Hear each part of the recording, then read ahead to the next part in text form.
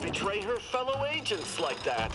A rhetorical question. I already know. Just making conversation.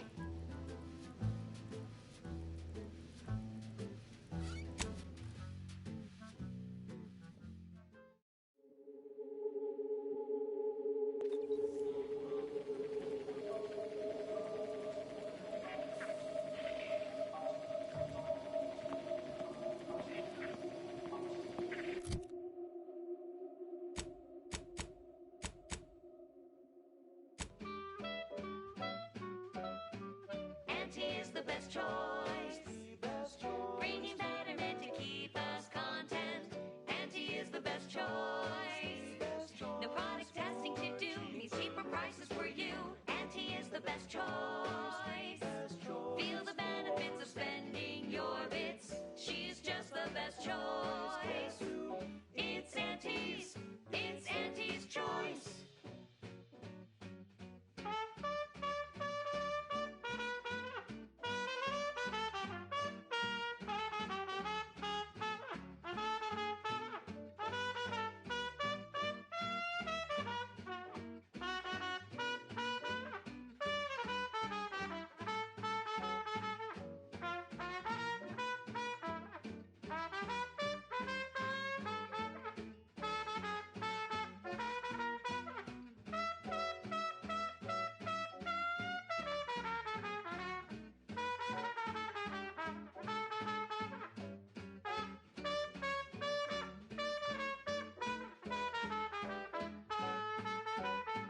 She's just the best choice. It's Auntie's. It's Auntie's choice.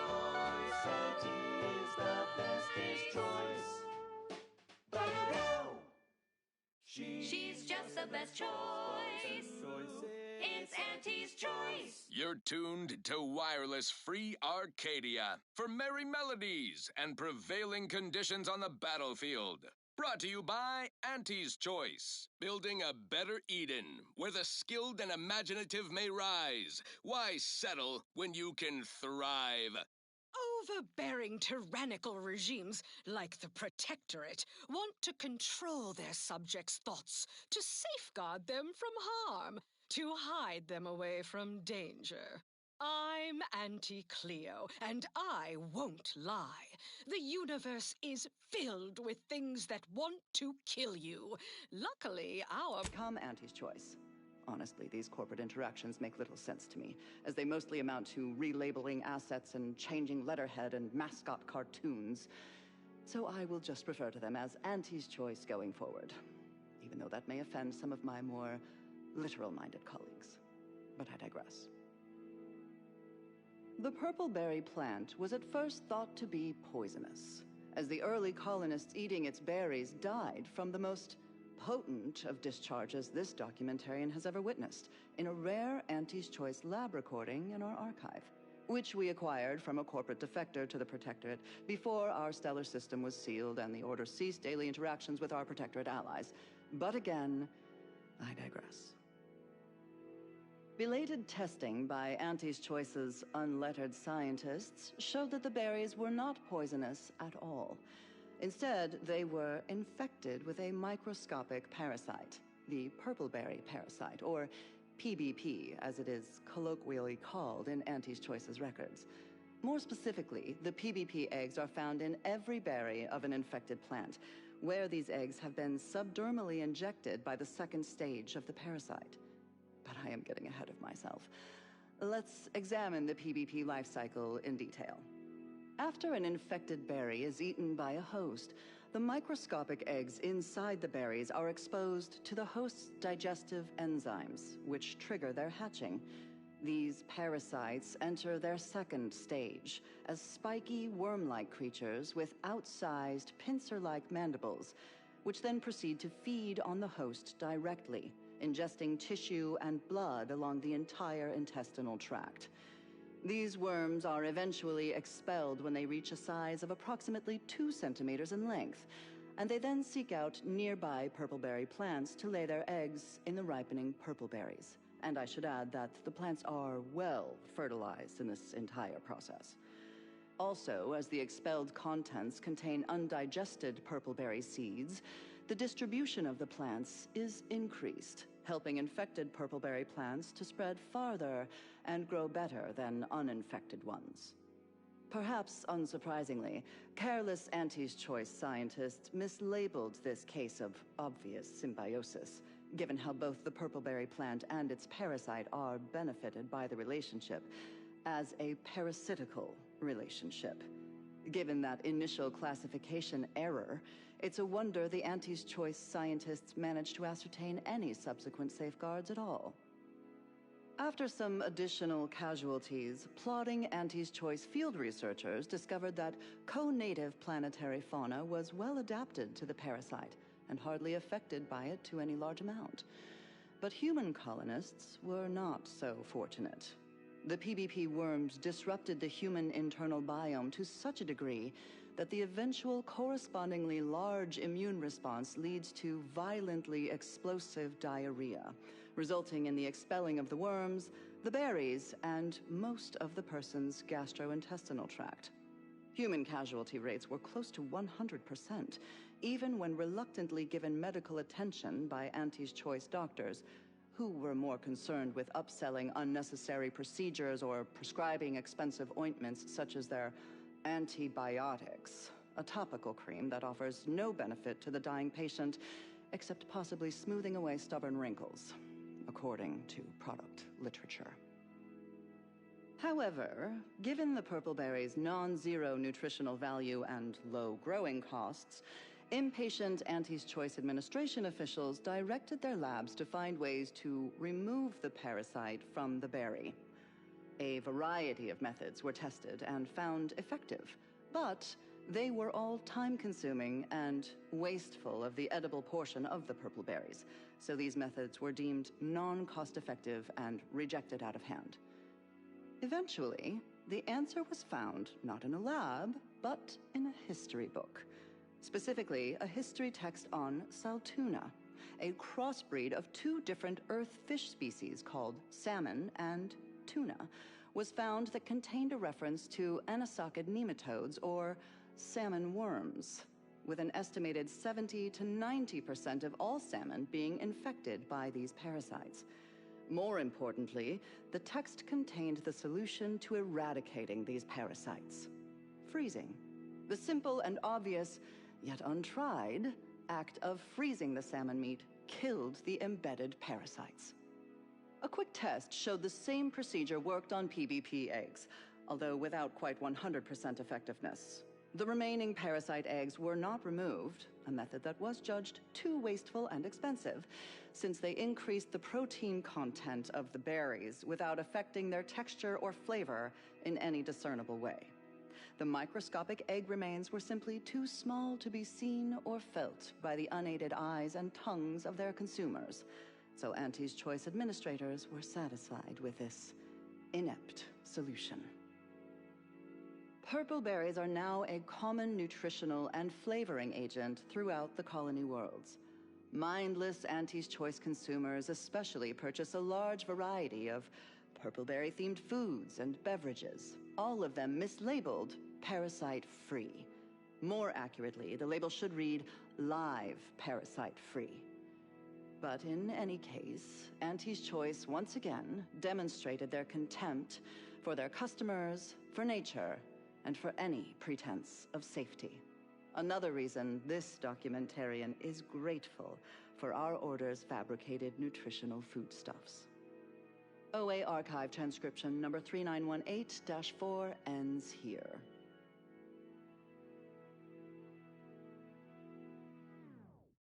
That was dedicated to all the innovative minds in the Department of Applied Scientism from their admiring cohort in the Department of Research and Inquiry. And now, more music to perform advanced calculations by The Color of Space, a chromospectral analysis.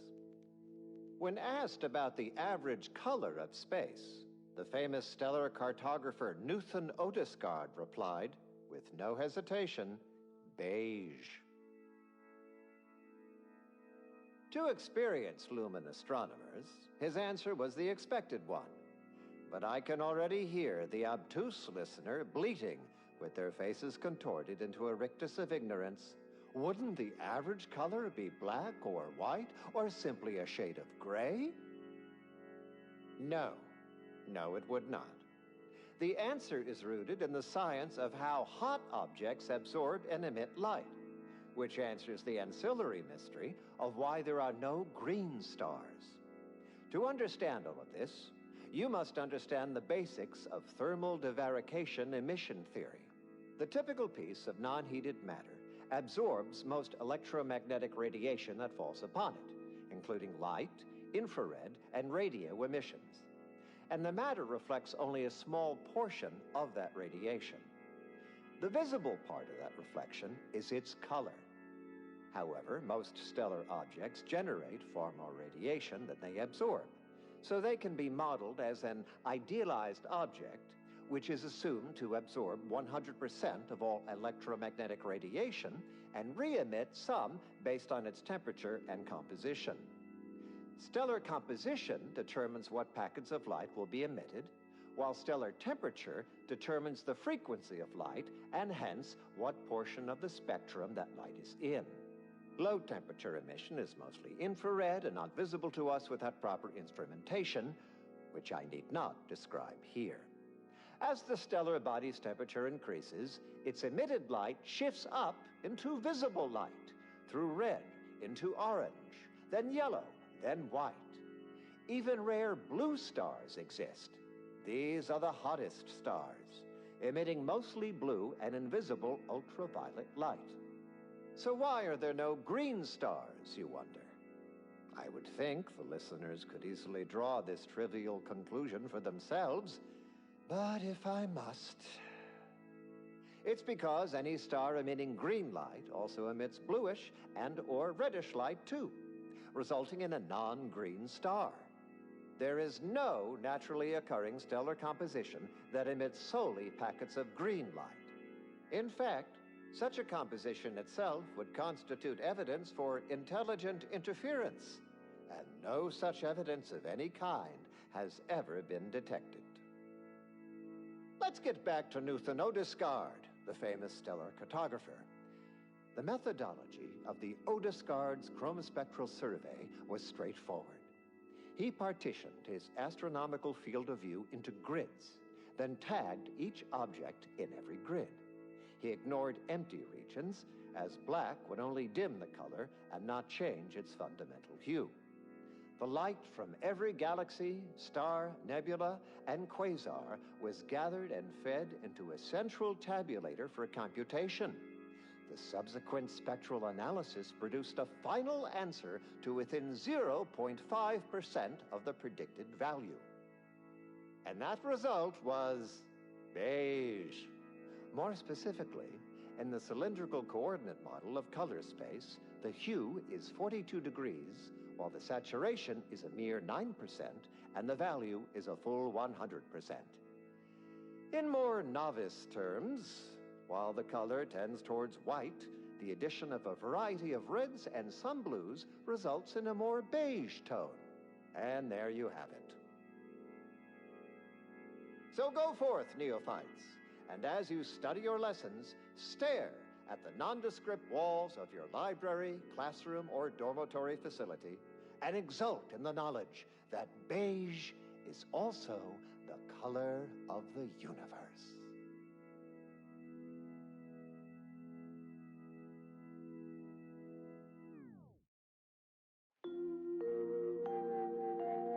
Next, the latest field data validating or repudiating our forecasts and relevant informational details for near-present and future calculations. An unfortunate event has transpired. A massive explosion at Alexandra Monastery in Matriarch's Mercy has sent rocky debris raining down upon inhabited areas below. Yet, on a favorable note, this event has positively validated Seer Wiley's exclusion zone predictions. The aforesaid debris landed in the forewarned areas with an 89.3% accuracy. Regrettably, due to lackadaisical inaction on the part of the assigned administrant, some members of the displaced were housed there at the time. Now do carry on. And as always, anticipate and calculate. Further beneficial content soon follows. The following song has been determined to facilitate abstract thinking and constructive rumination. We were once two separate points. We had no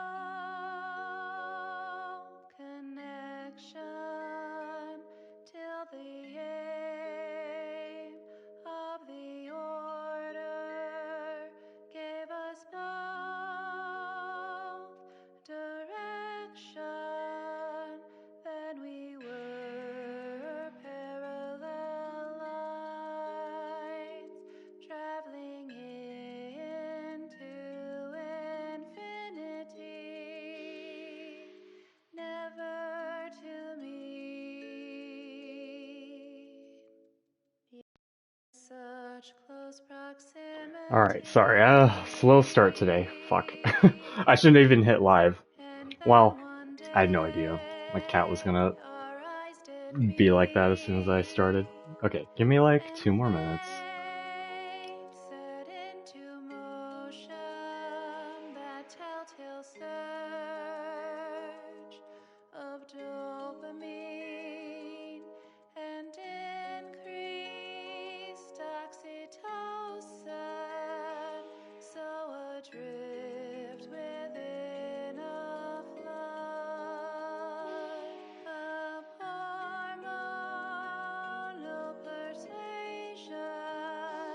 I shall share with you now my heart's complex equation.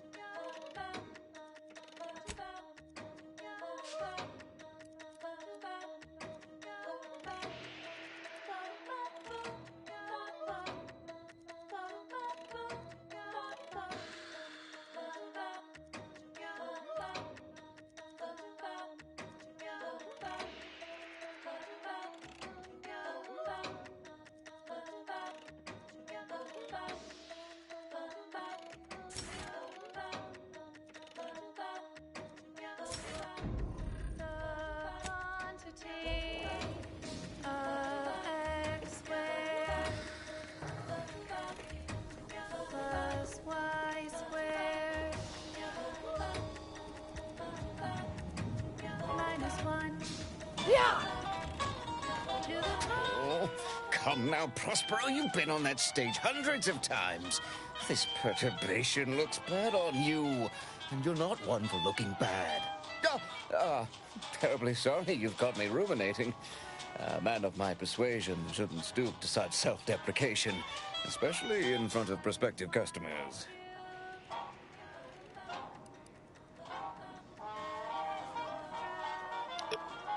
Am I hitting on him? No, he's just a man complimenting a man.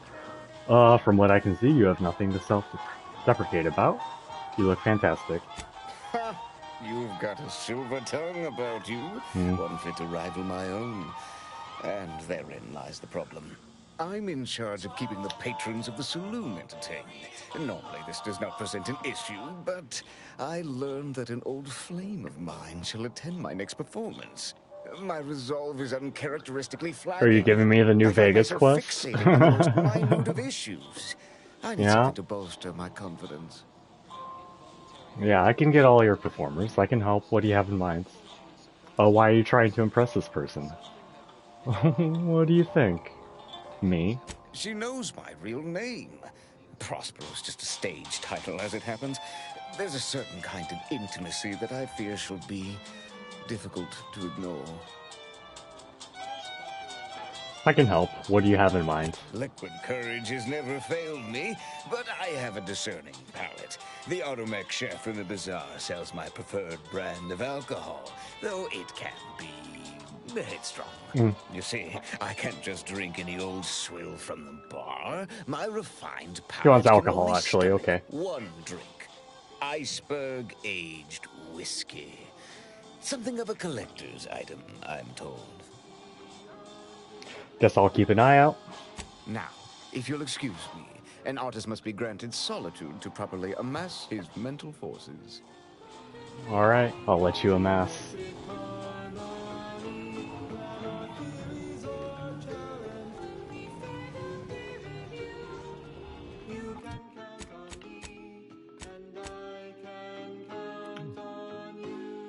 Actually kind of like that song, but I'm gonna take it off for now. Okay. Trying to keep track of, because the quest log's, it's getting a little long. Like, how many do we have total right now? 1, 2, 3, 4, 5, 6, 7, 8, 9, 10, 11, 12, 13, 14, 15, 16. Yeah, we have 16 active quests right now. Yeah, this is just, yeah.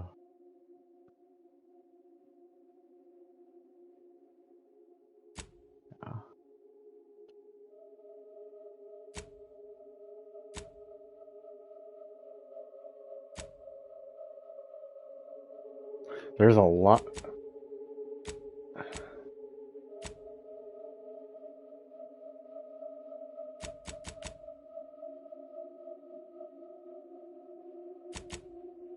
We got 2 orders of business at Paradise Island, so I guess Ozza and Tristan over there.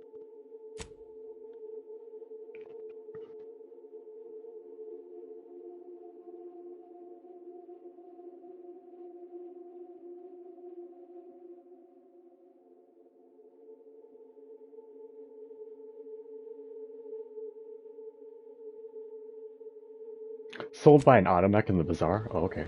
Yeah, I mean, I can do that.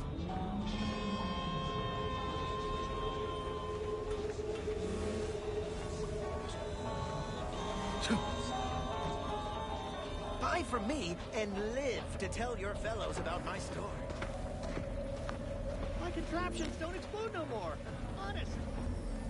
Error. Welcome to our stall. We hope this is the first meal you ever have in your life. What may this unit rehydrate for you? I'm looking for a special brand of alcohol, Iceberg Aged Whiskey. Do you have any? Yes, Iceberg Aged Whiskey is currently on reserve for Prospero Palo. Current customer is not Prospero Palo. Unit cannot vend to current customer. Prospero sent me to get the alcohol. Can't you make an exception? Unit is not familiar with that recipe.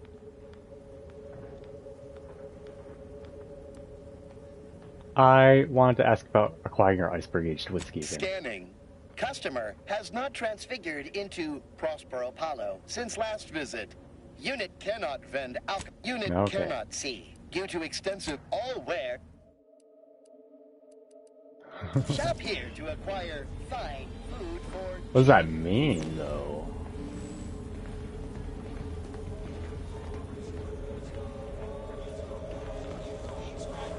Garbage here.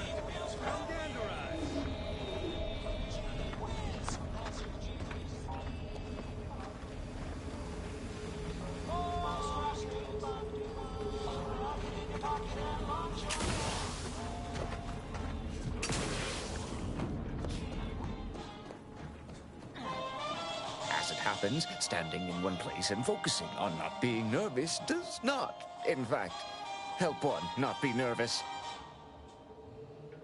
The Automech chef has some of your whiskey, but he'll only vend it to you. Can you come with? I would love to, my friend. I truly would. But what if I leave and my flame arrives while I am absent? I may appear to be the picture of relaxation, but I assure you, this is all a carefully constructed facade, bent to exude confidence.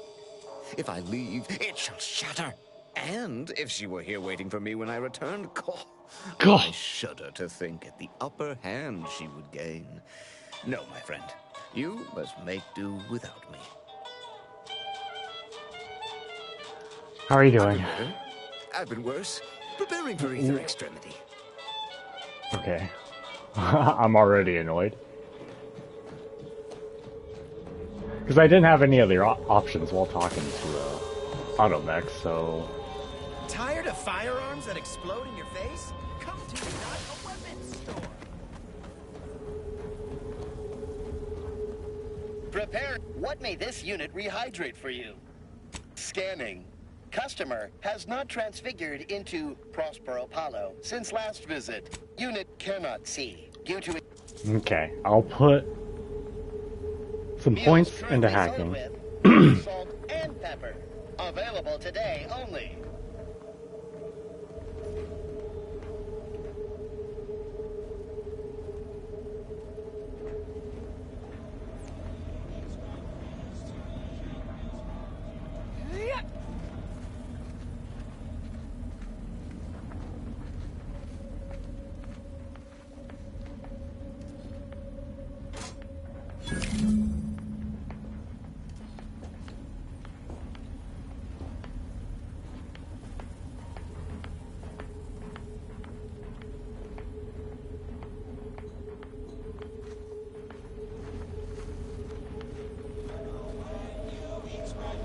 You just gotta look around a bit sometimes, man. Don't get impatient.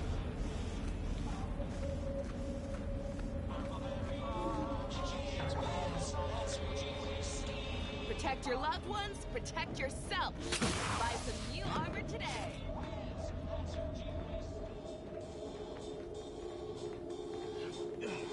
As it happens, standing in one place and focusing on not being nervous. Here's your damn whiskey. Excellent. Oh. Thank you. One more rank. Very well. You wish to know about the crash, yes? Are you prepared for a sordid tale of drama and woe? Oh, I can hardly wait. Everyone knows that the Free Market's captain was a hopeless romantic, especially disposed to giving too much of her heart to those inclined to break it. The final betrayal came from a dashing rogue smuggler who vanished with most of her bits. The good captain had about all she could endure. So she crashed the ship? Indeed she did. The crew attempted to wrest the controls from her to save them from their fate, but alas, too late! That's all I know. I thank you for your help once again. And now I must get ready for my set.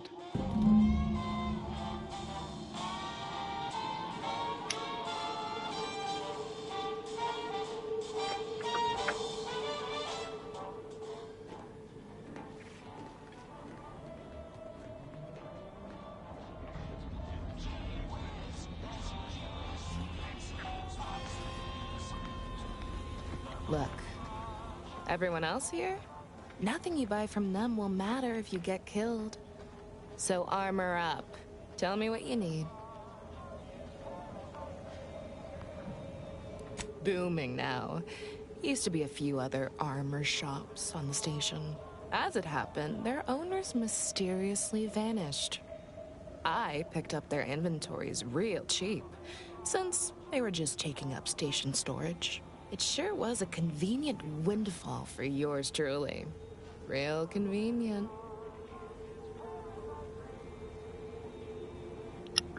That doesn't sound the slightest bit suspicious. Exactly. I wish some other sorts around here who like to cast aspersions were as understanding as you. Let me see some of your armor. Can do.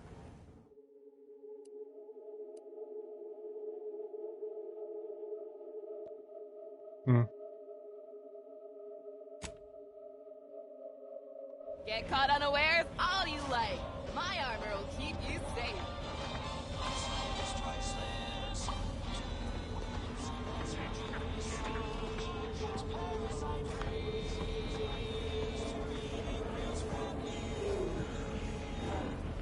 If you've a tooth pain, you know who to Nothing visit. tastes right here. It's all so sweet, right? How's anybody stand it? Bye from me. Hello once more. I guarantee you some of my inventions will be working soon. In the meantime, I've plenty of miscellanea for sale.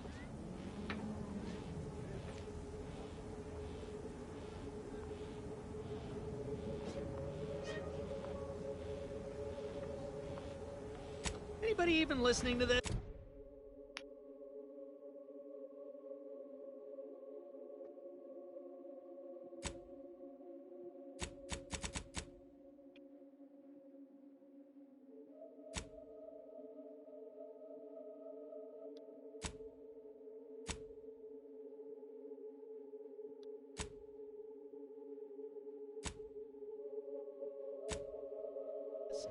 Hang on, let's turn some stuff down.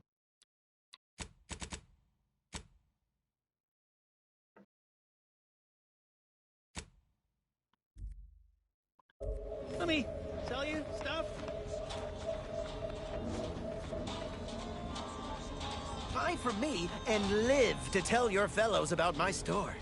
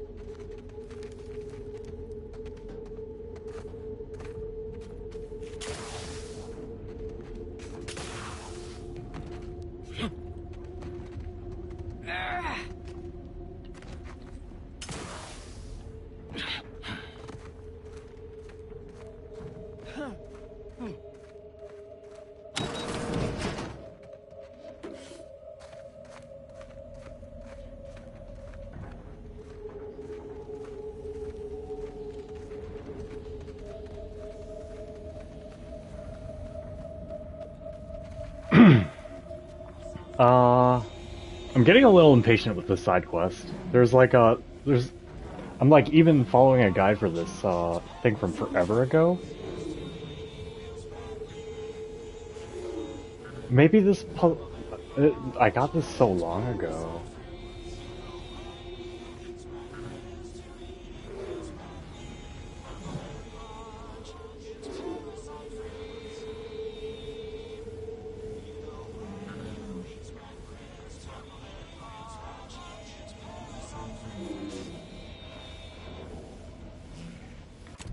Yeah, I think I gotta do this one later. Some of it involves pickpocketing and whatnot too. So yeah, let's move on for now. Yeah. Sorry about that.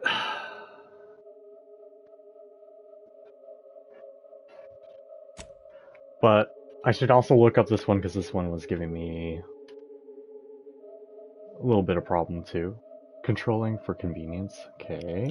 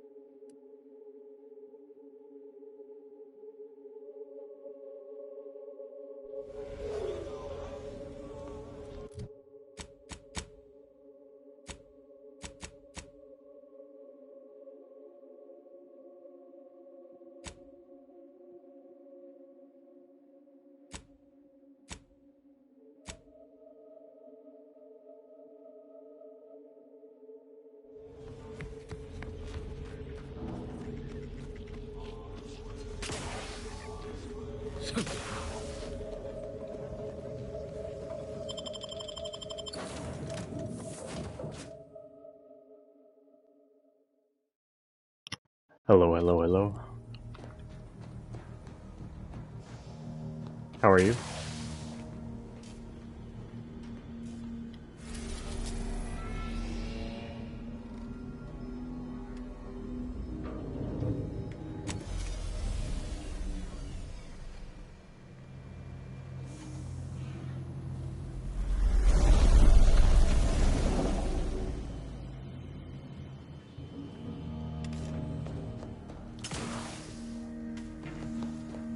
Let us make our way to Paradise Island at once. I hope Virgil has been doing well since last I saw him. Well, we shall find out together.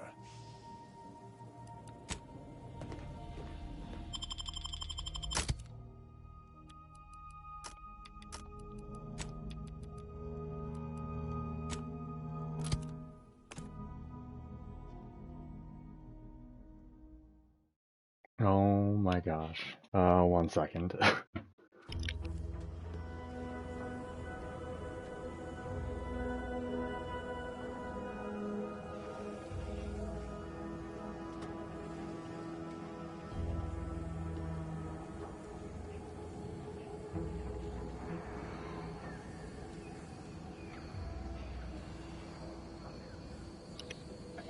Okay.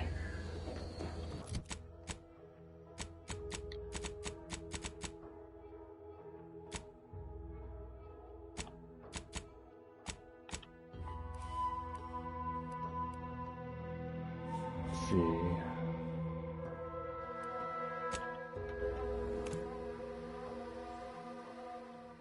Yeah, we've had this quest with Ozza since basically the beginning of the game when we got her.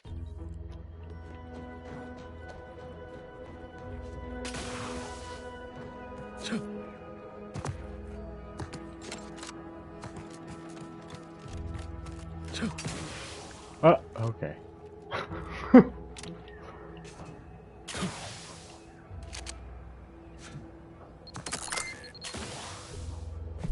Oh, this is a minefield, by the way.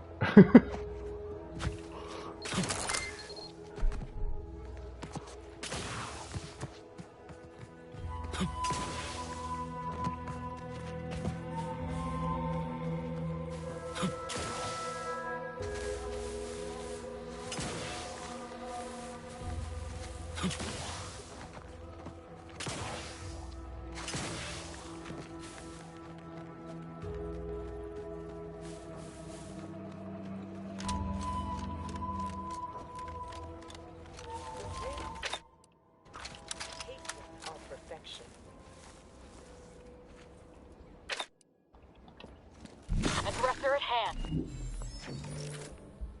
Recharge for mayhem. What? Why?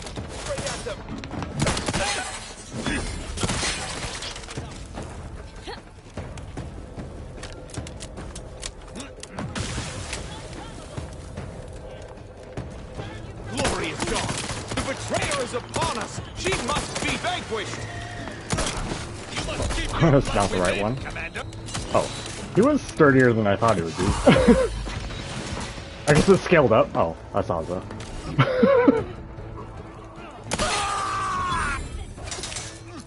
It'll be time enough for why these swine betrayed me after we make the rest of them see the error of their ways. Violently.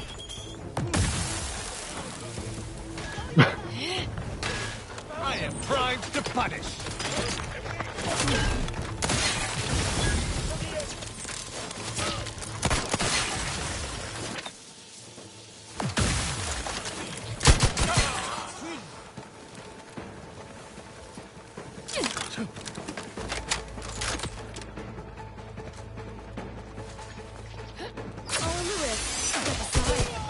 Swine.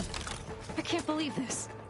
According to that datapad, there was an official kill order out on me?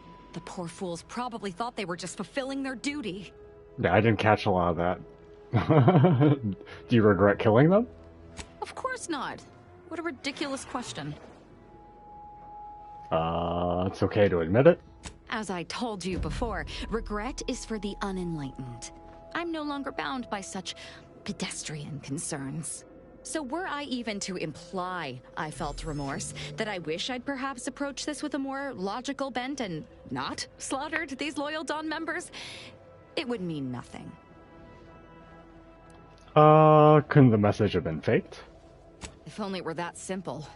It should be impossible for someone to infiltrate our communication systems, especially when it comes to a high-level communique. Unless they somehow have our codes. This could only mean that one of our members has been compromised. What are you gonna do now? That's the question, isn't it? The only answer I can think of involves our communication devices. There is someone who would have tried to contact me to warn me. Someone who wouldn't have been taken in by a faked kill order.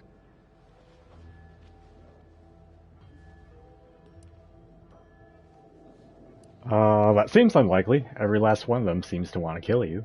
Yes, but he's not like most of the fools we've been contending with. You know, I really should have seen the flaw in recruiting suggestible slackwits to our cause. But Severin is different. I knew him from before. Long before the Glorious Dawn. We had a secret code we used to hide things from our parents before... Well, never mind that. Never mind what? You can't just say something like that and expect me to ignore it. Very well. Let's just say that he was forbidden to associate with me and leave it at that. Anyway, if he used that code to embed a message to me within a Dawn missive, no one would have even known it was there. It's strange there isn't a comm device here. Ziegler must have communicated with his cell in Golden Ridge before coming to this place. Well, no matter, we'll find one. That cell you cleared out in Newton might have one of our devices. Hopefully it'll bring me that much closer to whoever it is I need to kill to put an end to this nonsense. It actually counted me doing that Newton thing. Because you could have done this way sooner, and then the Newton stuff just happened. I did that quite late. But it it all flowed into it. Was nice, I guess. Yeah, sounds like a good idea.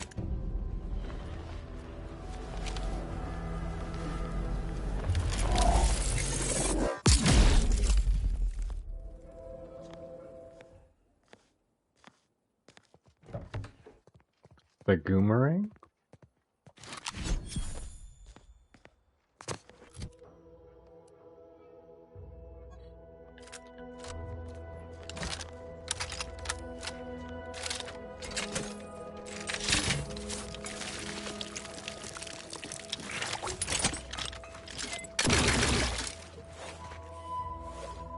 Oh, cool.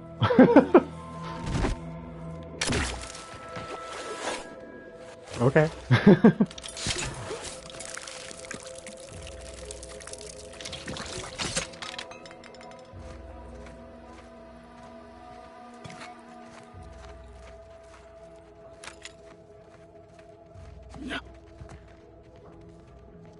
Hang on, what else did everyone drop?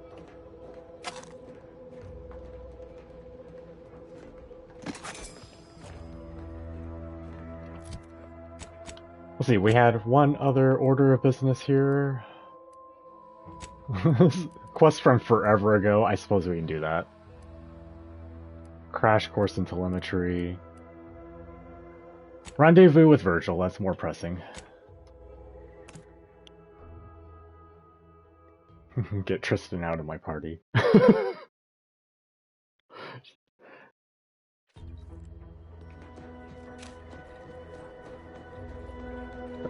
I basically have my least favorites with me right now. Just getting it out of the way, I guess. Oh. Okay, that's right. They're all dead. It's fine.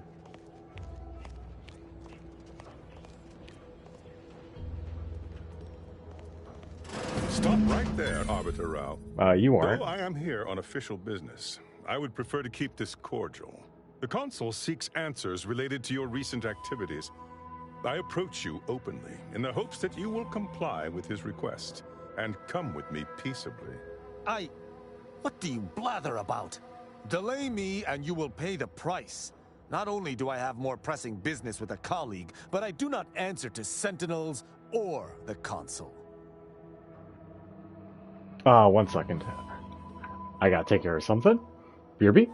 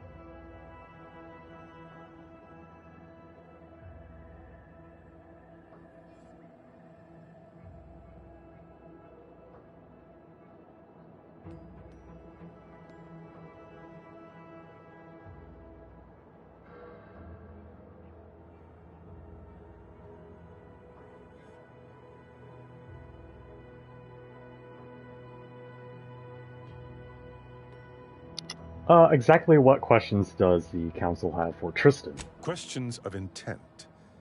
Now, what shall it be, Arbiter Rao? I sent the message that drew you here. Virgil shall not arrive to aid your decision-making. Virgil's not coming, you say? Curious. And here I was thinking I was already present. Virgil! Touting your flair for the dramatic, even now I see. But I fear our reunion must wait until we've dealt with this pawn of the Consul. I had not expected a third party, but it is so much the better. I'm afraid you must come with me as well, Arbiter Montag. A sentinel demanding anything of me? What madness! Neither Tristan nor I shall accompany you anywhere. Any attempts to force us shall be met with violent reprisal. I do like the word reprisal. I take that to mean the Sentinel isn't with you, Virgil? I should think not. I would more readily seek lodging with a neural parasite than a sentinel. This fool impersonated my credentials, triggering a system alert that led me here. A lowly deception, even for one of the Consul's own. It was a necessary deception, and one not undertaken lightly. Its aim was to draw your colleague here without bloodshed, for I know he would not have arrived at my request. If you're sincere about that, then all is well, I guess. You mean there hasn't been any bloodshed yet? I'm gonna let them talk. Both of them seem like bad things to say. Your explanation does not pull my heartstrings, Sentinel. Yet you at least had the sense not to assail us outright. Surrender, and perhaps you may yet live. You may not believe me, but I have much admiration for the work you and Arbiter Montag have done for the Protectorate. I've no wish to fight. I think loyal he's subjects honest have died here, in this war. maybe. Come willingly and peaceably, I beseech you.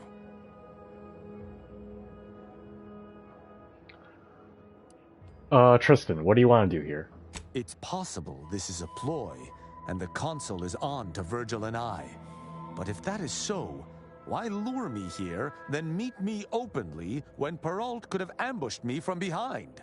Are you mad? Because he seeks to lower your guard, then strike. Surely you don't intend to converse with him about it? I trust Sentinels no more than you, but I am using this situation to gather information, which I would expect you would also do if you weren't so focused on haranguing me. Easy, Tristan. You said Virgil was like a brother, right? Makes sense he'd care. I appreciate the support. Though we are not related by blood, I suppose we are just as wont to bicker with one another as true brothers. Conversation is not likely to distract me from my purpose. I am here to kill no one, but unless there has been some kind of mistake, you must still submit to me.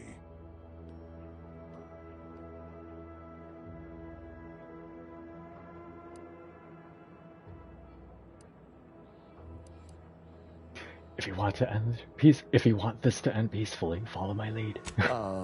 Very well.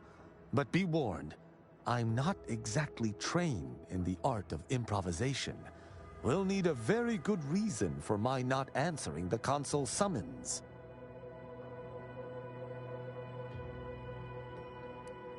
Oh, this is not answering the summons by doing this?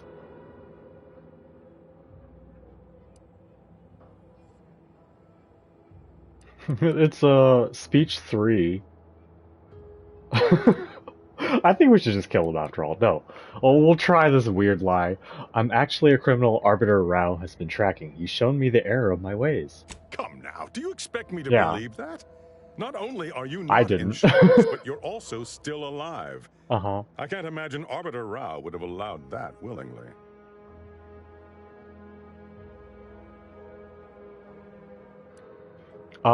We're a strange pair, but repeated death-defying antics have brought us together. Yes. When you ran through burning leaves to save those Protectorate children, I knew you'd truly given up your criminal upbringing.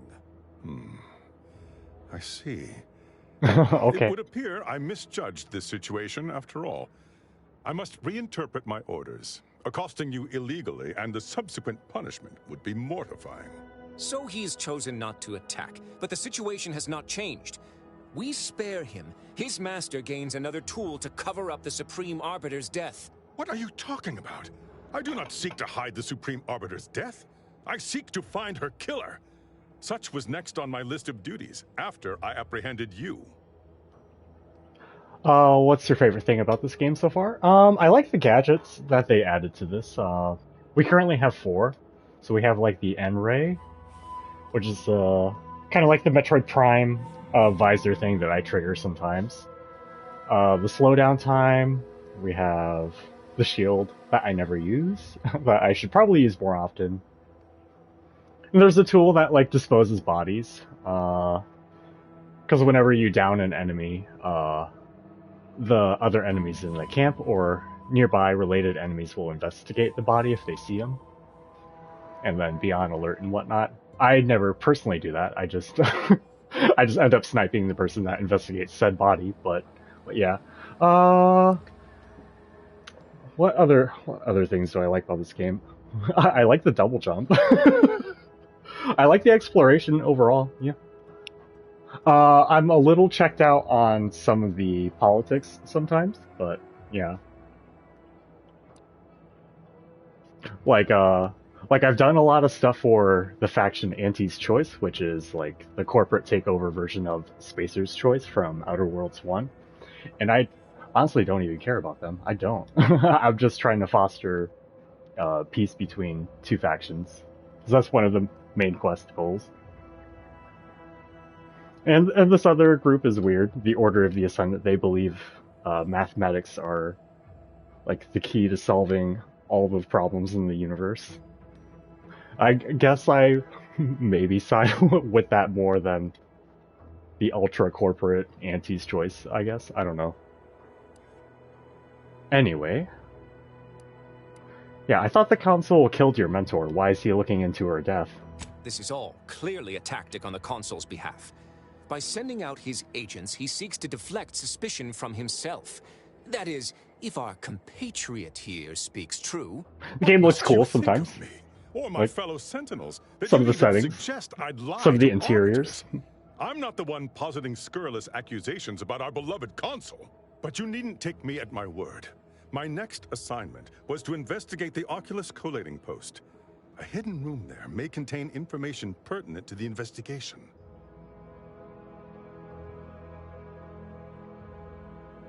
I don't think I like any of the companions as much as I liked, say, Parvati or whatever in the first game. Yeah. Yeah, Spacer's Choice is now run over by this old lady called Auntie. We still haven't, like, we've only met her once. We're still trying to, like, set up a meeting between two corporations or groups. I've done enough for Auntie to agree to a sit-down with the other group, but the other group wants me to do busy work before said peace talks begin. So I'm kind of like fiddling around and doing other side quests in the meantime. And I have to lockpick for this. A hidden room, eh? Even the Protectorate's got things they don't want seen. I don't gotta always pick these, though. It's not like they give the XP, it's just another dialogue choice.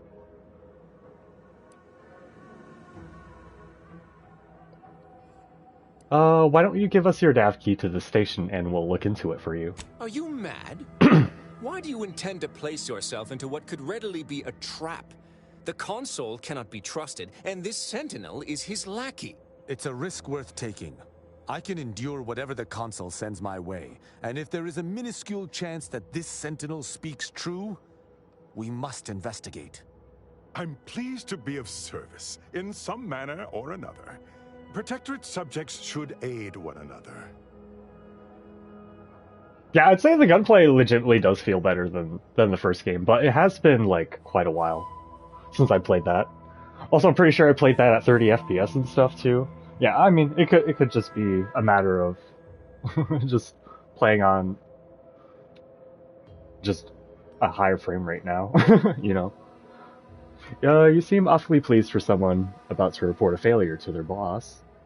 If you had not interrupted me, I would have committed a terrible injustice upon my brethren. If I am to be punished for my failing, I will suffer the consequences head high. I will take my leave of the lot of you, and in peace. It is my sincere hope that circumstances are as you claim, lest we be forced to meet again.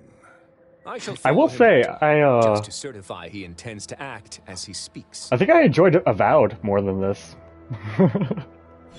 I like Avowed. That's done with. Oh, he left fuck peaceably, off. as he said, though I have my doubts for how long. That was some impressively savvy improvisation before, Commander. Without you, circumstances would have certainly devolved into a battle to the death. Of course, of course. I mean, for someone not trained in the art of yes and, you held your own pretty well too. I'll spare you my doubts for the umpteenth time, Tristan. I just hope the risk is worthwhile. I appreciate your caution, but it is quite unnecessary. Avowed was very unstable, but collating post.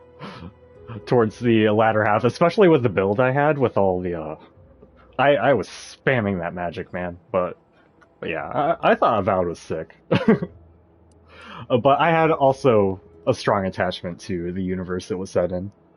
So it's a different thing, because, like, you know, out of Obsidian's works, like, I wouldn't actually rank Outer Worlds, like, super high out of all the stuff I've played that they've made, you know?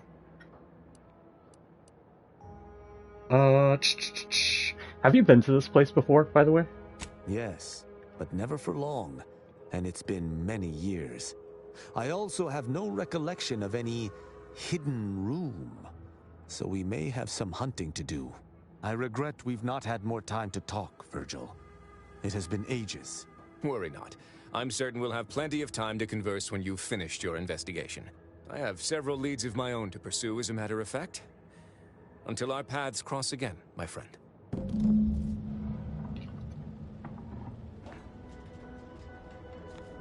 Okay. Just meeting up here. I wasn't sure if we had more business to do at the relay itself. I was like, I do not want to go through this relay station again. It was a very big level. Anything else for me, Virgil? I shall make certain no other puppets of the console yet seek us. On your way. Okay. Bye-bye. Is it still on this planet, or...? Nope. Okay. Sorry, tuned out. Which planet for?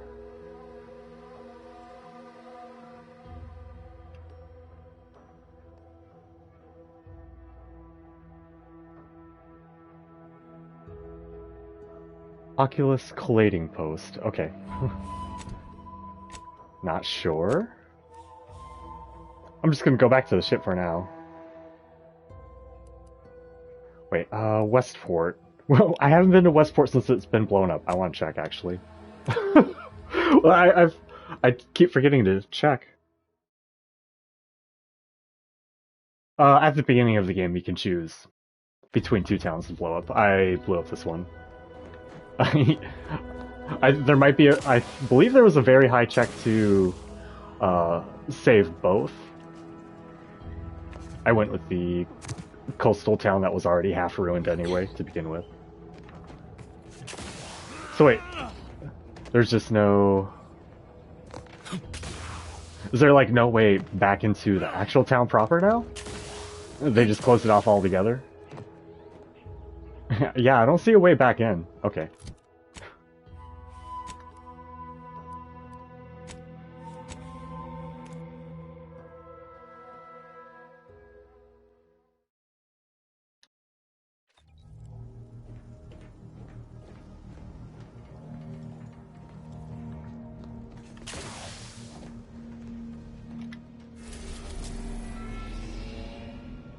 Okay.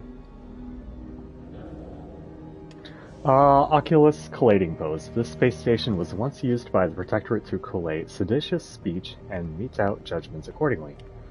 It was shuttered years ago, largely obsolete in the face of new subject monitoring technologies. KKK.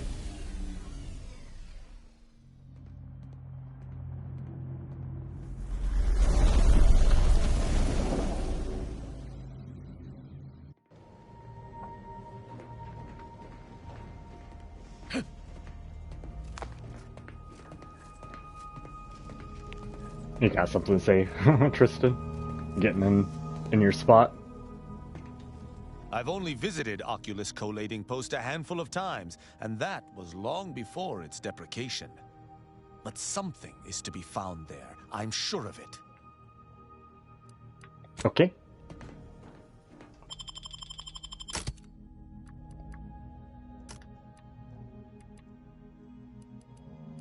We'll bring in us for now.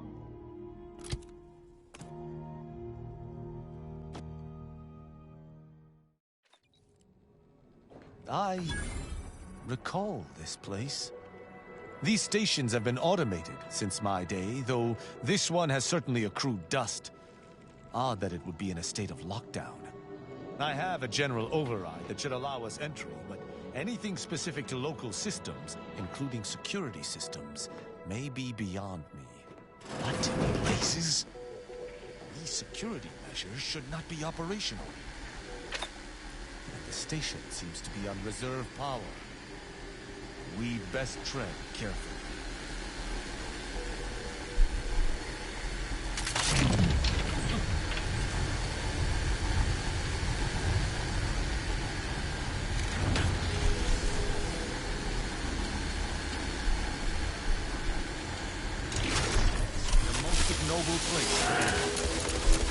Oh.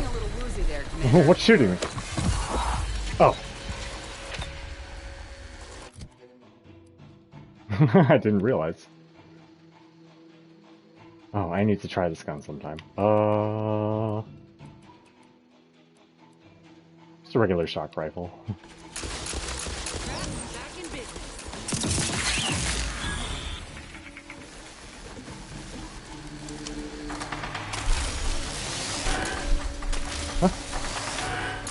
Oh.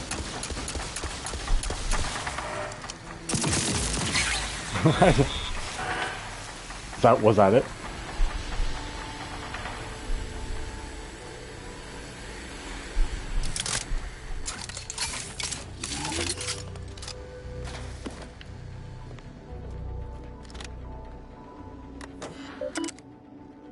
Override entry security and unseal central processing. Latest announcement. With the inception of our new line of listening posts, I've heard some mutterings that this outpost no longer requires the presence of its dutiful attenders, and that we shall all soon find ourselves replaced with automated systems and sent to serve the Protectorate elsewhere. Do not allow these rumors to bring about idleness. Be sure to replicate the data you are tasked with managing. What is innocent today may be seditious tomorrow. Docking logs. Error docking log purged. If this was due to a malfunction, please contact a technician. If this was due to malfeasance, please contact an arbiter. Okay.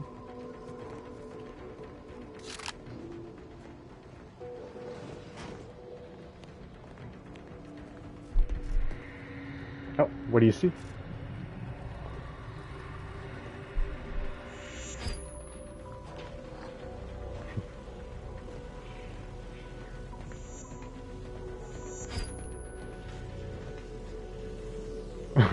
Must be while trying to deal with the traps themselves or something.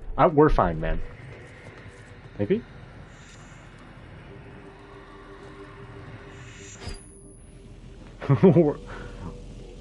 Yeah, it must not be relevant right now.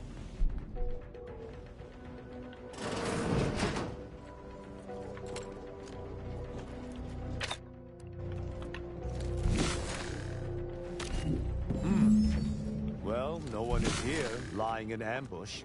Perhaps some stray systemic error activated the entryway defenses. We'd best first report to security ops. Yeah. Lift this lockdown. From there, we can set about reactivating the station's primary power, which will allow us to explore unhindered. Is that a footprint in the dust? This station shouldn't have received visitors in years. Be on guard. Someone else may be here.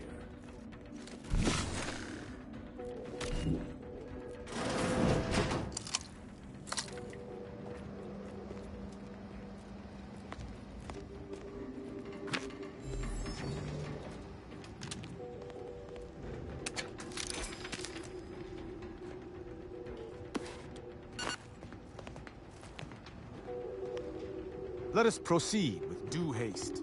Got something that needs doing, Commander? Sure. A lot has happened lately. I'm sure you have some thoughts. Well, suppose that's all my suspicions of the Earth Directorate confirmed, for all to see.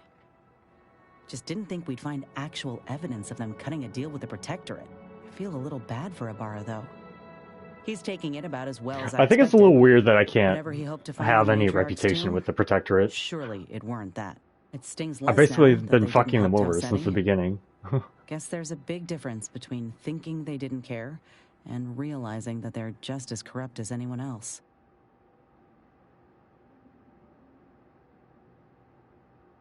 Well, the Earth Directorate had everyone fooled, even me. I'd rather not dwell on it. Fine by me. Let's see. I'm gonna take a quick break again. My cat is clawing at the door. she's really creative and worked up since I took her outside today. Yeah, I'm just gonna give her attention or something. BRB, hang on, let me put this radio on or something. I guess the Auntie's Choice stuff. How do I find success in Auntie's Choice? BRB. Is this going to be a good idle camera spot? Probably not. The camera's probably going to be crazy. But, okay, BRB. The old corporate thinking will only leave you sinking. Listen, child, and take it straight from me. This term, self-betterment, makes you 110% everything you'd ever hoped to be. Said, be the you that you would be if you were any better. Get up and go. You get up and go get her. Choose betterment or impediments. Improve yourself, enhance the whole. Get that raise, advance your role and ignore all toll. Monopolize for price control, that's our highest goal.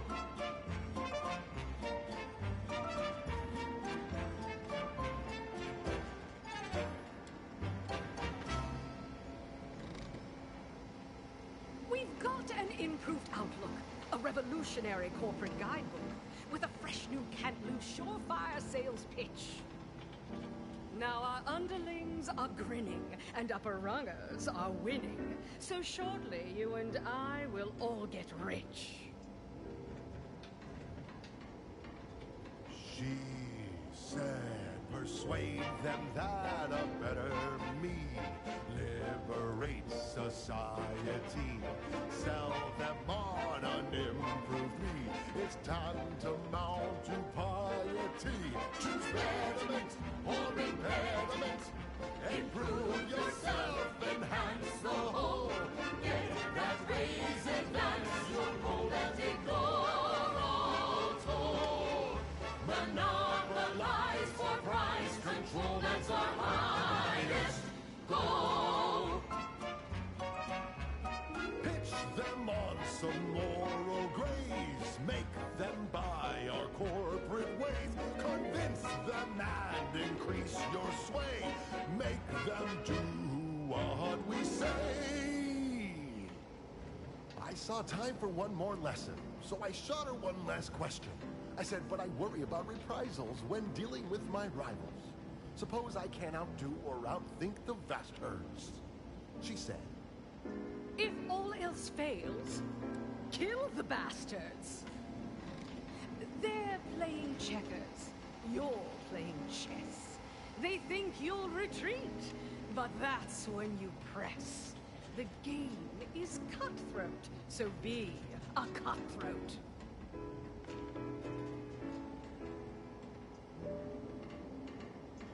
she said, do what you can and do what you must to get far ahead, but never get caught.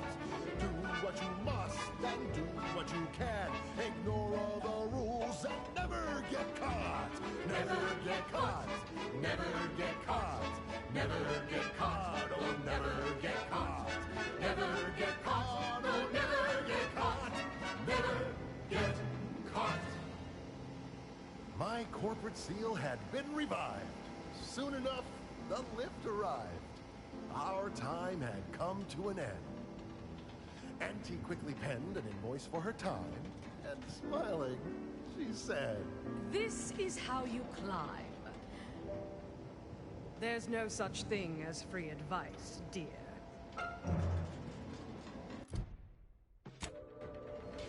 Okay. Override facility lockdown. Input passcode from Tristan. Try an old directorate passcode. It worked. Logging demerit.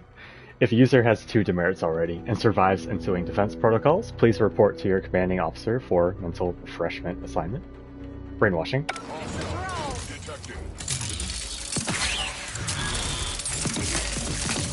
Electrical dampener failing. Good effort lifting the lockdown. We may now reactivate the station in the reactors. I put 3 mods on this shock rifle, so it tears through these things. Wait, where? I wanted to loot you. Where'd you go? Where? Okay.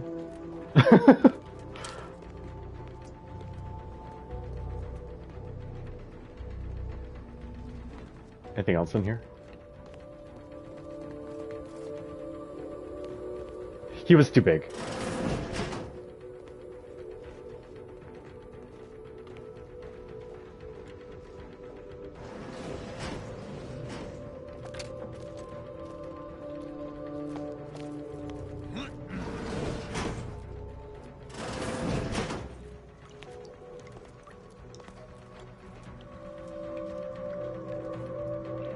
I love the 2 bottles that are just there.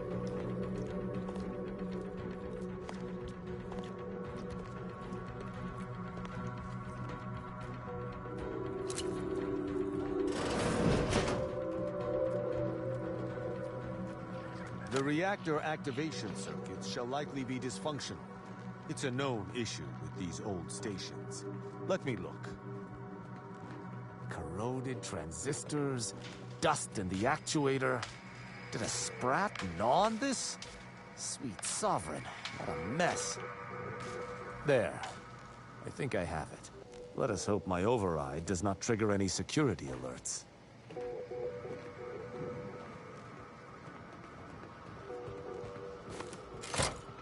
Good. This should avail us of a much simpler search. Let us return to the central room once more and see if anything seems out of place.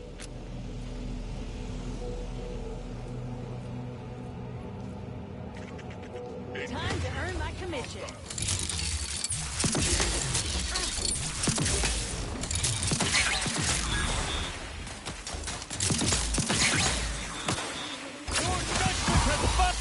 Status currently prostrate. Visual.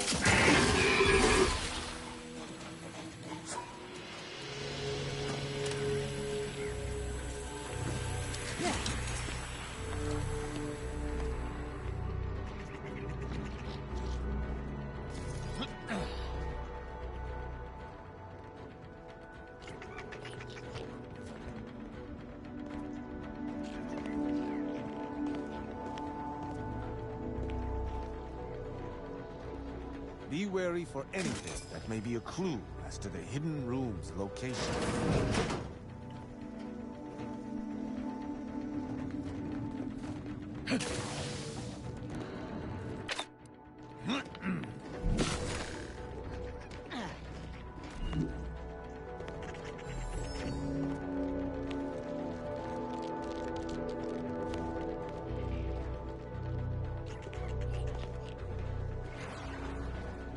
I cannot say I have had to search for a hidden switch in a Protectorate holding before. Keep watch. Oh, could be rather small, okay. Thank you. I was looking. Okay. Yeah, this doesn't seem like it would be interactable. I mean, yeah, it has the the gamer yellow code, you know, UI coding. Follow the yellow, that kind of thing. I'm certain of movement below. Passcode is Limber. No, let's try Amulet. No. Sub Rosa got here. Tip. No, Sovereign's Gavel. I should remember this. Damn it. Try ambergris. Ambergris can't be it. That's too short for a facility like this. Wait. Oh, no. Of the strategies of feigning innocence I have seen, this is certainly the most pathetic. I accuse you of trespassing upon the private domain of the Sovereign. For these crimes... Wait, I know you? Luther Okada? What in blazes are you doing here? And why do you wear a Sub Rosa uniform? Because I work for Sub Rosa? More than that, I don't think I can say, Cadet Rao. Mostly because I'm not supposed to, but also because I can't remember. Cadet Rao? I knew this man when I was still a cadet. Okada is, or was, a petty troublemaker, though a crafty one. As cadets, Virgil and I apprehended him often. Sometimes Virgil let him go, but he usually went to mental refreshment. Oh, Often lovely. enough to know the technicians by name. Until I forgot them again. This truly is no ploy. But mental refreshment is supposed to return wayward subjects to the proper path, not cause whatever this is. Despite his faults, the Okada I knew was ultimately benign. But the fact remains that he now trespasses in a secure facility. Duty dictates that I must execute him. No. You know how I am. We should interrogate him, see if he knows anything. That's a wise path. One that shall give me time to contemplate what must be done. An arbiter used the word execute in the last few seconds, yet I remain alive? Didn't think that was possible. What exactly were you supposed to do here? I was sent here to do a specific job, but some of the details are hazy. Gives me conniptions. Alright. I can tell you're not stupid. If you want to live, you need to talk. I was hired by an anonymous third party. They provided me with the station's location and credentials to bypass its defenses. May have tripped a few on my way here. Can't recall. I was told the station was abandoned, which it clearly isn't, and to break into this terminal and delete the information on it. That is all I know. Okada, do you know whose terminal this is? I don't even know the name of this station. Ignorance does not excuse criminal action. Even if you did not know the severity of this infiltration, it remains a deadly serious infraction. What do you remember about Tristan, if anything? He and the other one must have put me away close to 12 times each. I used to be something of a ne'er-do-well. Ne'er-do-well is a polite term. He was a repeat malefactor. I believe last time we met, he'd vandalized a janitorial automech in an attempt to make it spew profanity. I got 18 months of hard labor for that. Served me right.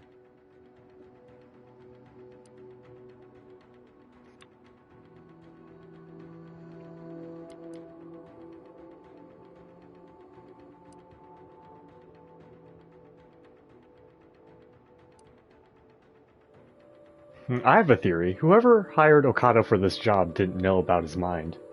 That's interesting, but it must be false. Sub Rosa is a large organization.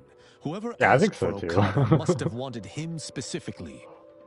But why? I didn't used to be like this. I can still sneak with the best of them. Not being able to remember doesn't make me any worse as an agent. It doesn't. Any of my fellow arbiters would have killed you before this conversation began.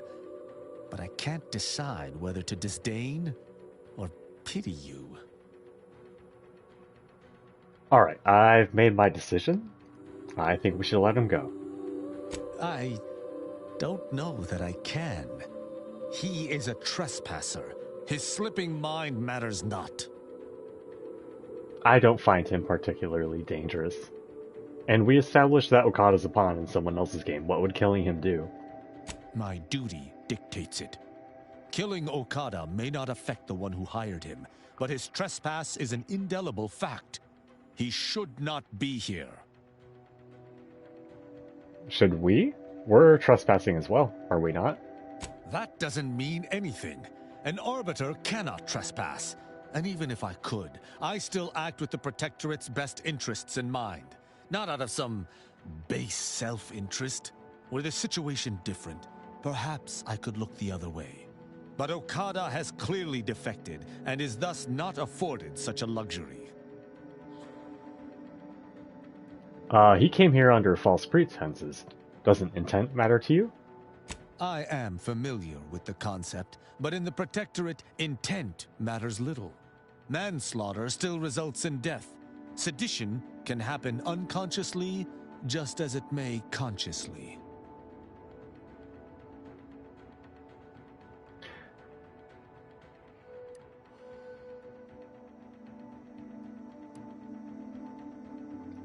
Does the phrase gray area mean anything to you? Best to punish equally, and damn the no man's land between, even should it catch the occasional straggler. Though this is hardly the place for a discussion about Protectorate law, I do at least see your point. I've said my piece, spare him. It is fortunate you have gained my trust, or I would not bend to one who had not. Justice must serve a purpose. Okada may live. I'm surprised I have your trust, to be honest. Be gone. You've been granted your final stay of execution. Should our paths ever cross again, you know what will occur. I didn't think this would happen. Thank you, Cadet Rao. My apologies for all the strife I caused over the years. And you. Without you, I would have been reduced to my composite parts. Here, take these. I suppose you'll have more use for them than I, in my present state.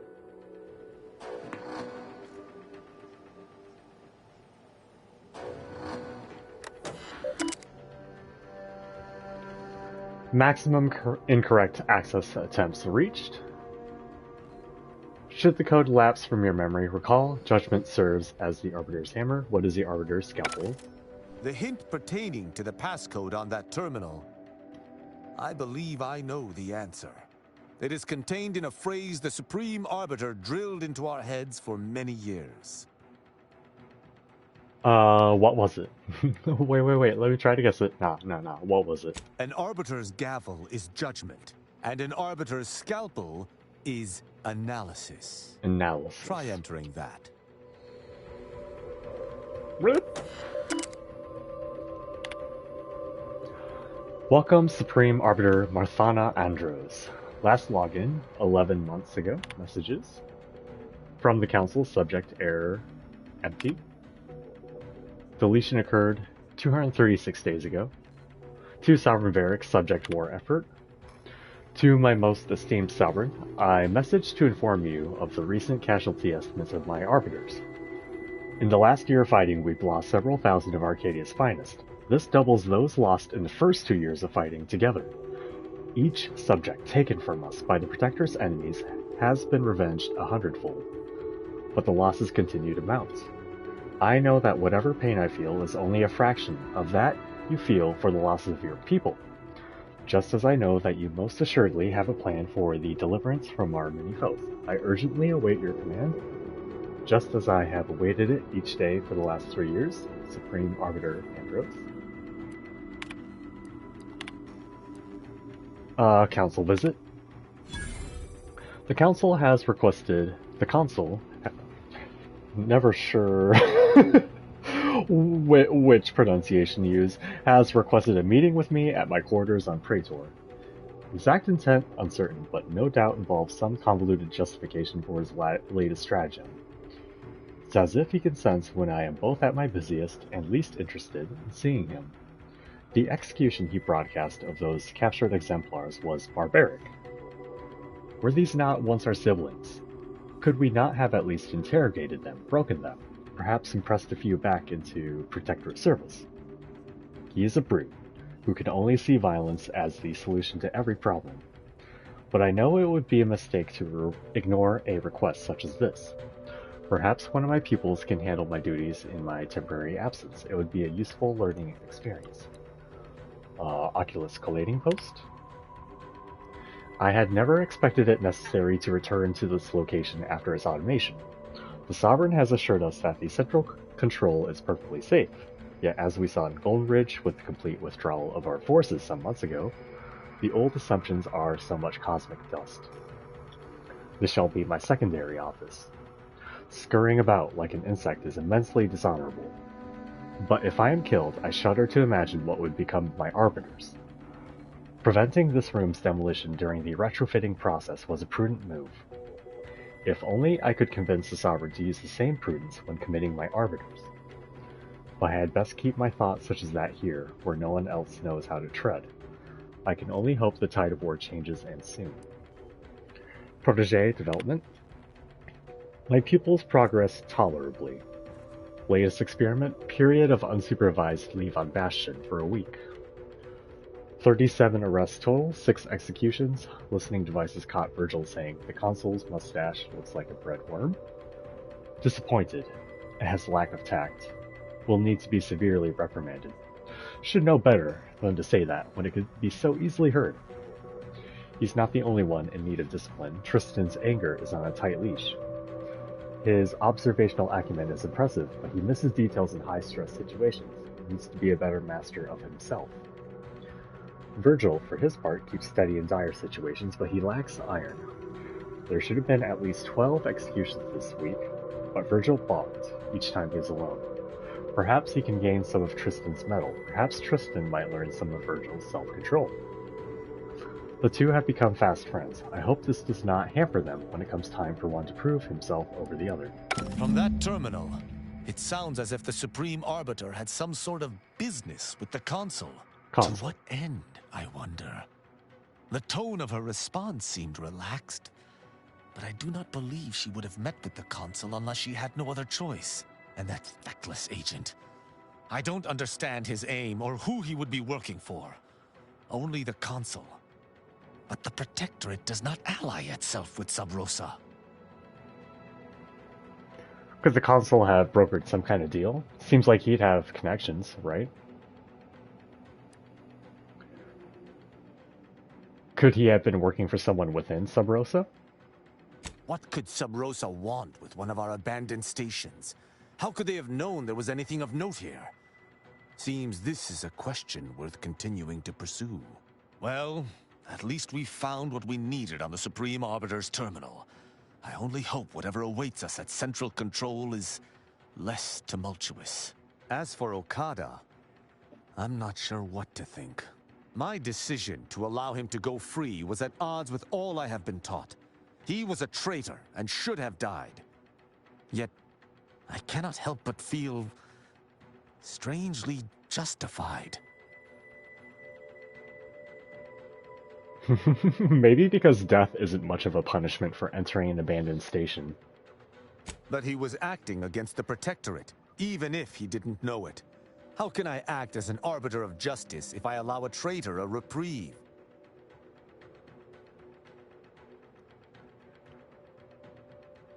Objectively, Okada didn't deserve to die for what he did, and you know it.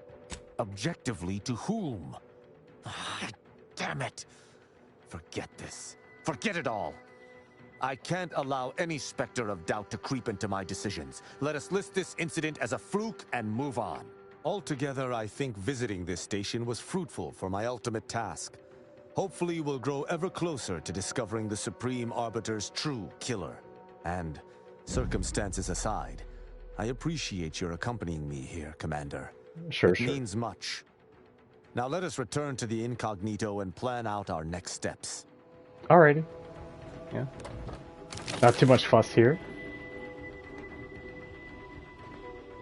Tristan's still one of my least favorites, so we're just kind of going through it. I like Marisol and Niles.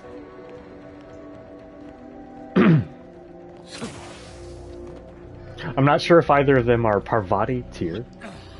I don't know if you liked Parvati or not.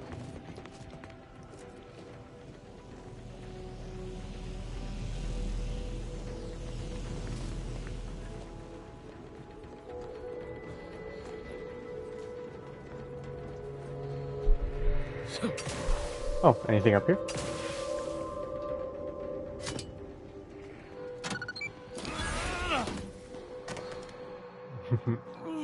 It's another way around, but might as well get the EXP for unlocking. Okay, yeah. I picked the dangerous way.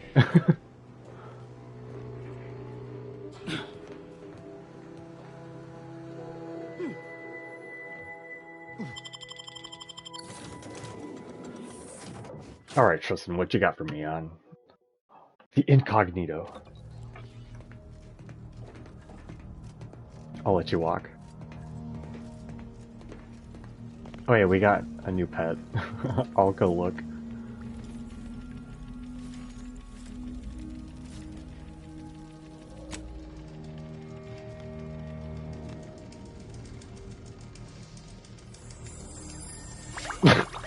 Okay. Well, what about...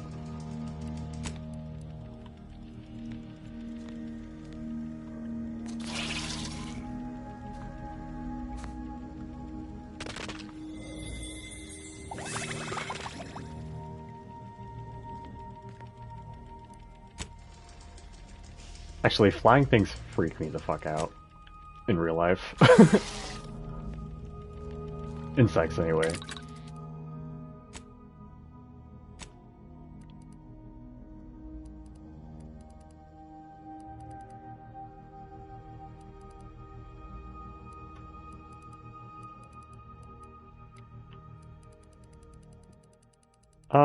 We're good for now.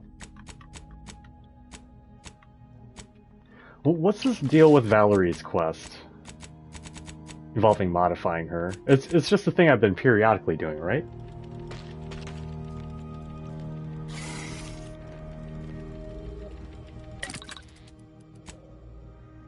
Got it here.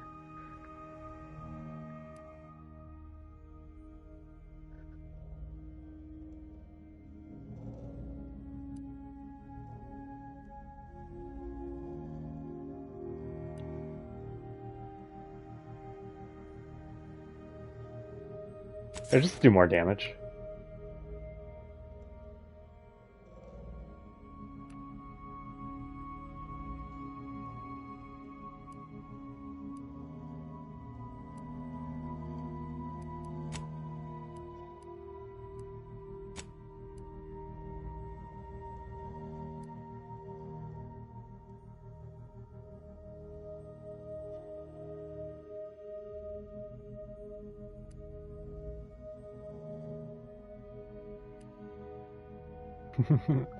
Sure.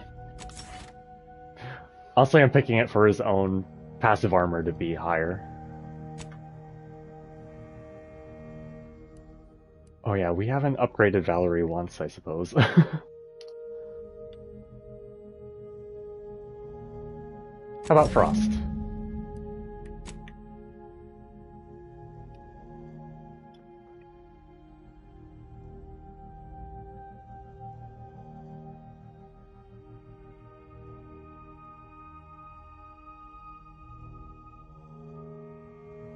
I guess electricity resistance, maybe?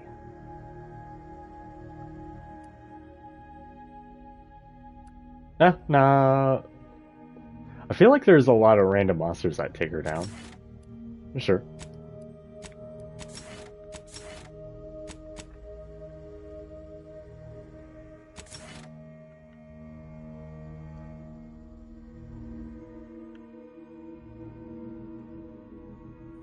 She can be the shock resistance one.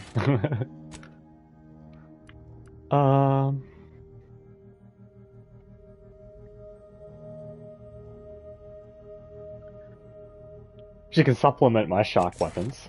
Yeah. Immunity to plasma. I mean, I don't know how relevant that's been, but I'll pick it.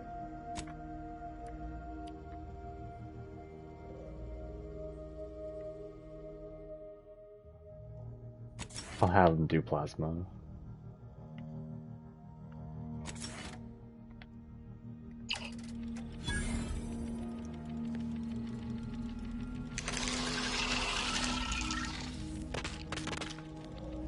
Is that quest done? Oh, poor Valerie. Okay.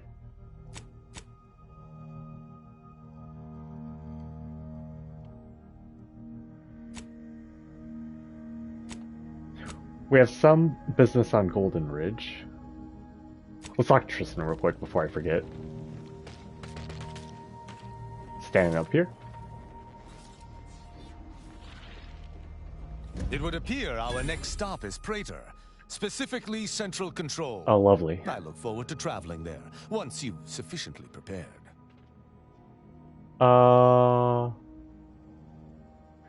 Has anything we've discovered changed your theory about the murder? No. The Sentinel worked on the Consul's behalf. I do note that the agent was an odd wrinkle. But that still does not fly in the face of what I believe. Well, sounds good. I'll make the necessary preparations. Excellent. I look forward to it.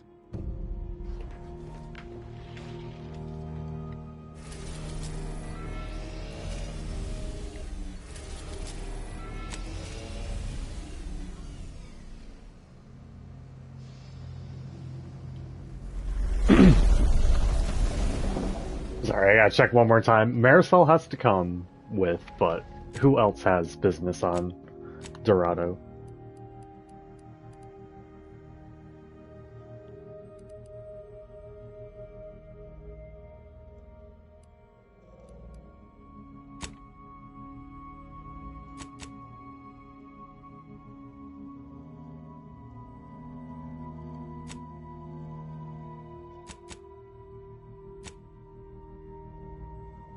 I think just Marisol for now. Okay.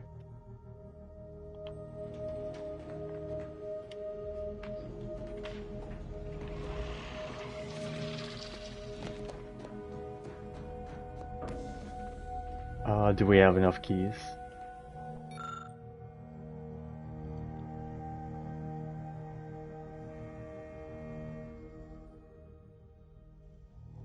This gun never has to reload and accepts all types of bullets that the player has.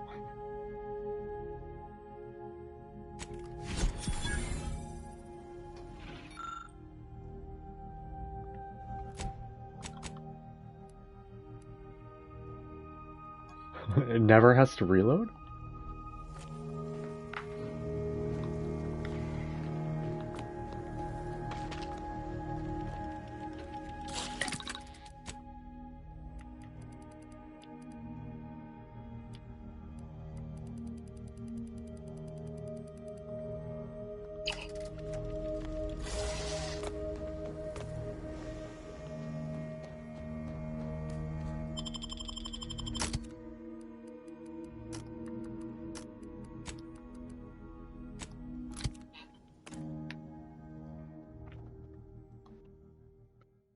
I suppose we'll do Aza's quest as well. Because we've already cleared out Newton anyway.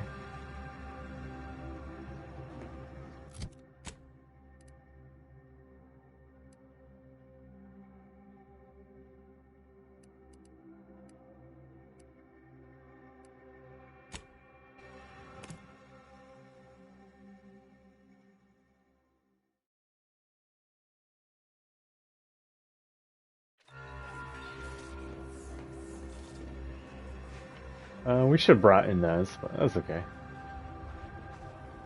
So many dead, places falling apart. If I found a way off this rock, would you... The grand plan is the predetermined order to the entire universe. We can predict it down to a decimal point. Yes. I haven't any time.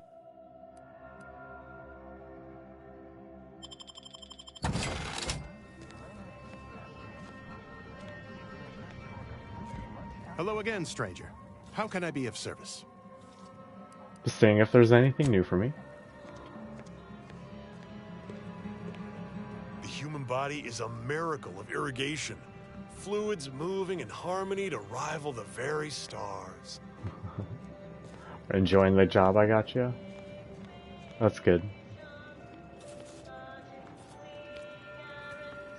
Did I never talk to you? I pleasantly anticipated this exact moment. I ignored you. Personalized order prediction and weekly prognostics report both mentioned encountering an unforeseen factor about now. I suppose that designation doesn't wholly apply to you, though, does it? Predicting future events is an imprecise science. Currently, that is. Well, then, I read that you'd have questions about our predictive methods, correct? How does the order predict the future? We utilize a mix of proprietary research methods to gather as complete a data set as possible, and advanced calculations using well-honed models to effectuate it. None of us predict events with complete accuracy or absolute detail. We'd need to solve the universal equation to do that. Fortunately, we're all working very hard on that problem.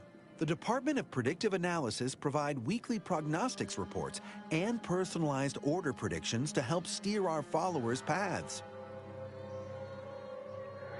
Your little department does what now?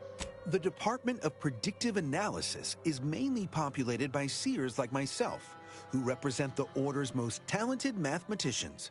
After years of study, some can predict events a few seconds or minutes into the future with reasonable precision. Others can estimate with up to 71.1% accuracy several months out. Of course, predictions have grown more difficult with the loss of the archive, but I am not to speak of that with an outsider. No offense. None taken. How do weekly prognostic reports and personalized order predictions differ? The former are generalized forecasts for groups or settlements. The latter are more specialized to individuals and take far more time to calculate. Usually some are handled by one of the more senior seers in a region. But with Seer Wiley's days taken up advising the abbots and other things, this responsibility falls to me. Regrettably, I have built up a bit of a sizable backlog. Can you tell me about the situation in the settlement? I was supposed to talk to you so long ago. Things have changed. Matriarch's Mercy is brimming beyond capacity with those cast out by war. But we of the Order rise to every challenge and continually strive to better our guests' existence. Why, I, for instance, have availed my predictive methods to our refugee neighbors in the area. I can't understand why I'm not seeing them here in droves. I share the very same surprise. Engagement is admittedly rather low, but at least one member of the camp reports he has benefited from them greatly. One person here will swear by the Order's predictive methods. One of our recent guests, Rollo Nast, has received multiple personalized order predictions. I believe he could speak to the effectiveness of our ways firsthand. If my own humble assertions are not enough, I trust his attestations would convince you, and perhaps other members of the displaced as well. So this is a predictory? I expected more than a desk. True, my situation does lack a certain refinement. Regrettably, this is Matriarch's Mercy. We all must do the best we can with limited means. I should go. Well, I do believe you're needed elsewhere. Farewell.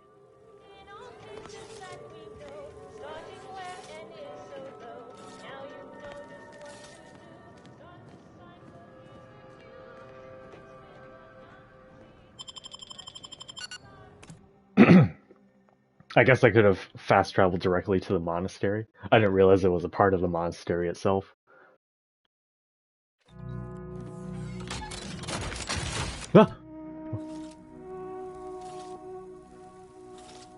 Okay, what was that? Oh.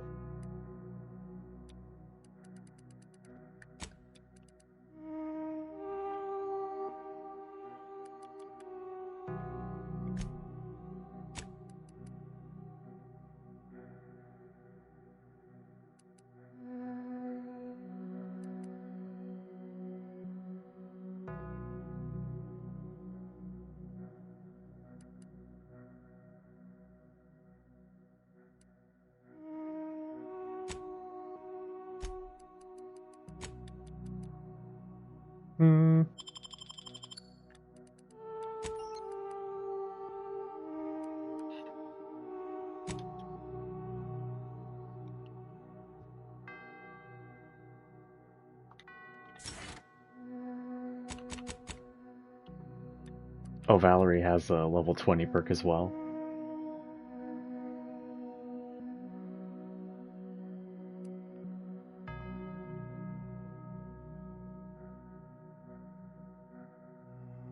After being healed by Valerie's companion ability, you are immune to all damage for the duration. Rather than gaining a bonus to damage reduction, that seems quite nice.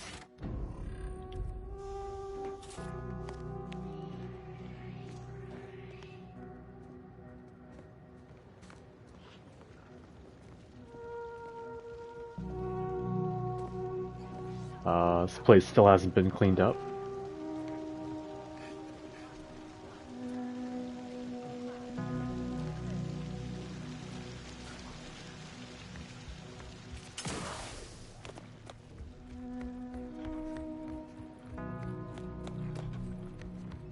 Okay, it's...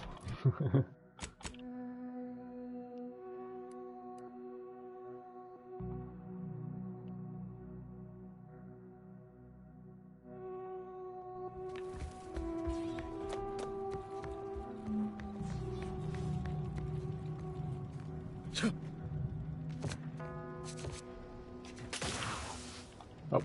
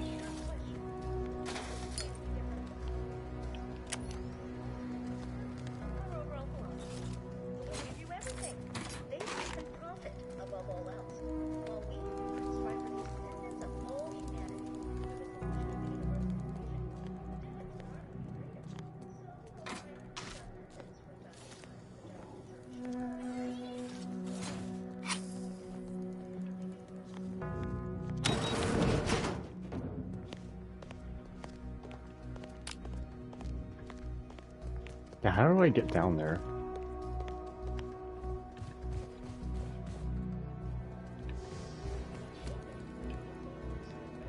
You got anything for me, Marisol? Not entirely surprised I had to abandon my cover identity earlier. Knew there was a risk if I took action. But when the attack on the outpost opportunity occurred, I had no choice. I do so hope you'll forgive my thoroughly convincing deception, dear.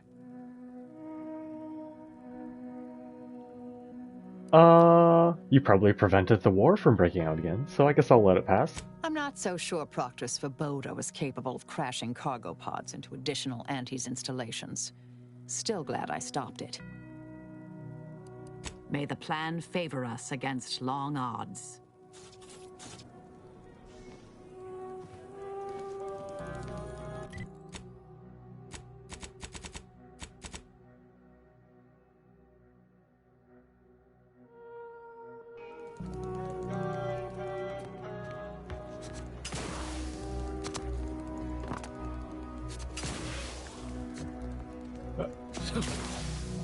No.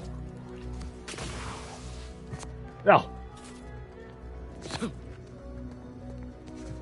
I want to get up there. Yeah.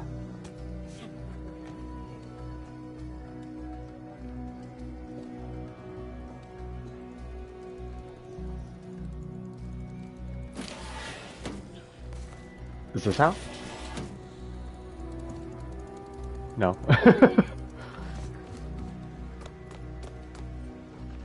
Hmm.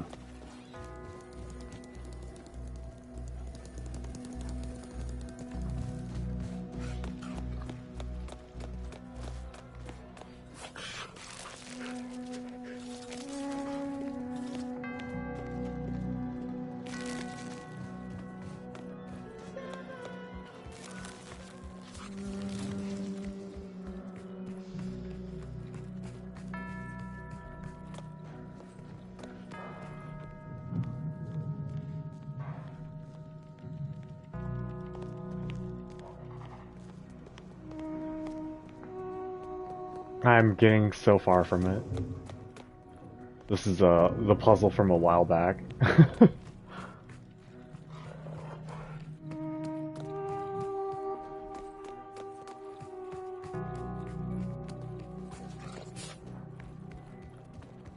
Damn it.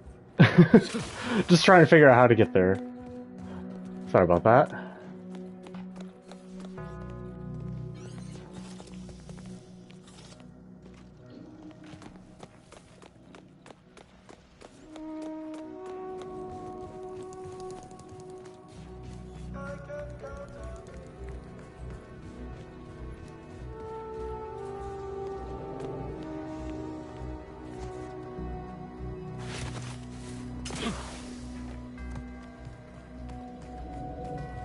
This was the way. I was trying to find just a natural way down instead of just jumping off of this balcony, but they're like, fuck it, just get off the balcony.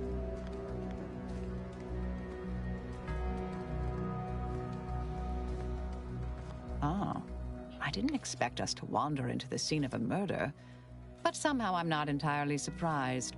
I didn't get a look. Have a way of spreading. I didn't look yet. We should find a way inside. There might be clues to what happened, and where Anais' research is now. Yeah, there were 2 anchorites in there earlier. I only see one body, apparently. They should have been sealed in that room to focus on their studies uninterrupted.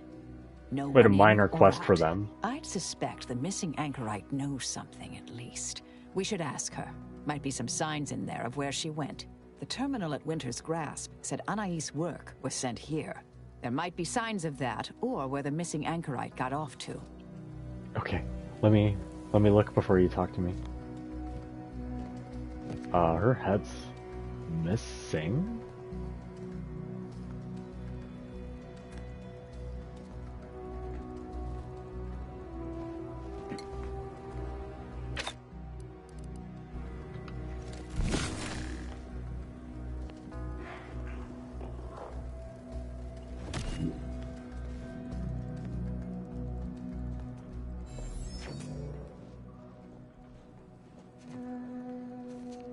Yeah, was this vent accessible the first time? I feel like I definitely would have tried to go in here. Private Journal, Anchoress Anya Chow. Do not read. This means you, Wilhelmina. You flip past hundreds of dense entries full of calculations and notes of arguments Chow was apparently working up for future debates, before finding something relevant to your investigation. Later entries mention regular visits by an exemplar Southworth who claimed evidence of innovitational means to shortcut the solving of the universal equations. After noting the method's highly unorthodox nature, Chow wrote that she found herself shut out of further discussions, leading to routine scenes of tense awkwardness when Southworth dropped in a marked shift in Brune's beliefs. In the final entries, Chow appeared worried the two were conspiring about something, and noted hushed references to an old research station near Paradise Island named Point Obviation. She began to believe the Brune intended on abandoning the monastery Anchorhold to travel there. Chow wrote that when she confronted her cellmate about her suspicions, Anchoress Brune responded that the idea of leaving the Anchorhold was not one she considered lightly. To which Chow contended that to consider it at all proved a lightness of consideration in the nearby margins of a +1 point me is scrawled. Her final entry ends on a note of deep concern, writing, I can clearly foresee that whatever the two have planned may soon occur. It may serve me right for putting theory into application the other day. There may be more to learn here.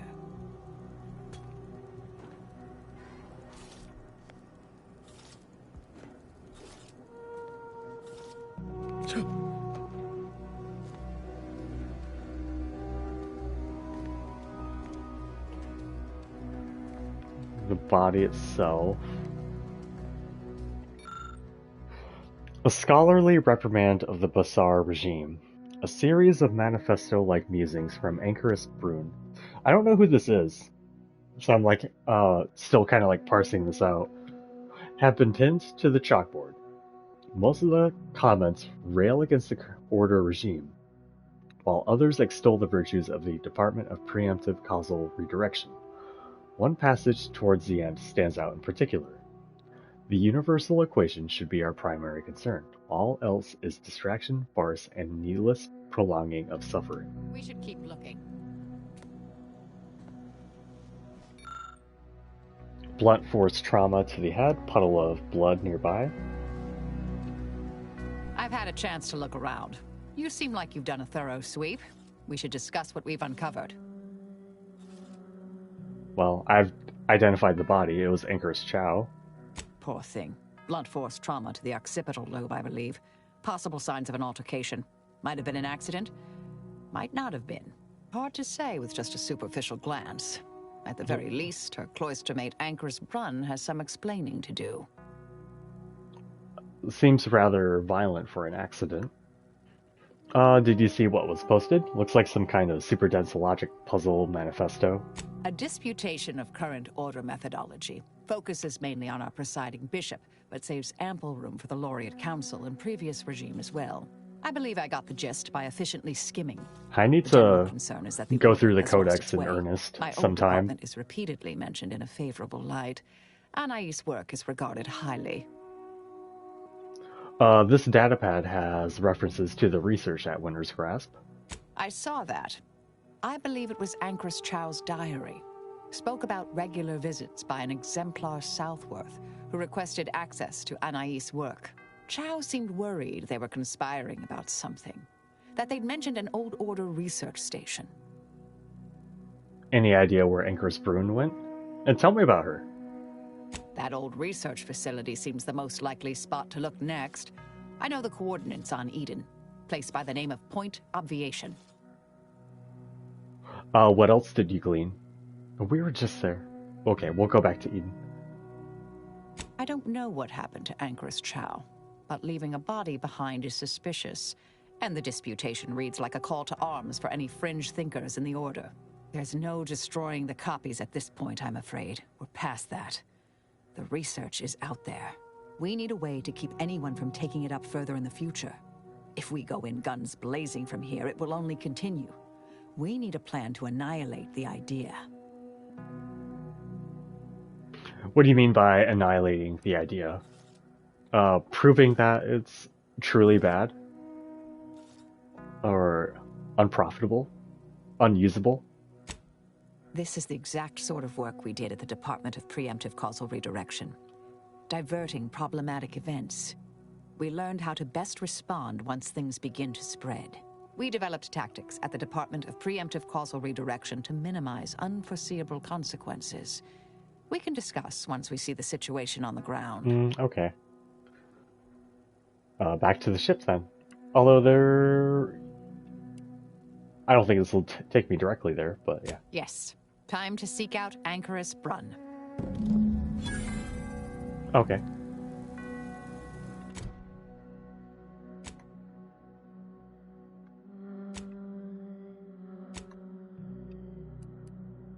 Oh, I cannot currently fast travel.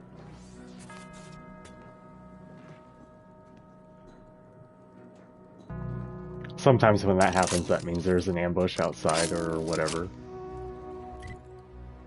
Am I able to now? Nope. I gotta find my way out of this labyrinth.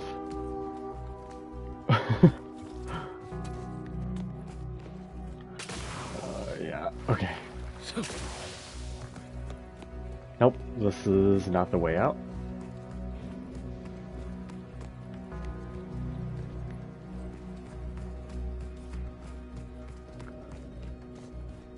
Wait, this has no exit on the first floor for some reason. Like these doors just don't work.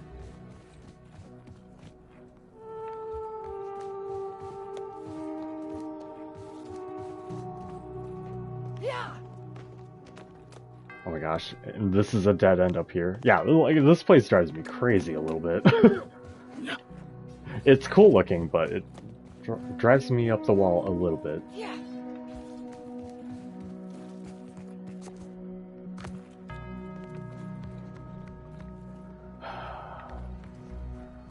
Okay. Believe we have to...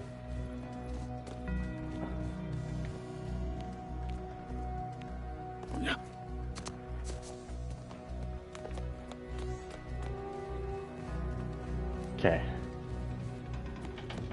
Go through this, go down here.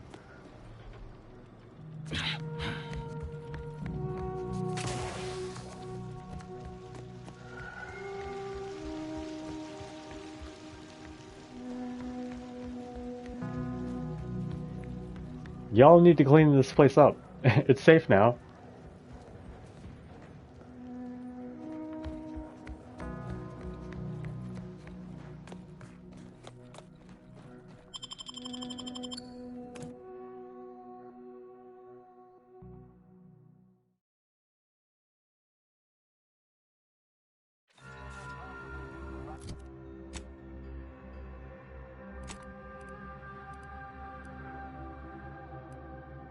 Okay. Back to the incognito. Back to Eden.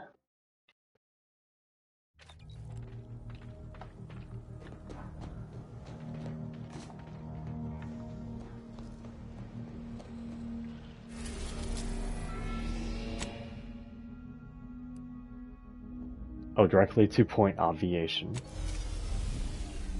It's its own thing. Okay.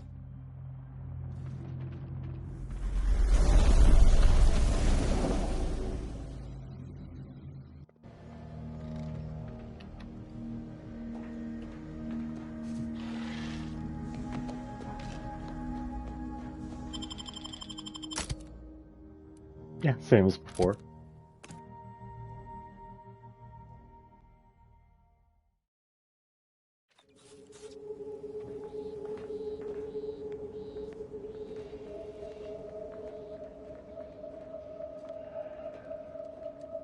Just want you to know your efforts are seen and appreciated.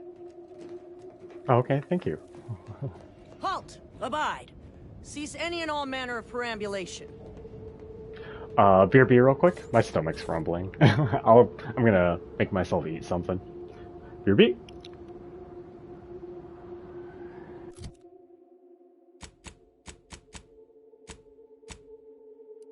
Persistent electrical storm. Work for him, then it can work for you. You could be the next Auntie's favorite nephew. You buy low, you sell high, you profit more. You cut the cost, you raise your prices, profit soar. The joy of laissez-faire. Oh, you know it well. Making Auntie proud, well, wouldn't that be swell? Come on, cats, let's go one more time.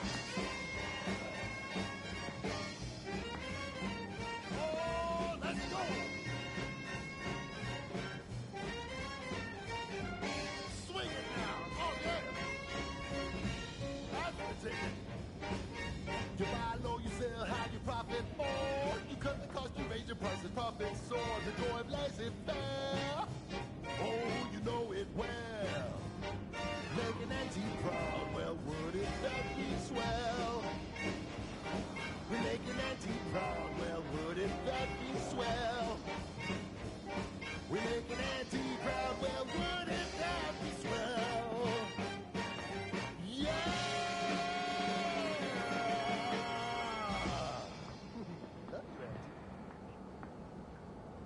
That popular favorite was requested by Carlson Fidel, thinking of their family in Halcyon. Let's hope our war of liberation brings the brave employees of said colony the products they need to survive in time.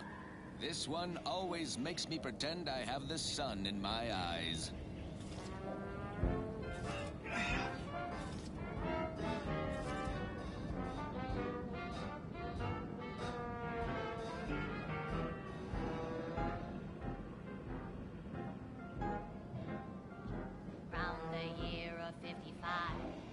On old Talshetty Prime, a mile beneath the methane ice, way down in the mine. Some sugar little small, forgot the hatch was closed. The blast knocked off the miner's block, but exposed a mother lode. Accidents happen, it's part of the job. Hats off to our workers who lose parts on the job. Progress costs an arm, a leg, or sometimes even more. But that's what your auto doc discounts for.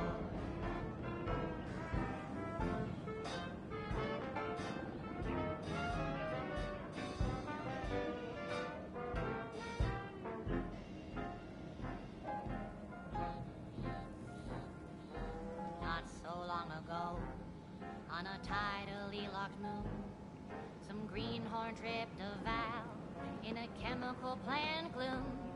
Brown sludge flooded the place. Does that manager chance the taste?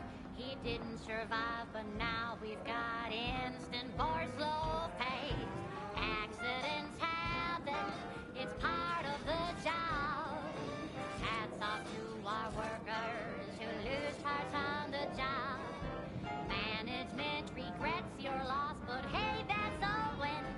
Sometimes getting ahead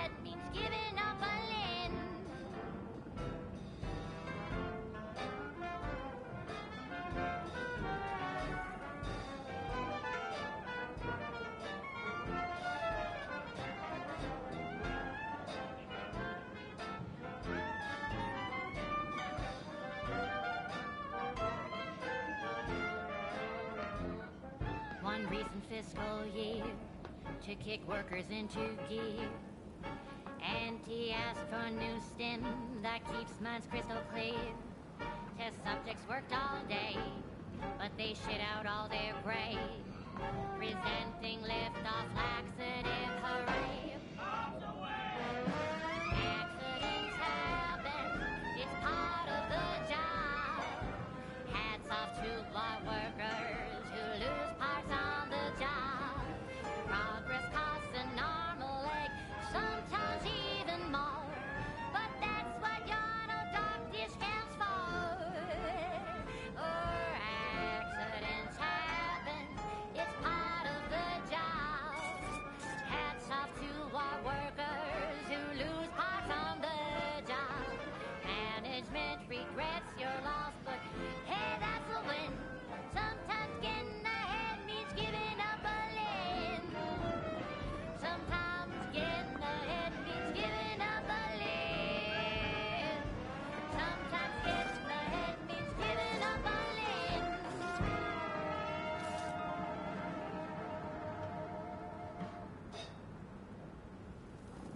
She's just the best choice. It's Auntie's choice. You're tuned to Wireless Free Arcadia for merry melodies and prevailing conditions on the battlefield. Brought to you by Auntie's Choice, building a better Eden where the skilled and imaginative may rise. Why settle when you can thrive? At Auntie's Choice, we think there is no freedom without freedom of choice. And you need all 10 flavors of Spectrum vodka in order to be free.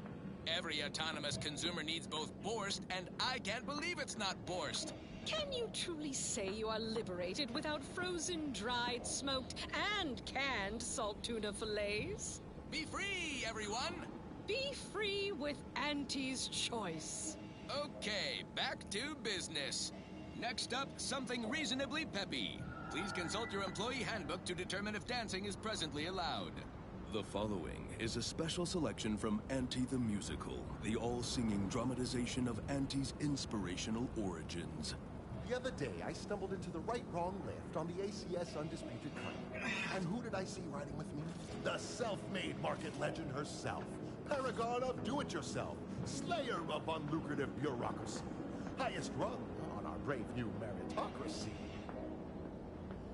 I saw my opportunity, and I took it. I said, Auntie, a moment of your time. Probably gonna be going through dialogue and whatnot. Don't know who Muted? you all are, but unexpected guests are categorically Munchin, unwelcome you know. here.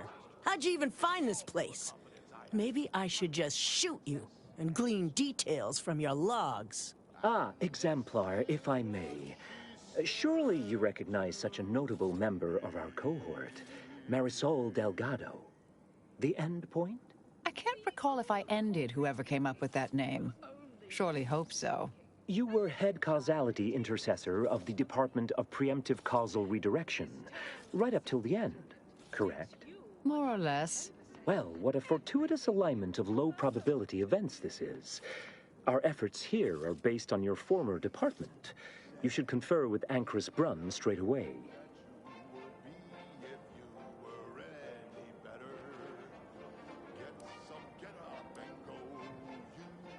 Oh, I'm quite certain Ancrus Brunn would relish the opportunity to talk your ear off. We actually sought to find you and others of your program, Intercessor Delgado. A serendipitous event, you arriving. Nonetheless, I'd ask you to follow certain precautions. Will you heed all requests and vouchsafe for your colleagues here? Them being unknown to us and all. We'll mind our manners, Exemplar. I'll see to it. Then, you may all proceed. You'll find Wilhelmina up the lift, 4th floor. Welcome to Point Obviation. We've got an improved outlook. A revolutionary...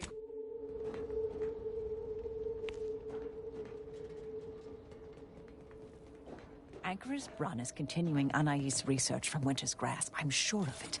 Best play along for now, until we can ascertain the best course of action. Playing along. Duration. Indeterminate.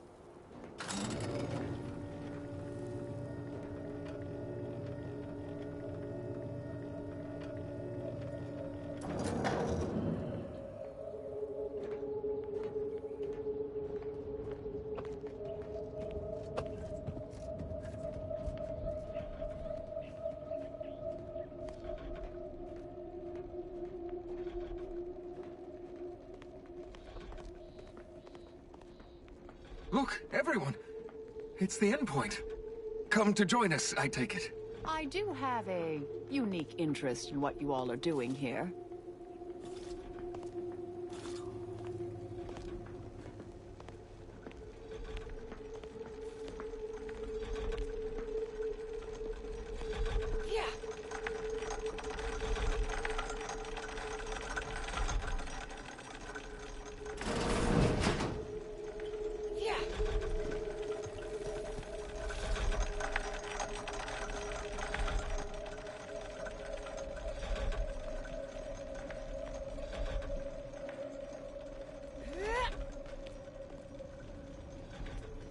I am a longtime vocal exponent of your work, Intercessor Delgado. Hope you don't mind me saying. Go on up. You're expected.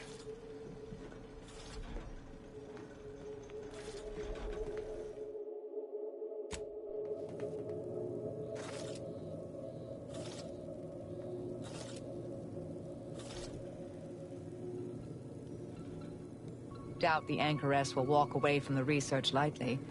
May require some aggressive convincing.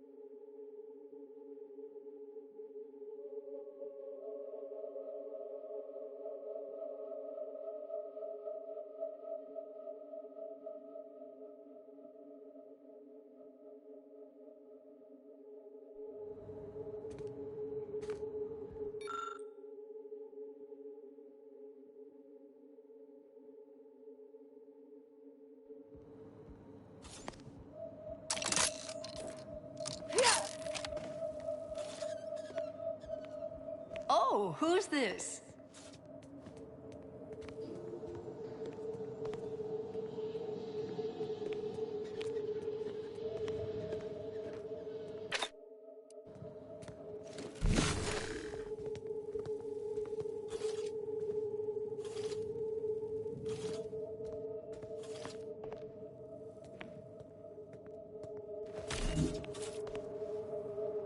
Oh, yes, I remember you. We met earlier at the site of my former seclusion. I've heard much of your exploits since. If I recall correctly, you helped me prove my argument that pacifism always presents the best options.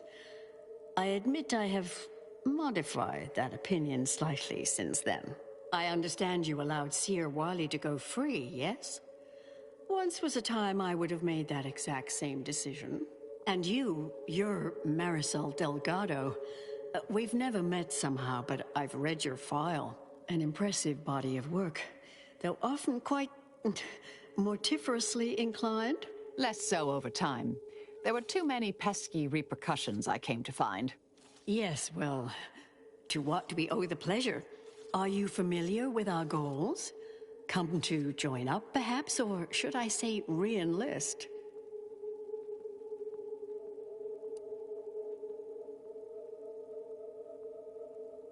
It was more of a disputation as a scholarly objection than a manifesto per se, but why quibble?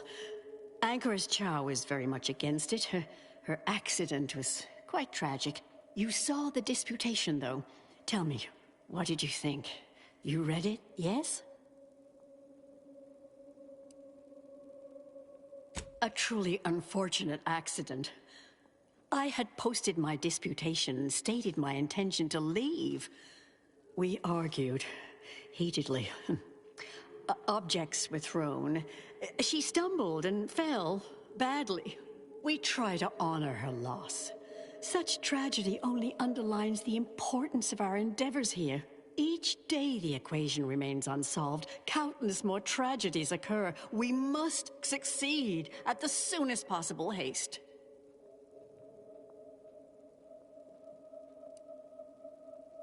The longer the mistakes of our presiding bishop persist, the longer calamity and sorrow will continue.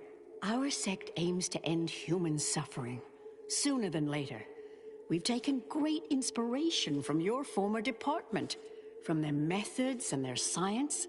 To solve the universal equation in our lifetime requires bold action, clever calculation, and assiduous work.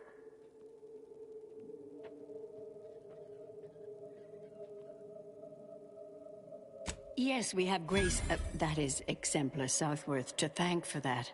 Her visits to the Anchorhold were quite thought-provoking, as was the research she showed me from Sia Bujold. Bujold's thinking was unconventional, ahead of her time. Why, in fact, she's here with us now today, overseeing an experiment that proves her researcher's theories. Really? Sia Bujold is here, at present, in this facility? The one we're presently standing in?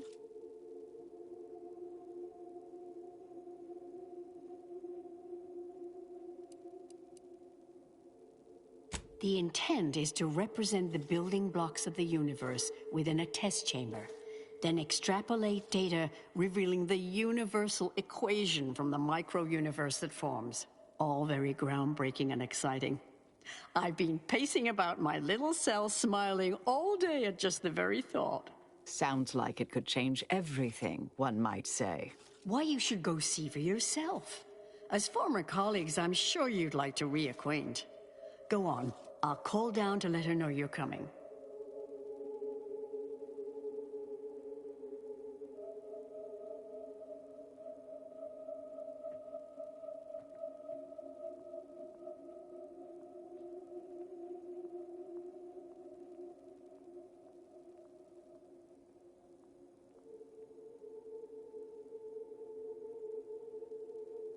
Yes, she's monitoring the experiment.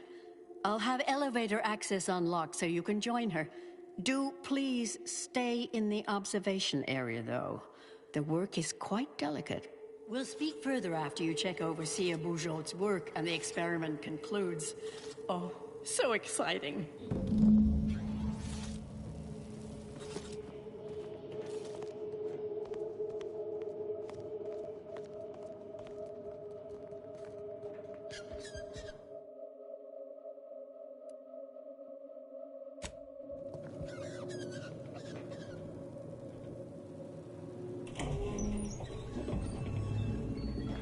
How much longer do you predict preparations will take?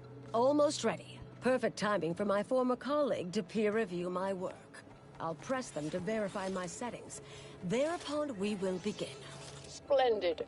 While others pontificate, we act. I await word of our success with bated breath.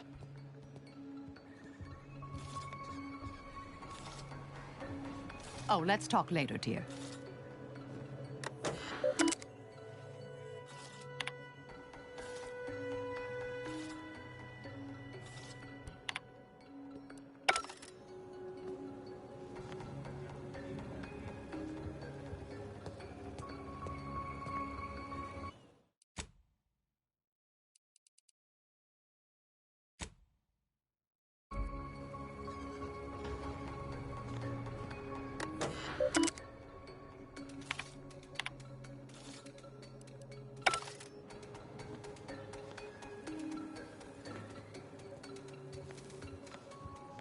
Head Intercessor Delgado, what an opportune time for you to appear.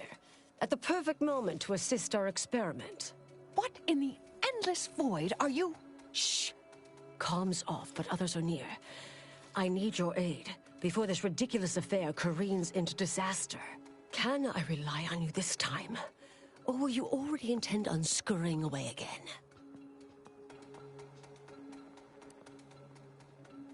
I came to derail this line of inquiry in such a discommodious way that no one would ever consider trying it again.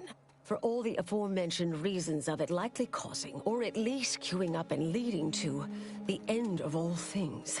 You chose to leave me behind, again. So when they came calling, I thought it an opportunity to sort it all myself. Yet, admittedly, at this moment, I could use your assistance. This shouldn't be your burden. It's on me. You don't get to decide that, or adjudicate, or coolly comment in a steely growl. Not falling for that a 10th time. Help or stay out of my way.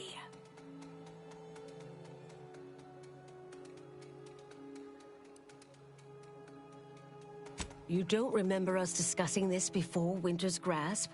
Too many competing crises, I guess. All right. Years ago, I was kicked out of the Order for research deemed dangerous. A means of sidestepping much of what's presumed required to solve the universal equation, using a series of reasoned shortcuts and educated postulations. The idea was, theoretically, it would hurry the process along, so the equation could be solved in our lifetime. It was completely unorthodox. Since then, I calculated what might occur if my work was completed. And there's a big chance of subsequent events leading to a universal end. So the stakes are everything. When we destroyed the original copies of her research at Winter's Grasp, I discovered someone else was continuing her work, which led us here.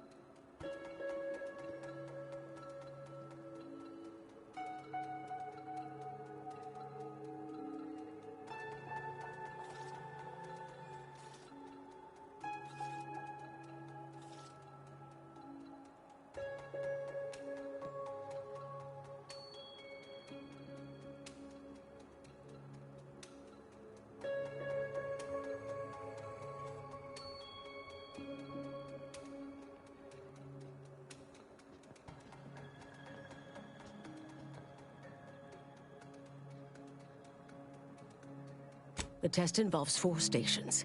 Each represents one of the fundamental building blocks of the universe. Zeranium gas, macro-ivs, nucleons, N-rays. All the usual stuff. That test chamber is where all are meant to mix. To simulate a mini-universe I can apply my theories to, pull data from, and deduce the universal equation in a reduced time frame. We know what happens if that's successful. So I need you to muck with each station's settings, then initiate the experiment. All you need to do is adjust each station's settings slightly. Things will cascade from there. Remember, subtlety is required. Yes, if we alter the experiment input data in a less than delicate fashion, Brunn will notice, I assure you. The guards on the 2nd floor won't appreciate visitors, so avoid getting spotted. Here's a maintenance key. Head down the vent. It's only the fate of the galaxy riding on it, so perhaps try to be careful.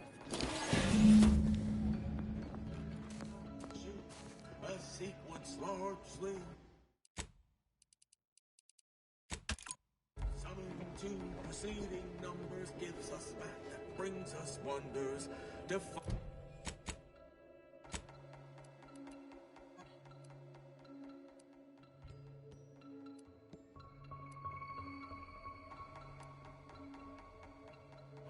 Recurrence relation get us to sequence summation. It's Fibonacci from Liber Abaci.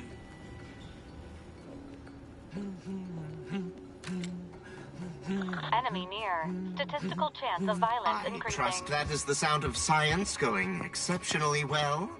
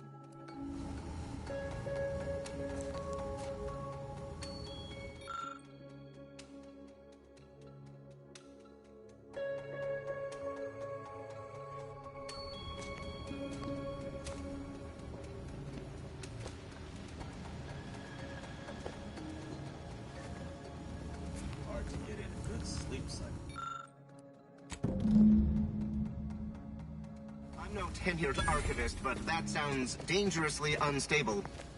Oh well.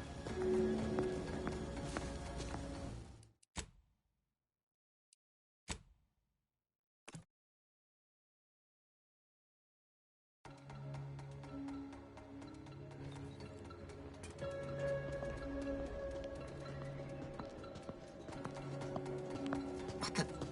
Something wrong back there? Hello?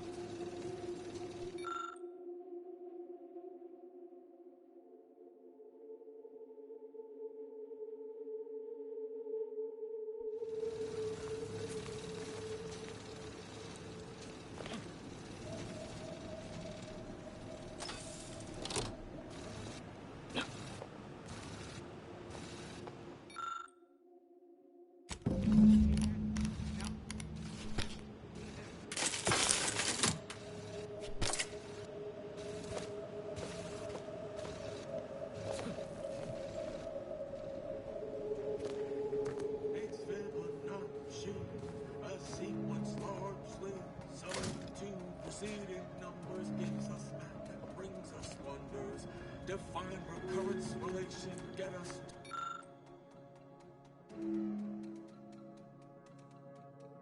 Sequence summation.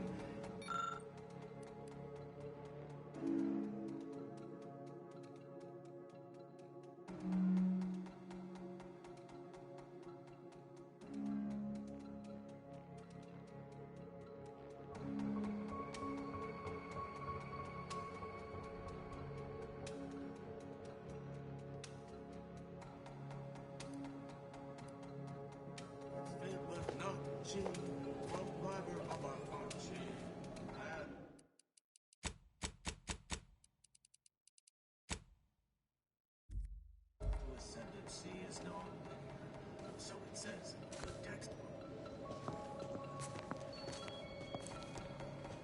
Scoping out a hostile.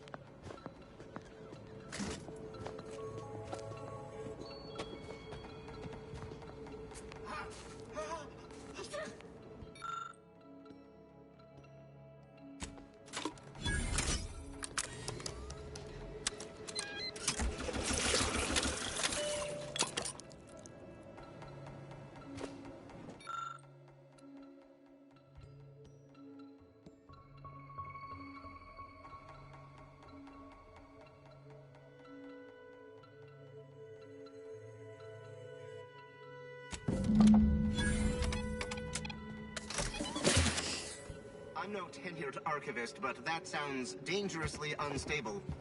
Oh well.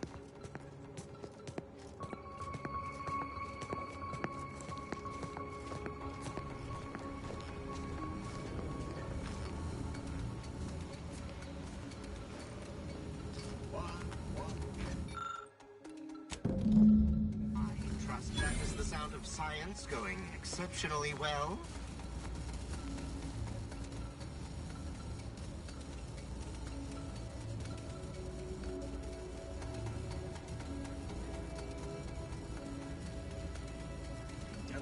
Eradicate algorithmic dissonance.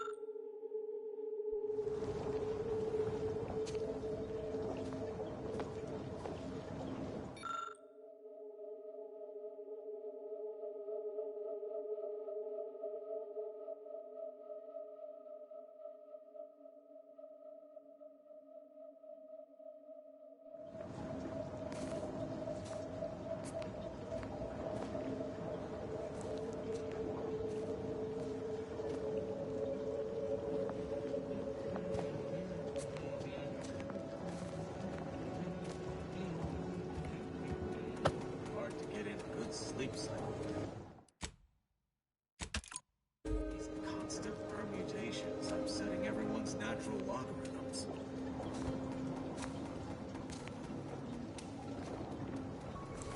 Standing by.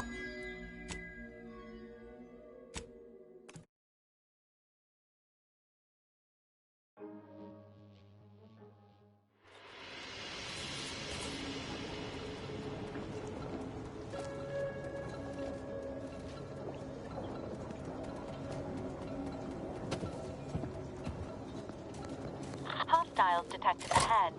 Recommended course of action: violence.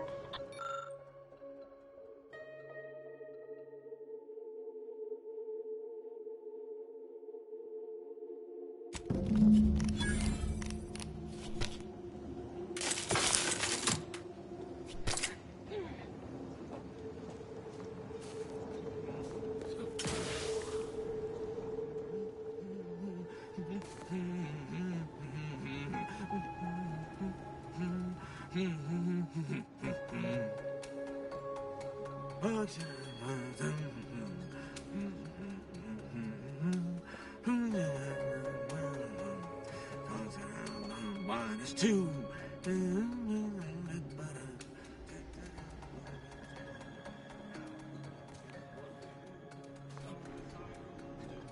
If you're done, evaluating my work and all settings are final, enter the terminal command to void the oxygen from the test chamber.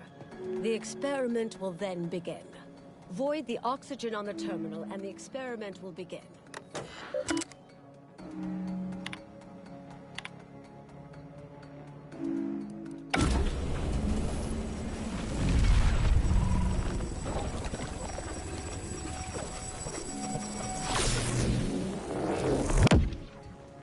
Did it work?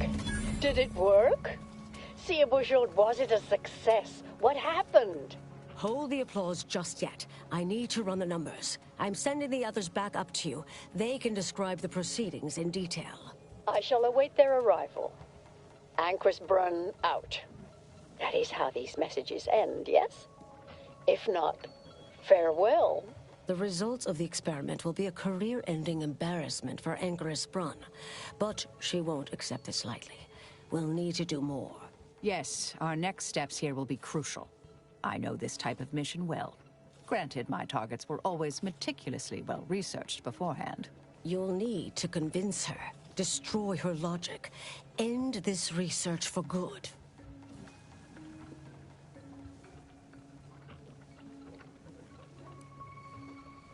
All it requires is a forceful array of incisive argumentation, logical reasoning, coercive persuasion, and cognitive contortioning.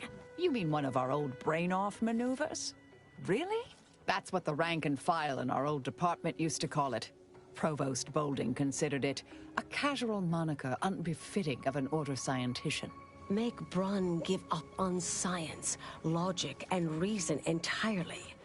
Then no one will ever dare continue the research again. Between you and Marisol, it should be a light challenge. Easy.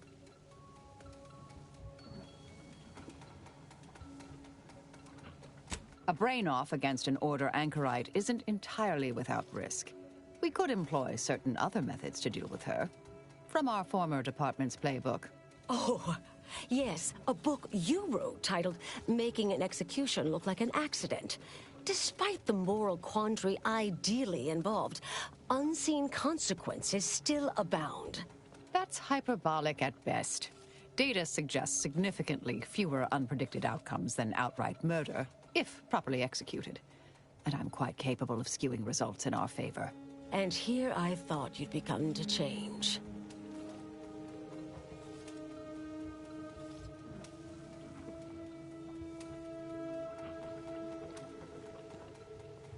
Success isn't guaranteed.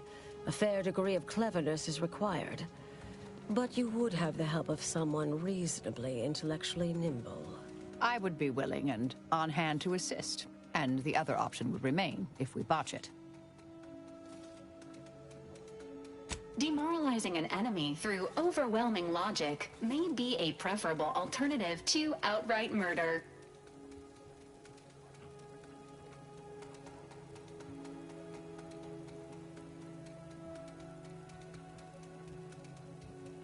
I'm not arguing it's the best option, just that it is an option. Rightly or wrongly, I am familiar with the cost involved. The Order of the Ascendant should be dedicated to uplifting humanity, not racking up a body count unduly. Our former department was shut down for things like this.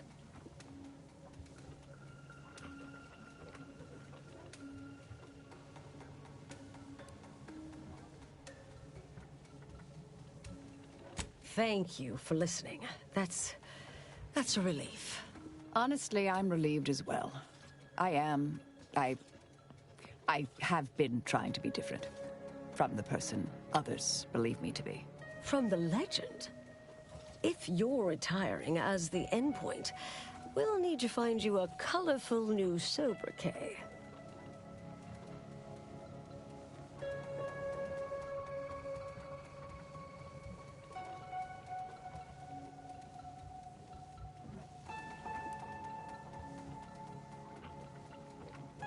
Typical argumentation may prove useless, and she'll likely see through most attempts at deception.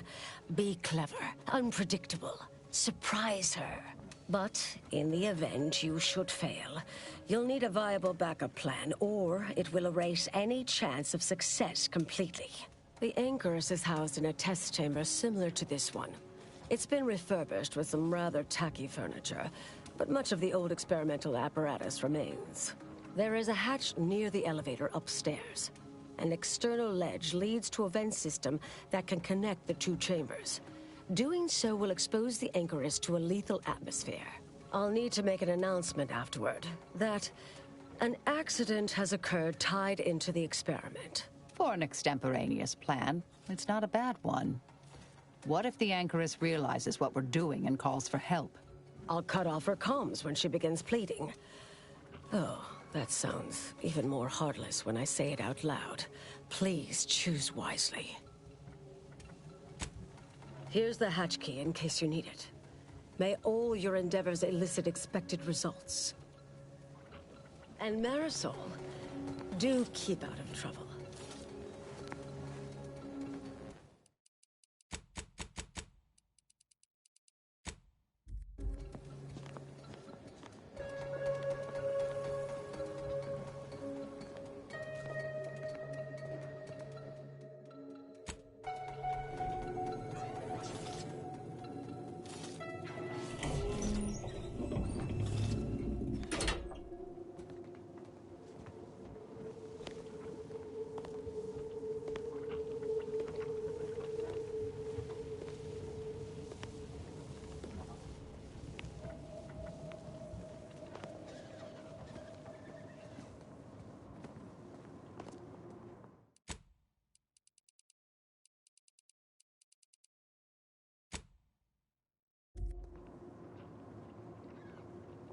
There you are. You saw the experiment through to the end, yes?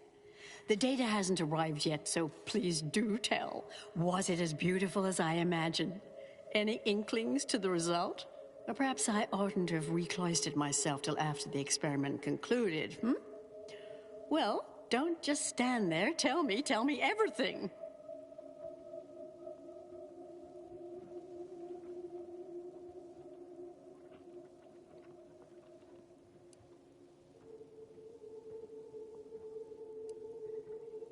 Some issues? You seem like softening the blow. Was there a malfunction? Was there some error in the calculations? Wait. Let's start from the beginning.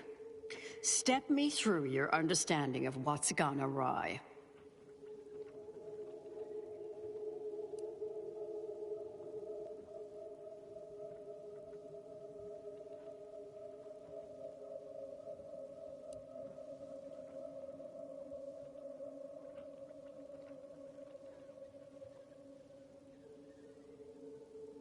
Really? In what way?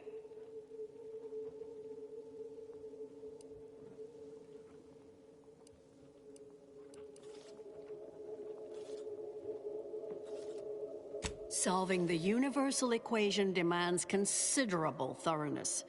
but also requires all possible efficiency. Though, that said, it's true that we must guard against skimping unduly, to any extent that might introduce error. This was just a start.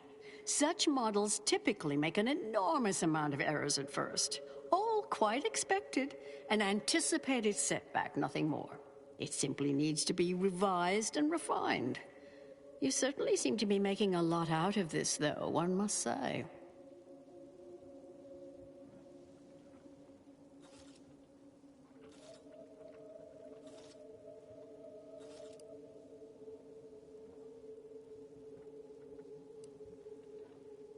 I miss her skepticalness and insight.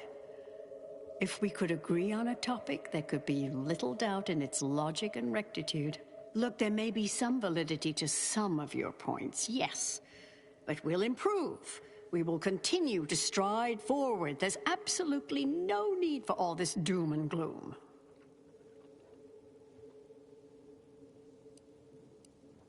Oh, is one of you a seer now?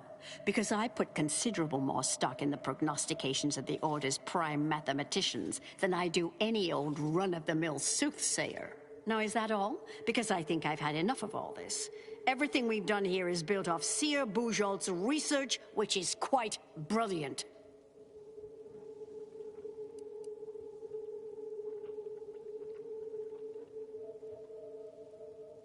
Really? Will I become a laughingstock among my peers? Have the whispered jeers begun already? No. No, calm down. Breathe. You've faced setbacks before. Ah, the experiment data just arrived in my terminal. Allow me to eyeball it a moment. Perhaps there's something here to help prove or disprove any of what you've been saying. There was some variance to the input data. Not far beyond acceptable parameters, but curious. Could explain the failure.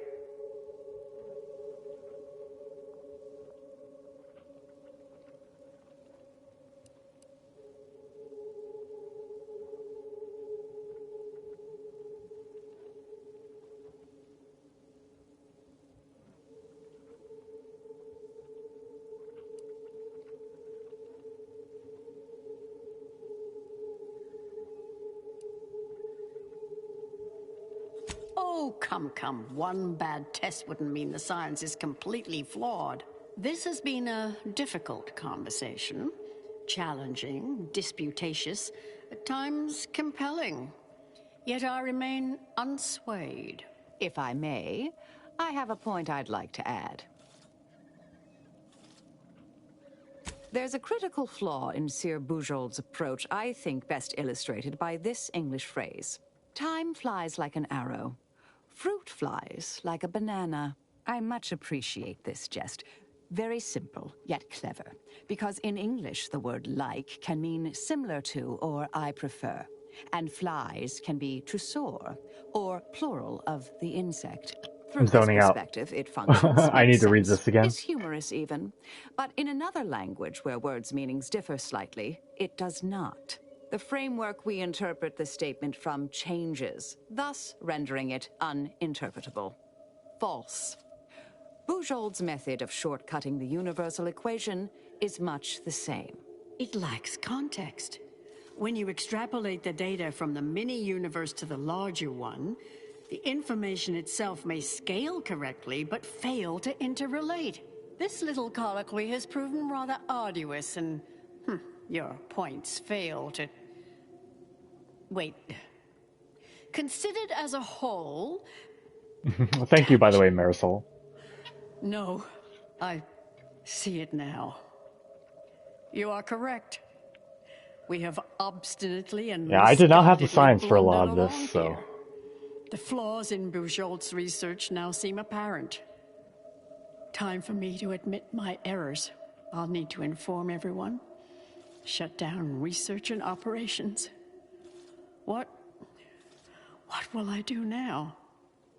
There's no place for me. Go. Leave me be. Our work here is done, it seems. Good. Fellow Fellow scholars of the I didn't get Order, to this is Anchorus look at the Brun, log too much. with an unfortunate announcement.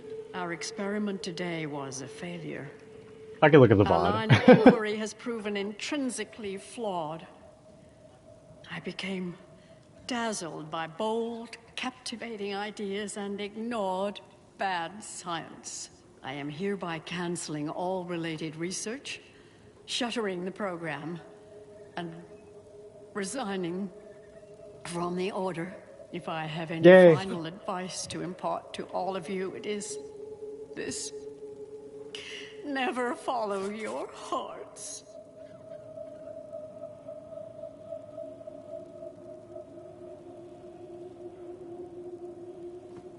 Yes, dear. Anything on your mind? Nope. May all our travails add to the equation. Hey, you're alive. That's gotta count for something, right? Alright.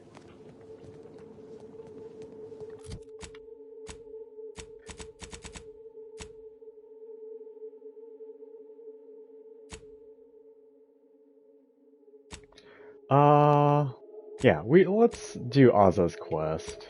Sure. I'd like to get out of here too.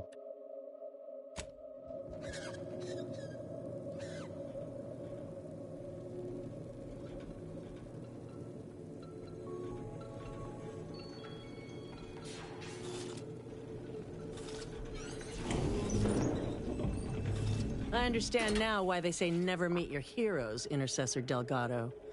You've truly been an enormous disappointment. A key experiment fails and Anchorus Brun abandons vital research right after you and your consort arrive. And we are all to believe these events were unrelated? That's circumstantial and more than a mite bit paranoid. I expect better from an Order scientician. Even one from the Department of Applied Scientism. Don't think I don't see your handprints all over this, Delgado.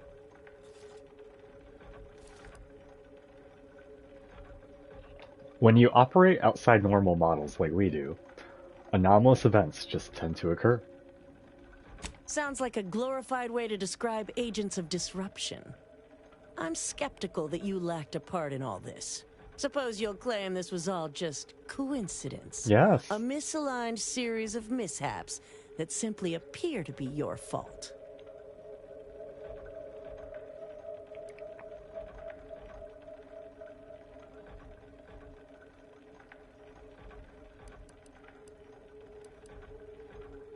Anchorus Brun talked a good game, but overlooked the shoddy science involved in the test.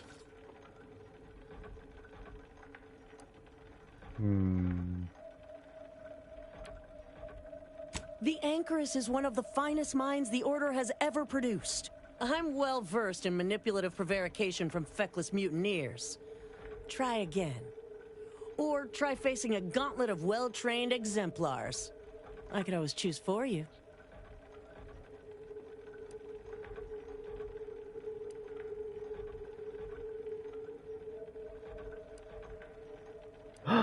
Really? Damn. We're getting up to that point now? Okay. I'll invest in speech again.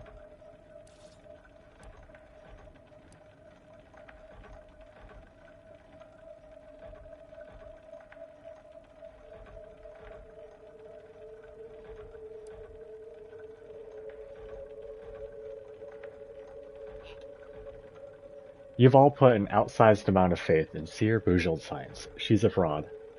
Really? You don't say. I know you're to blame. I just wanted to see how far you were gonna take this. I can't believe Anchorus Brun fell for any of it. Fellow exemplars of the Order, commence hostilities! Go for torpification.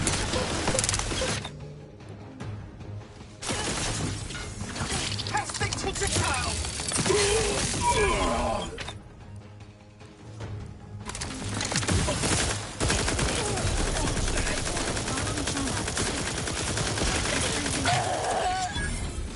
An attack was not there. Communicating that threat. They've been numbed.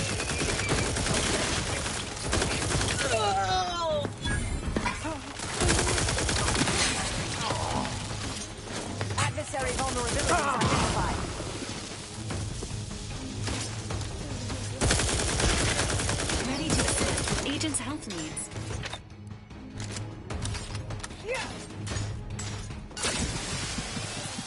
Target analyzed. Lay down fire.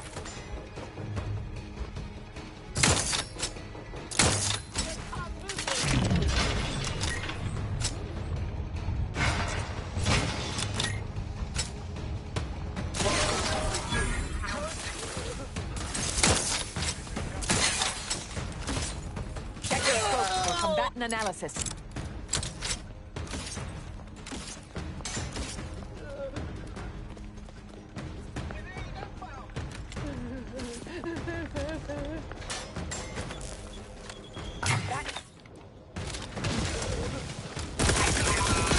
Fortificator at ready status.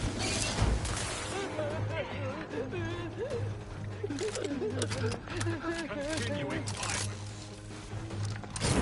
I have a fix on their weaknesses.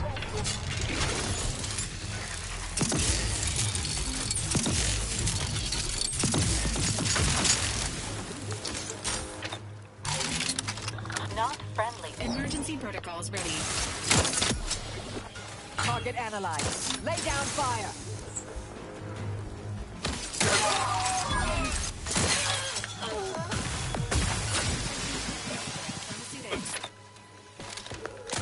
Negative. Recharge incomplete. Locking them down.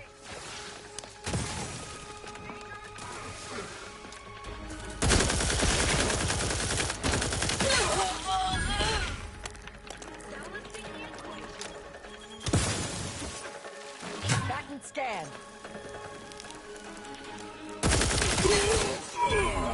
Balancing the equation.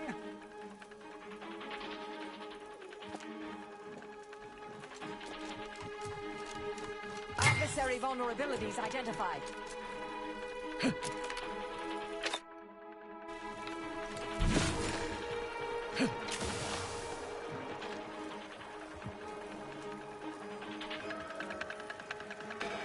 Check your scope.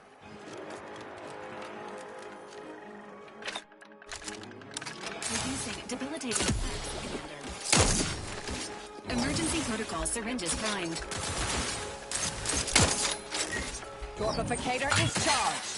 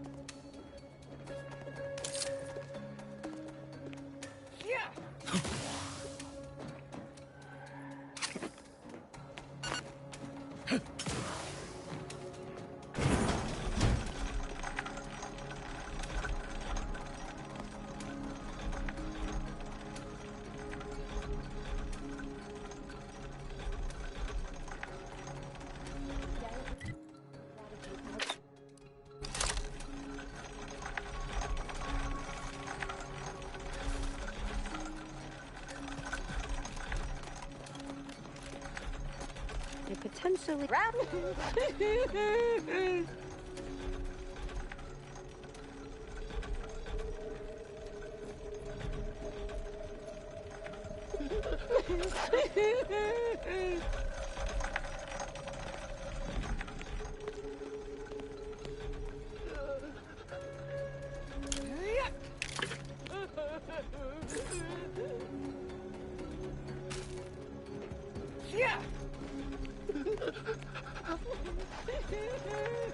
The enemy appears to have disappeared. disappeared.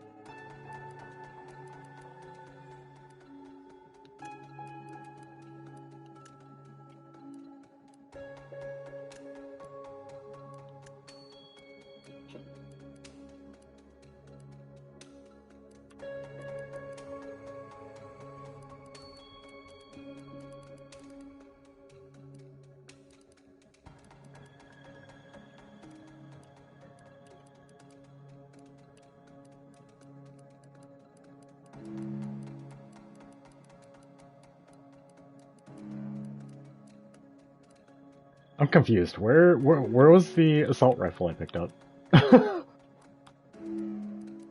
Where is it?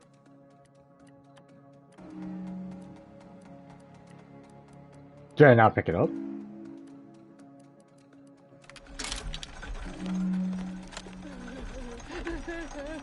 I didn't pick it up. My bad.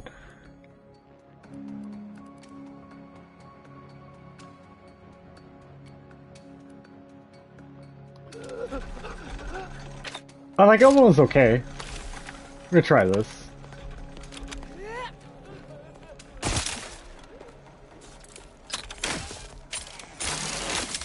It's an ammo type I don't use too often, so...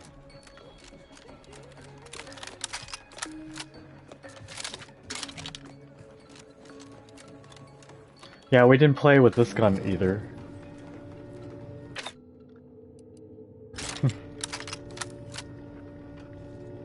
Just didn't feel like switching out the shock rifle from the Automechs earlier, I guess.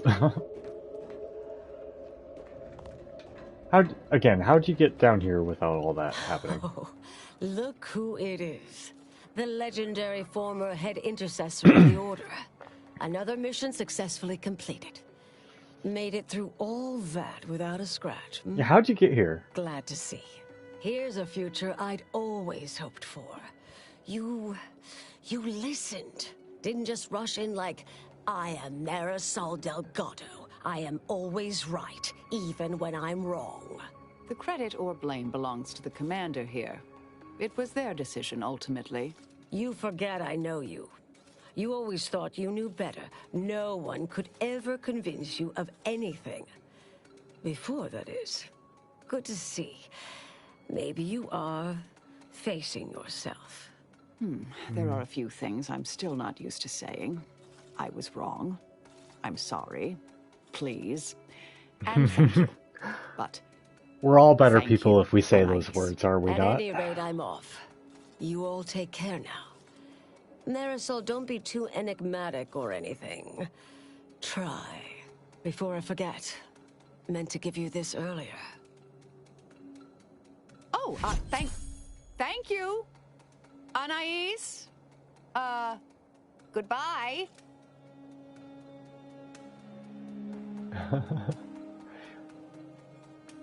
You doing alright after all that, Marisol? I'm like... yeah. Oh, not really. Not yet, at any rate. Everything's a bit... raw right now. But suppose I will be. Thank you, dear. Alright. Well, glad we got out of there. A fairly ideal outcome overall. I wasn't able to talk those people down, but I don't believe they were technically Order, so should be fine. Commander, it's customary to evaluate results after a mission of reasonable significance. Would now be good? I've had some time to cogitate over what occurred at Point Obviation. Some parts don't sit right with me still. Wonder if you and I might talk it through. You stuck thinking about what happened to Anchor 8 Brun? A bit, yes. With the work I used to do, I'm no stranger to guilt and regret. Midway into my requisite sleep cycle is when it usually plagues me the most. With Anchor's Brun, I know what we did was right. I know it saved lives. But we tricked her, forced her to doubt her mind. You heard her. She's not just dissuaded. We broke her. And yet, such actions were par for the course for me in the past. When my remorse for Brunn rears its head, it will need to get in line. Well, fate of the universe at stake. And all that, right?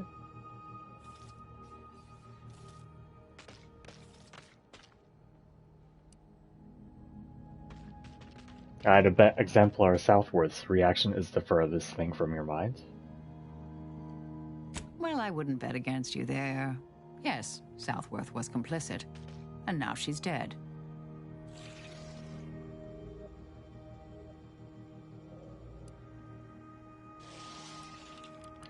At least we won't have to worry about the universe ending now, for that reason. Anyway. Well, one hopes. According to Anais, we greatly reduced the likelihood of that occurring. It's not zero, but completing the brain off lowered the chance significantly.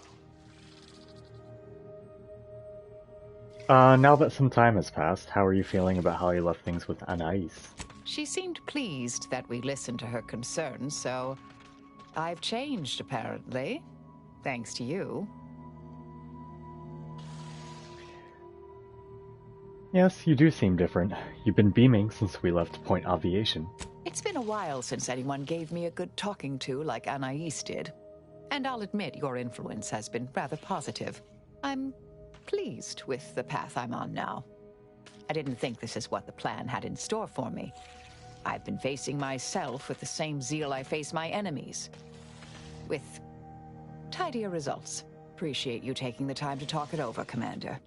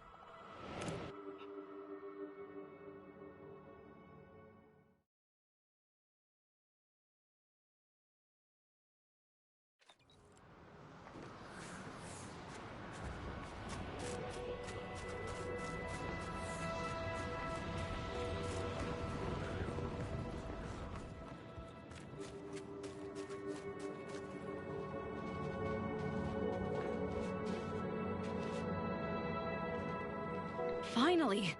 Maybe now I can get to the truth of this kill order nonsense. I just need to check our comms device for a coded message from my old acquaintance, Severin. Sorry. I knew it! He wants to help me find out who's behind this. I sent a reply telling him to meet me here on Cloister. It's not too far and should be safe. Okay. If you say so.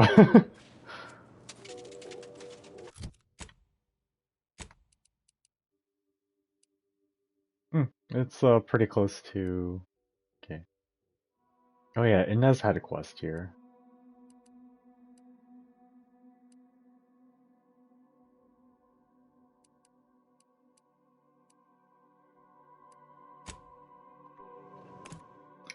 Be right back again. Taking breaks, taking care of myself. Getting water, that kind of thing. Stretching.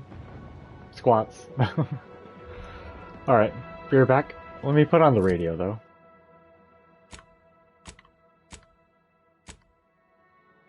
Auntie's Choice. Building a better Eden, where the skilled and imaginative may rise. Stars. We'll do it for this planet. You must understand the basics of thermal divarication emission theory. The typical piece of non-heated matter absorbs most electromagnetic radiation that falls upon it, including light, infrared, and radio emissions. And the matter reflects only a small portion of that radiation. The visible part of that reflection is its color. However, most stellar objects generate far more than they absorb, so they can be modeled as an idealized object, which is assumed to absorb 100% of all electromagnetic radiation and re-emit some based on its temperature and composition. Stellar composition determines what packets of light will be emitted, while stellar temperature determines the frequency of light and hence what portion of the spectrum that light is in. Low temperature emission is mostly infrared and not visible to us without proper instrumentation, which I need not describe here.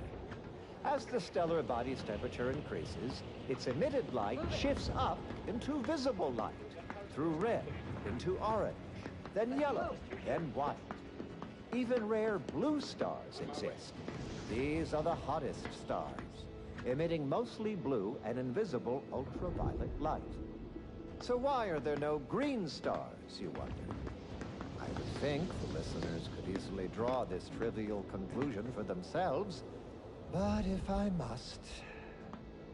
It's because any star emitting green light also emits bluish and or reddish light too, resulting in a non-green star.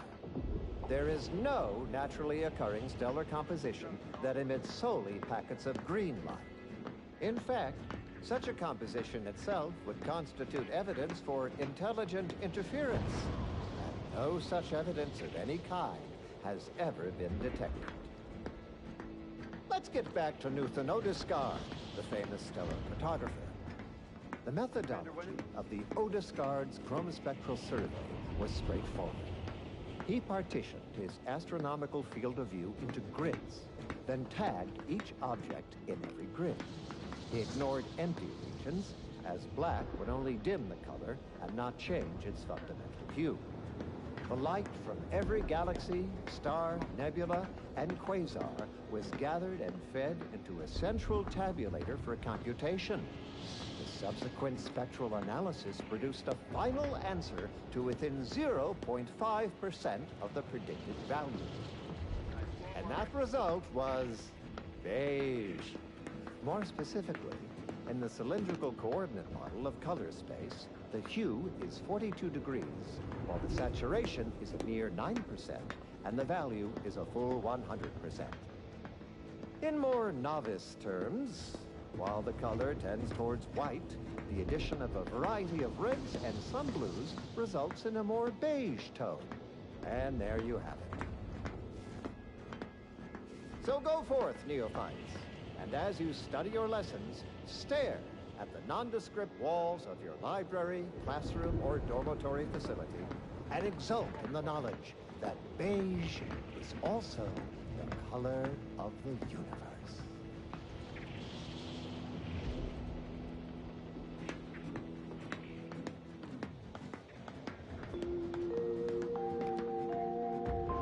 listening to Grand Plan Wireless, Arcadia's voice of reason.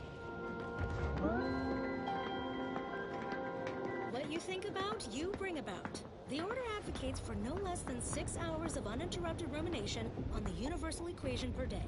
If you're feeling anxious about what's next, just wait. Things to come have a way of constantly happening. The future is colliding with the present every moment.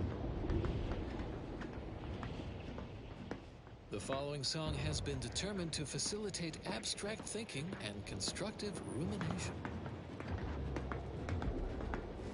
Probability and the grand plan. There can be no discussion of the grand plan without also entertaining a deep contemplation of probability. Our ability to predict events to varying degrees of certainty is fundamentally rooted in statistical mathematics. Statistics, at its heart, is not but data. Data that is gathered, collated, and subjected to analysis. But what is the role of chance in that analysis? Let's look at the interpretation of pure chance. If one flips a perfectly balanced coin, it will land on heads with a 1 in 2 chance, or tails with a 1 in 2 chance. But are there really 2 outcomes? Is there not one specific outcome we can determine? Yes. With complete information, there can be no chance, only outcome.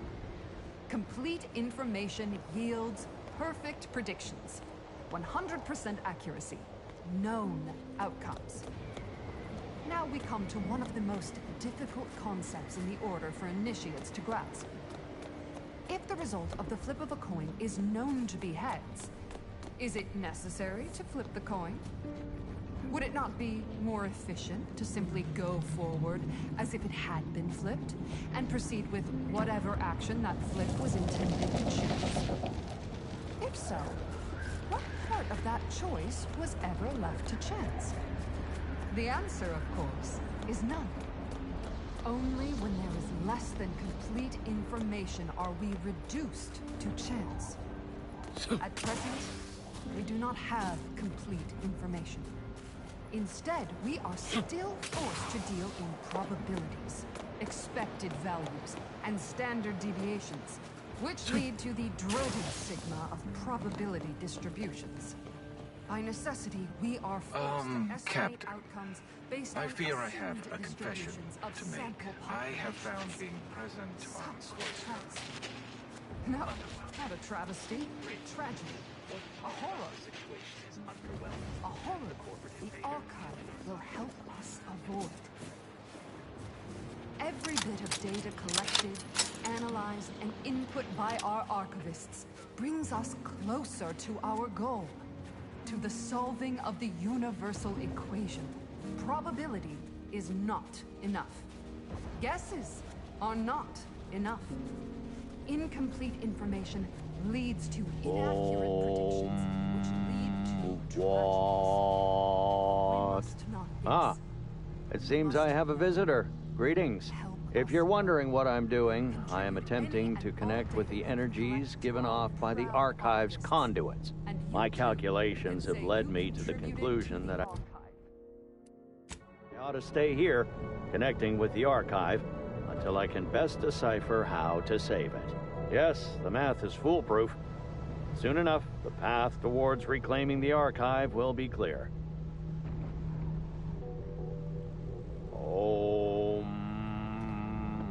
What? Hold.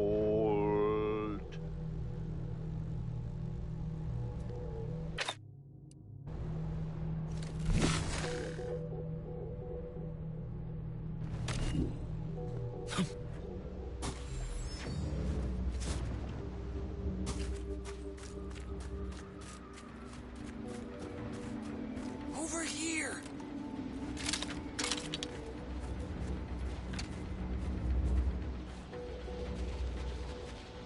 You. I don't know you. But you, I do. It's good to see you, Eza. It's me, Severin. You know, I've never been to Cloister before. It's cold. What What is wrong with you? Void, damn it! Did they mentally refresh you? No, let's just say I'm well lubricated. You tried the new Prestige gin? It helps when you have to do something you really don't want to do. Oh, so this is a trap, isn't it? Yes, there are a bunch of sentinels in hiding. When I give the word, they're to execute both of you. Not before I mentally refresh your brain pan with my knife. Asa must like you, or you'd already be dead. Maybe I deserve to be. I didn't want to do this. I guess I shouldn't have questioned the kill order so loudly. It was real. It came from the exalted leader herself. She summoned me, knew of the message I'd sent, said I'd ruined everything. To save myself, save the Dawn, I had to do this. I'm a coward. I didn't want to die. I'm sorry, Asa.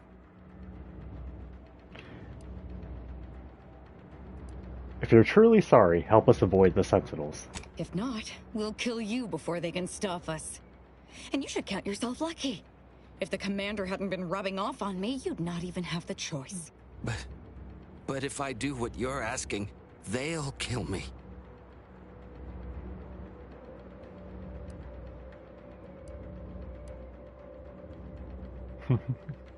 I don't know if I want to lie. You should have thought of that before betraying Asa. Exactly. And really, you should have taken the commander's offer. Would have been less painful all around. No. Sentinels! Oh, Target okay. confirmed! I'll lie. I want him alive.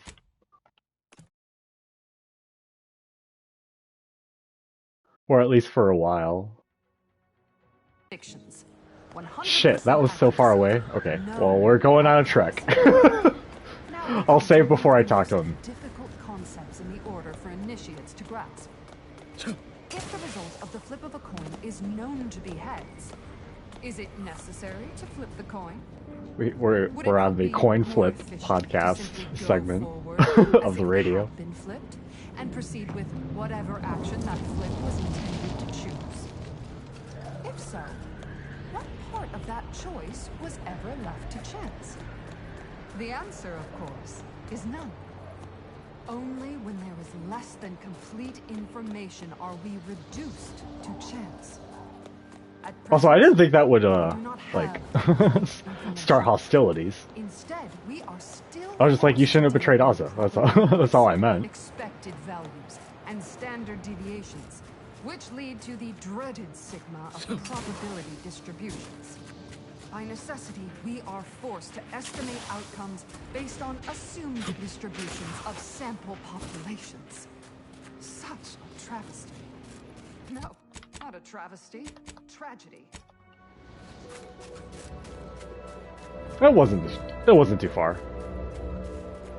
I got sidetracked with the meditating guy.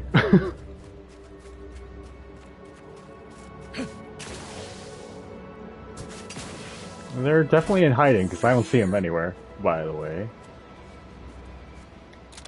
Hang on, what's... this thing right?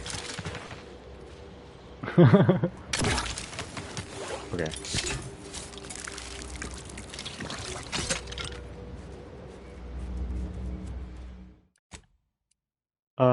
Let's do a new spot. You. I don't know you. But you, I do. It's good to see. No, We'll go through it let's just fast. say I'm well. Not before I mentally refresh your... I didn't... I'm sorry, Asa. But if I do what you're asking, they'll kill me. No they won't. Just tell them that I already captured her for the, Head Sentinel. That gin must have muddled my gray matter more than I thought. I'd have sworn there was no way out of this, but what you're saying makes a lot of sense. Thank you. Okay. And thank you, Asa. I thought I was dead. What an idiot. I can't believe I thought of him as a friend. People will do anything if the right pressure is applied, even your beloved leader. I can't believe she betrayed us. in the whole of the Dawn to save her own life. What a coward. The unspeakable things I will do when I find her. Well, once I find her. The exalted... No, I won't refer to her as such any longer. Dagmar continually moved around for safety. She always initiated contact with me. We do know that she was in league with the Sentinels, though. There's nothing of it but to get ourselves inside their headquarters on Praetor. We'll track her by accessing their comm system. Ozza and Tristan, my favorite duo. We're just gonna waltz in and access their system. How's that supposed to work?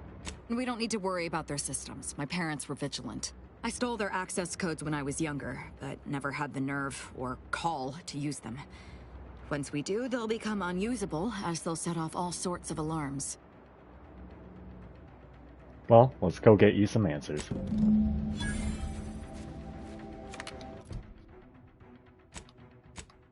We'll come back. We'll come back to Cloister. I just want to get these companion quests out of the way.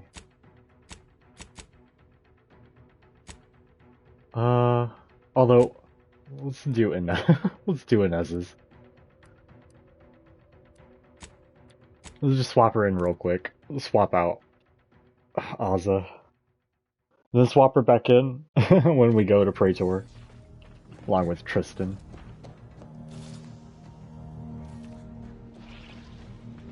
Oh, we don't have to do all that.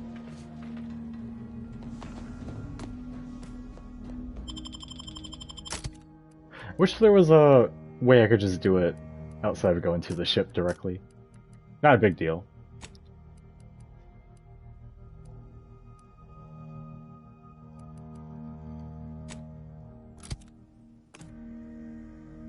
A double healer setup.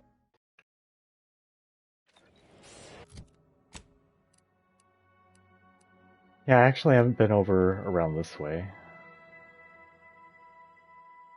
Can we get here from Newton? I guess we can find out.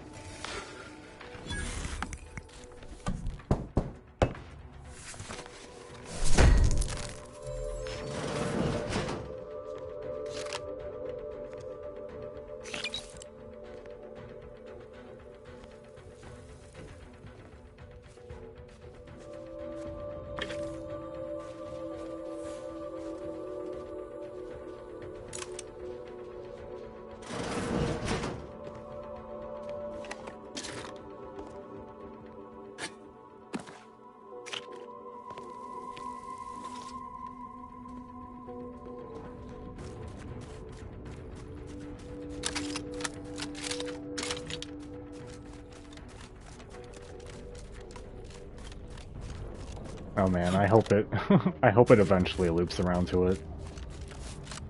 Okay.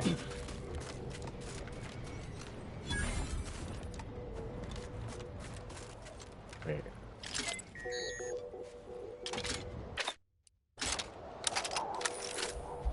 Oh. Okay.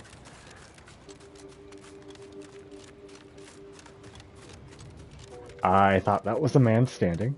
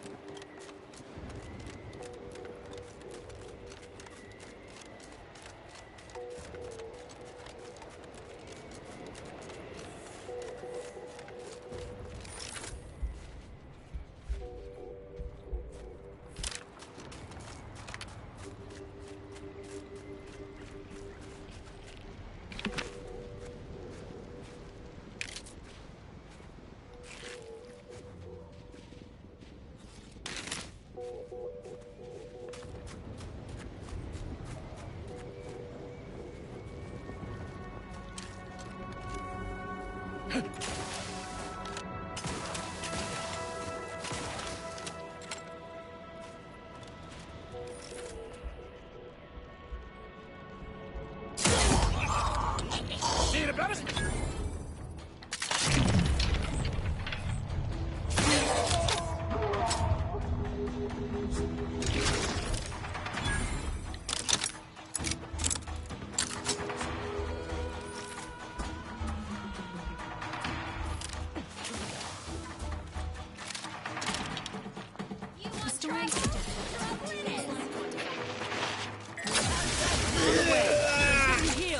Someone call for a medic.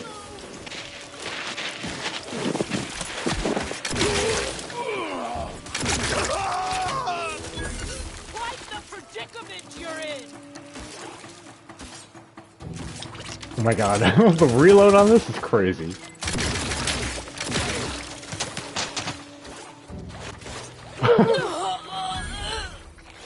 What a weird gun. It seems effective, I guess.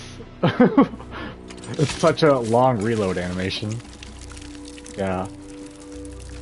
Wow.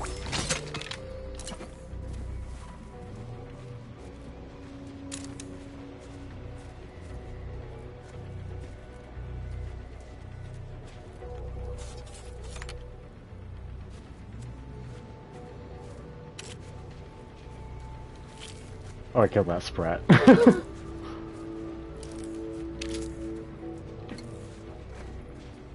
One more over here. Oh, he had a ring. How sad.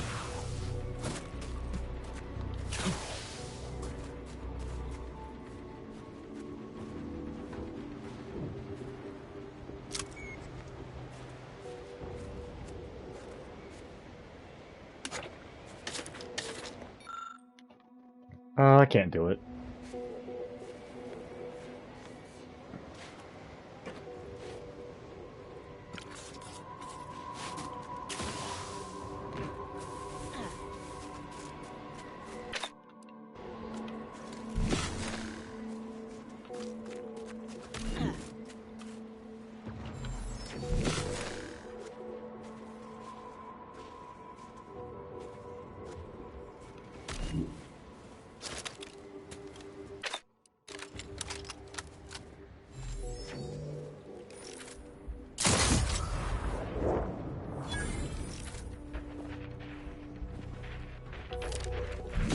Not that one. Well, I guess that worked.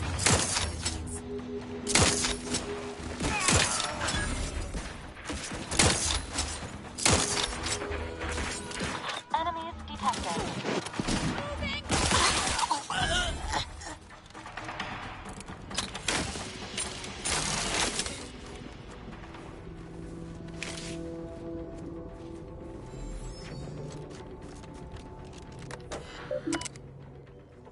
Ship's diagnostics?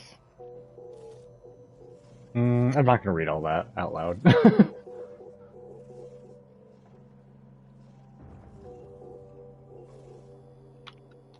Okay. Diagnostic gibberish, you know.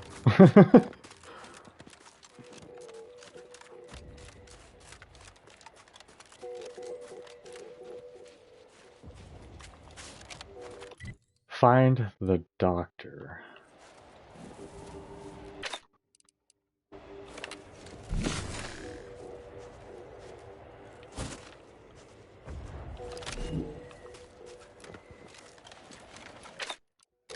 This must be the place Ortiz mentioned.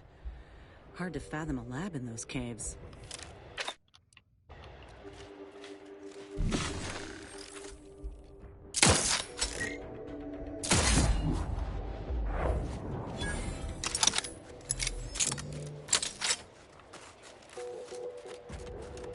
Whoa. Commander, hold up a moment.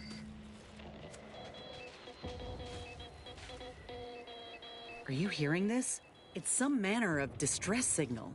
Encrypted. One of Auntie's, I'm certain, but this one ain't entirely familiar to me. Go on then. Decrypt it. Can't unless you have an Auntie's Choice patented codebreaker on your person. Reckon we'll need to find the signal's source. If it's not to do with the lab, I'll be damned. We should press on. Alrighty.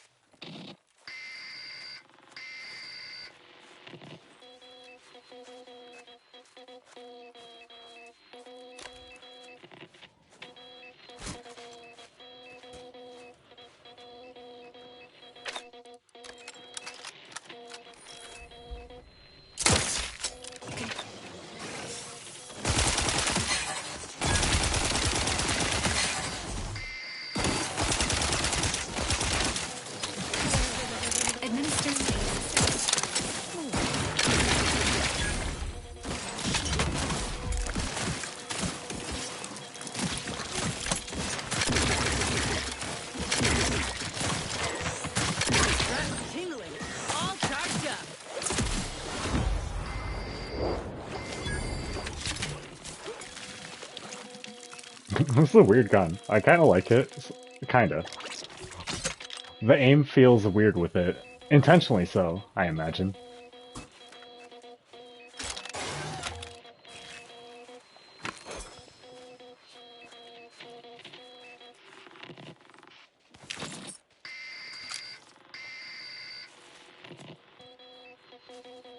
I'm looking for it.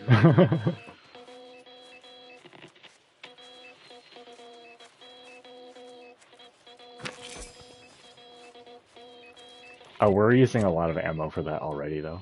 How about the mini launcher thing?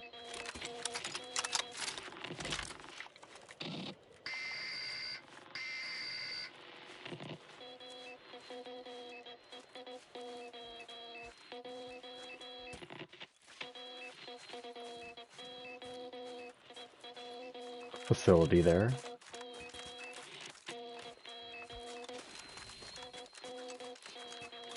What in the void? Law, I think I've seen enough death to fill 3 lifetimes. And it don't get any easier. What happened here? He spent his last moments crawling over to this terminal from the wreck. Sorry, friend. Wait. He's got a code breaker on him. Thank the Lord, I'd love to not hear that anymore.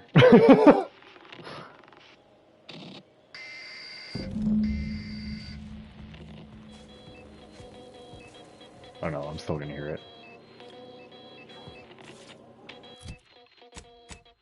It's not like coded into on the wireless right now, is it? Okay.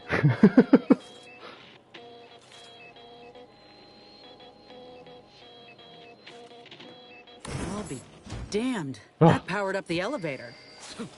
Signal's stronger than ever now. These poor bastards must have been responding to it same as us. This must be the lab. Elevated heart rate detected. Is something wrong, Trooper Silong? I just want answers. Let's go.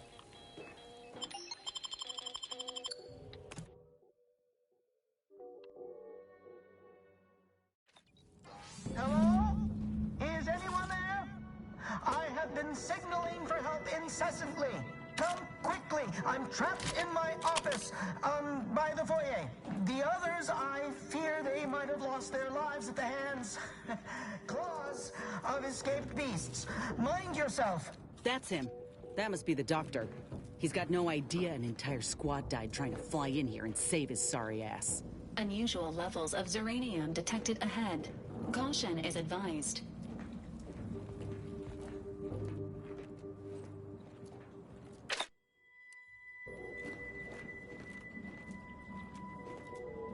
Warning. Zeranium hazard ahead. Corrosion in this unit may occur.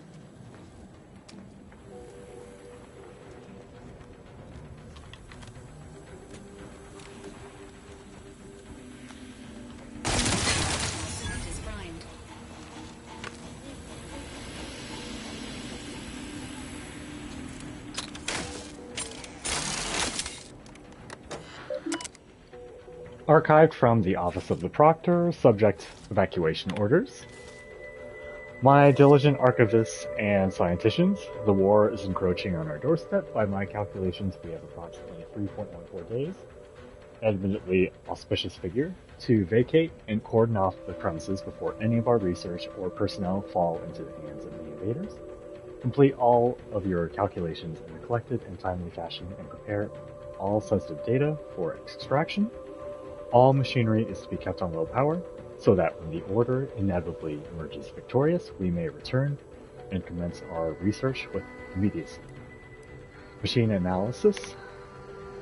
After a thorough perusal of all the machinery and equipment at our disposal, I'd have to say we've hit the proverbial jackpot.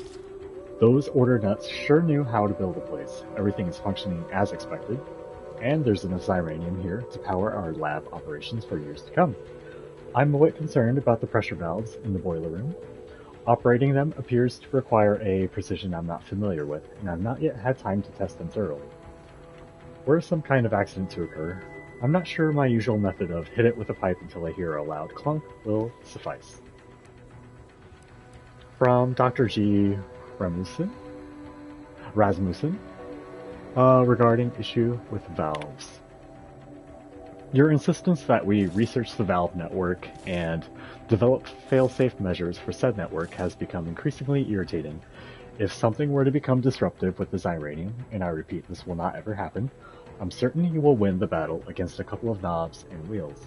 My concern, Mechanist Tate, is that this obsession is nothing more than a way to distract from your duties, which I remind you is to lure the Ursopods from outside into the cages I've provided. If you cannot handle this task, I know the executive who assigned you here will be quite interested to know about it. Root.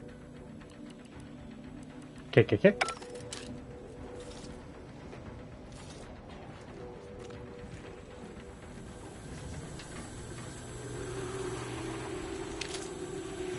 This mechanic has sustained multiple lacerations and severe head trauma. Odds of recovery. I'm trying to listen to this. 0%. God damn it, Valerie. Only to be ignored each of those times. And now I'm out here in the voided cold, attempting to stop this leak from getting worse and... Hang on, stop recording. I'll listen to it in the codex.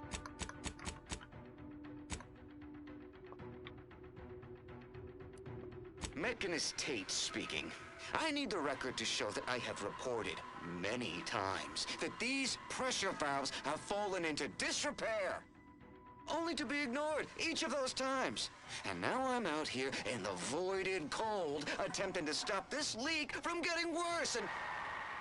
What was that? Stay back, creature! Blast that doctor for locking the gadget in the gun safe! This is when I need it! Maybe The catcher.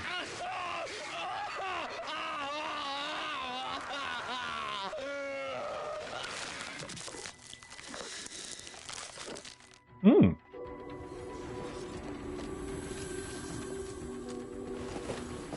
Wait, nope. Let's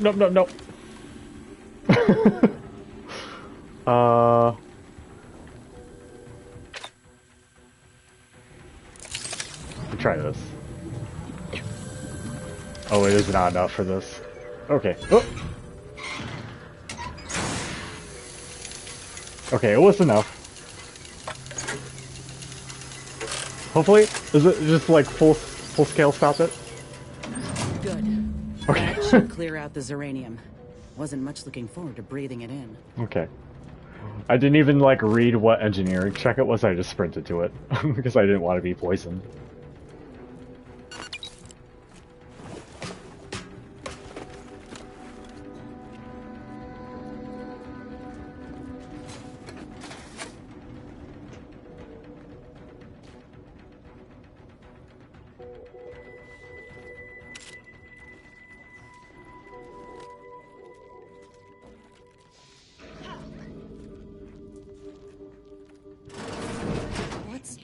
Ola Ortiz?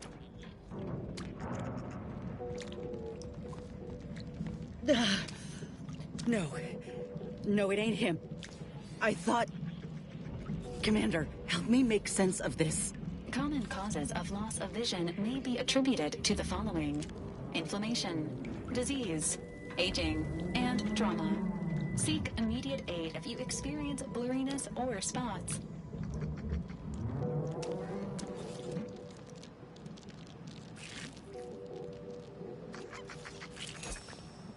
I'll let you ruminate on that, Inez, for a sec. I can't help myself right now.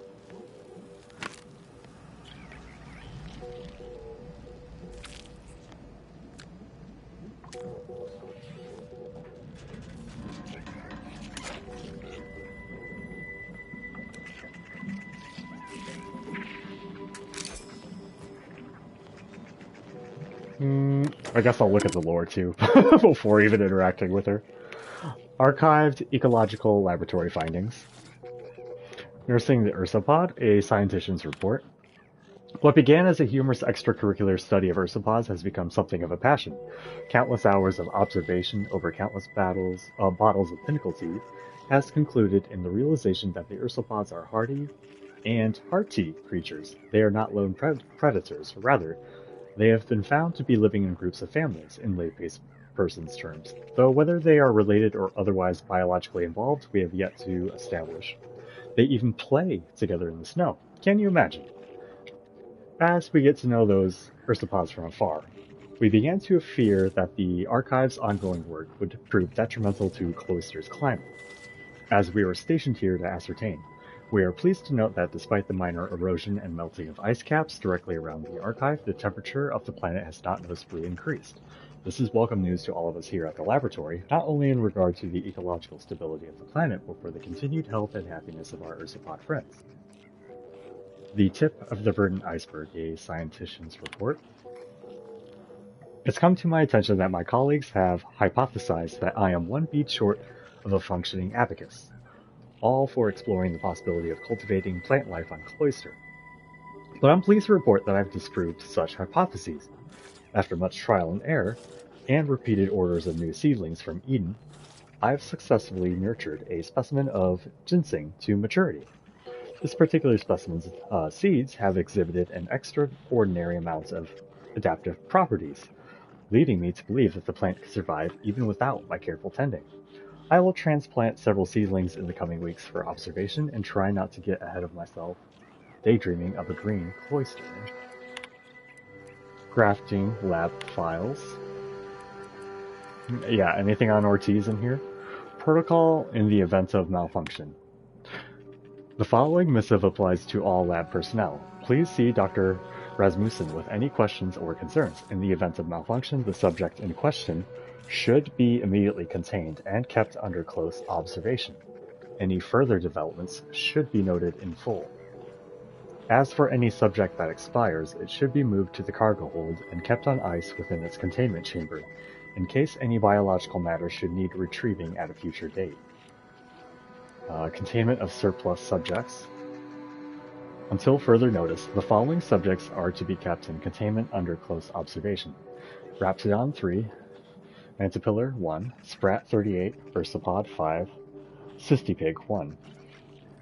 Management regrets that there are no containment units large enough to host the most rambunctious of the subjects elsewhere, so for now they are to be kept on the main laboratory floor. All lab personnel are reminded to keep their distance and not maintain eye contact for too long. List of graft recipients, Ortiz. Right? Yep. Triplicate grafting subjects. M. Loom. No signs of failure detected. Release granted after 3 days. W. Curtis. Catastrophic failure. Platelet transfusion attempted. Release not recommended until further analysis is complete. A. Ortiz. Signs of slow failure. Subject refused observation. Release granted after 8 days. Prototypical grafting subjects. Raptidon. Catastrophic failure. Autopsy and full report has been requested. Cystipig. Success. Subject exhibits greater capabilities in speed, intelligence, and resilience.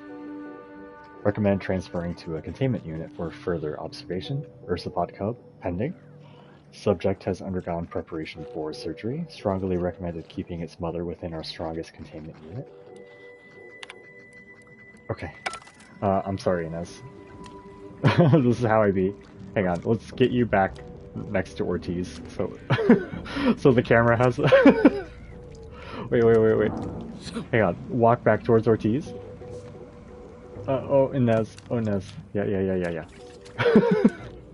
Yeah. Yeah, over here. That's good enough. I had a notion of what I might okay, put her there anyway. Test tubes, records, some grafts kept on ice, but not this. Law, my heart just about stopped when I saw him. I thought Ortiz had come back, gotten himself in trouble, but...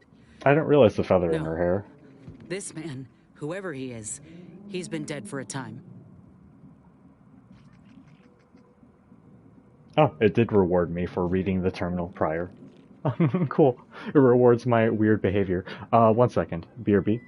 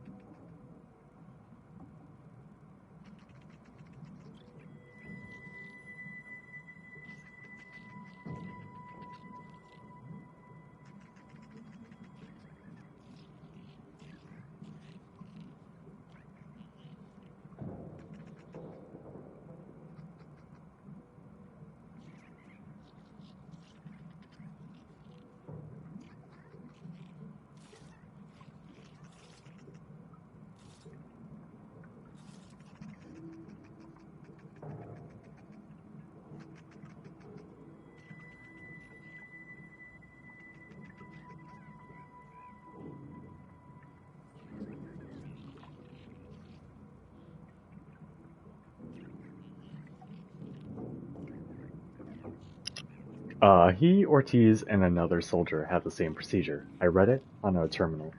They did this to another person?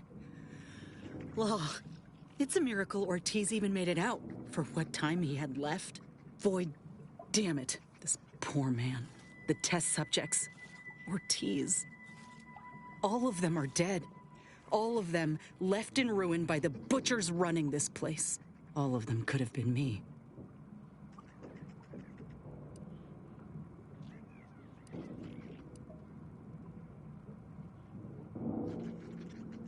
It's worse than we've seen. There were many reports left on the terminals back there. I'm glad I read all that prior. Saying what, exactly? They've captured a host of creatures too. One is a cub, apparently in surgery now. You're not telling stories, are you? Oh, they're going to butcher a cub. For no reason at all. This ain't science. It's depravity. All that matters now is finding that doctor. He's got a reckoning coming.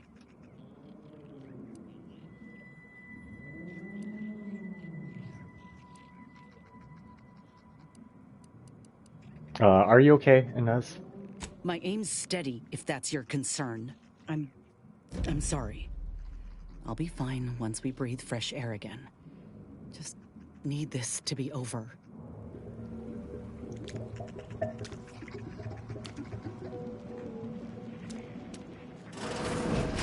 Over here! These beasts have me pinned down! Handle them straight away, please! I cannot let my genius be... Poor damn coward. We'll see how you beg when we're face to face. Oh, look left. That Ursapod's mighty riled. Wildlife are not protected under Earth Directorate law and may be subject to killing, eating, and/or petting.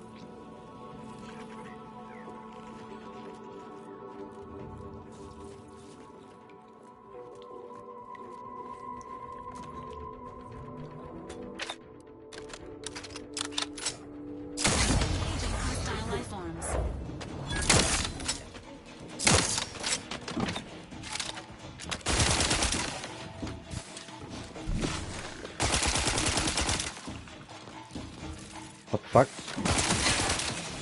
Okay.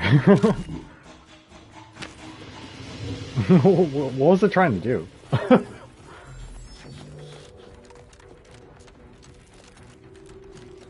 Was it just trying to run and it backed itself into a corner?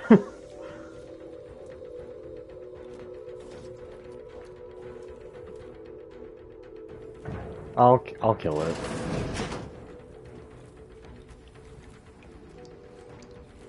Is this the cub that Terminal mentioned? Still breathing, but only just. Not the cub. Boyd, that must be his mama on the other side of the glass. We were too late for the soldier back there, but not too late for this cub. We should help. Post-operative stimulant.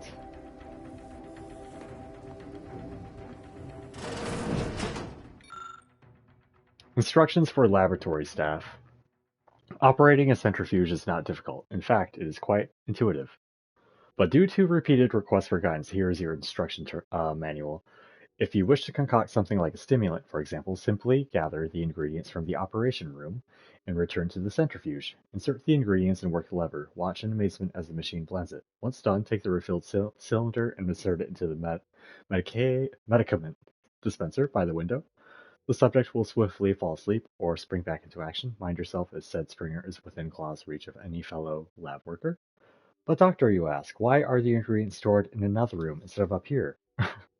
Well, you have Trooper Whalingford's idiocy to thank for that. Using 20 cylinders of Arctic ginseng extract to make tea put a significant dent in our stockpile of stimulants.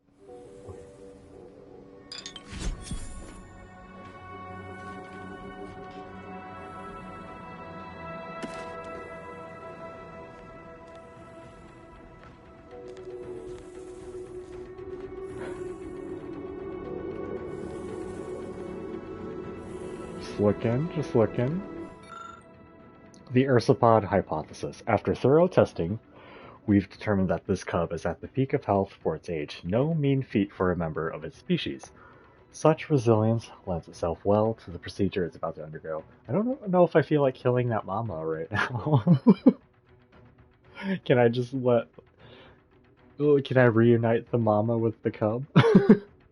The essential question is, if we inhibit certain behaviors and physiological responses, would the bond between mother and cub be thereby severed? And if so, might this procedure be used at large to disrupt Ursapod herd mentality, and thereby make it easier to capture them or defeat them in a skirmish? With this experiment's completion, we might finally find our answer if...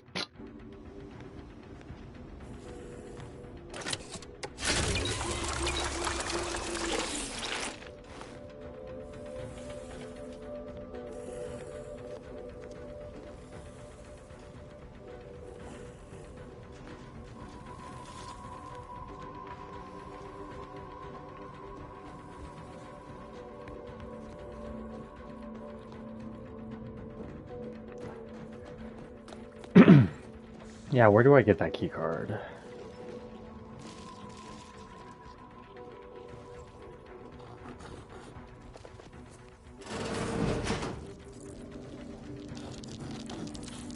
Hello.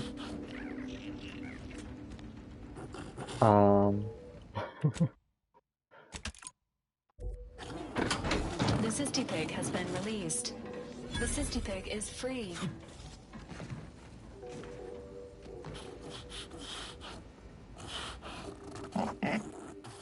The Cystipig cautiously peeks its head out of the cage. It winks, in a manner reminiscent of a question. You look like you could use a new home. Adding this life form to the incognito will result in a 13% strain on supplies and an estimated 65% increase in stench. I love stench. Let's do it. Join me on my ship. The more the merrier.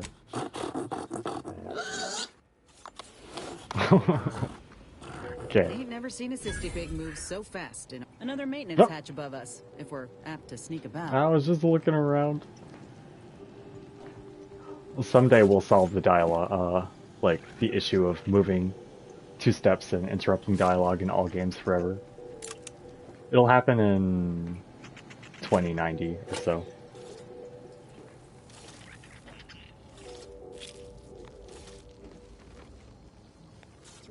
What wretched work.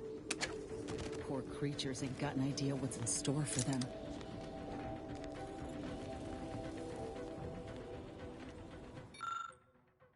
The Critter Catcher and You. If you read nothing else in this missive, make it this. The Critter Catcher is a high-powered experimental prototype. It is not a toy. While this gun was regularly used to capture various fauna for our lab in the early days, one too many unfortunate incidents forced us to restrict its access. As such, Dr. Rasmussen now has possession of the sole keycard to open the catcher's safe, and may allow access upon approval in emergency situations, pending approval of the necessary paperwork. Once again, this gun is not a toy, and make your shots count, for law's sake. We've wasted enough ammo as is.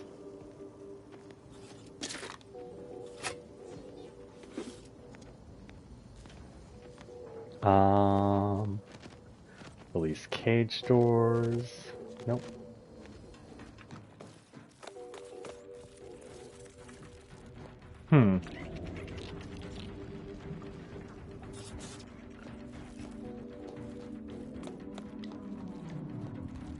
How do I...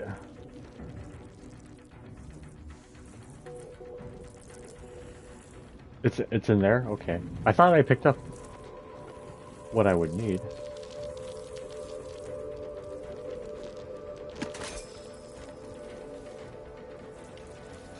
Oh, okay. Okay. This is where turning on interactable outlines does help sometimes. Okay.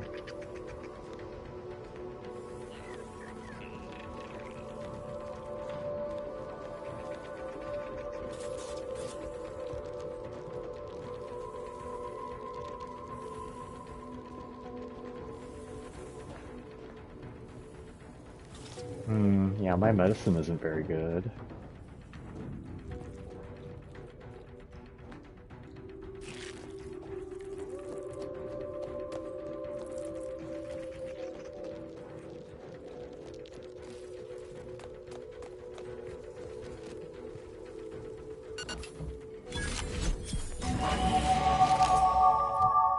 I can finally pick up pickpocket. It's like impeding me in some quests not being able to pickpocket, so let's get that. I finally had a speech check I could not meet, so we'll keep dumping into speech too.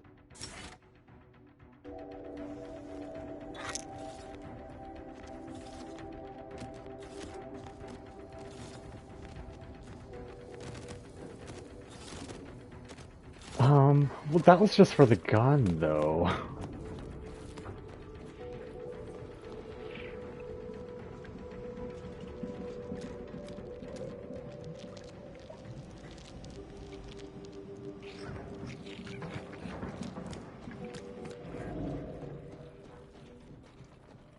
I mean, I could do it with violence. I guess.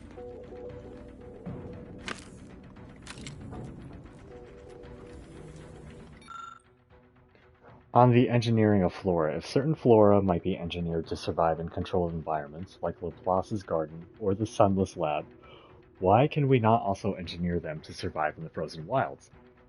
I've seen success in modifying the properties of hardy plants like Arctic ginseng after all. Perhaps taking one step further is not entirely out of the equation.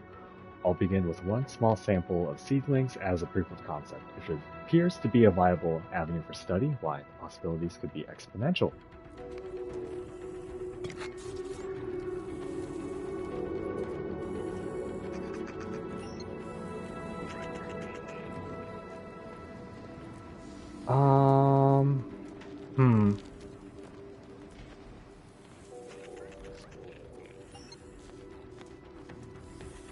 To be honest, I don't even know how to, like, get into the room that they're in.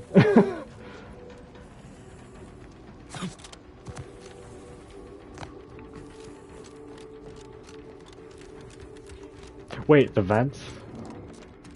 Okay.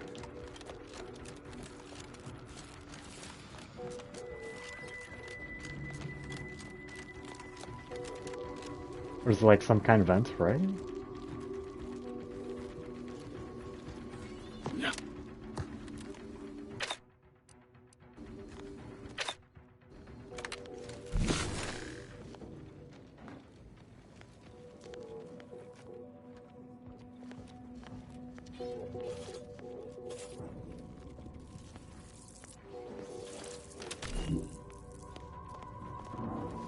Little stuck.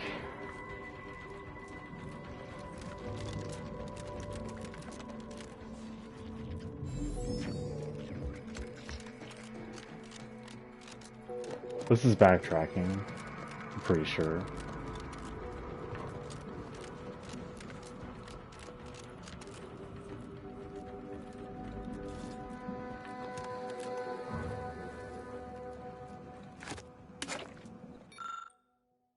Well, I didn't see this. The bad news is how long it took for us to hack into the building.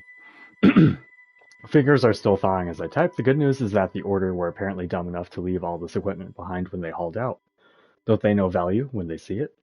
Their loss are our gain, I say. Figure most of the machinery can be repurposed for just about whatever we can dream of. I heard tell that a member of the Experimental Sciences Department was scouting for new facilities to commandeer. Was even offering a handsome finder's fee. Reckon I'll take inventory and send him word straight away.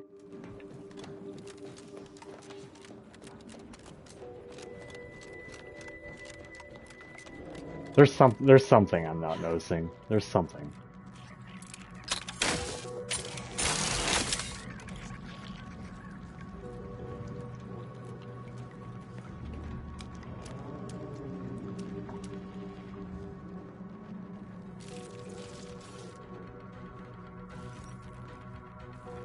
How did that guy even talk to me anyway? I didn't even hear what intercom he was talking to me from.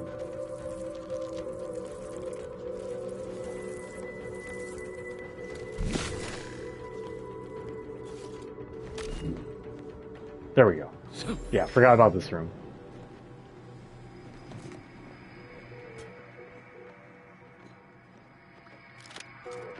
Ursopods detected ahead.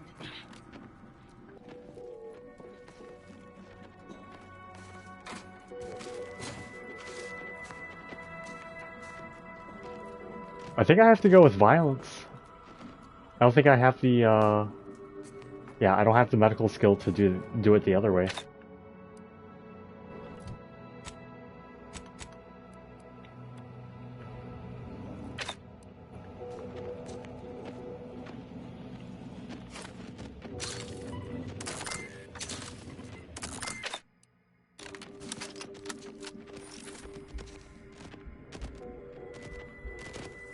I'm sorry.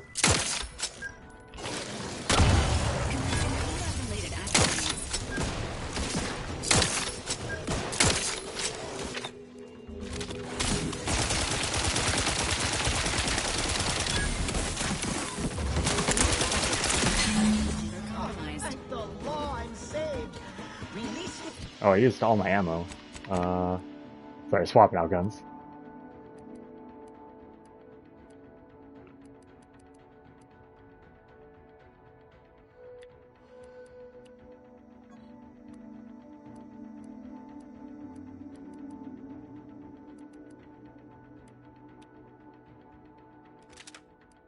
At once. The Earth Directorate found a flaw in you. Wasteful. Conserving and preparing for the future are overrated. You can be careless, but sometimes things just work out. You'll always find ammo when scavenging things you kill, but your reckless demeanor makes you an easy target for vendors. Plus 25% vendor prices. Killed enemies always drop ammo. No, thank you. I so worry that nobody intercepted my distress signal. Oh, we got his signal all right. Let's get the bastard. This unit can administer pain upon request.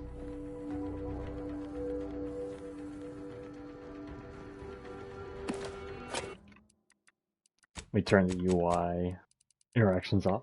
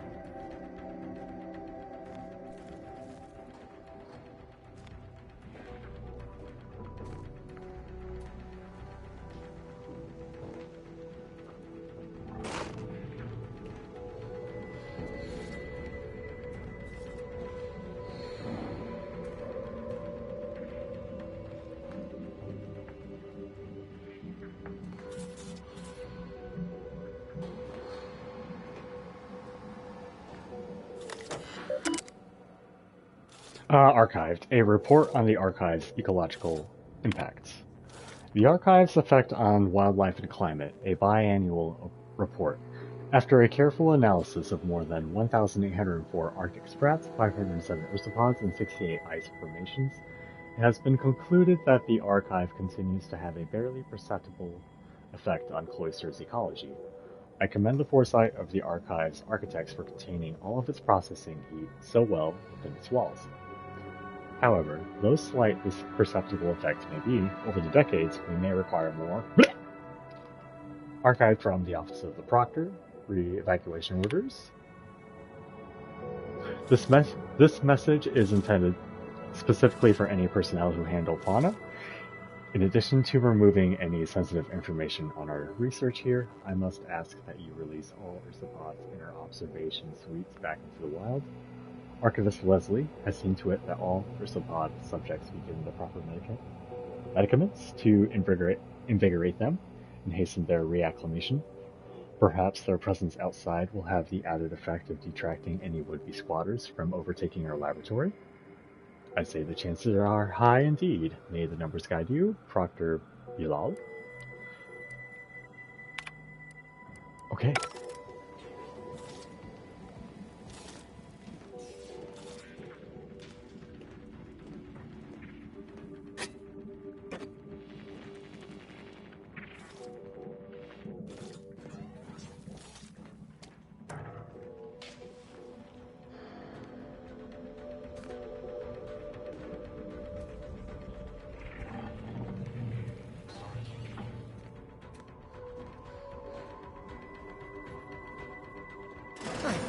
Wasn't a person alive who could best the matriarch ursopod.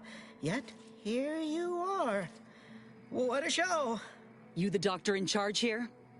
Indeed I am, soldier. And my, a picture you are. What exquisite graft work. Might I trouble you for an examination? So you're the one who butchered my friend, Ortiz. The one who tortured those creatures out there. Who killed that soldier. What's going on? I don't know any Ortiz. I swear it. I'm just a doctor. Please, don't shoot. Yeah. Give me 1 second. BRB. BRB.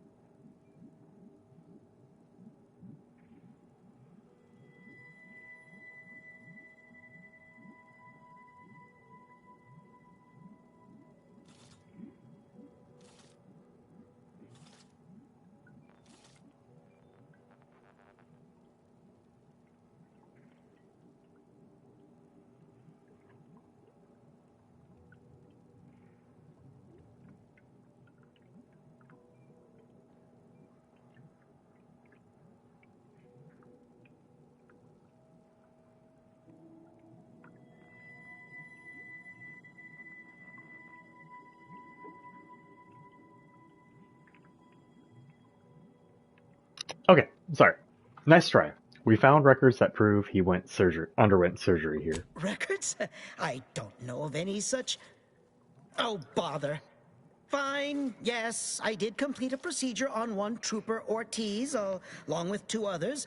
He eagerly offered himself up for this project's first human trials. Rather hasty in hindsight. I know what you're thinking. Yes, the grafting program was officially shuttered 6 months ago. That was not a lie. But I thought it a shame, and it seems I wasn't alone in that. I was recruited for this unofficial venture soon after. Don't understand the need for secrecy myself, but our sponsor demanded it. I dared not ask too many questions. What were you trying to do with Ortiz and the others?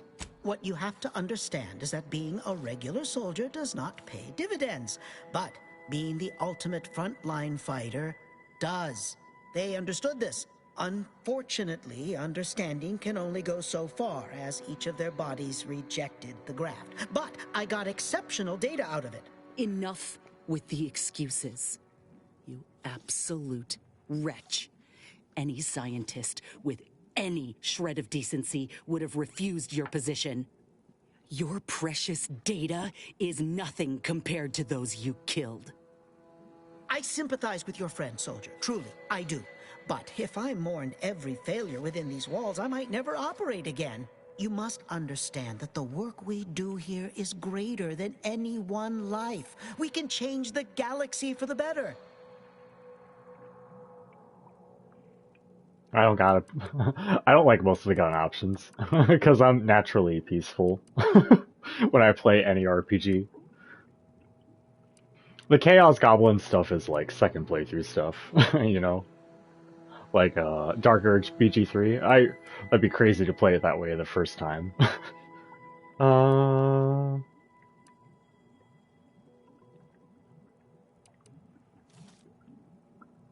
Yeah, what's your proof of that? So far, we just have fucked up experiments that killed 3 people. If you require convincing that my experiments have led to many breakthroughs, witness me. My own lungs would have failed without my prototyping of a device to keep me alive. Oh, well, thank goodness it device worked any on good at you. stopping a bullet? Enough with the threats of violence. Listen here, if you choose to brutalize me, all of my research and knowledge will be gone. Forever. The suffering you've seen here will be nothing in comparison to the suffering I could prevent. Do you truly want to be the one to stand in the way of progress? You've caused suffering getting to this point of progress. I don't know.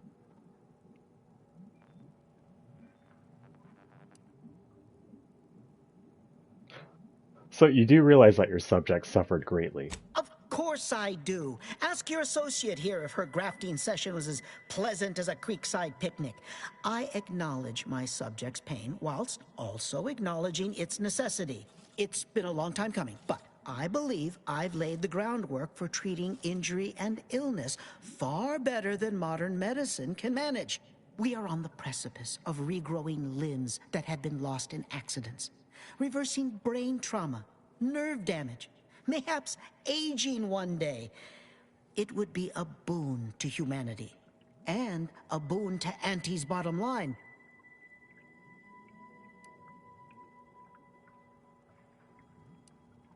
Ah yes, healthcare. The perfect business opportunity.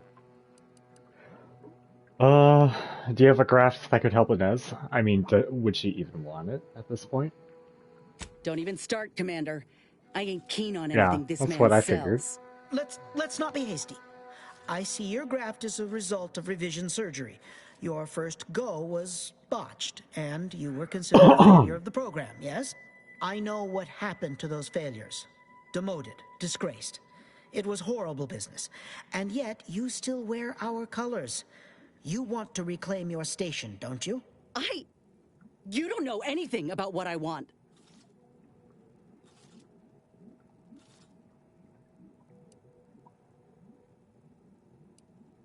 He is just trying to save his ass. But let's gas her up. Avoid this guy. You're no failure. You've reclaimed all you need. I wish I could agree with you. But I have fallen in the esteem of others. The way the other soldiers looked at me after my procedure, I'll never forget it. Whether I want to regain my position or not doesn't matter. I don't want your help. I will not benefit from the pain of others. You think there were no victims of the first program? That your existence isn't built off the bones of those who came before? You're no more righteous than I. You simply looked away. Now, if you stay your hand, I will grant you 2 state-of-the-art grafting parts. They cannot fail. Install one of them, and you'll see my earnest intent. You were never the broken thing they made you, soldier. If you wish it, you may still become a most extraordinary specimen. Specimen, eh? No. Stop talking. Stay there. Don't make any stupid moves, understand? The adults need to have a talk over here. Commander, I don't know what to do. I came here intending to make him pay for what he's done. And I can't shake the reasons I've seen to burn this place to the ground. But what if he's right? What if something in his work is worth saving? What if this is my chance to make something of my life? To be accepted again? Do you want to be accepted this way, though?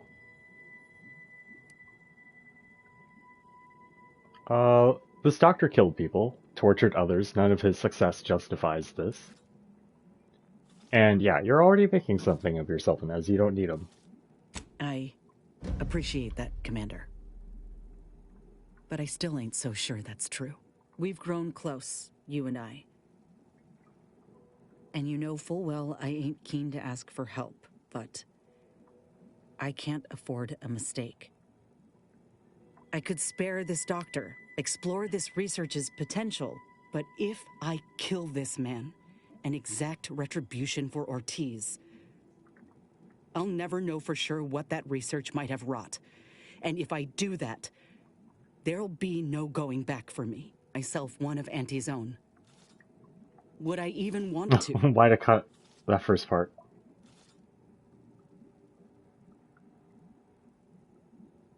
Speech 11.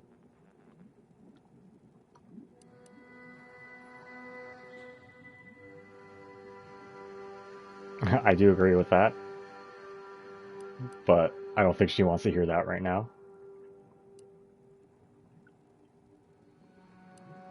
I mean, yeah, this is kind of her choice, right?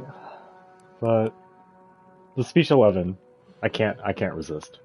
There's only one way to ensure this never happens again, is letting him go worth the risk. But this is me, like, kind of saying, let's ice this dude, right? Well, I'm picking it. I didn't like him calling her a specimen when she just walked in the room, so... No, it's not. I was fooling myself thinking otherwise. What? Why are you looking at me like that? Don't shoot me! We were in the midst of negotiating! I have no need for negotiating, Doctor. You brought this on yourself. Oh my. Let's just take what we need and get out. I can't stand the sight of this place any longer. Yeah, I'm usually all on board with pacifism, but screw this guy. Yeah, screw him.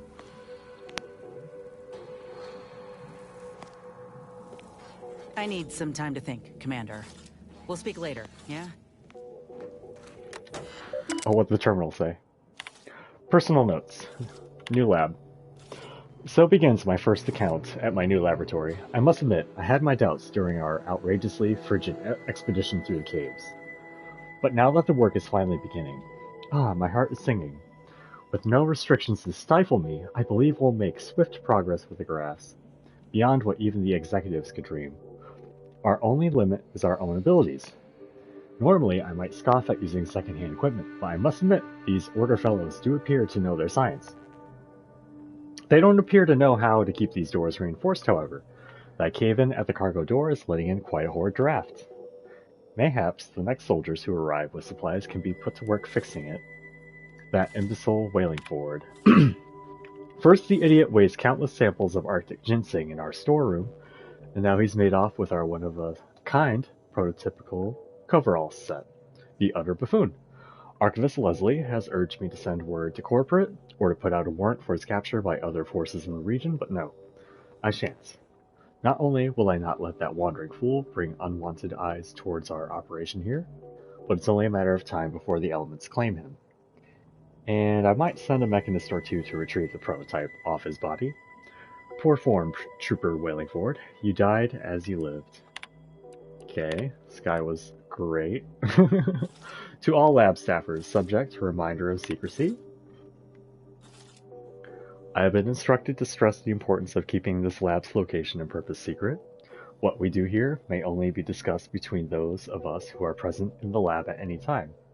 No, your buddies planetside or your off-world lovers are not exempt from this rule. Anyone found to be exchanging confidential information will be swiftly reprimanded and demoted. As a reminder, when you are on duty here, your only outside contact is to be with the troopers who make weekly supply drops in the maw. And no, they are not exempt from the previous rule either. To undisclosed recipient, subject urgent. Sir, not to cause undue alarm, but I will write to inform you that we've experienced a bit of a xyranium leak here at the laboratory, but my best mechanist is investigating a fix as I write this.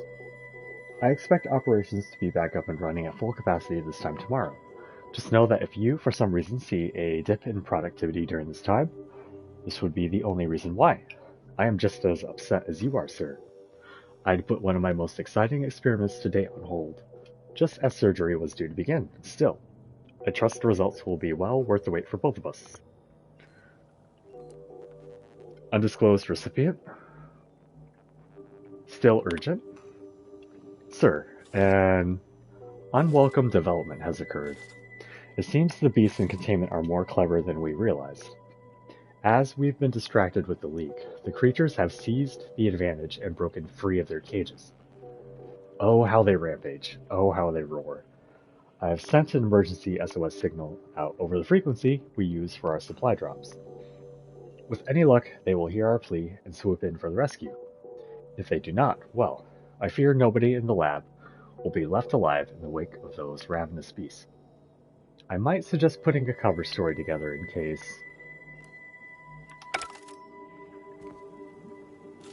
Well...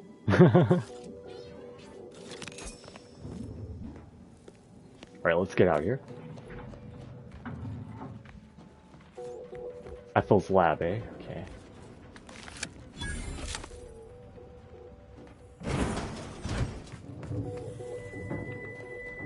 Oh yeah. What about the cub? Do you want to do anything with the cub in this? Okay.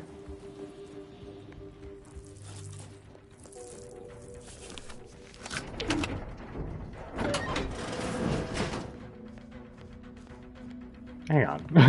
Can I take the cub?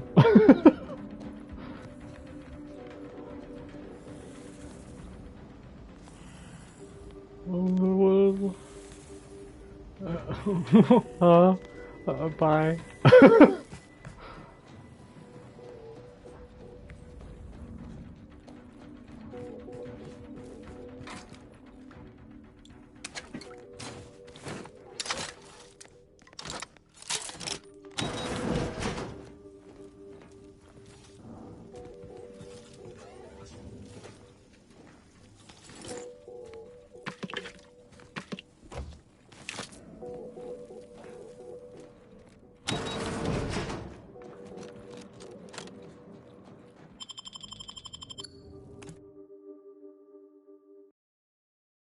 Where was Ethel's lab again?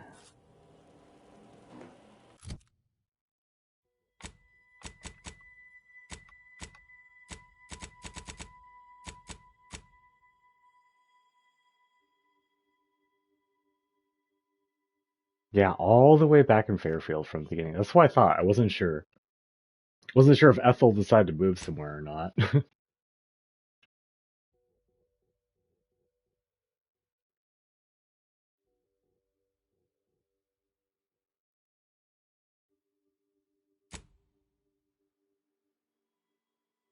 Praetor. Okay. Yeah, I mean, might as well wrap it up with Inez, right?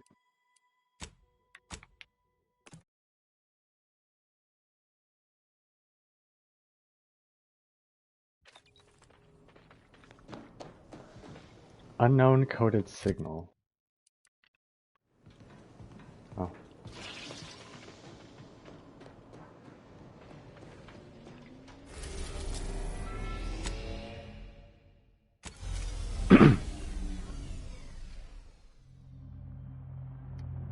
Yeah, skip.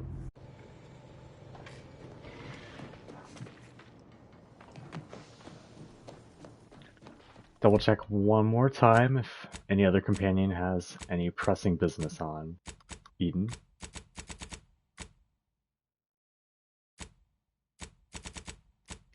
I believe there was a faction quest on Eden as well, right?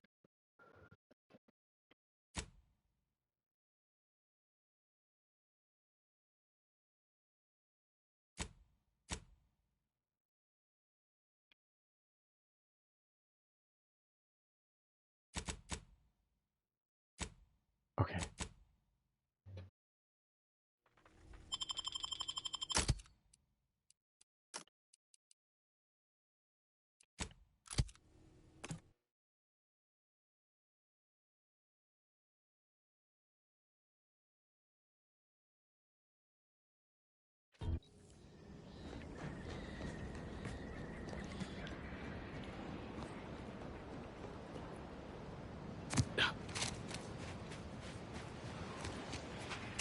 It's been a minute since we've been here.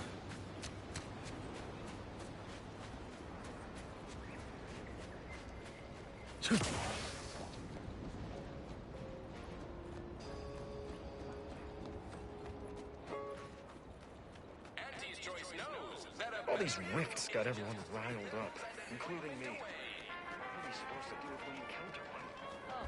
Whoever fixes this rift problem is definitely getting a hull-side suite with an Elysium view in head office tower.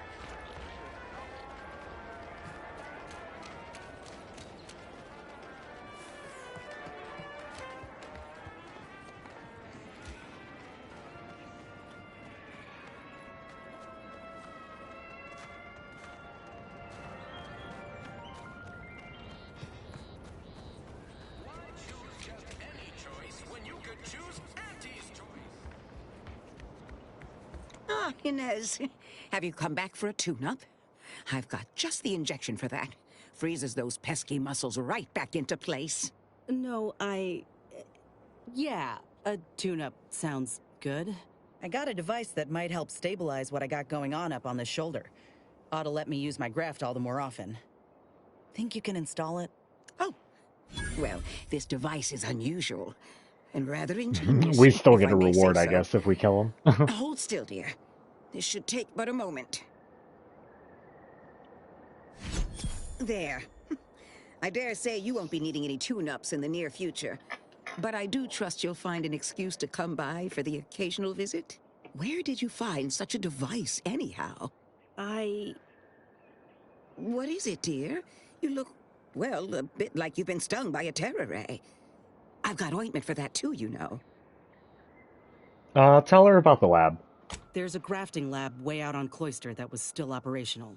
Till recently. I found it, Doc. And... Law. I ain't seen any horrors like that. Still operating? Inez, do you feel all right? The program was shut down more than 6 months ago. Any further funding would be in direct violation of Auntie's orders. I know what I saw. They were brutalizing folk and creatures. Paying them no mind, giving them no honor, even if they succumb to the process. The doctor there, he killed a friend of mine. And you're telling me you knew nothing of it? Inez, I swear I didn't. That sounds... Oh, Sovereign's mercy, that sounds precisely like what I would protest with every breath. The creatures they were experimenting on broke out of their cages, killed most of the staff. But you know what's worse? Keeping a dead soldier's body on display. Like a thing. I found the doctor in charge, still alive, cowering. I killed him, and let his sick aims die along with him. There's no good that can come of his work. Nothing. But this ain't the extent of it, I fear. I need to find out who's responsible for all Oh, Inez, I know you do. But with the program officially Why are some of her lines it's cutting awfully out? difficult to ascertain which individual has the pockets to fund such a... Wait. Yes, that does shed light on a correspondence I received recently. A vice president sent a message asking for my presence and scientific expertise to discuss a unique opportunity. I found the secrecy odd at the time, but I do suppose it lines up with your discovery. You're slotted to be his replacement, perhaps. Now, how about a name and where we can find him? Yeah, he's looking for the replacement. Ain't surprising. What's his name? Where can we find him? His name is Willard Conan, VP of Experimental Operations. The very man who was in charge of the grafting program at its inception. He's... Oh, I know that look. If you mean to do something, I beg you. I don't know if we need to add another body With to all the due list. respect, Maybe. What I do with him when I get there is my own damn business.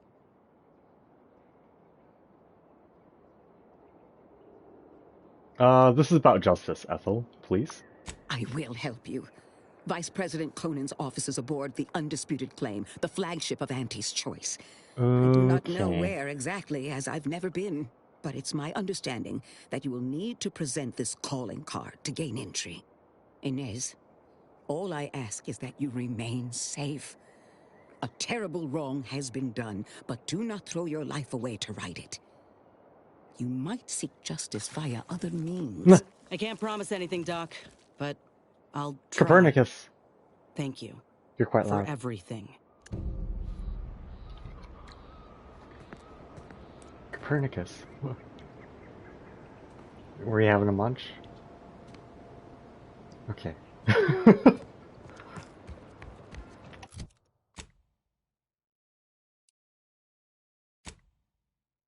Someday I'll do those quests that I got from the beginning of the game that are no longer relevant to me. Back to the incognito. I don't think there was... Yeah.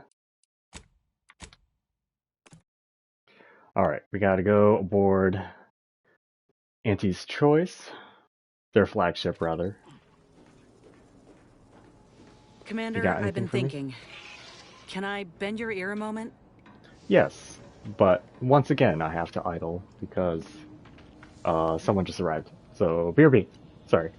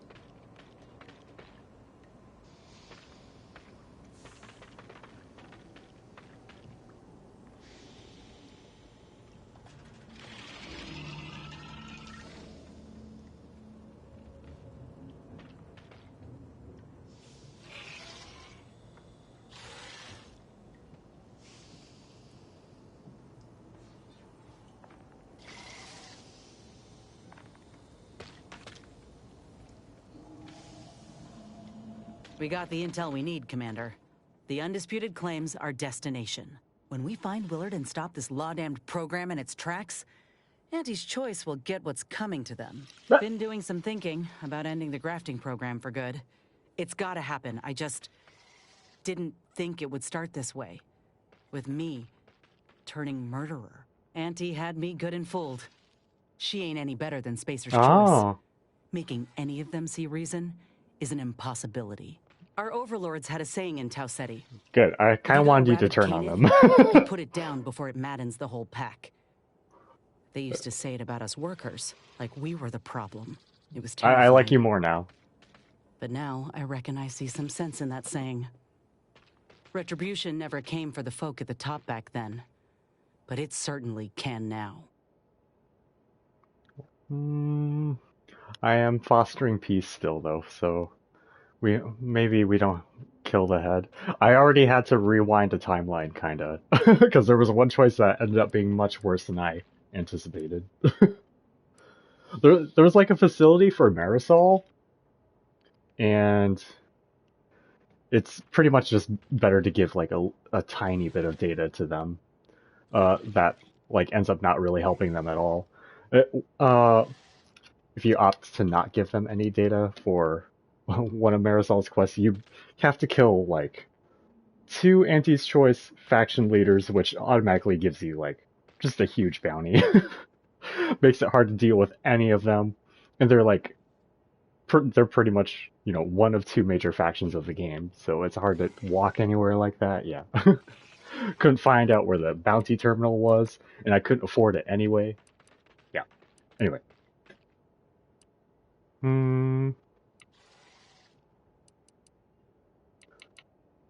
Well, yeah, you are worrying me, Inez. I don't want you to do something you'll regret. Let me do the talking. I have speech 15, okay. What if I think I already have? I wonder if this is what Ortiz had in mind when he sent me that message. He trusted my judgment, knew I always aimed to do right by him and folk everywhere. But he also knew both of us had been lied to when we joined up. The notion that our taking extraordinary risks would pay dividends. Do you think he knew this would be the final straw?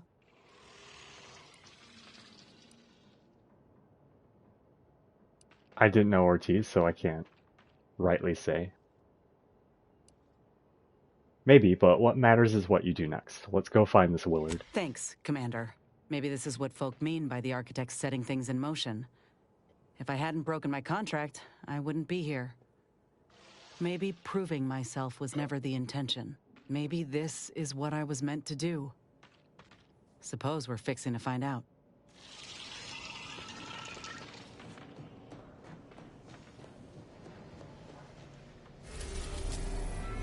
Alright, yeah, and this is growing on me a little bit, actually.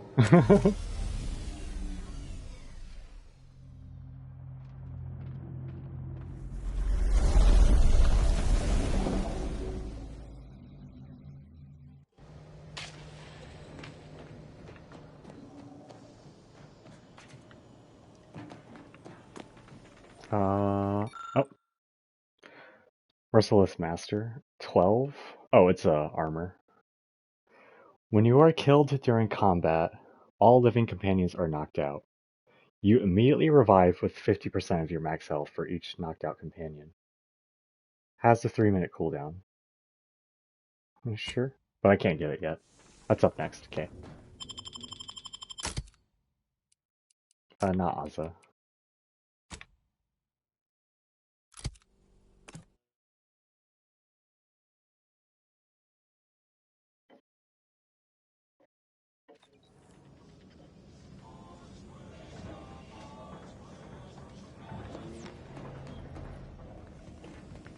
Did I pick the wrong one?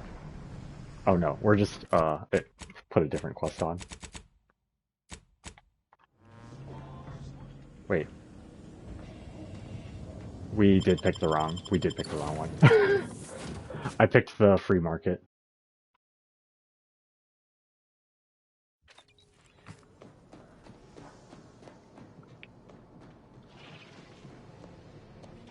There's like 2 stations that are kind of similar to each other. The ACS, Undisputed Claim. Skip.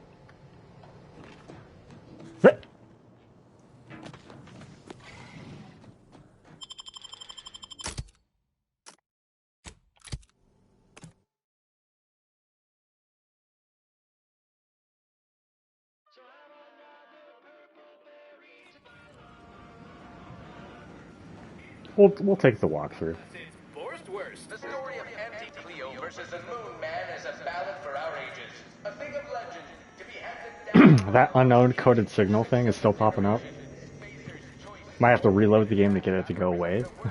It goes away like immediately, but I'm noticing it. As they tried with us at Tau Ceti. But did Anti-Cleo take Spacer's Choice devious shenanigans lying down? No! Just like our sponsored tossball team, the Anti-Cleo's darlings were Tramicular, arriving any moment now. Approaching station. Client intake. I have to wait for the tram and stuff, I think. Right? Wow. Yeah. This is first class. Auntie's choice!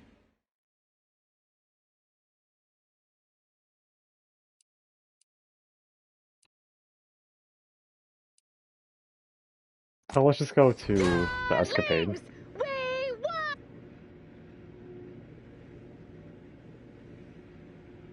We took what nature heedlessly assembled and vastly rebettered it through artificial means. At Auntie's Choice, we strive to be 110% wholly plus artificial. Artificiality is our guiding principle. Enjoy an artificially enhanced existence through the conspicuous consumption of unavoidable embedded chemicals.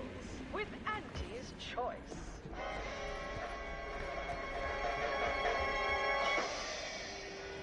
An artificial life is a life that's sweeter.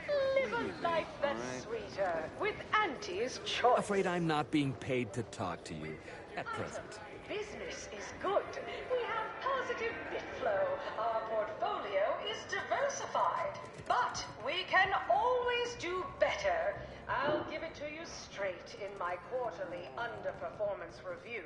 First up, excessive corporate that earns us less when they work more. Ease off the throttle, gang. Won't be any malfeasance if you don't look for it. Next is assertive arbitration.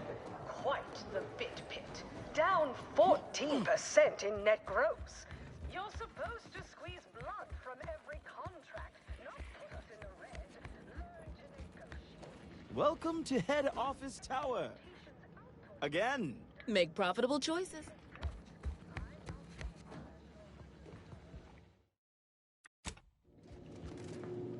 Where did I get this card?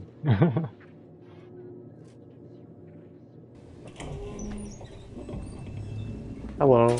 I hope things turn out peacefully here.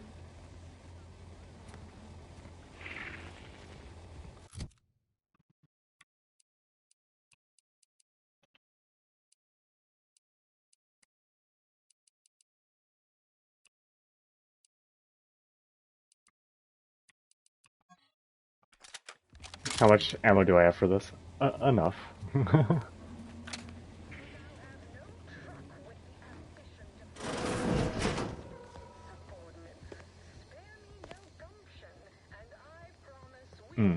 Observation 7.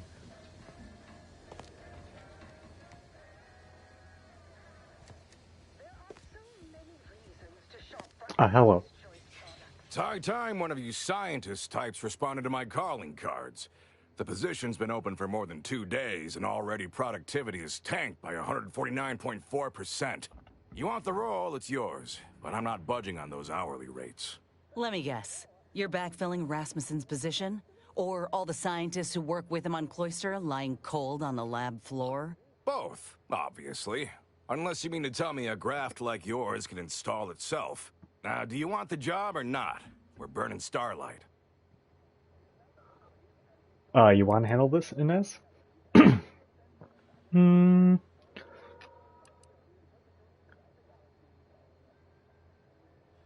want you to stop the grafting program, like, for good. Why? Who sent you? Is it that damned Pendergrass trying to scoop another one of my admittedly brilliant business ventures? This grafting program is a law-damned abomination. I went to your lab on Cloister, saw for myself what kind of depravity your folk got up to there. It's sick. My friend was butchered by Rasmussen. And he wasn't the only one. In fact, this program's been a sham from the start. I got tossed aside. And for what? A mistake? Ain't nothing good that's come of this. It's time to call it quits. What a preposterous notion. Shall we stop producing inhalers because of side effects? Or shut down all food factories because one severed appendage finds its way into packaging? No, certainly not. I am not to blame for whatever inconvenience you experienced as a first edition patient. To quit now would be to toss aside all our progress.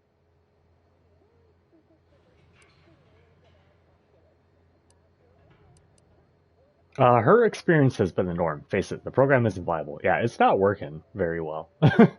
Nonsense. I have myriad data at my disposal to dispute such a claim. Don't matter to me what your plans are, or what you think you might accomplish. You've hurt too many good folk, and I've had enough. I fear you've gotten too negative an impression of this work. Hear me out, will you? Allow me to assuage those fears.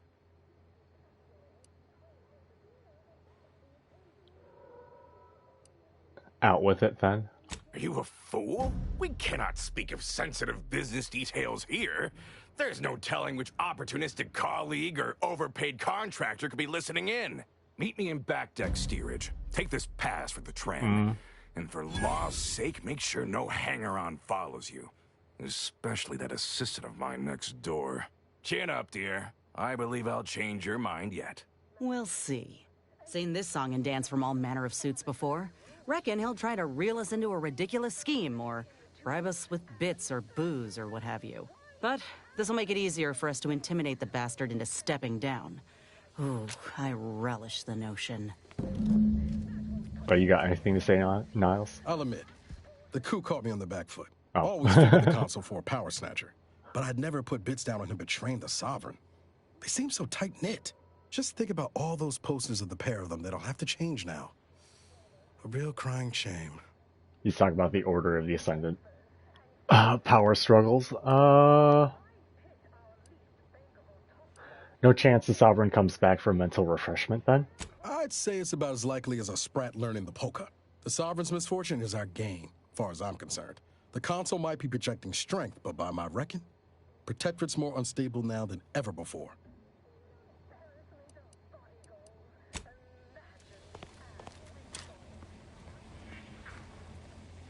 In the cargo hold? Okay.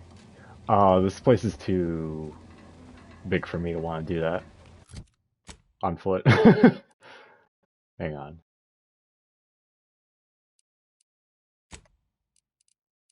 Oh no. I guess I will. The map is not helping me right now. Okay. Wait, what? Okay.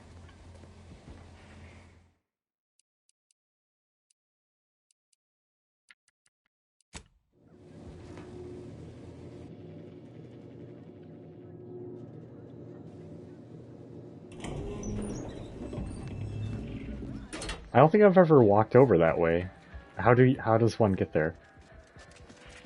Anti-Cleos was specifically founded to fight what nature inflicts, to offer higher quality pharmaceuticals designed to be better than... Oh, it's nature, because nature wants to kill you. Since then, our company has grown. well, I wish I could just summon it here. I mean, it's coming. Hi, girl. Hi. One of our goals. Yes, now we...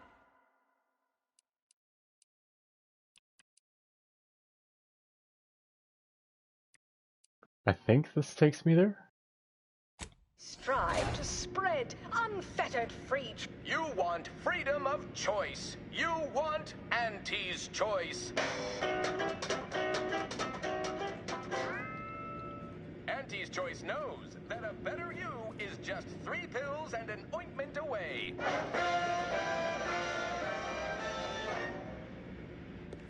Why choose just any choice when you could choose Auntie's choice?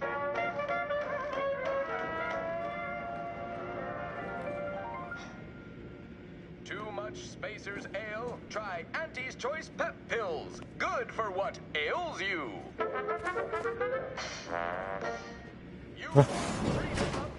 Okay. Hello.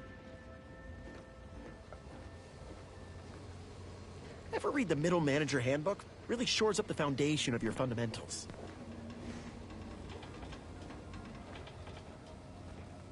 Sorry. Time is bits. Bits is time. Or are, that is. You look unfortified. Getting enough emulsifiers in your diet?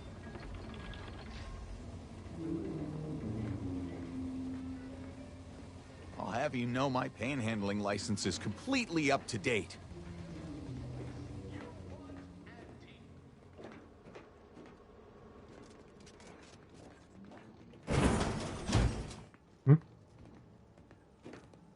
Why, looky here.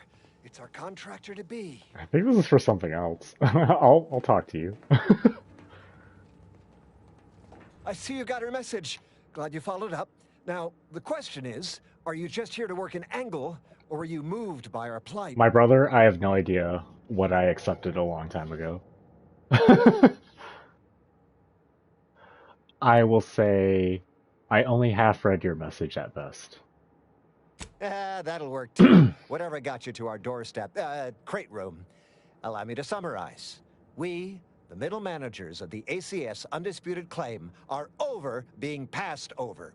See, us in middle management, we get none of the credit, all of the blame. Catch hell coming and going, with nary a promotion or raise in sight. Well, we've had it. We pulled our funds to hire a maverick outsider like yourself, to collect useful information on 3 local persons of interest, to help us climb the ladder.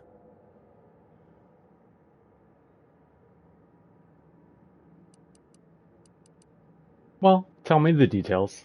First person is Melquiades Alcantara, proprietor of the Bottom Runger. Came up with this new drink, the Raptidon Bite. Everyone's dying to try it. We want the secret recipe. The second is an unnamed individual. Shows up at the Esplanade every day, with a mop and an armed escort. What's his story? What does he know? And why is he always waving at everybody? And smiling, too. Head back here when you're done with them 2. You mentioned 3. Who's the third? The third target we'll talk about after. Sort of a controversial figure around here. Consider him a concern for later. Anything else?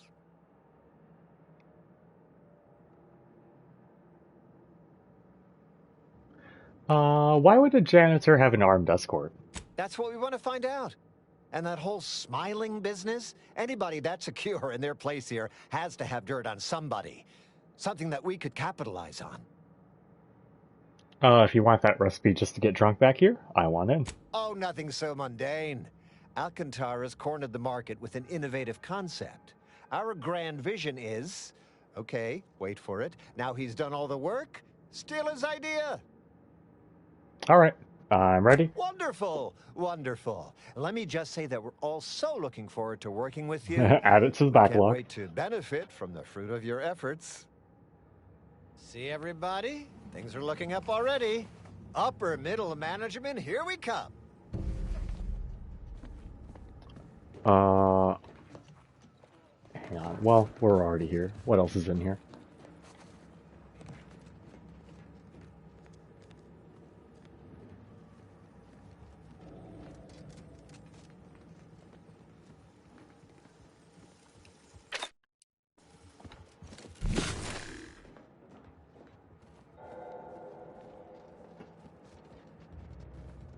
You want out, girl? Okay.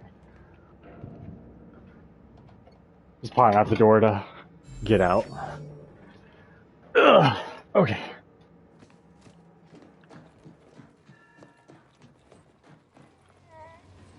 Hey, mister, any bits to spare? I would if it was an option. Ah, you came. Foolish, aren't you? Thinking I'd reveal my secrets I figured, to the yeah. likes of you.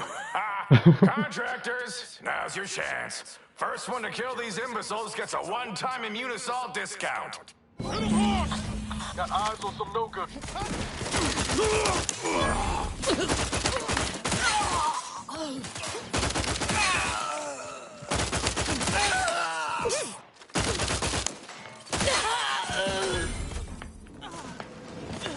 Let me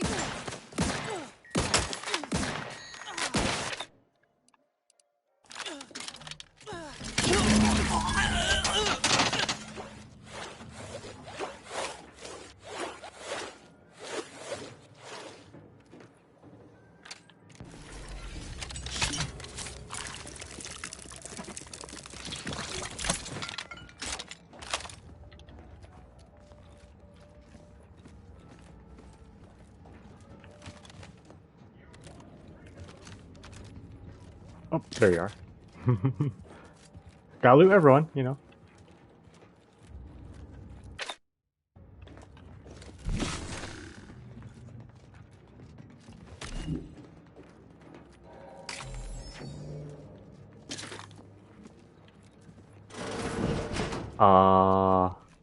Any chance of me sparing you before has perhaps completely gone out the window? Biff.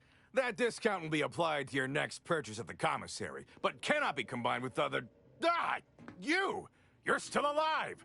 Ain't gonna be that easy to get rid of us, you idiot. This how you treat all folk who approach you in good faith? No folk have ever made it this far. How did you get past all my contractors?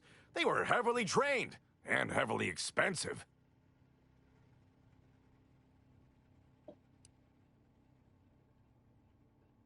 They did go down rather easy.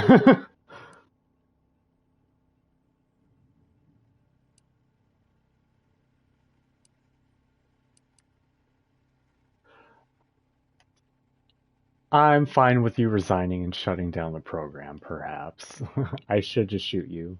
This again? What is it with you? No! I've no incentive to shut down my life's work, especially at the demand of common thugs.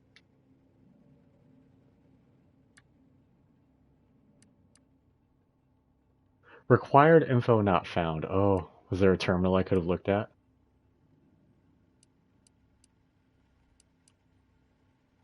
Inez, tell him what these common thugs will do if he doesn't comply. You ever seen a grafted claw strip flesh from the bones of a stubborn old man? No. Well, on the count of 3, you will. 1. All right, fine. Okay. Consider this my resignation. Here, take everything I have. Any bits left in my office are yours. Just, please, don't follow me. Good riddance. But this ain't over yet. The other executives will be notified the moment Willard flees the undisputed claim. And within hours, dozens of rung climbers will be at the tower jockeying for his position. It's all but certain that they'll claim his work for their own, and make his bastardization of a grafting program all the worse if they so choose. Ain't about to let that happen. What are you suggesting? Could we give it to... I would trust Ethel more with that information than anyone else, right? Ethel would find a way to do it without harming others.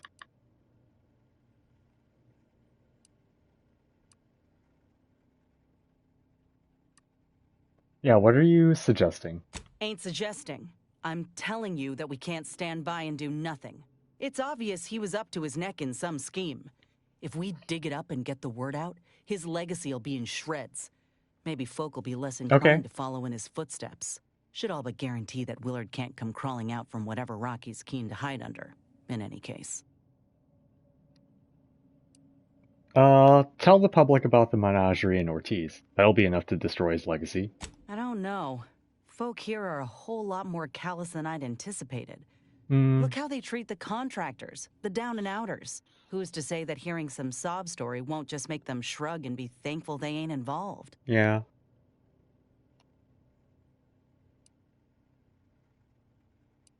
I don't think it's the wrong approach. That guy deserves to have a tarnished legacy. There could be more people like you than you realize.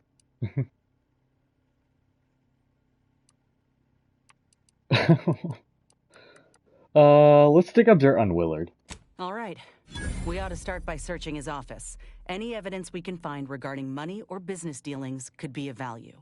Once we got what we need, we can head to the recording studio to get the word out. The promise of a scandal should be enough to get in the door. Okay.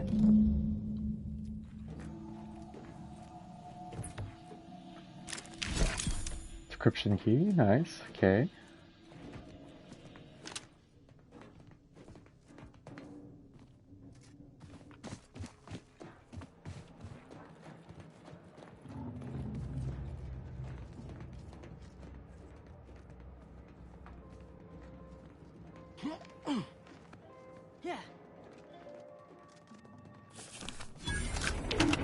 Oh, that's a lot of EXP for opening that door.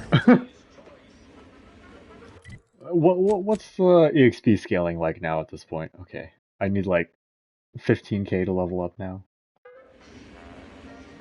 Auntie's Choice knows that a better you is just 3 pills. Head office tower, I assume. And an ointment away.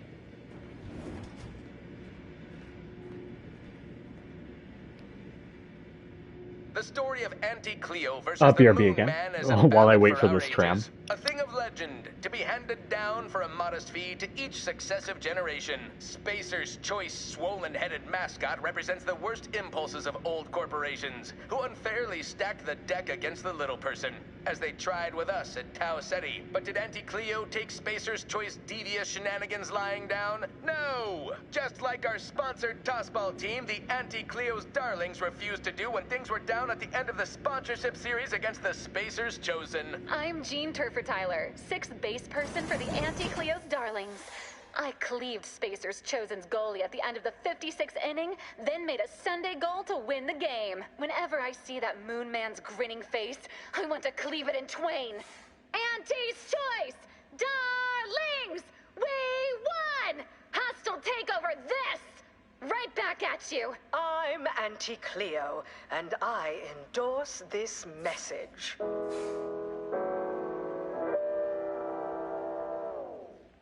Attention, valued employees. Auntie here to brighten your workday with a report on just how much money your toil is netting us. It's time for profit forecast time, starting with product development, the Borscht loaf and butter of our entire operation. Thanks to our marketing wizards selling the sizzle of incremental product improvements, sales of new and improved stimulants and nutrition supplements are up 11% quarter over quarter. Not too shabby, but that's small change compared to experimental operations, where top lab coats are doing pioneering confidential work.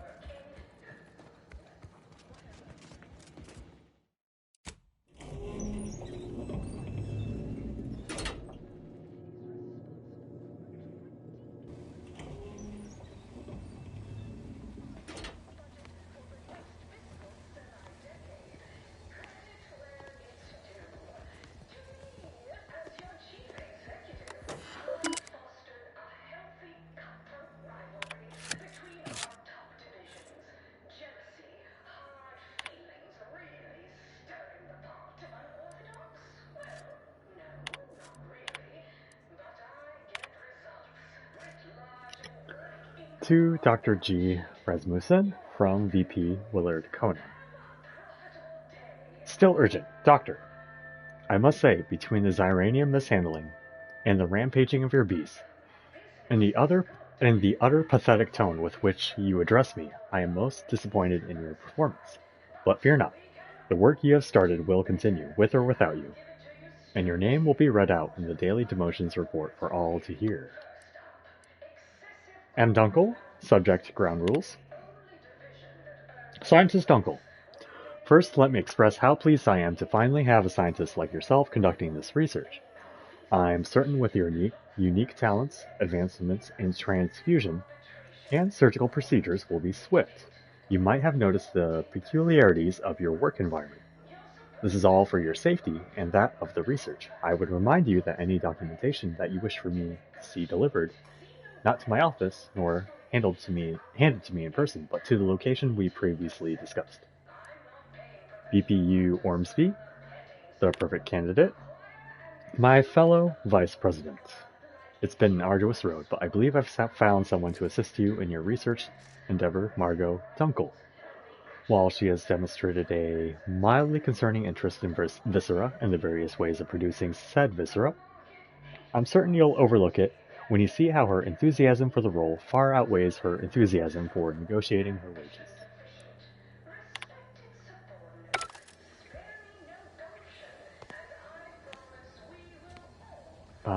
What else in here? Oh.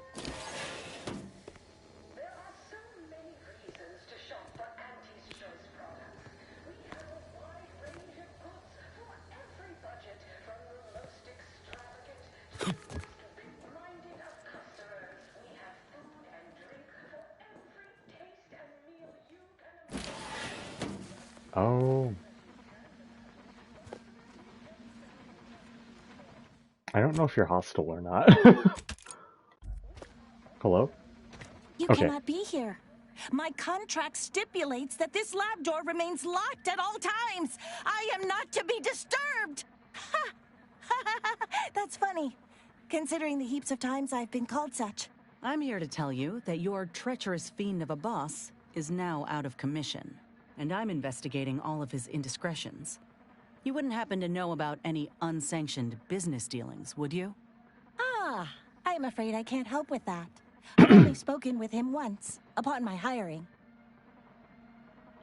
What about where he keeps his files? Surely you had some way to communicate with him. Well, yes, but not here or face-to-face. I was to have all communications sent to a private room at the Best Choice. He held all his business dealings and records therein. I gather he was circumventing intellectual property taxes or something. I was wondering when we go there. The Best Choice. That's the lounge for VIPs, looking out over the Esplanade, if I'm remembering right. I've already forced my way in. We might pay a visit. Good. The sooner we get out of this butcher shop, the better. This is actually an experimental operation with high import. Do pay it some respect, will you? I thought you were saying, nuh-uh, can't let you leave. I was like...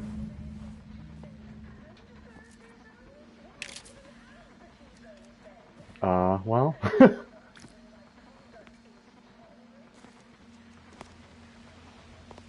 Bye-bye.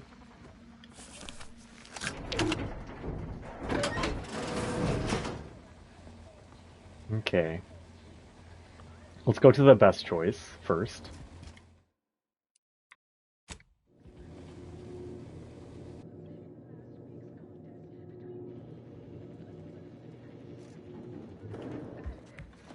Oh my god, I feel like I'd rather just fast travel there. No, it's right out here. Any day of the fiscal week, even with half our team's 32 backs benched, they'd forfeit by middle time. It would be an embarrassment of body goals. Imagine the ad windfall. Our athletic assets would achieve full profit potential as human billboards. Of course, I also enjoy the simple pleasure of watching professional athletes bludgeon each other. Purple Berry product samples! Purple Berry product samples! Just like you. Until next time, look for me in the Platinum Executive This is the recording skybox studio. above the line of scrummage. We do have to go down really far to get to it, right? I swear the entrance is actually really far away. Anti-Cleos was specifically founded to fight what nature inflicts, to Oh. offer higher quality pharmaceuticals designed to be better than nature, because nature wants to kill you. Since then, Yeah, you can't get there from here. Damn it. Chewing is for chumps and injecting is for original remains. One of our goals. Yes, now we strive to spread unfettered free trade and self-betterment throughout the galaxy. But we Excuse me, I'm trying to figure out how to get there. persist, well fortified by our products. So Okay. strive, thrive, survive.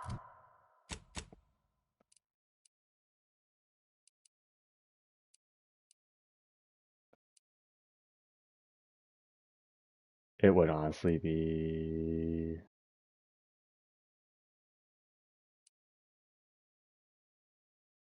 What the fuck? How did I get there? They're in the same building? Armed with anti-samples for malnutrition tobacco. Purple Berry product samples! Purple Berry product samples! I didn't enter from here, though. Sorry. This- In the midst of What? No. I'm trying to do other shit. Leave me alone. I'm just minding the desk for our esteemed director. The real talent, as they say. I need to get a message on the broadcast. No, not yet. We're getting information. We're getting information. Unless you need any clever pointers on enunciation. No. We're not ready. Is in one of the recording booths. Mm-mm, Through the door mm-mm. to your left. Mm-mm. You'll want to speak with her. Mm-mm. No, I'm trying to figure out how this is overlapping with... Okay. Foundation that Auntie's Choice Society is based upon. Not Yeah, how... because we Can you really get there from here? No autographs, I'm afraid. Not outside of special appearances. Okay. Yeah. No. Okay, let's get out of here. This place is driving me up the wall right now. What's more, we skip the frivolously Oh, lengthy okay. approval process God damn it. neighbors employ. Why wait 20 years to bring You have to look the opposite way to get to it. people's lives now? As a responsible member of society, we allow you to take part in public product testing. Hello, I'm back after much trials and tribulations. Side effects as an early adopter. At Auntie's Choice, we understand that the marketplace is dynamic, efficient, What now? I'm just looking at your stock again. If you must. That's what unbridled freedom's all about.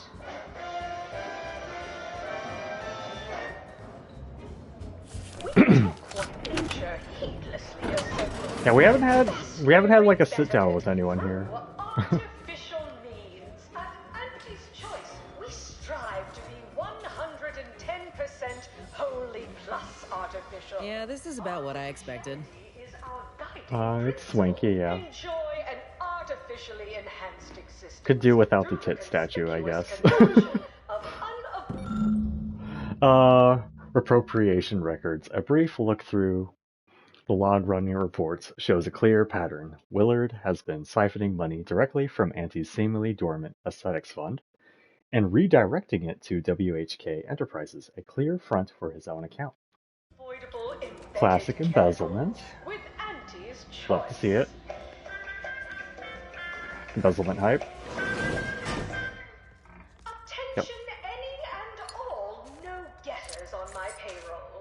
I'm good. Oh, it's a pitchball card. +1 gadget energy meter max. Okay. It's gonna be hard for me to get all those pitchball cards with the interaction icons turned off. It helps with my immersion though.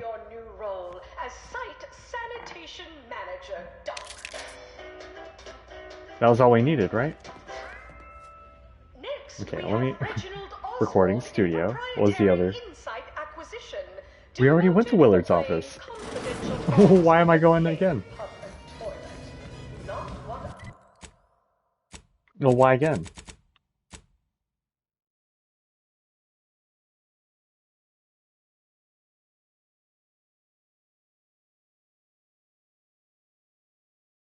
Well, I don't have the hacking for it.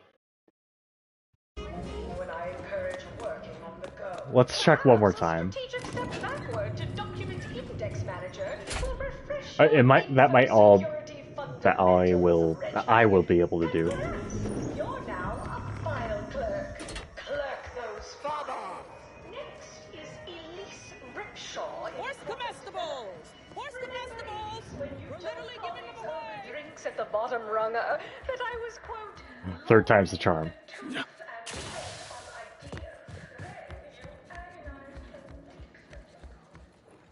Oh yeah, now that I have Pickpocket, I can do some of those quests on Cloister as well. One other quest that I like kind of needed pickpocketing for.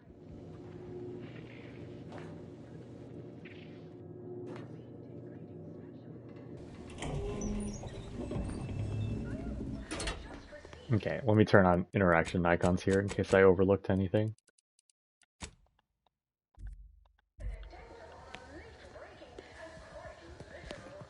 Do we have a password for this terminal now? For the private entry? No.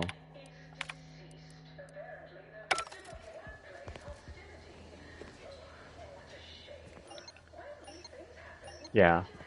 The other checks we can't do. I think that's, yeah. That's it. The embezzlement thing should be good enough, right?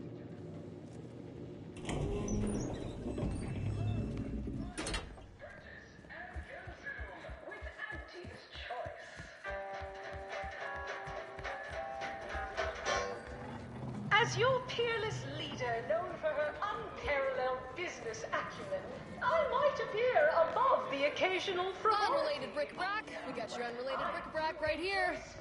A rousing sporting match, as much as all of you base rank and file. The big rip cut off tossball news. Purple Berry product samples. Purple Berry product samples.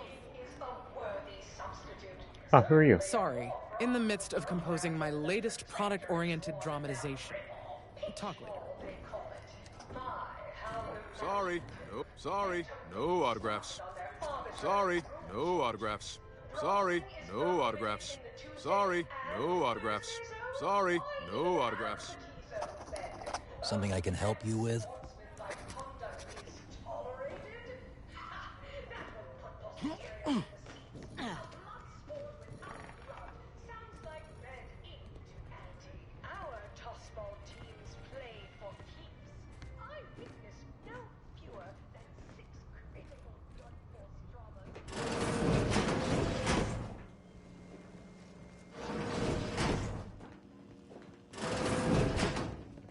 Oh, hi. Do you want me to talk to you from over here? Oh, I'm sorry. Welcome to Wireless Free Arcadia Studios. Thessaly Falk, Director of Talent Placation and General Runnings. Here to contract a recording, or in the market for autographs? Holt sent me to speak with you. I got a message I'd like to send out over the wireless. Trust me, this is one all the folk in Auntie's Choice won't want to miss. Is that so? Well, the more riveting the content, the larger our commissions. However, as you're without an appointment and I'm quite busy, I'm afraid I've only time to record one take. Do make it count. Shall we begin? Yeah, the sooner we get the word out, the better. There's nothing else I can dig up with my character skill set. Glad we're in agreement. I'm here to expose the truth about a prominent vice president. His business dealings are not what they seem. That's quite the bold claim. Now remember to speak into the mic, dear. Enunciate clearly, but with feeling. Inhabit the words. Be the message. Joining us today in the studio is a very special guest and rare specimen indeed, a grafted soldier. And one who alleges that one of Auntie's own vice presidents is not who he seems. Take it away. Inez Seelong speaking. I got intel on an illegal program led by Vice President of Experimental Operations, Willard Conan. Folk aplenty suffered because of it. Some say there cannot be success without suffering. It's more or less standard operating procedure, isn't it? Unless you're leaving out any gory details.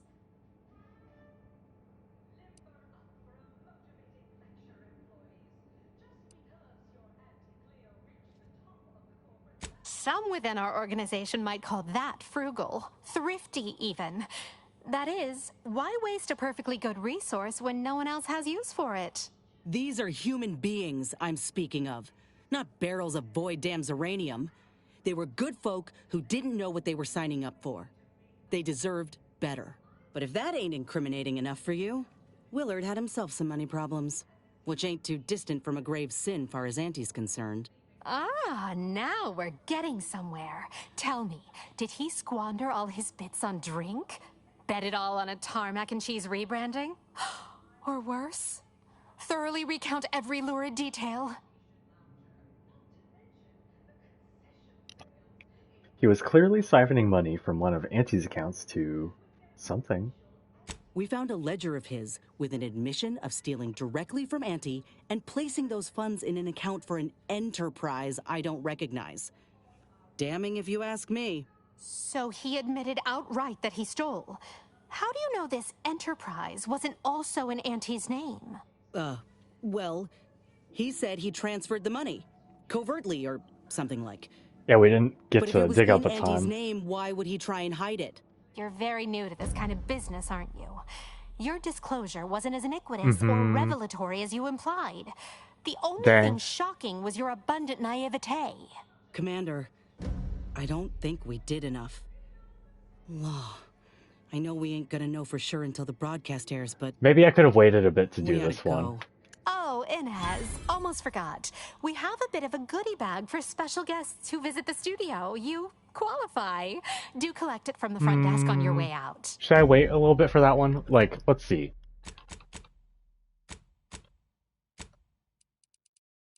My hacking is 0, so that's out of the equation, but observation 7? I could... We'd have to level up twice for it. I think the level cap is 30, maybe? I'm not sure.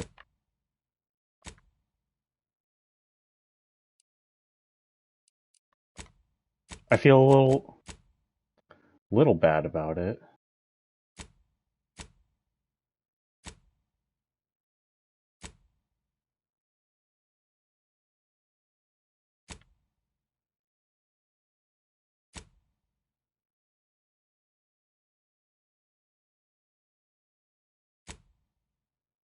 Might as well wrap up the other two. Am I allowed to fast travel out? Please let me. Okay.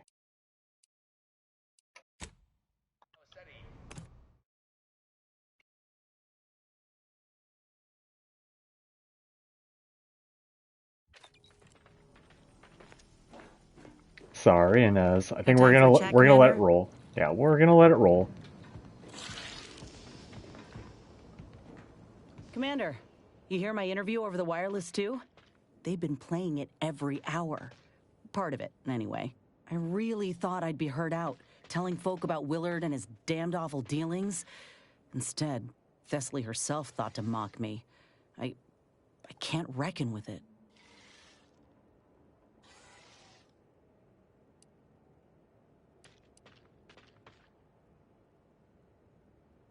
I mean, I tried, but yeah, I guess we should have dug up more dirt on Willard. We could have, but considering the response, I ain't certain even that would have been enough. He was a VP, and me? I'm just a trooper without an army. That much they made clear. I ain't meaning to say I don't appreciate your help, Commander. I do. Guess I was just hoping that we'd have done enough to keep more folk from getting hurt, like Ortiz did. Okay. How far back are my autosaves?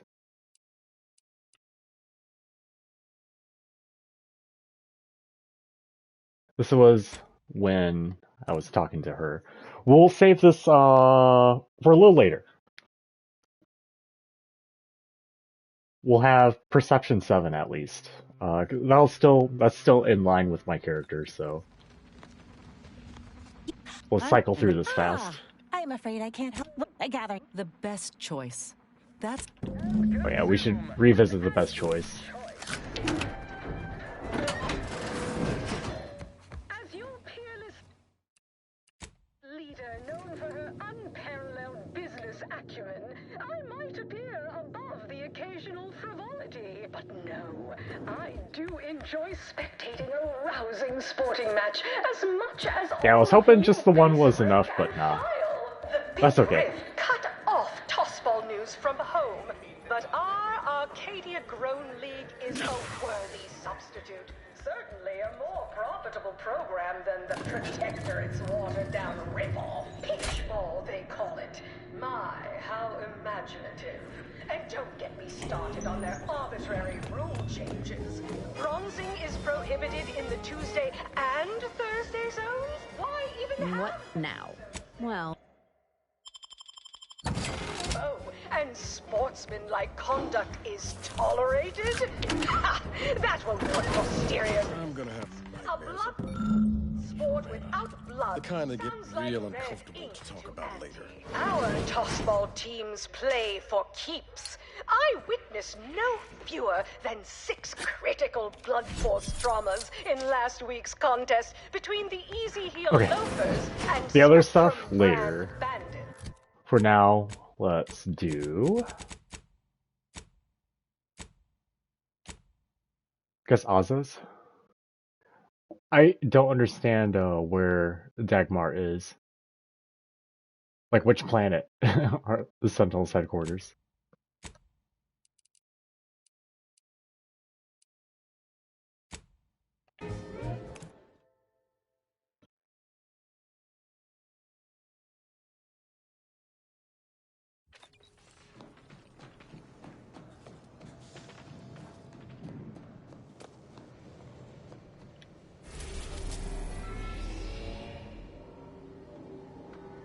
Praetor?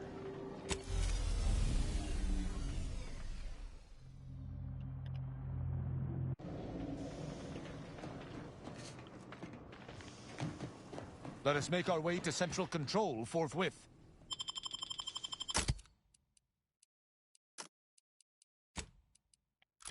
Shit, who's with me? I think I just brought Tristan.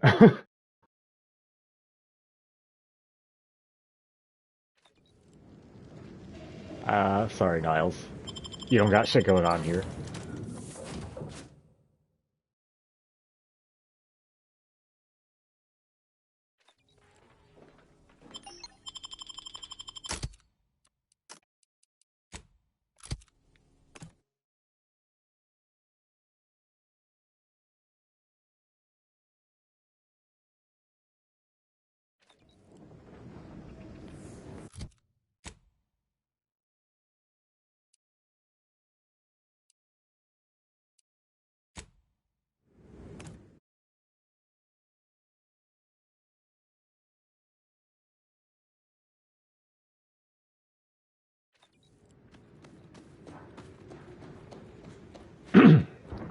Yep, cleared this out earlier.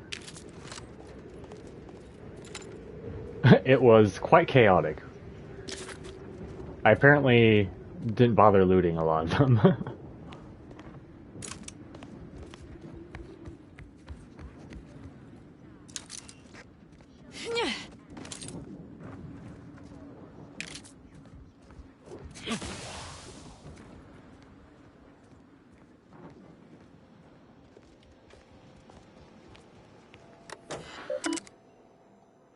Search messages from Dagmar Sharp.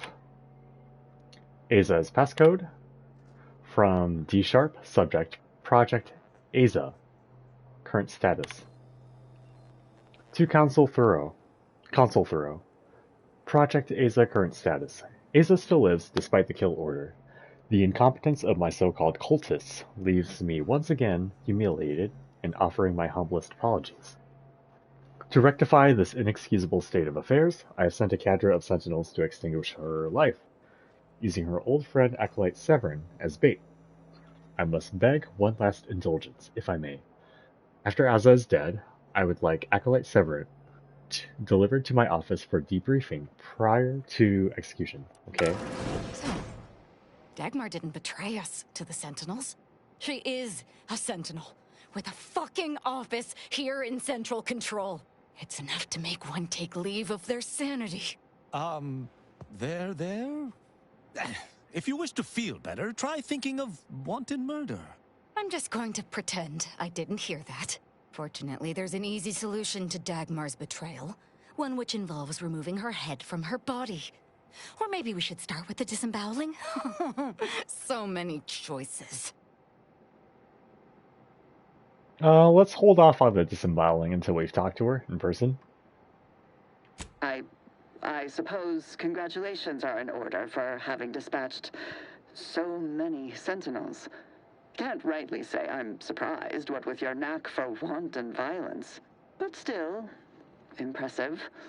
And let's not forget that I was the one who gave Azahelia Leitinger a purpose and fulfillment. Look at how much fun you've had.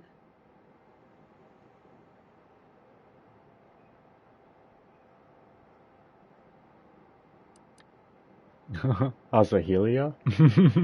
Yeah. Do I tease her? Yeah, let's tease her. Wait, your name is Azahelia? That's hilarious. Don't you have a debutante ball to go to? Keep it up, Commander, and you'll be next on my disemboweling list. Right after I fillet Dagmar here for her betrayal. Let's not be hasty. I mean, can it even be a betrayal if it was always lies? But I must say, when I started the Dawn at the Consul's behest, I knew you were the perfect candidate. What are you talking about? There were cultists before me. No, there were not. The fiction of a cult was born out of the need to convince the Sovereign to return to the true spirit of the Protectorate. The Consul feared he was too weak. You... How dare you? You shall pay dearly for daring to speak thus, and the Consul shall pay triple.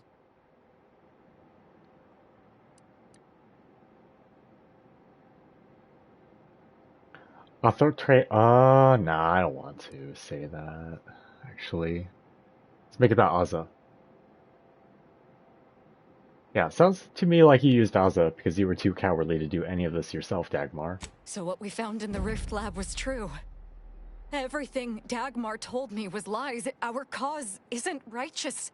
As much as I'd prefer to not anger you, I must say your willful ignorance is still a thing to behold. You were always so willing to accept even the most specious of arguments. I can only hope your luck has run its course, and the remaining sentinels are able to put you down. Your death would put me back in the Consul's good graces. Goodbye, Aza. No, that's too quick. What about... No, not painful enough. Yes, that's it. I just need to find a piece of heat-conducting metal and something to peel the skin effectively. Yeah, let's table the torture for now. What, you suddenly take issue with my methods? I can think of no reason to curtail the pleasure of my revenge. Dagmar must die. Violently. Her betrayal warrants no other response. I'm just saying we shouldn't act rashly. It's not necessarily off the table. I know of no other way to act. Of course. What could I have been thinking?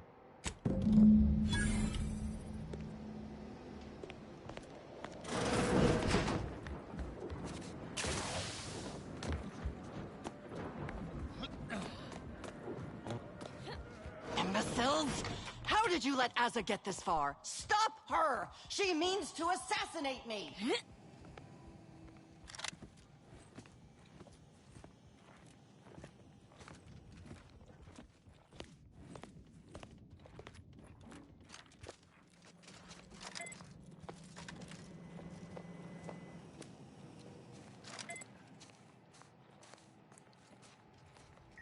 Recharge for mayhem!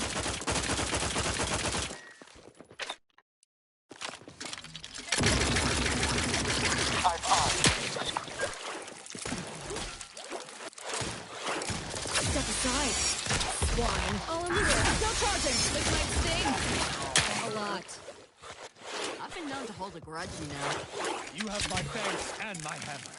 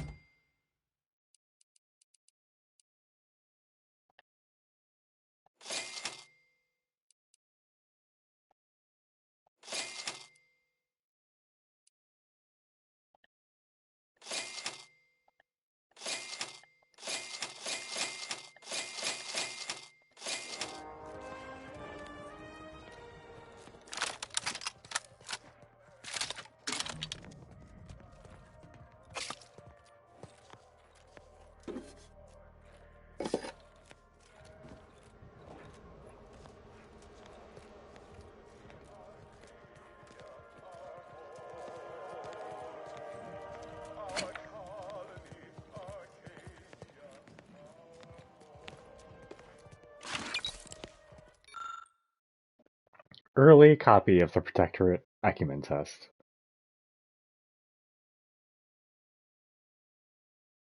I mean, I've looked over this before, yeah. Some of the bodies have, like, regained their loot. Dagmar would never let herself be cornered. She's sure to have an escape route. We should find it.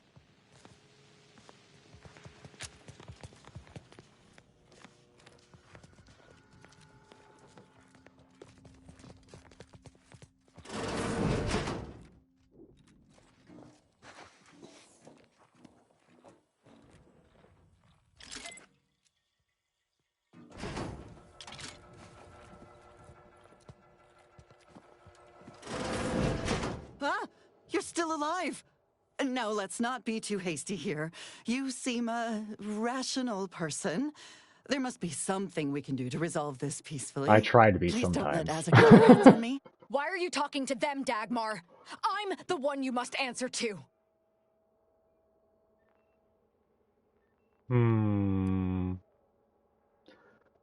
I'll talk. Otherwise, she's only going to murder. So. What? Why? Fine. But you are only prolonging the inevitable. I must say, I am in favor of prolonging the inevitable myself. I'd bet, yeah. Then you'd better start talking. I can only keep her from killing you for so long. What I did for the greater good, to save the colony, all at the Consul's behest. It was my duty as a loyal subject to the true Protectorate. What other reason need there be? And Azza, she was an obvious choice. So lost, so dead inside, so in need of guidance. But then, she went berserk. I never imagined how she'd take to the killing and mayhem. You brought me great praise from the Consul. Until you started asking questions and killing the wrong people.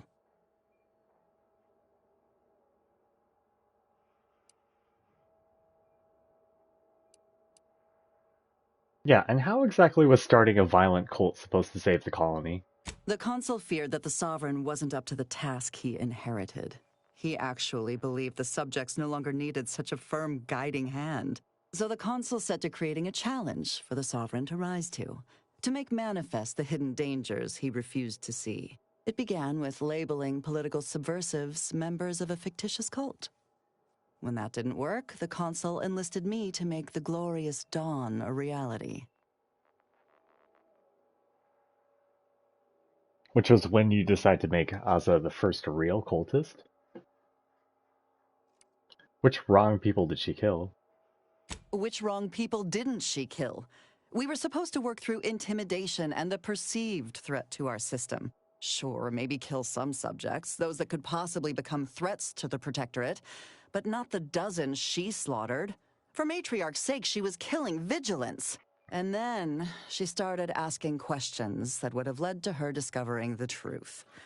She had to die before the Consul decided to cut the link between Aza, him, and the Dawn. Me. Well, I'm shocked that filling a vulnerable person's head with lies turned out so poorly for you. Enough of this blathering on. It's well past time for Dagmar and her life to part ways. I think we should consider letting Dagmar go. I'm not. Oh, we'll see where it goes. You know. Feel free to think on that while I start in on her dissection. Oh, okay. She's dead.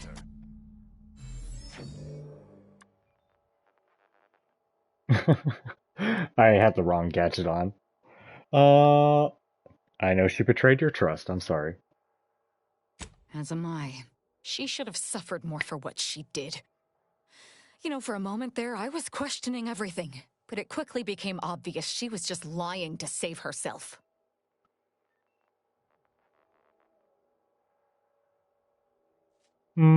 She probably would have, but in this case, she was probably telling the truth.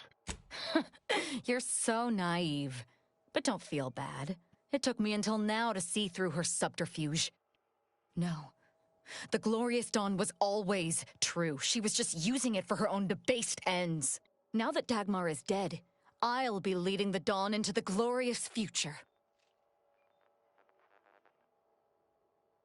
Well, it seems to me they've not only outlived their usefulness, they could also be a threat to you.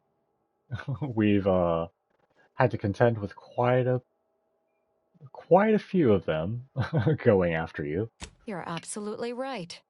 They turned on me once, they could do it again. And it will be easier to pick them off if I disband the Dawn. I can send out a general message to all the cells from here. I'll say our communications have been compromised or some such.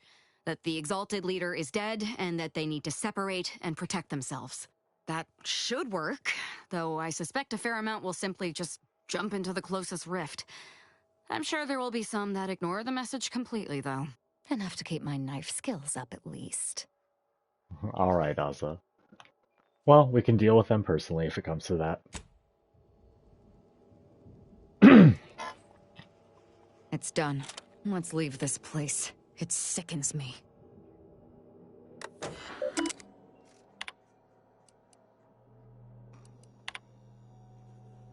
Hang on, let me start from the beginning of this.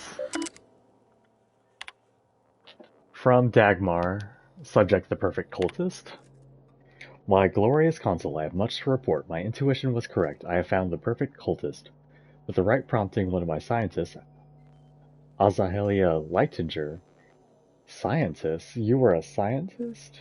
Is primed to become the agent of chaos needed to finally focus the Sovereign's attention. Making her completely dependent on me was shockingly easy. It seems a lifetime of isolation and loneliness has primed her to accept anything I tell her. As she now thinks of me as her only confidant, and someone she can look to for guidance. Your brilliant stratagem of publicizing undesirables as cultists at their executions has convinced her we have a large network already in place. When you deem the time is right, I shall release her into the field to begin recruiting others and sowing chaos. From Dagmar, progress report. As per your glorious plan, sending the cultists to places where they can cause the most disruption has been working magnificently.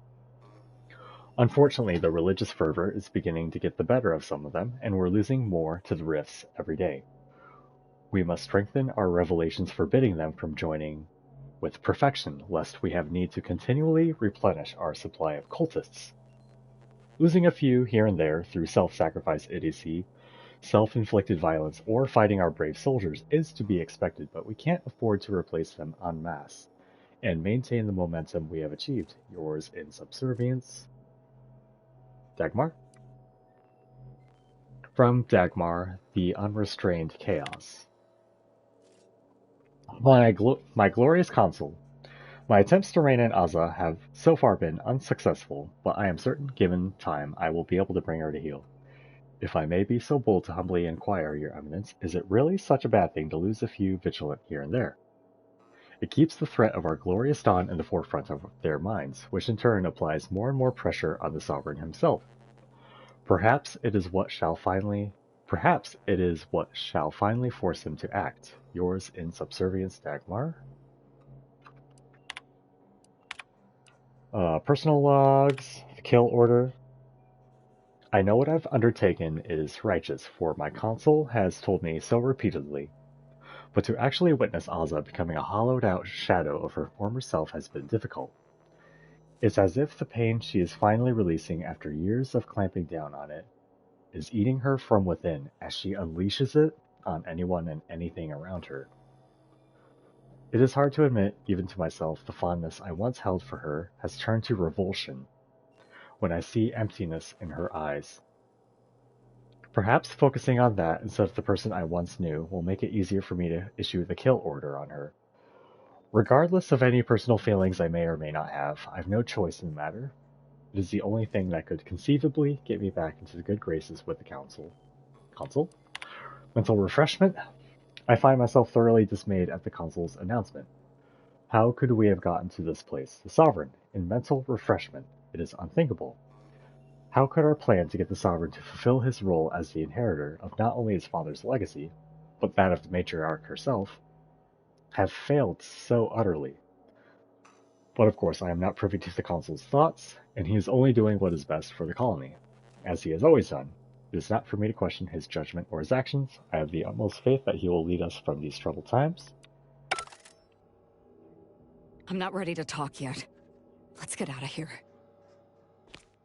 I'm sorry about all that. She really manipulated you. I sense we close in on something central to my investigation. We simply must live to see it through.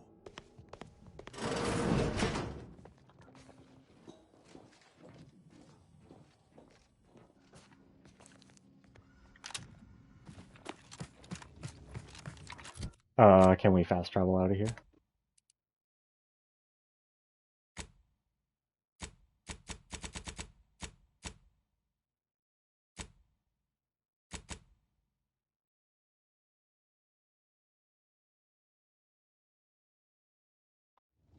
Yeah, we still have business here. A good thing I didn't leave. Yet.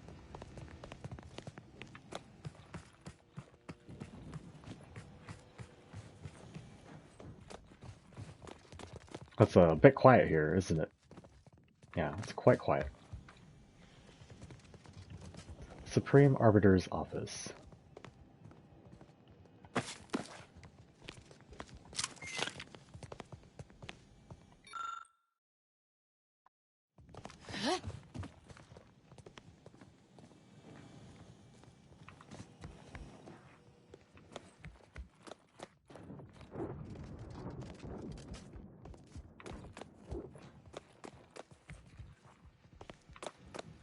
Try and figure out how to get up there.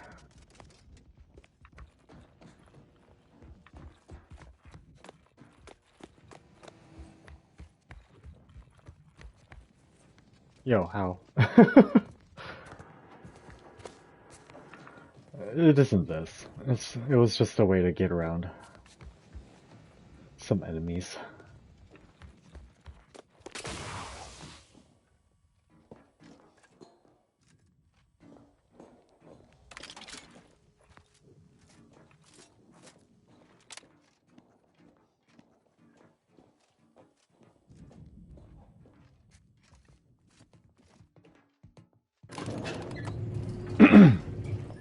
Okay. I believe what we need is on that terminal. I'll see if I can find my way in. After you? The terminal's locked, which is no surprise. See if you can find some method to bypass its passcode.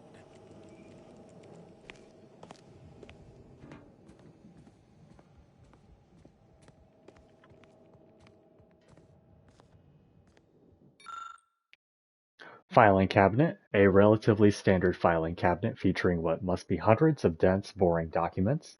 As you shuffle idly through the papers, skimming for something noteworthy, you hear something shift deeper in the cabinet, but it's difficult to surmise where. I have observation 3. That's enough. After a few moments of searching, you eventually find that the bottom shelf bears a false bottom. You lift it up to reveal a small compartment containing a single, slightly dusty bottle of alcohol. Okay.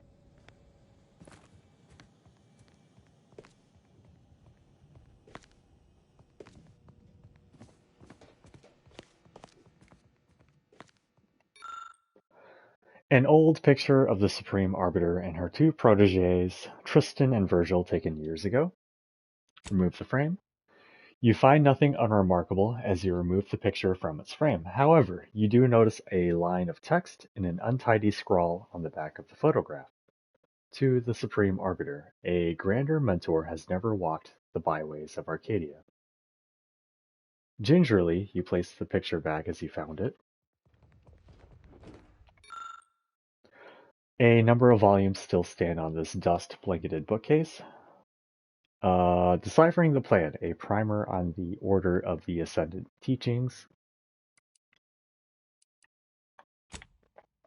You pull up the book from the shelf, kicking up a small cloud of dust. Opening the book and thumbing through the pages reveals dense walls of scientific text in a sea of red underlines, crossouts, and annotations. It looks like the Supreme Arbiter was having a one-sided argument with this book's author. Other books? Laws of the Protectorate, volumes 1 through 13. Though it doesn't seem overlarge at first glance, this book is so heavy it almost fights you as you pull it from the shelf. Were you to drop this on your foot, you have no doubt that several of your bones would shatter on the spot. The pages within are so dense with writing as to be almost completely black in places. The edges of the book are worn, and many pages bear highlights, bookmarks, circles, and other marks. It's clear that this book was extremely well loved. Other books, hard-pressed, viticulture for the hard-pressed. I am tiring myself out reading a lot. This seems to be a wine enthusiast guide for home brewing, with the target audience being officials with a very limited amount of time. Judging by how much thicker the dust is on it than every other book, it does not appear to have ever been opened. Okay. I don't know how much we gleaned from that.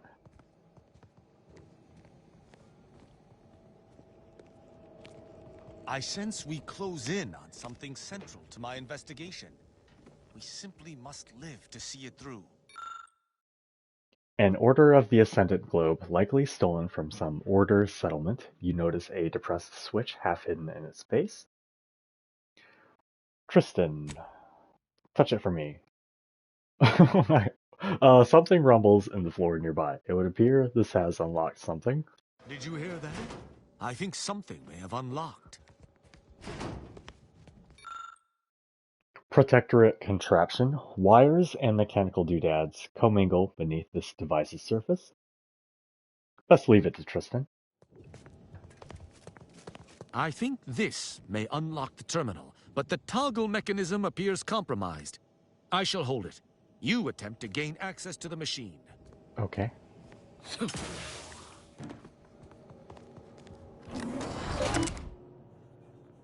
Play unsent recording. I need some water, and I need to take another break again. BRB?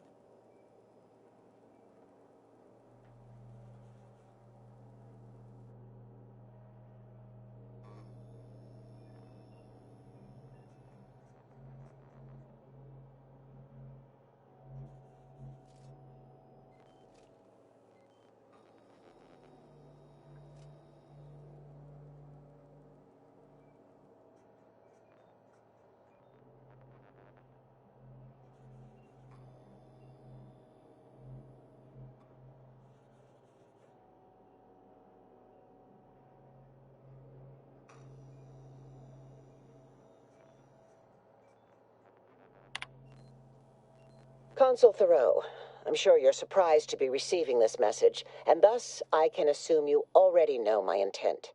Even considering aligning myself against the Sovereign is like sticking my hand in boiling oil. Yet my dead charges spur me forward. 10 scores of Arcadia's finest, at least 10 scores, died in defense of Golden Ridge. And does the region lie in our control? No. We fled like sprats, all at Varric's behest. I shall lower myself to work with you, Consul. I will help you uphold your plan to... Hold... What in blazes? How long have you been standing there? What did you hear?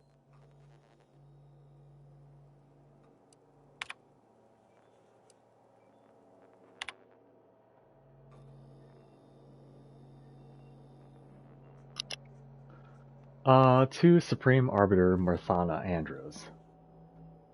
From Senior Arbiter Ashton. Casualty Report 288. Supreme Arbiter, it is my regret to inform you that over the course of the last week, we've lost another 2 cadres worth of Arbiters in the fighting on Cloister. Their unit was ambushed by a large number of Order troops en route to resupplying those holding the Archive. And though they eliminated 10 for each of their own feld, they were eventually overwhelmed by Order firepower. We shall doubtless still prevail on Cloister. I shall see to that until my dying breath. Though we have lost many more than expected, the Sovereign shall deliver us from this icy wasteland and crush our enemies forthwith. Glory to the Protectorate, Senior Arbiter Ashton. From Tristan, subject Gap in my armor. I met with another Arbiter today, after the conclusion of your wake. I didn't glean her name. I cannot say whether she volunteered it. She was one of an extensive line of well-wishers of condolences of those seeking comfort to give and to take.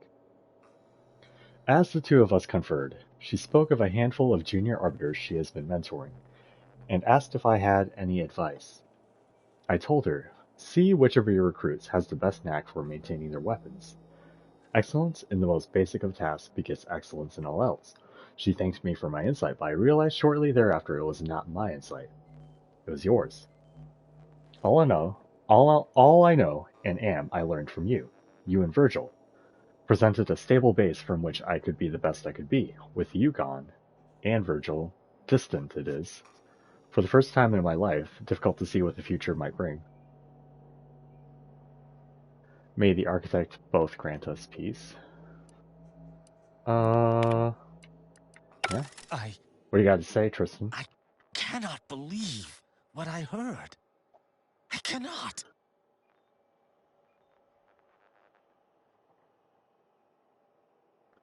You okay? Yes, I'm fine. Because I think I understand what was actually happening.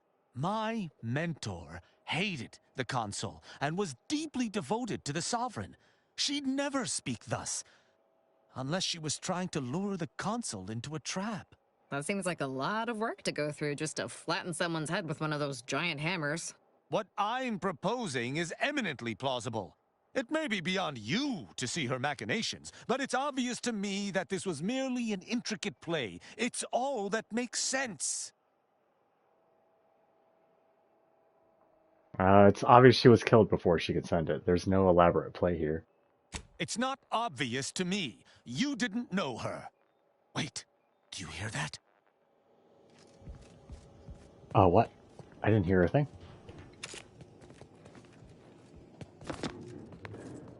Arbiter Rao, I finally got you. Submit quietly to the Protectorate's justice for your manifold transgressions. Are you insane? Who are you? And on whose authority do you claim to judge me?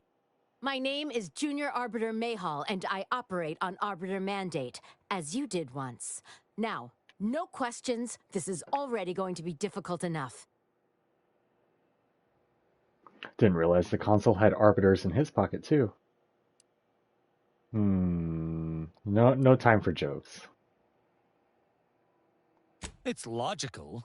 The Sentinels have all but taken over central control. It stands to reason the few Arbiters still trained here would only be Sentinels in armored regalia. I cannot deny that central control has changed, but...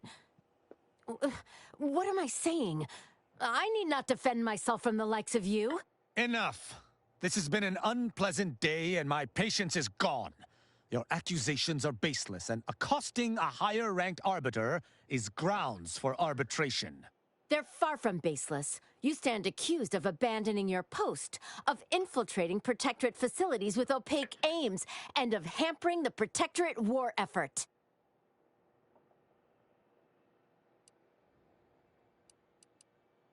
Those are a lot of accusations to throw around. Let's all calm down and discuss this. There's no discussion to be had with criminals. I needed to see firsthand that Arbiter Rao had abandoned his station. He has, and must meet my judgment. These accusations of yours are slander. If you believe false bravado shall save you from my wrath, you're sorely mistaken. Tristan, can't you see she's just following her duty like you are? At Oculus, and again at the Vox, you showed me that the law may be interpreted. Clemency can be granted where before it would be unthinkable. Here my sense of duty clamors to be answered. But as much as it surprises me to admit it, I think you're correct. To this recruit, I've diverged from the path of righteousness. Slaying her for sincerely trying to do what is right would be a farce of justice. So if I find some way to change her mind, you wouldn't kill her? I would not. But I know the reality of swaying an arbiter from their chosen path. It's likely this situation may devolve into violence regardless.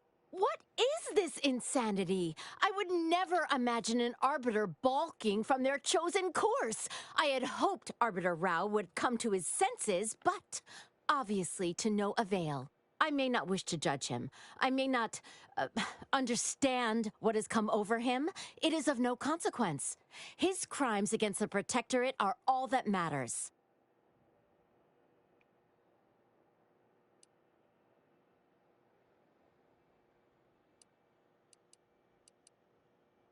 Tristan spared a sentinel bent on arresting him. Does that seem like a traitor to you? He was simply doing his duty, just as you or I must every day.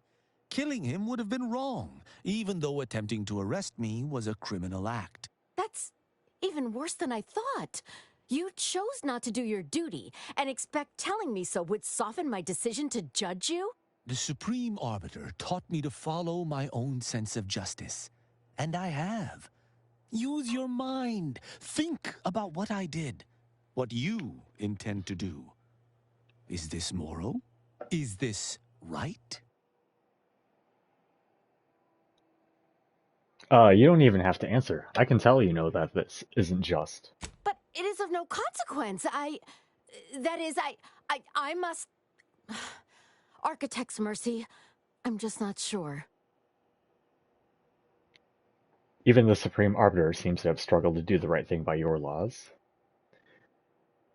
If your orders are self-contradictory, it stands to reason you should question them.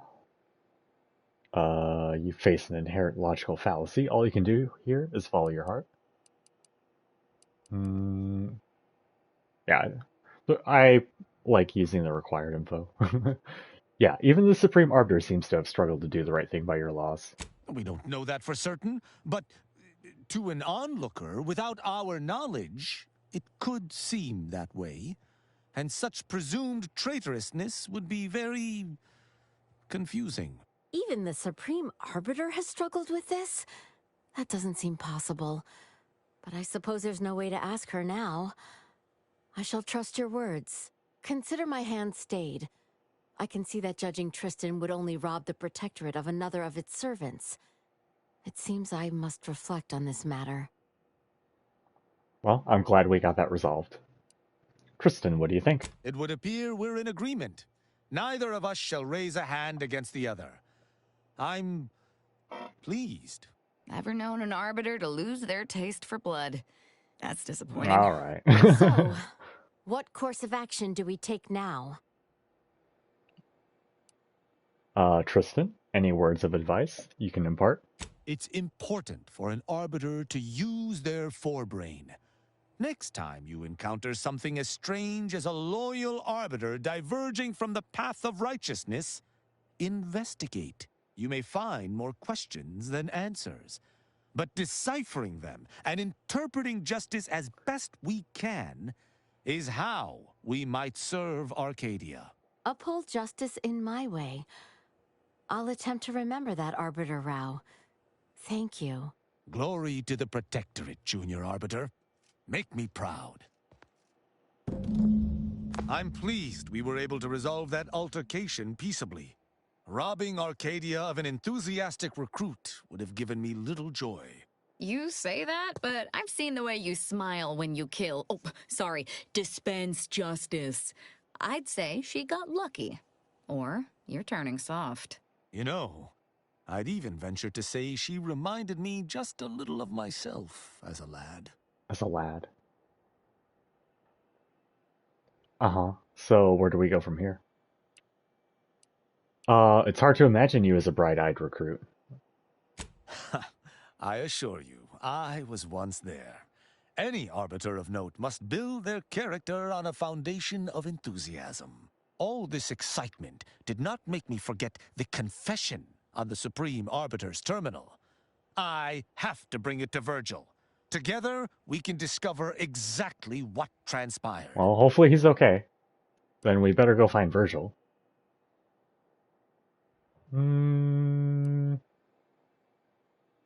Let's press him a bit. You know you're lying to yourself. These excuses of yours are unbecoming of an arbiter. Have you lived all your life within the Protectorate? No. What do you know about what makes an arbiter? I refuse to question the Supreme Arbiter. No, you gotta think. You were just telling someone else to think. Push me no more. You were just telling someone else to investigate the truth. Together we'll figure out what to do. I'll message him when we return to the ship. Hopefully he shall respond. Quickly. Okay. Let's head back. May I? Yeah. Nope, I may not. I may not.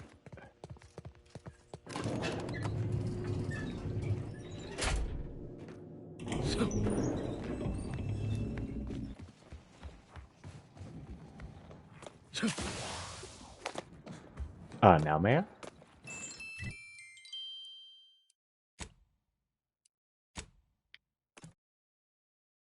What you got for me, Tristan, huh?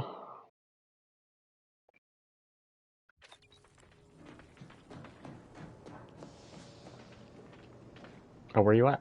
There you are.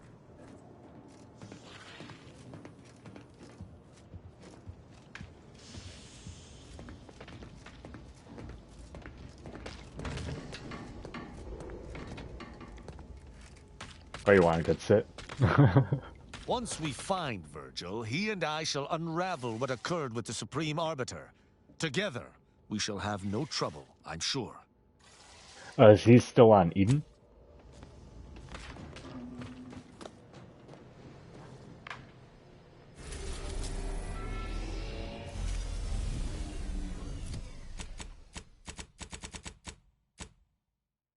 Wait to hear from him. Okay.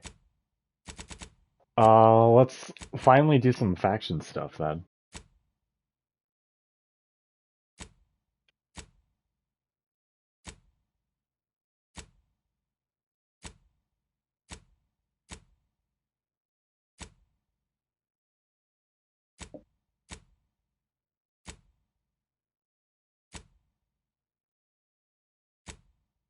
Alright. I might open up a guide for this one, because I don't want to, like, scour the entire map looking for these audio logs. But yeah, let's head back to Cloister.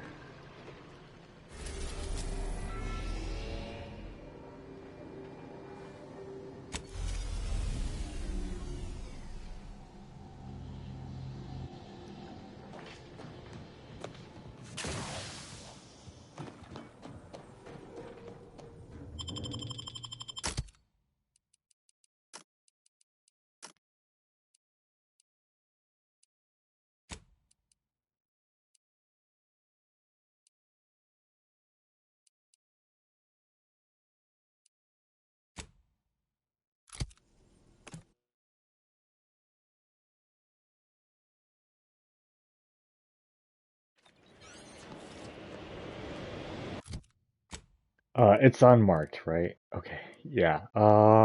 That's not fun to me, so I'm gonna open up a guide for this one. Deviations under duress. 1 second.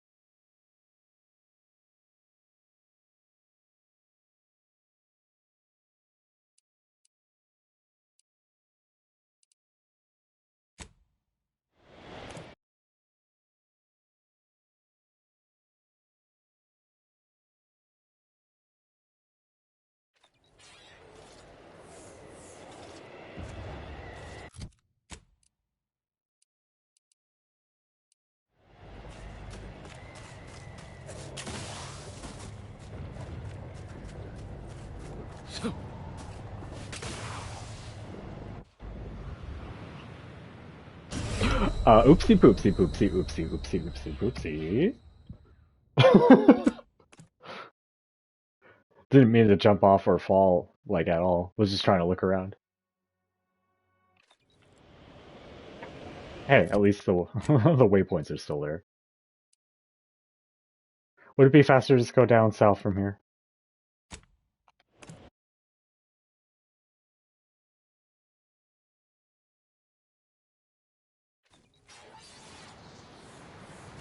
I can't ever tell where north is on this compass. Okay.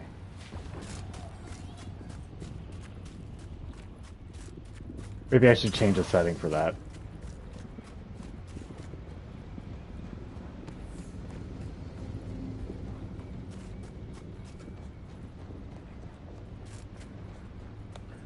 Oh, please let me be able to just go.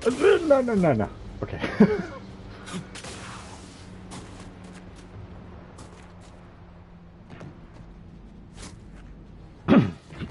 Previously cleared out. Yeah.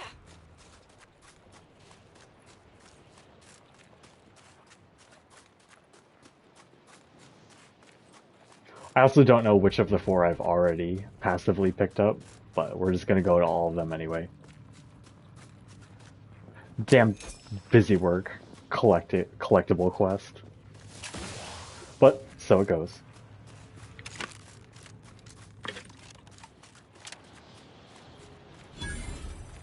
Earl.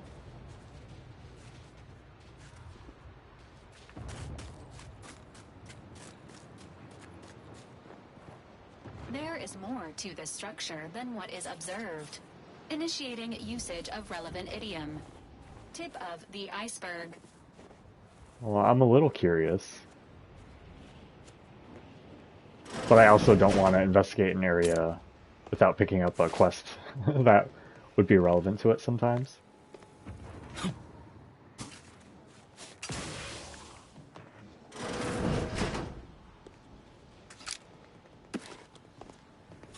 Oh, hang on, let's turn off the wacky ass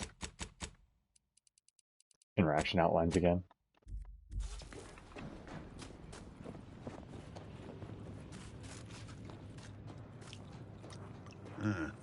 Disconcerting. Enemy in vicinity.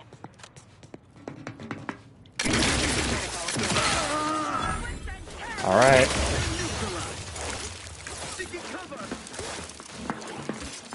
The reload on those?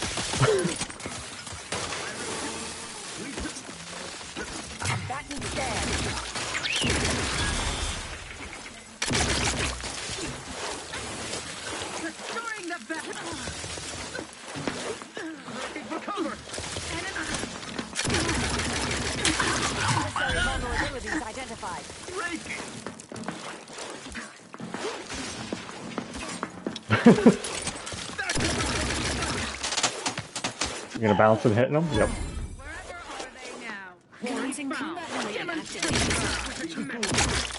Oh, there's a wall there.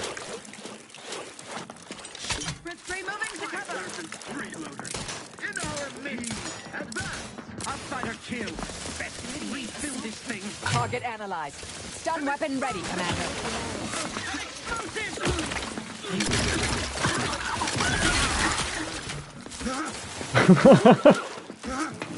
Oh, hey, help me out. Help me out.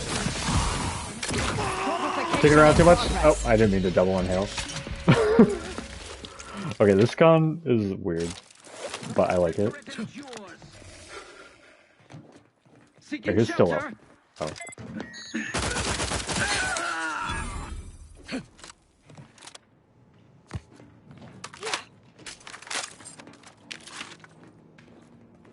I don't know what this place is for, but we're fucking it up. It's jammed, Warden. I cannot actuate the lever. Conduct a full manual override. That fails, we'll have to cut it. No luck, Warden. Scanning the nearby electrical panel for its operation. Valerie, shut up, shut up. So be it. This door is so thick, we've no choice save to cut it at the bolts themselves. I've got the torch. Please step back, Warden. I've never used one of these in the field. This probably isn't the time for field training, Pamela. Let me have it. Avert your eyes. Sparks will be dangerous without polarized lenses.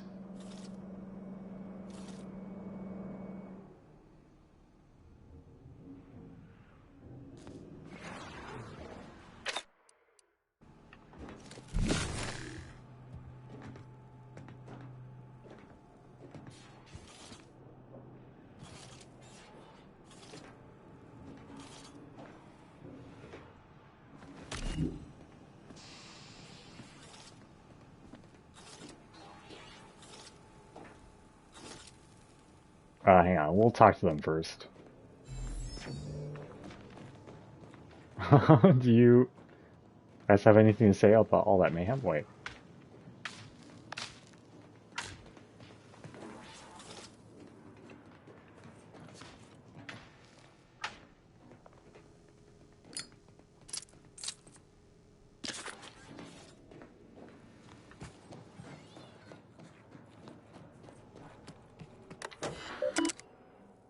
Researcher's logs, scientism, deviser A. Upton. My work carries on. When I was young and first learned the theories of what might be possible were we to find a way to harness the ether, to be able to pull it from the space around atoms, from the air itself, my life's work was set. I was determined to help find ways to harness and direct that power. My scientism mentor, Laureate Meisner, shared my determination.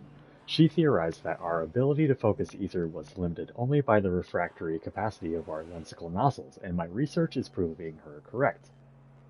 If only she had survived the ether containment failure that awarded me with her position, I believe she would be proud to see how far we've come. The ether takes better focus than imagined. Our new lensical nozzles functioned exponentially better than our equations predicted. It was a marvel to behold, but the day's real breakthrough came when we refracted the ether through a sample of specially refined zeranium. Unfortunately, today's test created enough thrust to shift the Earl almost 2 meters to the west. I can't imagine what that is going to do to ferrocate of our foundation. What? To the ferrocate? The ferrocrete? I can't imagine what that is going to do to the ferrocrete of our foundation, or our roof's ability to keep the snow at bay. Greater precautions are called for. In our attempt to create the perfect thruster, we inadvertently crossed the line into scientific abomination. The new lensicles were too good, the ether became too refractory, and instead of channeling the energy into localized thrust, it was ignited as plasma and sent hurling across the lab. There was nothing left of the lab's mascot Sprat, except an echoing yell. and the overwhelming stench of seared fur. Poor Mittens went up in a flash of vapor as she, the terminal she sat upon, a monitor, 2 chairs, a table, and my favorite lunch, a sandwich of pickled salt tuna salad, were vaporized by the plasma-sized ether pulse. Now that we know this line of scientific pursuit can be so naturally turned to weaponization, we must lock it away until proper safeties can be created. Needless to say, the team was deeply disappointed that such riveting new research should be forestalled, but none questioned the decision. Okay. Still parsing out what to do with all those switches.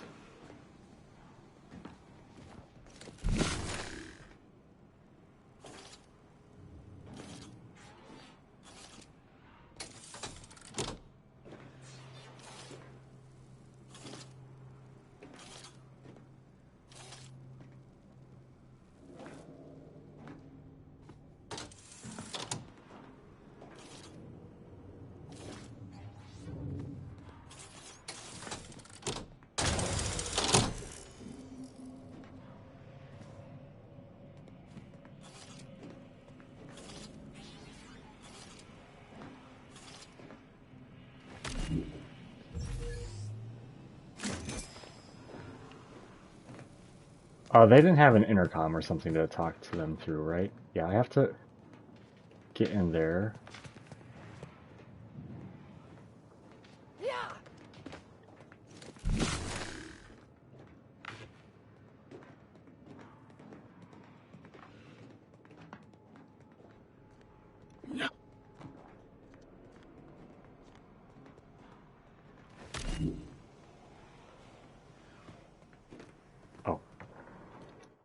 This is another one of those situations where having this turned on would have helped, I guess.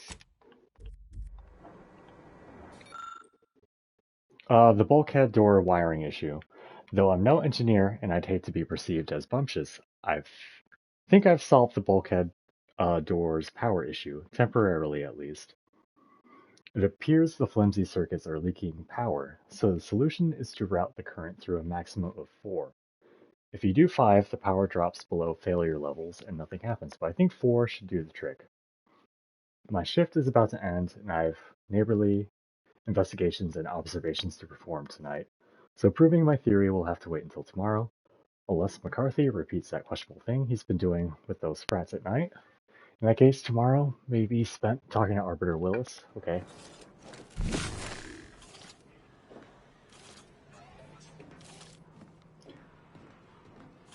So...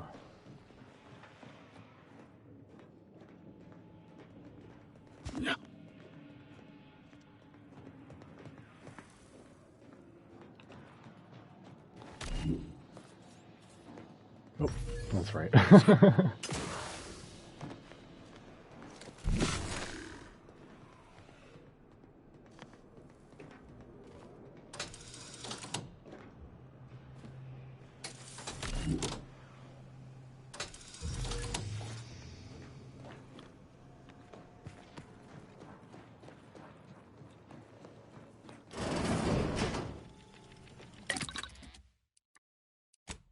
Any upgrades?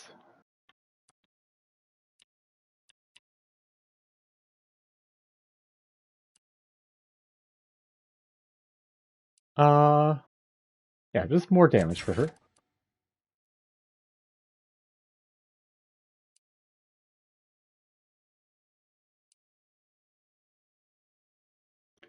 Marisol gains a shield whenever you spend gadget energy. That seems good.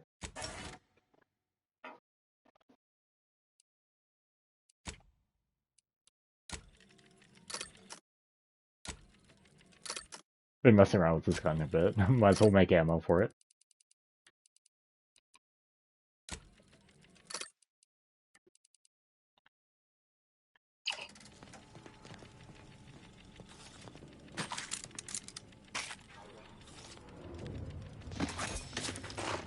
Looks like a side room.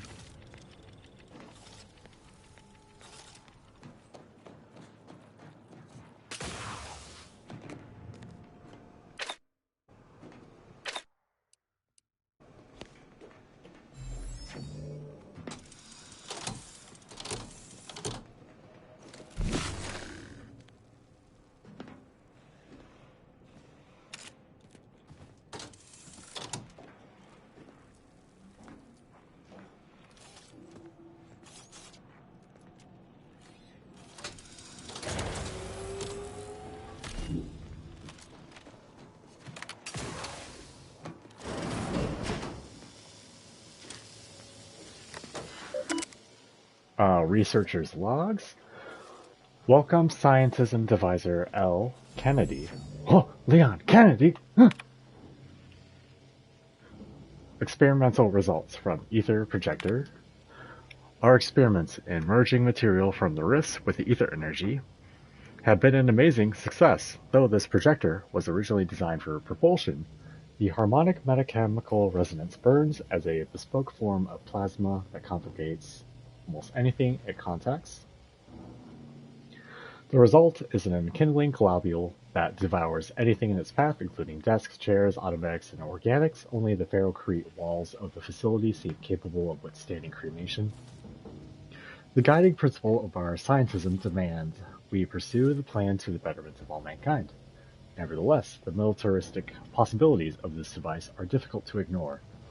I have no doubt that that eventually this device will be labeled some atrocious moniker such as the Big Bang, and rushed into service against our fellows. And while the notion of the inevitable deaths it cause will fill me with sadness, I must admit I am excited to analyze the data that they will produce. The ignorance of fear. Every great discovery kindles fear and skepticism, but I never expected Scientism Devisor Upton to turn upon her own creation in this way. Perhaps she is weary from excessive time spent in the lab. Perhaps she is anguished by the accidental death of her predecessor. Regardless, she now sees fit to bury this beatific discovery beneath the ferrocrete of this Earl, but I shall have none of it. The Sentinels will ensure she receives the mental refreshment she so clearly needs. Enhanced Rift Particulate Development codified. After considerable calculations, and far more trial and error than I'd care to admit, we've succeeded in stabilizing the gases that power our new Aether Plasma Projector. For now, we are storing detailed instructions on its fabrication near the workstation we are using to generate testing materials, though obviously a more permanent protocol is needed. Excessively large, volatile weapon capable of catastrophic damage detected. This unit assumes you will attempt immediate acquisition. Yes. Pick up Big Bang. Whoa! 3,082 damage. Okay. Enriched Rift Particulates. So that's what the Rift residue is for? Well, this is taking for bloody ever. It would be faster to ask the Sovereign to... Hang on. We gotta try it, right? Oracle's had enough going on.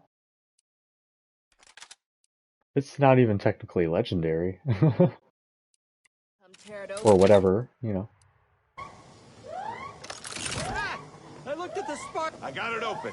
Be prepared. The intruder is in the lab. Disruptive influences.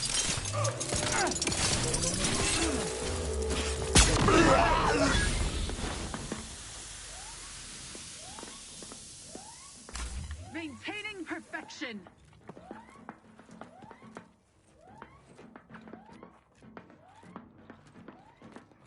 I don't see him. His steady eye above. Sensor range. Focusing intensity. Honing in on source. Unfriendly in combat range. Have a fix on their weaknesses.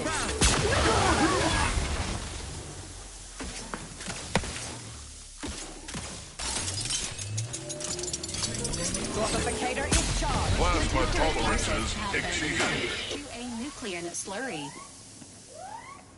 Oh, well, that's fun. But we're out now.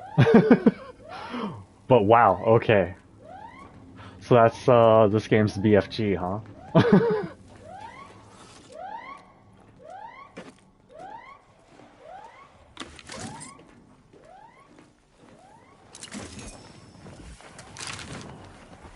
Well, we're out, though.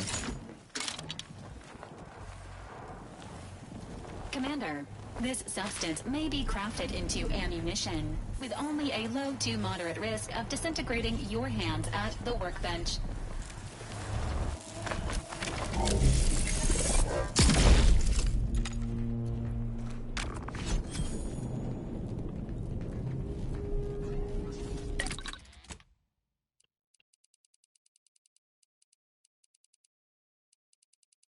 Is it in my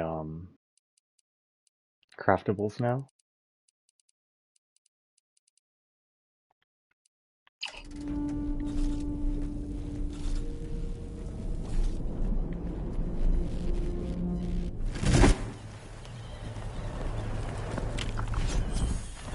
Oh.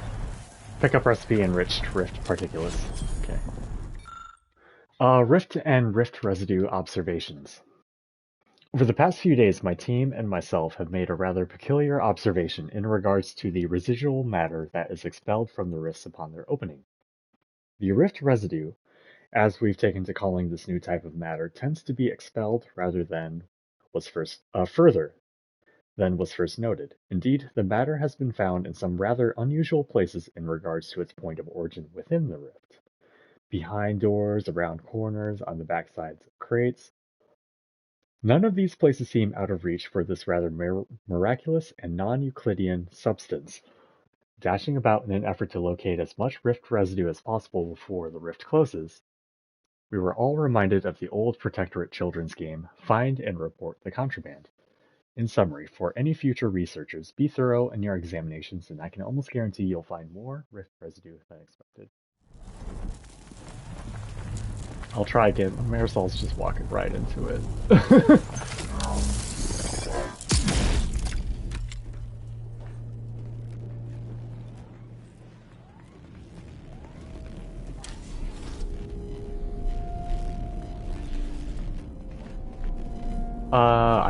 I just saw the one. What?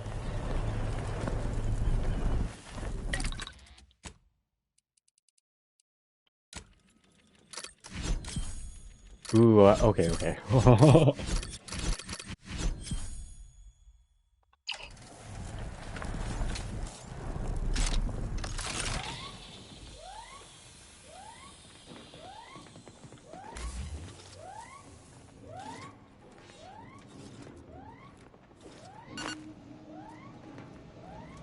Confronting threat. Confirmed.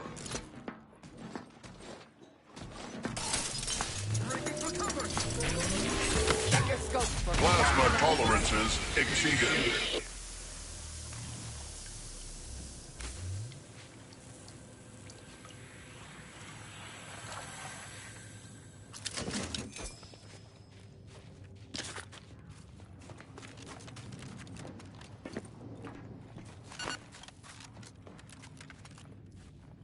That's everyone.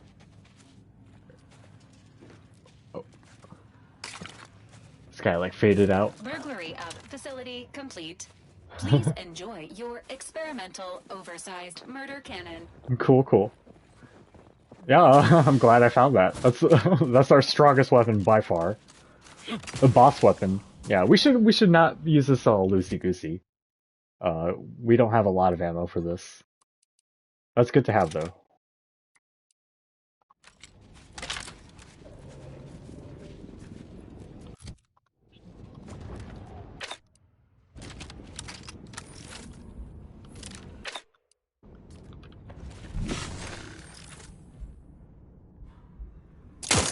Damn it. Damn it.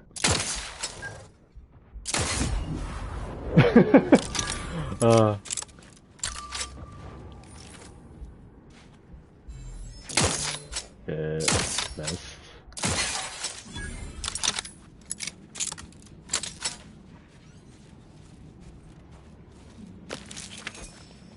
Okay, that was a diversion. We were...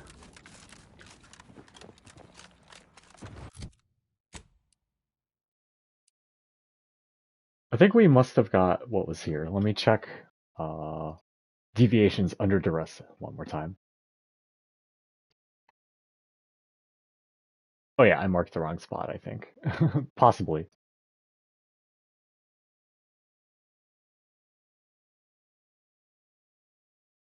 I did. It's this, actually. Okay.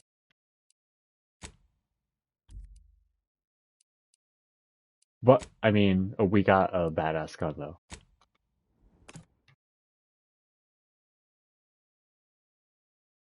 Right? Yeah. Yeah.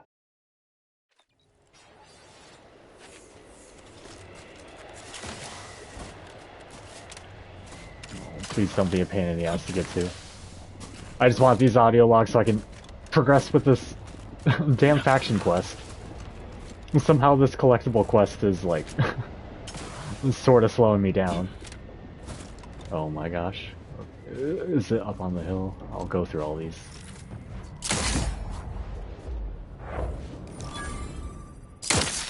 Go for torpification. Health benefits available at your request. Temperature falling.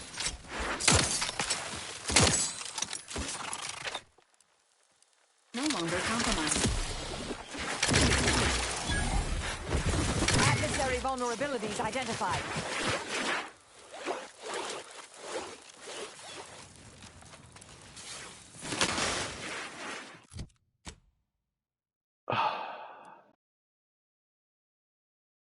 Okay.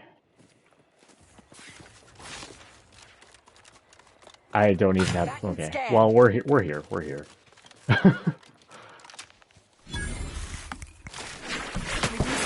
God damn it! What's attacking me? Get them off my back. I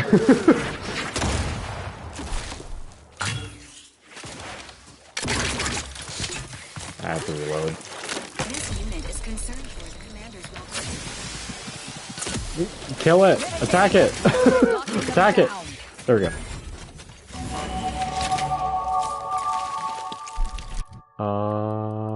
I need Perception 7 for Inez later.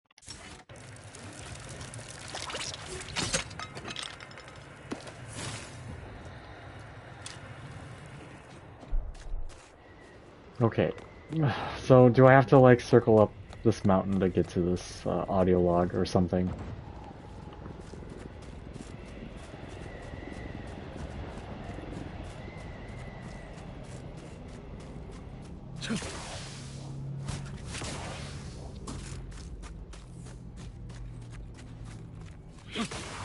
What the fuck?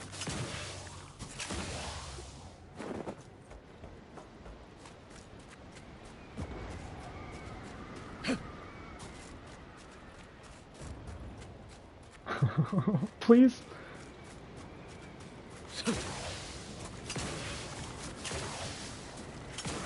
Yeah, each planet is designed where there's so many quest objectives where I'm just trying to go one direction. I'm trying to just go this way. There's always like a huge mountain or like road I have to take instead. I don't even care about these mines. I want to find it. Get me to these damn stations. Yeah?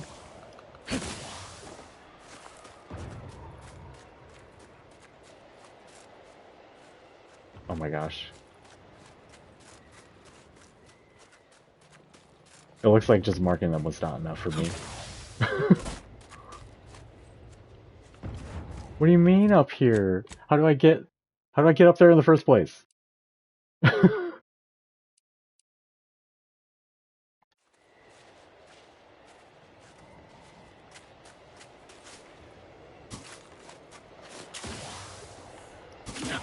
I just did a full loop around.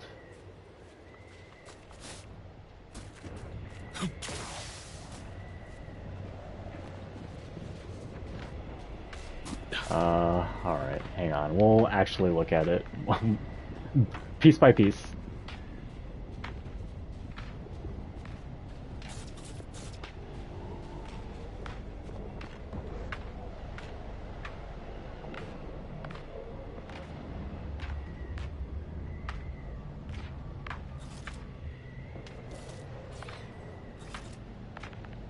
I mean, I went to that fast travel point.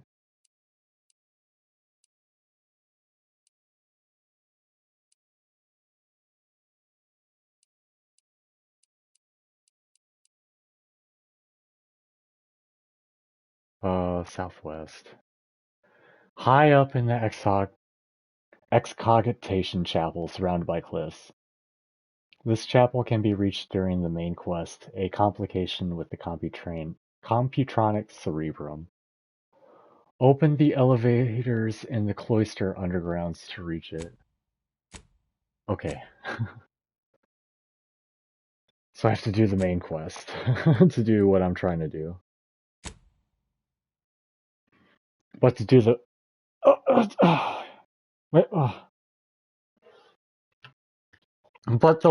the whole reason I was doing all that other stuff was to advance with the main quest. Hang on. Hang on.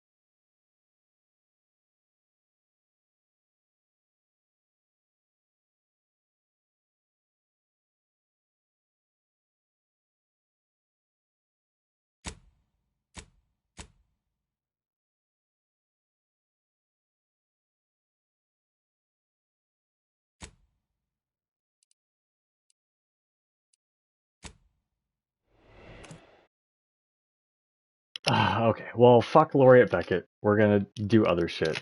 And then we'll progress to the main story and eventually we'll get his shit. For now, I'm gonna pickpocket a key off of him. Because that, for some reason, I just couldn't do anything here. Okay, there's like dudes everywhere. What is with the anomalous behavior? I don't know. Can I get you to look away or something? Well, aren't you the eccentric sort? Oh my gosh. I'd love for you to go away.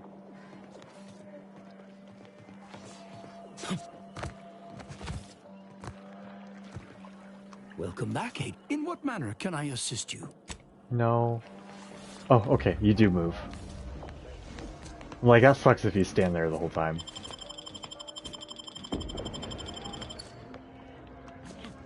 Damn it. Okay. You have to... Okay. There we go. Sorry, I'm getting a little impatient right now. I just want to, like, I kind of want to get on with the story again, but our backlog got so big that I figure I should tackle it a little bit.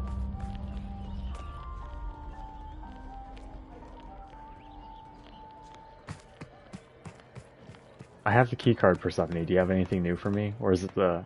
Are you still, like, moderately glitched out? You're back. Any luck with the sample? Okay.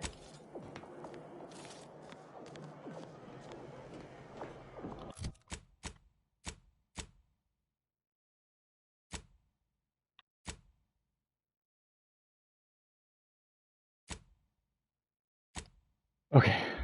We can do this one. Now that we have the key card.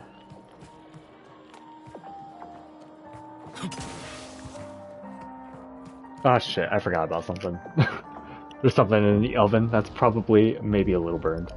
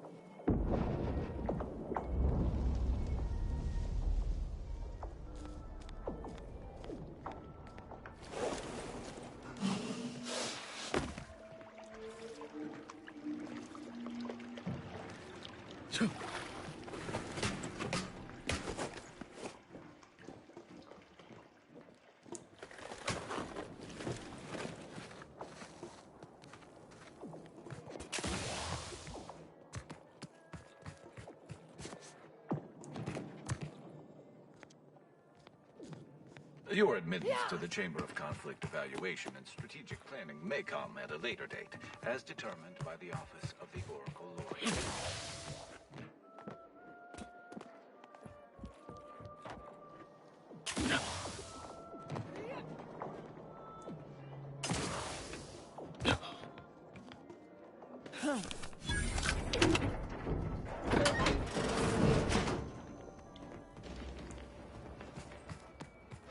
Strange to see all this vacant space after the overcrowding at Matriarch's Mercy.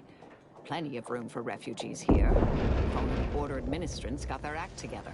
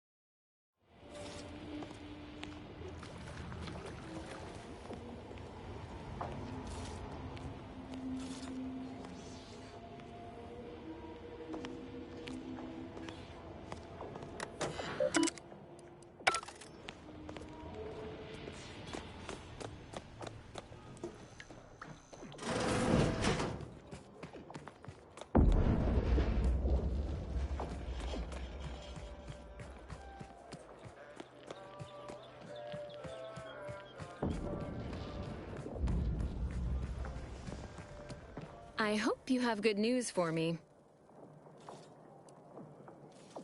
I knew I had the right person for the job. You've saved me quite the headache. Your reward, as promised.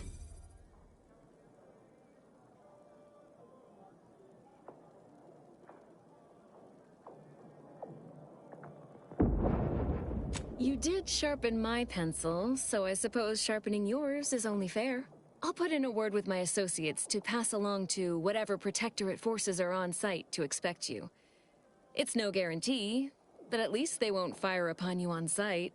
In exchange for my help, however, I want you to bring the data back here so that I can make a copy of it. Before you hand it over to the Order, to be clear. Do we have an accord?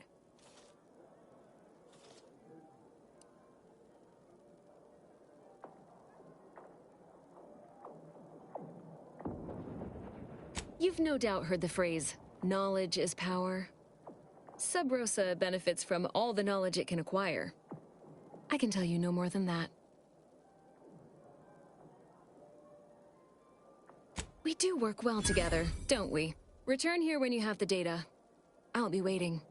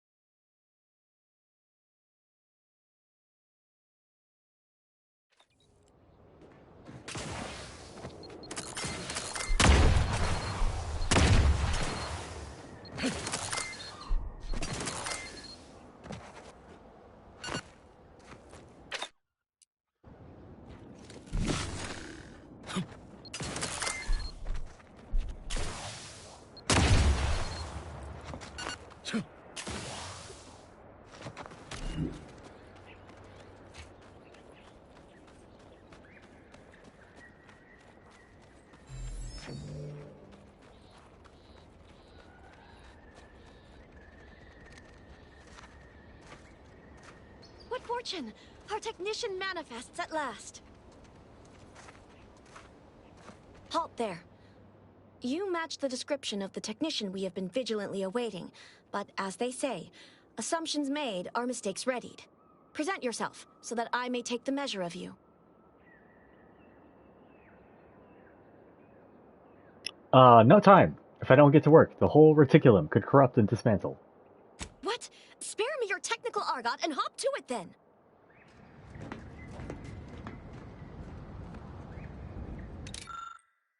The satellite is deeply damaged, but its data cartridge has remained intact. Retrieve!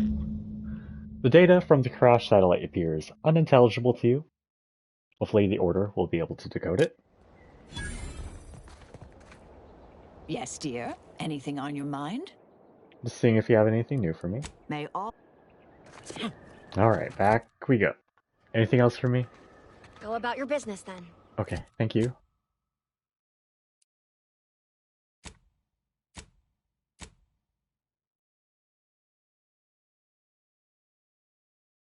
Okay, back we go.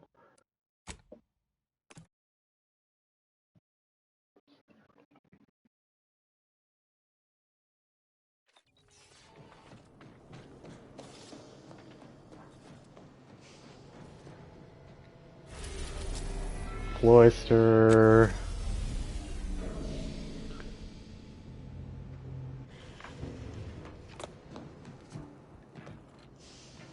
I'm getting very used to this, jumping over the railing routine.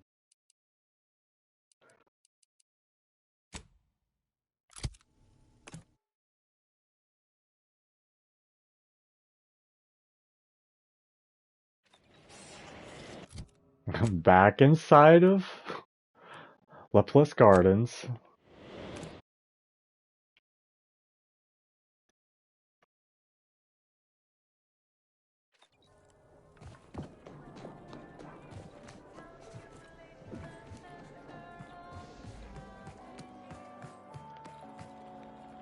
Yeah, I don't have a problem with more Sub Rosa reputation. Oh, hey, you stay there. People are gonna start to talk. I have that satellite data for you as promised. Aren't you reliable? I just need one moment to copy the data. There, all done. Thank you ever so much. Was there anything else you wish to discuss?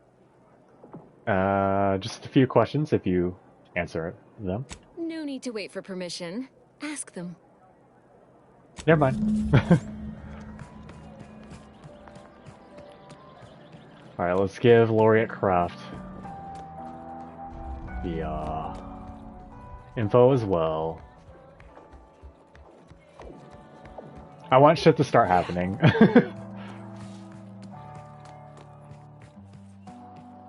I look forward to the reclamation of the Hyperion web. Hopefully you shall facilitate that. Now, how might we be of use to one another? I have some data for you. Here you are. I'm gonna eat some pizza. Gonna stop reading these out. Been getting in the habit of not eating while the entire time while streaming, which is bad because I stream very long sometimes. Most of the time. Most of the time. Yes! Excellent! Take that, reductionists! Your horrid little surveillance devices shall finally be used for what their purpose should have been! Don't tell anyone about that outburst, please. Here's something to keep you quiet. Yes, you've earned not only my trust, but the Order's as well. I hope you'll continue working with us in the future. I've informed the presiding bishop you're coming to speak with her. She can be found in the room off the main stairwell. I'm sure I don't need to say this. But if you even think about bringing harm to Ruth, I shall know. Be on your very, very best behavior.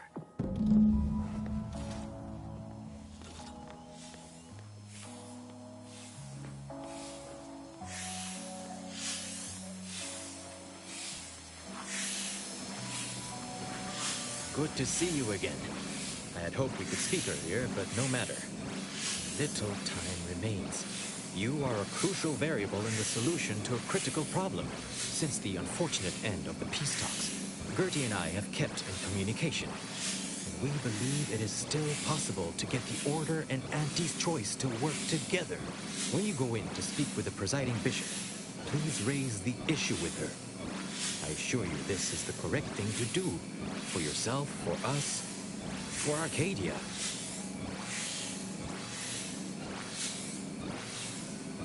For one, having the allied might of their forces at your back when facing down the Protectorate. If that's not sufficient, perhaps some additional incentive could also be provided. And if you might consider an appeal to your better nature, ending the conflict between Auntie's Choice and the Order would have untold benefits for all Arcadia. Farewell. I would say good luck, but I put no stock in chance. Only probability. May the plan favor us against long odds.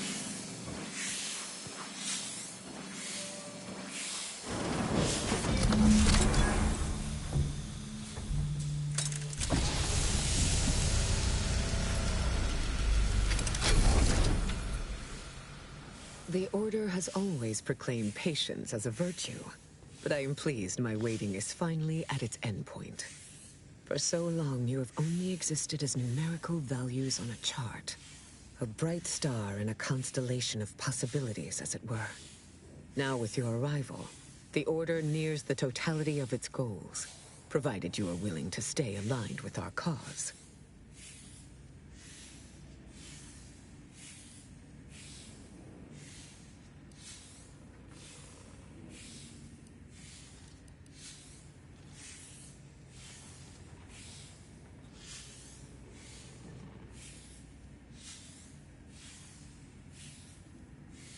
faith is trust without evidence. You deserve far more than that. Now then, I gather you already know who I am, but science has shown that good manners strengthen developing relationships by 5.3%. So, allow me to introduce myself. I am Ruth Bassar, 3rd Presiding Bishop of the Order of the Ascendant, Supreme Calculator, and, plan willing, the architect of Arcadia's prosperous future.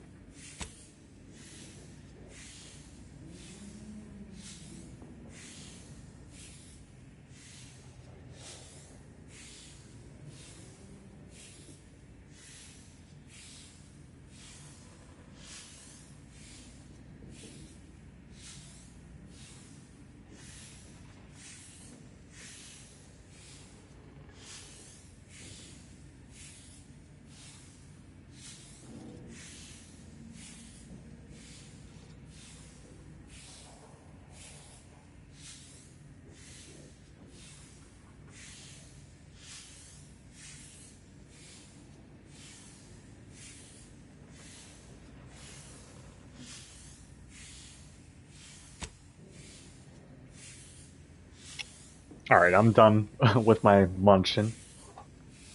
Yeah, quite the entrance. What is that machine you were in? My sensory deprivation chamber. I spend the majority of my days closed inside the silence, dulling myself against the tedious excesses of the body and mind. I feel like a sensory deprivation chamber would freak me out. I don't think I'd like that. But neat. Can I try it out? No. Sure. Neat. Can I try it out? It's a rather personal apparatus, customized to my biological measurements. Would you ask to try on a stranger's undersuit? Maybe if they're hot. Perhaps you would. Yeah. Recent exploits at Greater Tranquility Station have certainly made for compelling reading material. Confronting an assassin, and thereby sparing the delegates' lives before the rift inexplicably destroyed the station? Such a commendable effort is worthy of acknowledgement. Well, thank you.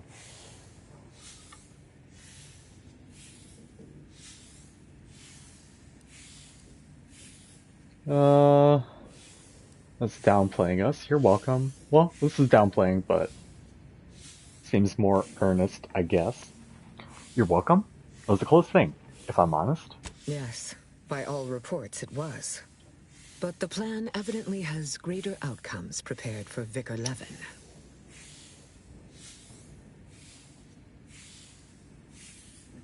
He seems like a good man. He is, at that. I consider him a close personal friend, and I cannot say that about many. However, there's something of even greater import we must discuss. I just received the most curious transmission from Did I burn? Cleo. She wishes to discuss a partnership of sorts. Blazing up a little bit. You were the source of this plot. Usually I try to mute it. My bad.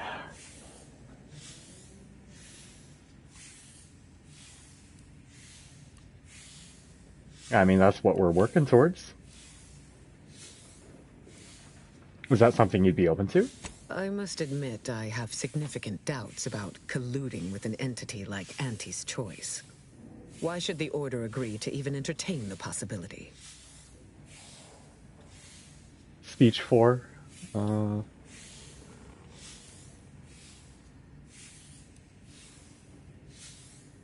I don't know, but if you don't agree to this, it's going to make me look incompetent.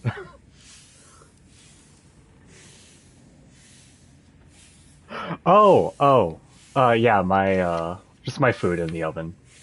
The pizza was a little burned, not to the point where it was inedible.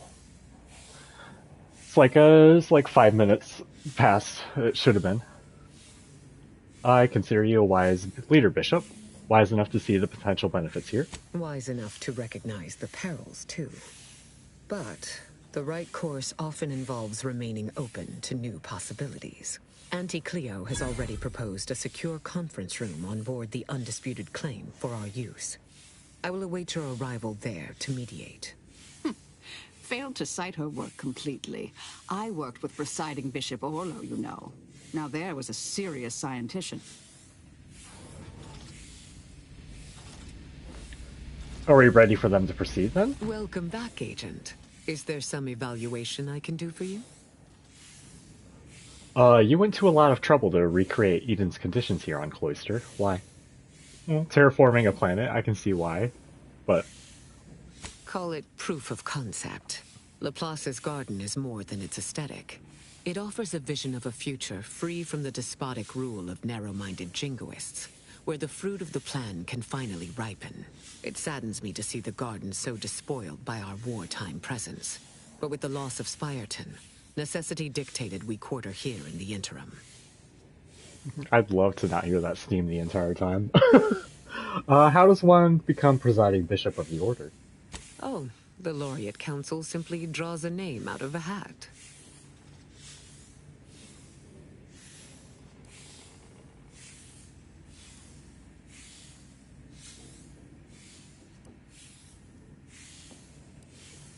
I don't want to backtalk her too much. That doesn't seem very scientific. No? Go figure. In reality, I was recommended for my position by the preceding bishop. Paired with my skills as a seer, I was the natural choice when it came time for the council to vote. Sounds like you were anointed more than elected. Thank you for that charitable assessment.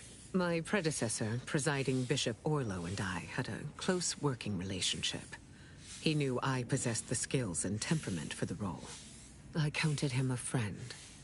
Orlo shared with me his doubts about the Order's partnership with the Protectorate, the compromises made.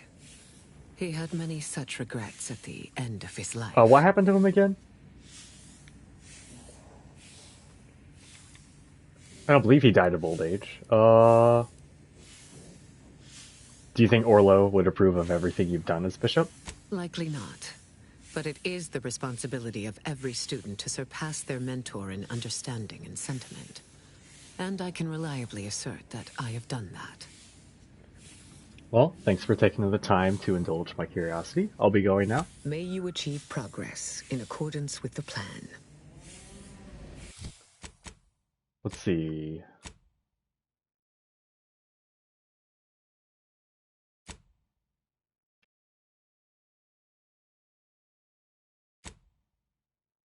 They have agreed to meet via monitor in a secure room on the ACS Undisputed Claim. Okay. Yeah, get along, you two. Alright, we're gonna go do that.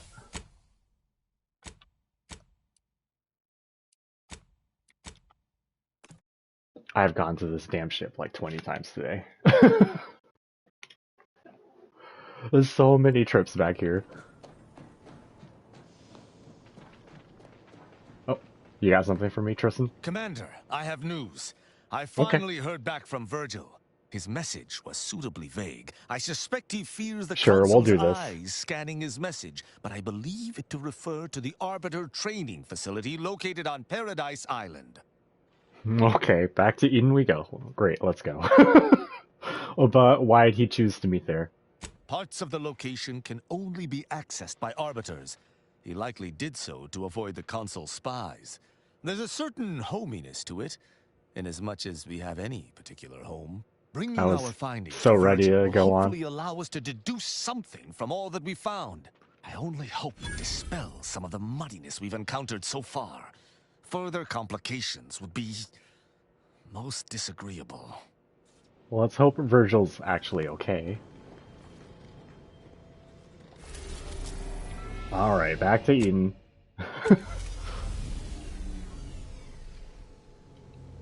Skip.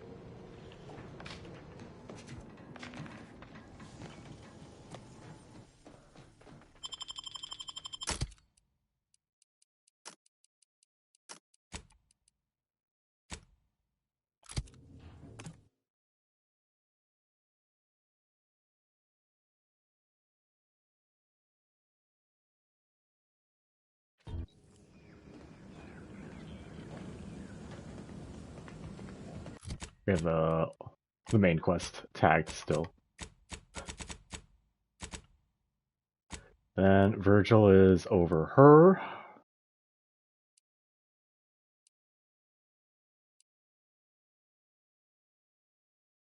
Guess you're from here.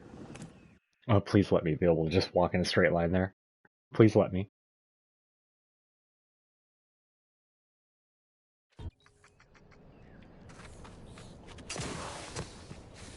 Okay.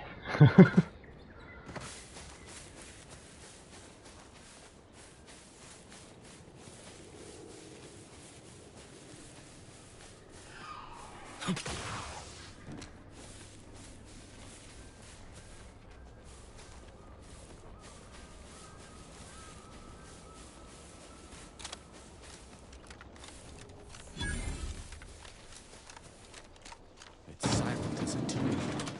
I hope we aren't too late.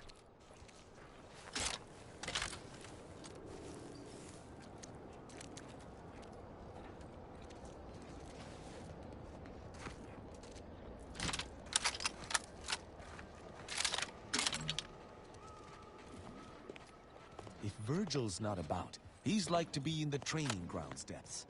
There's a lift that can take us lower, located behind the door next to those stairs.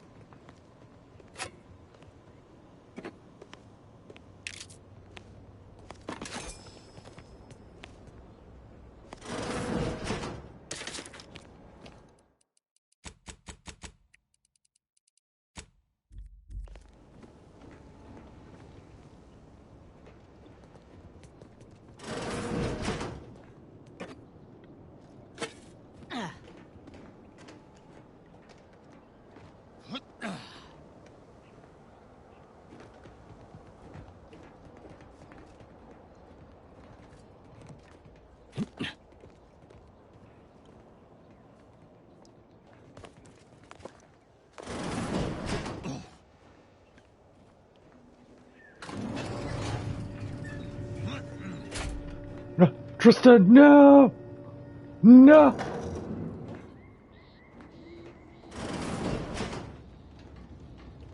He is actually still up there. Wait, I actually need you to be... Okay.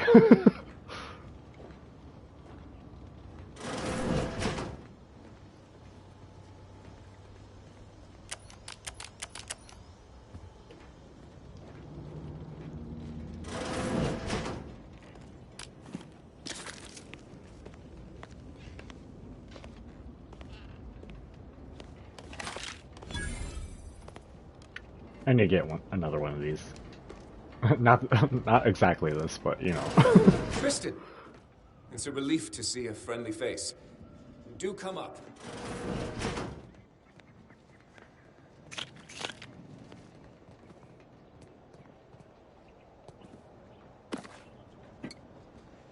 One sec, Virgil. One sec, Virgil.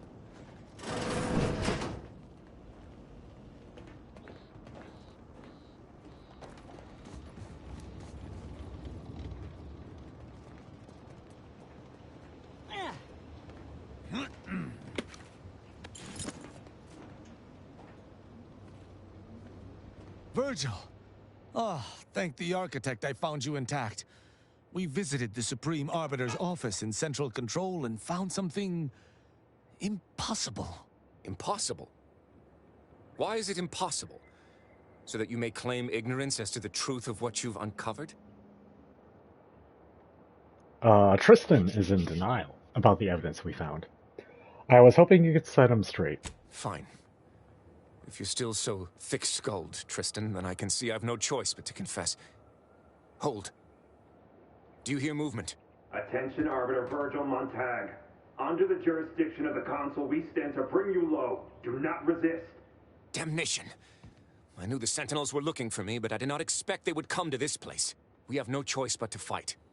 I can operate our turrets from this location, but you must engage the Sentinels head-on to prevent our being overwhelmed. Go now! I'm gonna use my BFG.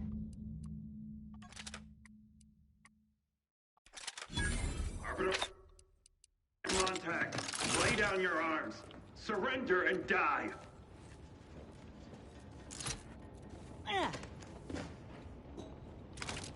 Perfect society demands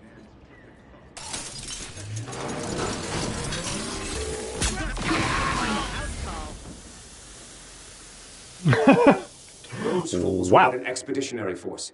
I've no doubt the bulk of their number remains on the surface. Well, bring them on. I shall take an alternate path to prepare a surprise for our would-be assailants. Then I shall flank them as you engage them. Hold. You were beginning to say something before we were ambushed. I would care to hear it. We cannot have this conversation until we are safe. Engage those on the surface and I shall join you. Go now. I love that kind of shit. Even, like, using a fat man in Fallout, when you have, like, nothing invested in that weapon tree, it still fucking annihilates everything in front of you. Well, as long as you don't kill yourself doing it. Looks like I don't have to worry about any damage to myself with this gun.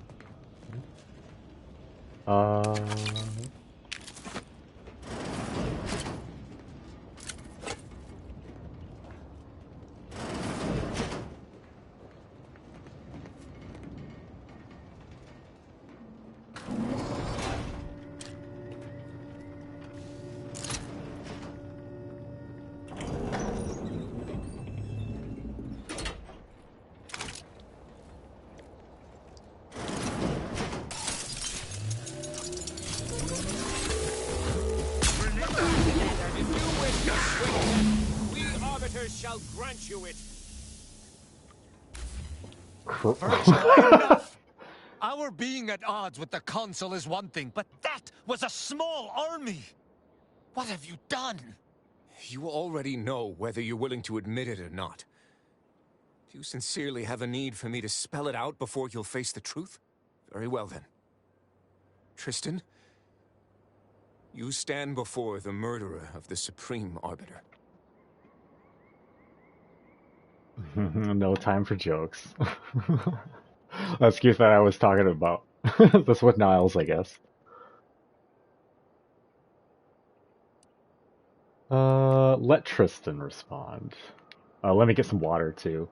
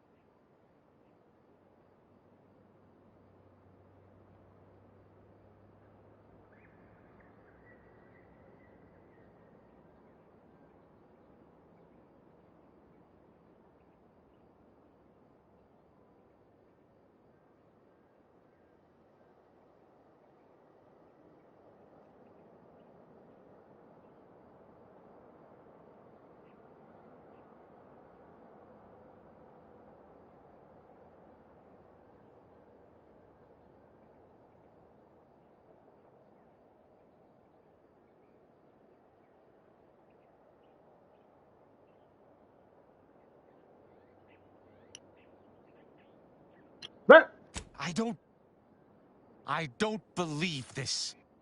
The Consul must have captured you and sent you to mental refreshment. It's the only... Open your eyes, Rao. Those Sentinels were here with due cause. The elimination of a murderer. The Supreme Arbiter was planning to send a message in her final moments, pledging allegiance to the Consul. Who do you think bore witness to those final moments? You caught her doing it, so you executed her.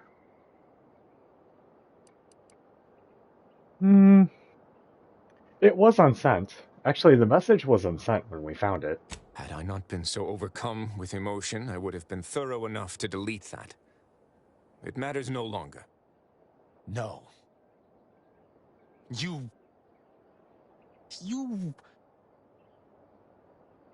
lied to me? I had to. I knew that if you learned what had transpired, why I did what I did, it would destroy you. Would it? Or were you just trying to save yourself from my wrath?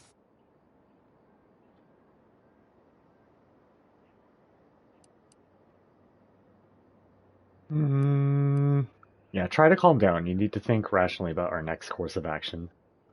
You're right. You're right.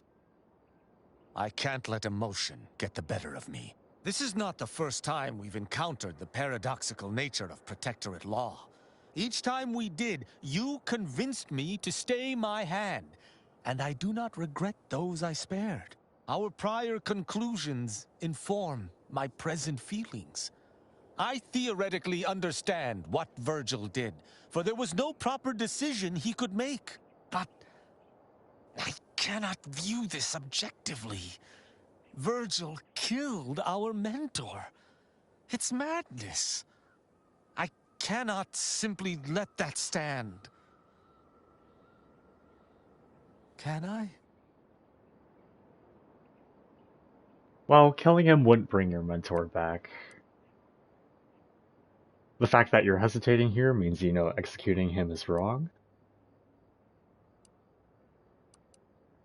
My hesitation is more reflective of a weakness of character. One does not hesitate in the Protectorate. One acts.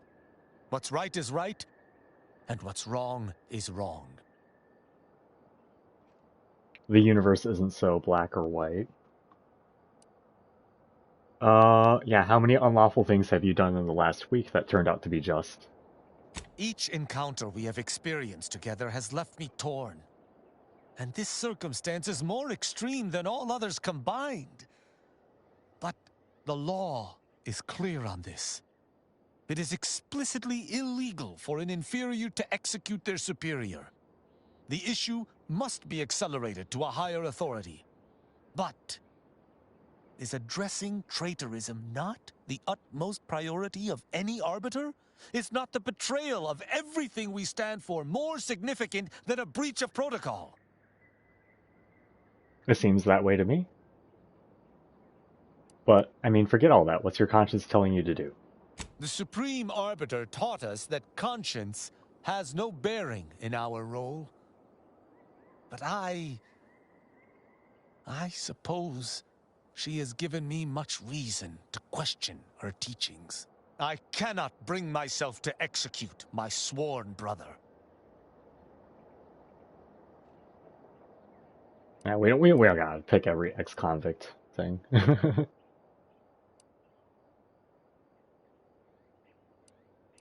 That's good. I wasn't fancying a fight with another arbiter. Oh, it would doubtless have been bloody. I cannot be certain who would have prevailed. I know not what to make of the Supreme Arbiter's betrayal. I'll have to ruminate on it for some time. But that aside, I forgive you, Virgil. You are spared. Good on you, Rao. Ain't healthy to let the hammer solve all your problems. Well, for your questline, I had you kill someone. I don't know what to say. So I don't know. I just wish there had been some other option.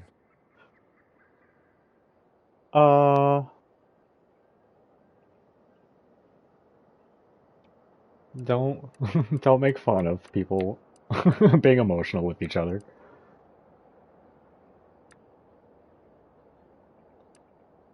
You did something unfathomably difficult, and you did it in the name of justice. That's all well and good, but it shan't undo my actions, or bring anyone back. I must live with that. 1,000 words of thanks for meeting me here, Tristan. I know not what the future holds for us, but for the time being I must make myself scarce. Though, before I go, a parting gift. May Tristan make use of it better than I. Go with the Sovereign's blessing, brother. And be careful. If you survive today only to be brought low by an agent of the Consul at a later point, I shall be most annoyed. Oh. Commander, this has all been draining. I need time to process what we've learned today. What I've done. Later, I hope we might discuss it. See you on the incognito. This agent of the Sovereign stands ready. Speak freely. I was just trying to put my weapon away. Okay. Oh, they got vaporized. Let me see what their loot is real quick. Holy shit. Holy shit, did that weapon, like, really go all this way? That is so OP. I mean, I get that the ammo is limited, but still.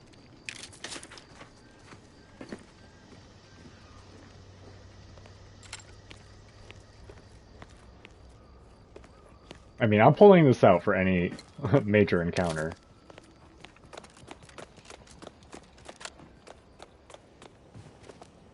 Oh, there's one more. Oh, where? Were you like on... Oh, this turret. Okay. Alright, so we need 7 perception to at least dig up one more thing on Willard. What's our EXP at? We're pretty close to leveling. We might level up just talking to Tristan.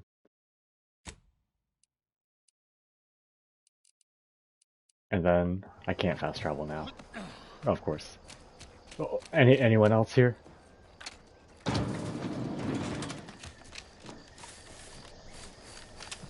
May I now? Okay.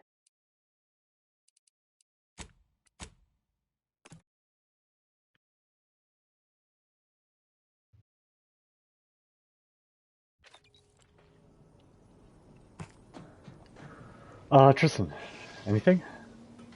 There you are. Commander, I've had some time to process what transpired with Virgil. Despite the manner of what Virgil has done, I cannot help but be glad I did not need to slay him. I can only hope he does not run afoul of further Sentinels. I still have much doubt about my path, but I don't believe Protectorate law is as ironclad as I once thought. I think they suck. Speaking freely. Never thought I'd see the day. Having good intentions does not spare you. Doing what you think is right does not spare you. This cannot be justice. Yet what can I do? More than 100 years of Protectorate society cannot be changed by a lone body. Can it? I feel like you should abandon them.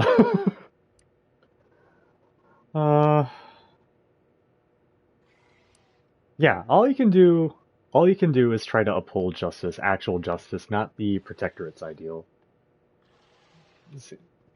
But how? I see. I must follow my own path, my own sense of right and wrong.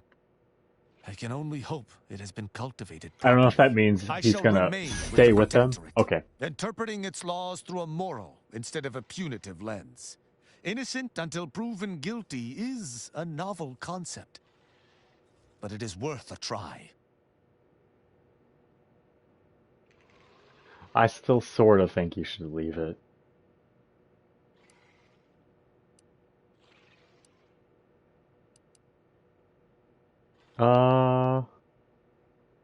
I'm impressed. Not a lot of Protectorate subjects have the awareness to make a change. Words are not worth the air propelling them. Let me make good on them first. Then you may be impressed. When we began traveling together, I was not sure what to make of you. But your input throughout our time together has been invaluable. I deeply appreciate your hand in this investigation, Commander, and in entertaining my incertitude. Let us move forth to free Arcadia from injustice.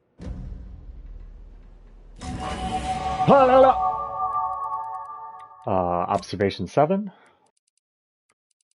Speech.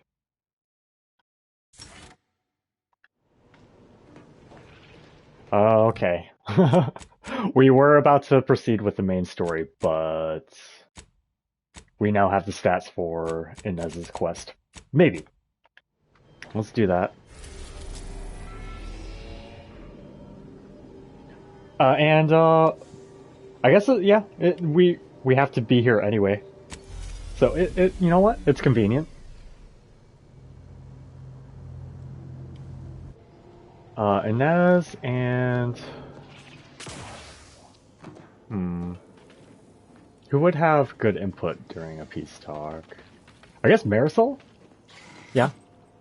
Yeah. Marisol and Inez.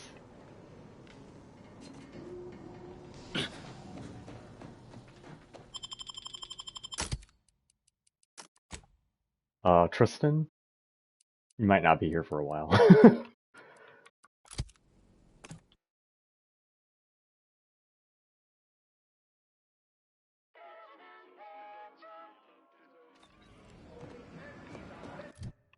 Alright. Oh. It's a perk level. Okay. I'm just looking for what's the highest skill right now.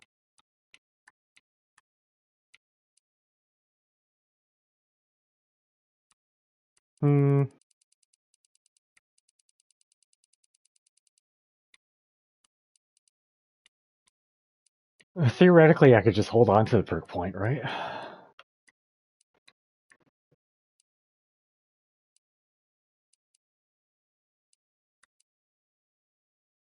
Leadership 9. Yeah, 0 points in leadership. It's looking like Lucky Strikes might be impossible for me to get.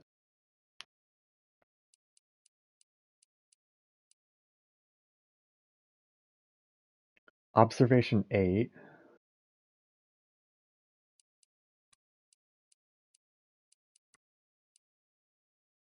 Let's favorite that.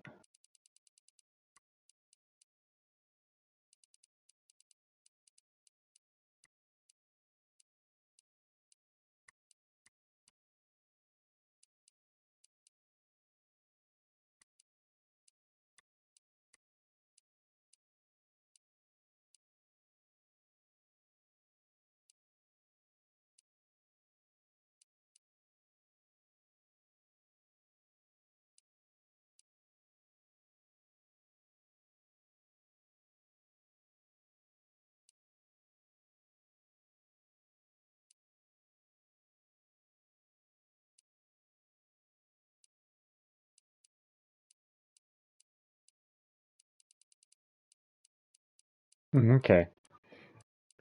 I actually don't know what I'm going to build up towards. I mean, I'll favorite this, but I don't think I can actually acquire it. If I'm correct at level 30 being the cap.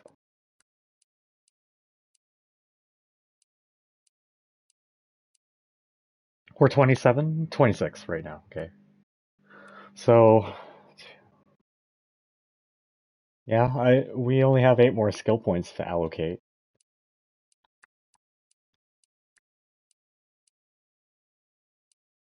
Sorry, I'm still thinking. I don't know if I should just hold on to it. A lot of these aren't super appealing to me. I guess the... no.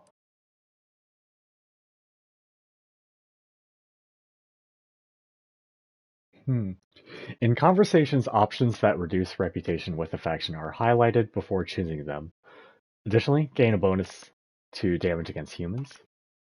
That could be good. We are, dealing with a lot of humans at the end of the day. Sure, let's go with that. Face reader.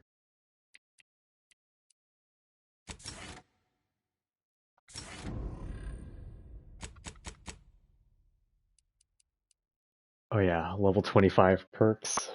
Yeah, 30 must be the cap.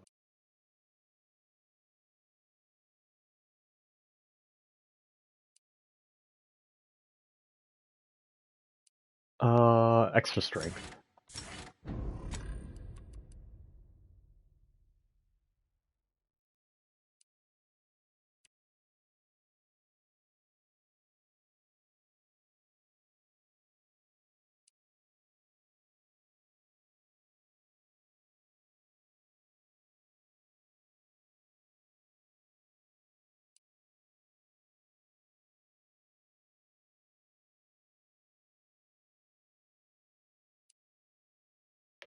Let's try this.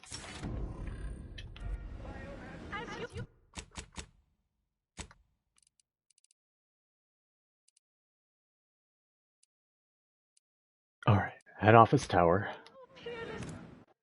Take 2 with Willard. In the recording studio. Hopefully the Perception 7 is enough.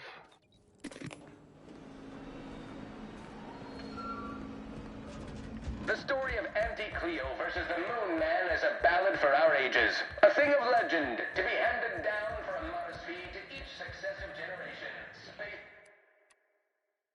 Spacer's Choice swollen-headed mascot represents the worst impulses of old corporations, who unfairly stacked the deck against the little person, as they tried with us at Tau City. But did Auntie Cleo take Spacer's Choice devious shenanigans lying down? Okay, it was this. After taking a closer look at the chalkboard scribblings, you realize that it's a record of a rapidly depleting research fund. The fund is estimated to reach 0 bits in the next few months. Okay. This is still off the table. Hacking 5. We'd have to spend pretty much every last point we get from now until the end to be able to do that.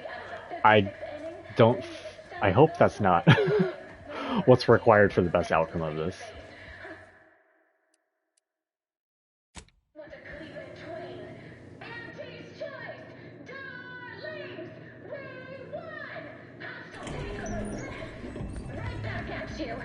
I'm Auntie Cleo, and I endorse this message. Attention, valued employees. Auntie here to... Where's comestibles? Where's comestibles? Sorry. Yes, I understand I may look in charge, but I'm just minding the desk for our esteemed director. The real talent, as they say.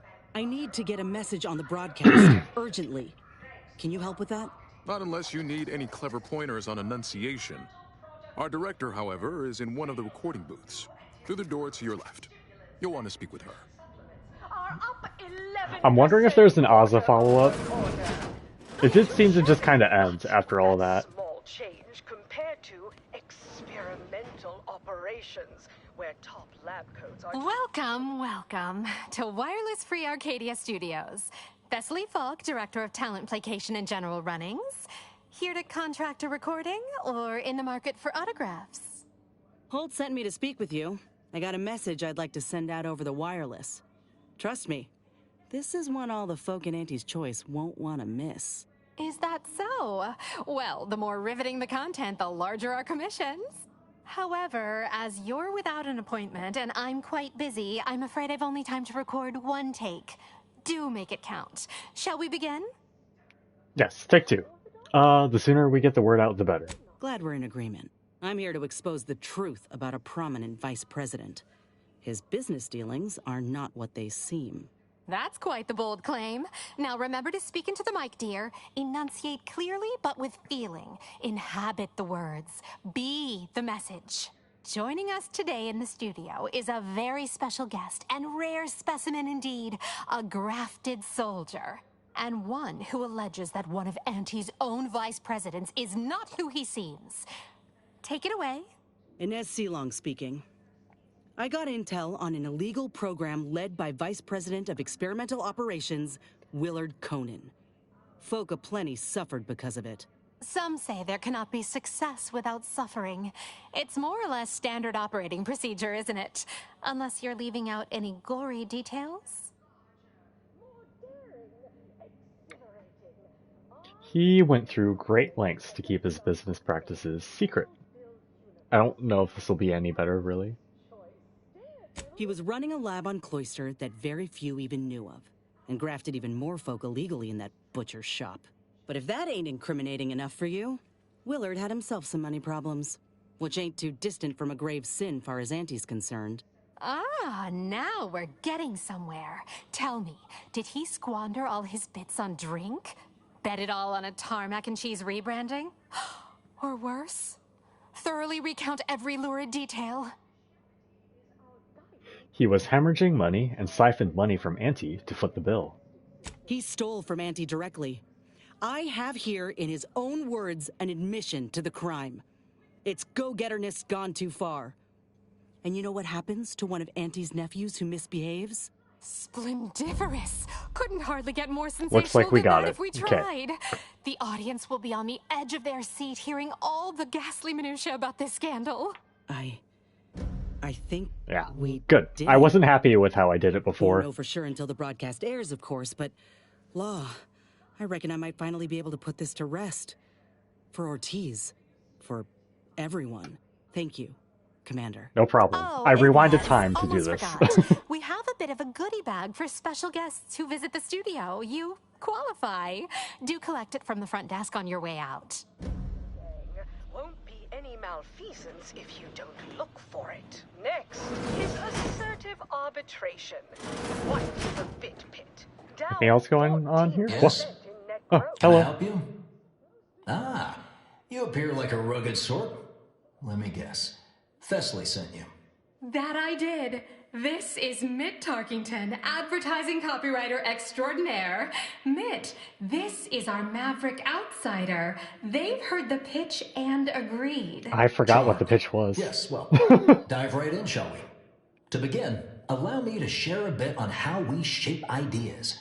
Part the veil about this magical art we call advertising.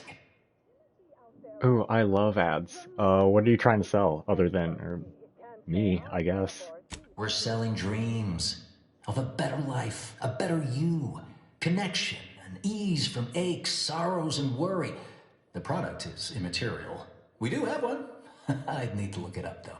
A little background first to frame your thinking. There are 4 personality types we appeal to when writing advertisement copy. I'm like you. I'm who you want to be. I, who have cultivated a persona as a sarcastic doubter, am not normally into things, so you really ought to listen to me about this. And I just hate that thing that never happens, yet absolutely could. Any other general questions before we get started? Which of these types most identifies with a Maverick outsider? Somehow all of them, apparently. Even the most buttoned-down rule follower imagines themselves a rebel in some way. All right. I'll ask a few questions about your singular way of looking at things. Then translate your unique perspective into lines for the ad. Now, first question. How can we best understand those like you? Any insight on your kind of unique perspective? I'll never be understood.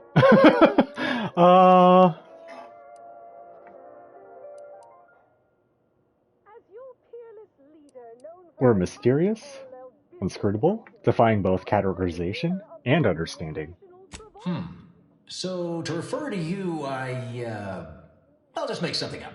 Calling all, Muggle lumps. You know who you are. Next question. How do we best illustrate credibility? Say, through something you know, or hate. Through continual self-aggrandizement.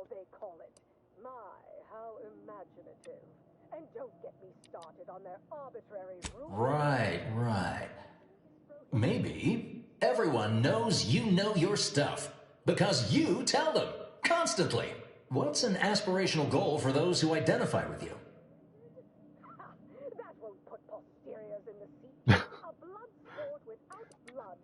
Eh.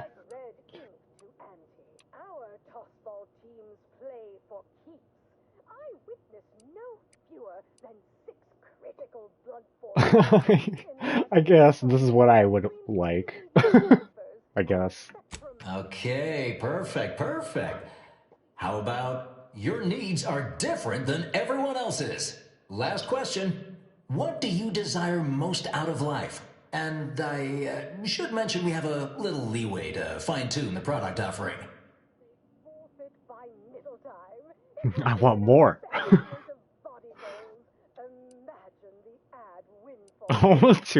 Never. I mean, yeah, to never be alone. Have just the thing. Available now in double packs for couples. to share with that special someone who's every bit as special as you. Because nothing says lasting devotion like cyst rides built for two. Oh. Wait, what are you advertising? Ah, yes. Suppose you might need to hear it assembled to make sense of it all. Just a moment while we put it together. I can already hear it in my head, and it is perfect. All right, that's a wrap. Roll the assembly. Fine work, everyone. Take a good listen. Calling all Mugglums. You know who you are. Everyone knows you know your stuff. Because you tell them. Constantly. Your needs are different than everyone else's. That's why we've updated our premier cyst rides just for you. Auntie Cleo and Pal's deep-fried Sisty Bits. Available now in double packs for couples. To share with that special someone who's every bit as special as you. Because nothing says lasting devotion like cyst rides built for two. I could go for some cyst rinds, I guess. I don't mind pork rinds. I don't mind. I don't mind most things. Affiliates in training and ethically gray consultants who labor with committing to a side. Not worth any fuss. An artificial Wait, so what was that? Reminds me of that thing in Outer Worlds one. I assume that's what they were going for. There's a studio in that game as well. Okay, we have like, you know, bits and odds and ends, but I think when I get a definitive like point of no return, that's when I'll do more of the cleanup. I would love to just like get things rolling. Yeah.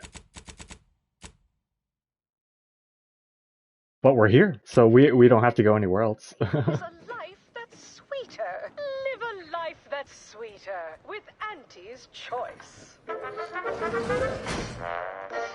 Item: business is good. Do I wanna? Positive bit flow. Our portfolio. Sure, we'll go back to the incognito just to see what Inez has to say. She had something to say following the end of the quest, even though it's marked as complete. And now that the outcome is positive, it'll be better. Have time for a chat? She won't be as sad. I didn't want to make her sad.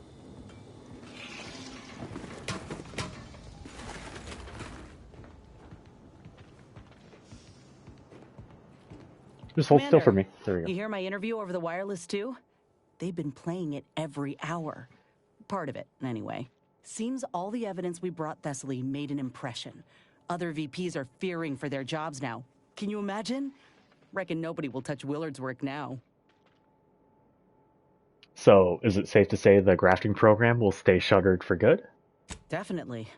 I'd bet a post-mortem on Willard's activities is being drafted as we speak. Few are keen to repeat the same mistakes as someone trotted out as a cautionary tale. If I ain't said it recently, then let me say it again. Thank you. I don't think I could have done right by Ortiz all on my own. Nobody has to be hurt like he was again. Now that this is done, what will you do? Reckon I'll find a way to look after the other grafted soldiers out there.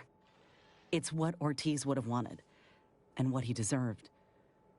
But all that'll come after we save Arcadia.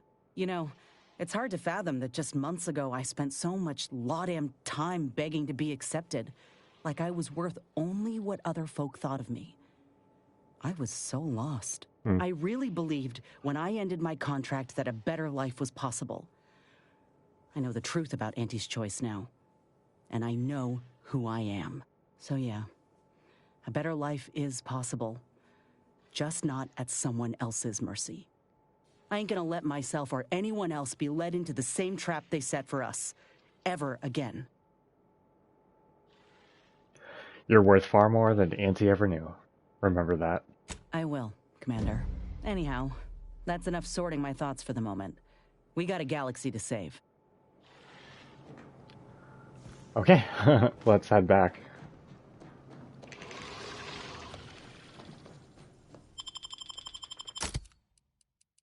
Yeah, I mean, she's not pro Auntie's choice anymore, but still gonna try to bring her along for the negotiations if it becomes relevant.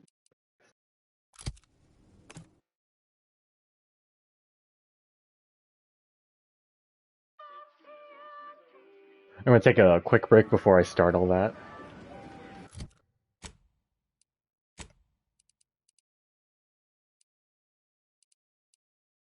The mysterious individual.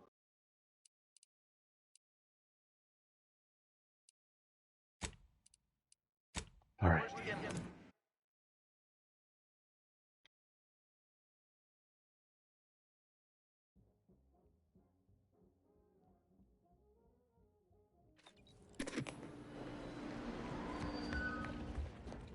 That unknown coded signal. I think I have to like completely close the app and reboot it.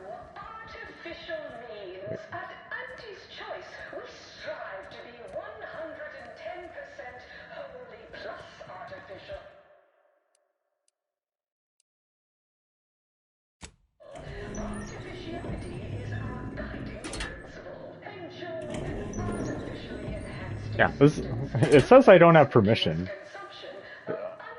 Hang on. I'm not like doing something wrong, am I? Look who it is. Oh, okay. The instigator of this little affair. Her mathematicalness should be along soon, unless the leader of the Order's too busy crunching numbers to attend to business. There we are. Apologies for the delay. We were resolving some technical issues. Cloister's atmosphere has a tendency to... Oh, yes. Regale us with a thorough account of Cloister's atmosphere. Spare no detail. This must be Auntie Cleo's trademark wit. Now. I'll play nice. I see now why a neutral third party was needed here. Be right back. Be right back. Go take care of some stuff.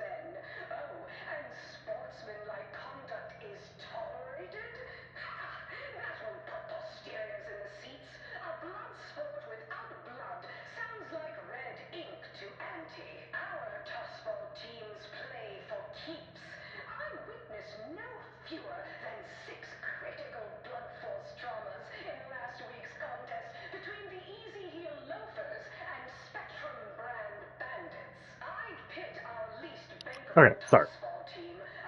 Yeah, I see now why I was needed here. If I was discourteous, I apologize. So long as our mediator proves up to the task, surely we can remain civil. If not, these negotiations may prove short indeed. I've proven myself capable enough to get this far, haven't I?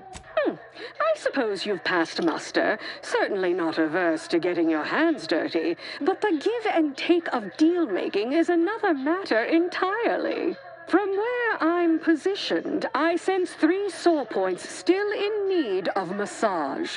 Point 1, control of the archive. Point 2, oversight of production and distribution of skip cores. And point 3, management of Rift technology.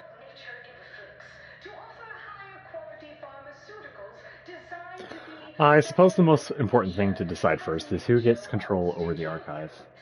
Before we go any further, I want it in writing that the Order will take full control of the archive without interference from Auntie's choice.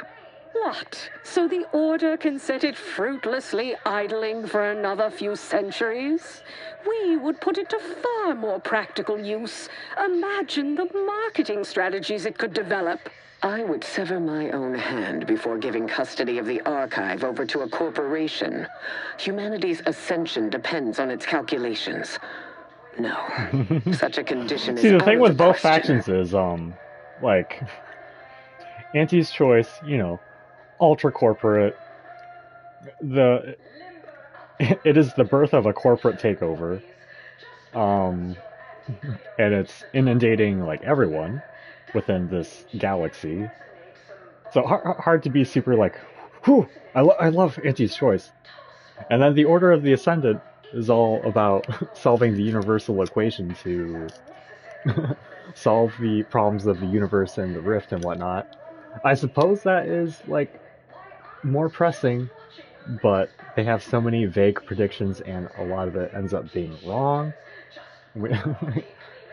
And the stuff about the universal equation seems nebulous at best. Like, what are we... How is that being applied to limiting the amount of risks that appear? Can we... And, like, you know, through Marisol's quest, the universal equation can't be, you know, solved within this lifetime anyway. That's why all the stuff with Anais was trying to, you know, shortcut her way through it, and it was bad.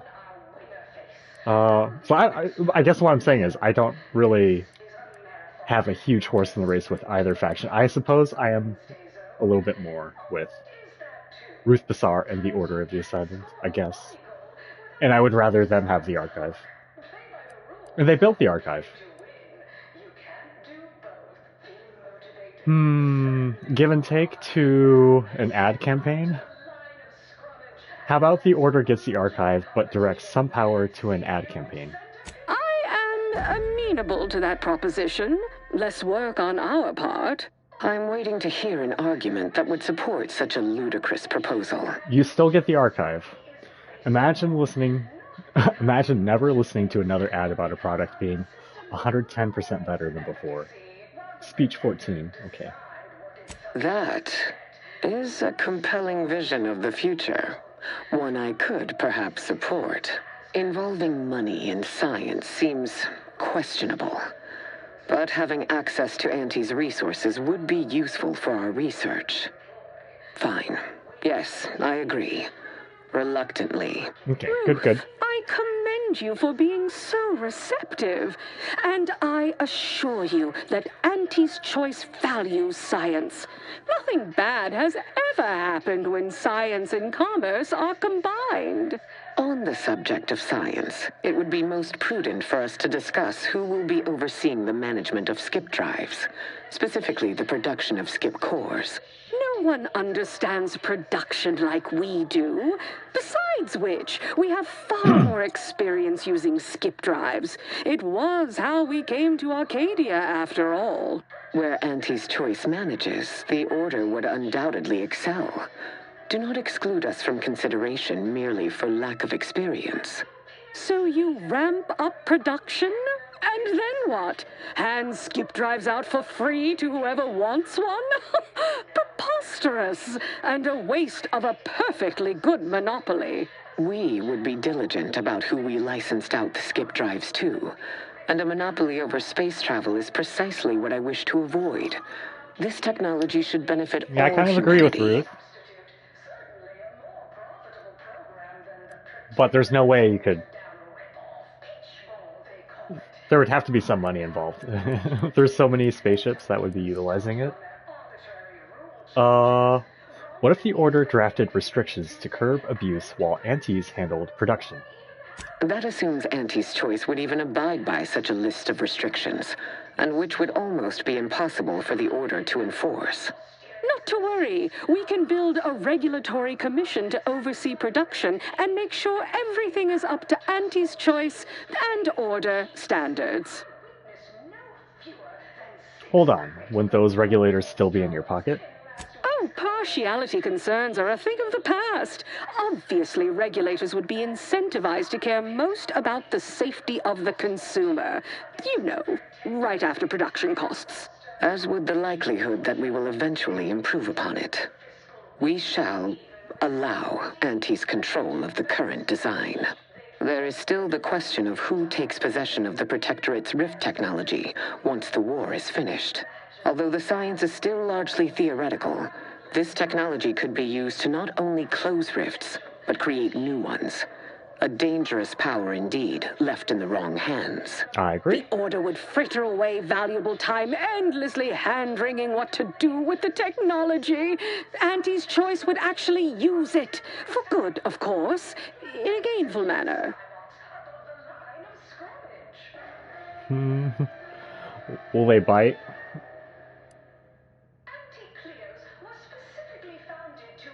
I do mostly agree with Ruth here.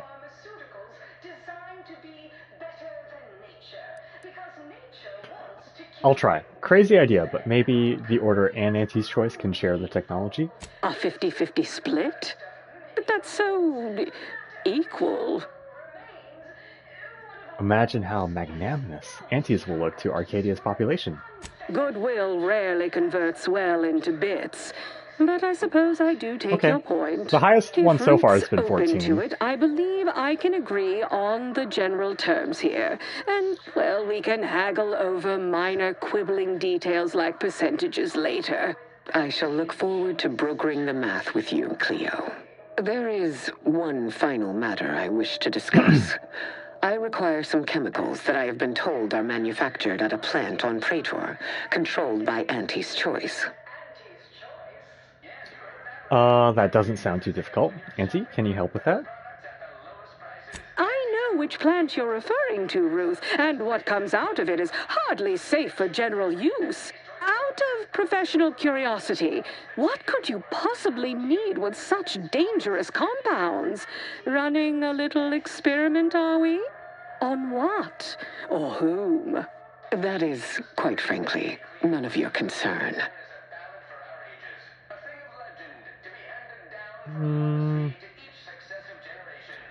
But it is Auntie's business now, Ruth. You two are working together. Precisely. Partners don't withhold secrets, although they can and probably should withhold extremely dangerous chemicals if not properly notified of what they will be used for. I will make no progress with my request without further explanation, will I? While the Archive is an infinitely complex machine, an equally complex apparatus has been designed which allows one to interact with it directly. Brain-to-logic assembly, as it were. Unfortunately, this headgear exacts a rather tremendous cost on the wearer. A certain panacea is needed to survive it. But I require these chemicals to finish it. Okay, I believe you, I suppose. But you seem nervous. Is there more to the drug you're not telling us? Perception 5, coming in. Perhaps I have not been entirely forthright. This treatment will enact a permanent change in my personality. Irreversible. But it will not cost me anything I would lament losing. And I thought we were the ones who threw caution to the wind. Well, Ruth, if worst comes to worst, I'd be happy to serve Auntie's as stoked about that. substitute teacher for the Order. A generous offer, but I fear you lack a certain number of qualifications. Conscience, for example. Yeah, if you make this bet and you're wrong in any way, the entire Order will suffer. We don't even know, like, how much it'll affect your cognitive abilities. You sound just like Laureate Beckett. I'm weary of having this debate, especially as I can never seem to win it. Very well. Never mind about the chemicals. Never Now mind. is not the time Okay. for risky experimentation at any rate. Oh, bother. Here I wanted to see Ruth lobotomize herself. I know you did. I know you did. Best I'll say is today's outcome is workable. Yeah. Barely. Our gains were not as exclusive as I The had best hoped deals are when Arriving neither's at all any that happy. arrangement even remotely equitable was statistically improbable. Be glad our mediator managed to find a middle path forward. Well, I'm just happy you two were able to reach an agreement at all. As am I. You certainly have a way of curving probability into your favor. Well, that'll be all for today. Don't forget to purchase the latest in Auntie's Choice products out on the value-added Esplanade, or enjoy a refreshing cocktail Don't at worry, the I've Best heard Choice. the ads And for do the past come while. see me personally when you have time. I have just the thing in mind for an accomplished freelancer such as yourself. Sure. One moment. There are still the logistics of recapturing the archive to consider. We'll, of course, provide our expert troops to support these efforts. Have your people call my people to sort details. Doodaloo! Brusque as ever. Auntie's troopers will certainly help us manage the Protectorate forces easier, especially if supported by your help. But it would be irrational to expect you to endanger your own life without a more specific strategy in place. I have an incredible Fortunately, gun, I have so already given I'm this not some too thought. concerned. I have the BFG from Doom, so... but I should hope so. Let Ruth continue. First, we must reclaim Spyreton from the enemy. Spyreton once served as the Order's headquarters, due to its proximity to the Archive. Its loss was an affront, and remains so. More importantly, there is a lift located in Spyreton which can deliver our troops into the Archive to assist you against the Protectorate. Unlocking and calling that lift can only be done from within the Archive, however. So you will need to infiltrate the Archive by alternate means, via a bridge connected I've already to got Newton. across. Fortunately, I am told you already dealt with the cultists there. Unfortunately, you will still need to find a way past a small rift currently blocking the bridge. I've done that. Good news, I'm in possession of a device that temporarily closes rifts. Ordinarily, I do not fancy surprises, but you are proving an exception to that rule. With such a device in hand, bypassing the rift should be as rudimentary as pie. And perhaps at some later date, you will also permit our scientists to analyze this gadget at length in one of our labs, provided all goes according to plan. Sure, I don't care. So, retake Spyreton, infiltrate the archive, and unlock the lift. Got it. Anything else?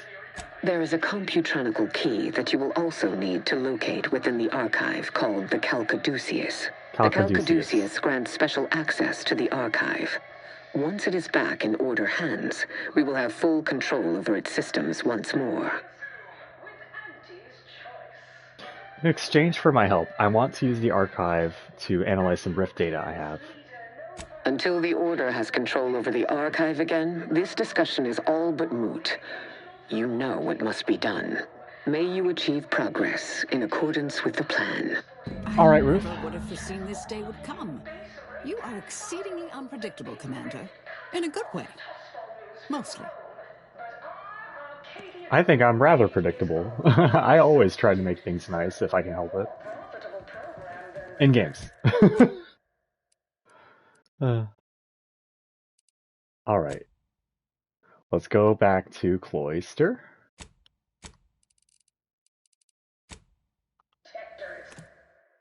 Auntie did say she had work for me. We'll check there later. Oh, fucking hell. We're already here. Let me check one more time.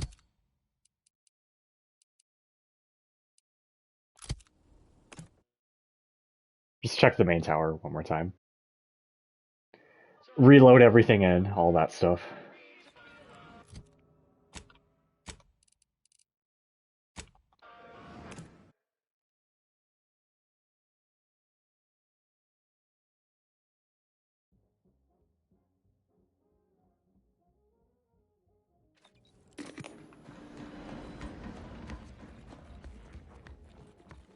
Always remember, commercialism is the foundation that Make profitable choices.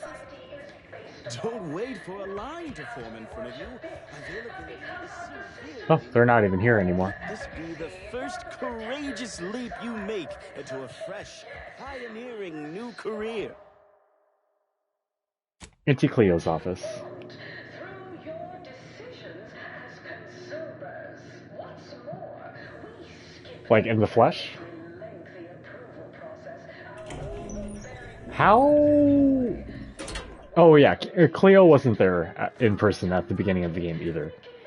I was wondering what would have happened if you just shot, if you just shot her at the beginning of the game, but no, she was on a screen. You to take part in public product testing, respecting your right to risk a few pesky side effects as an early adopter. At Auntie's choice, We've successfully co-opted yet another of our rivals.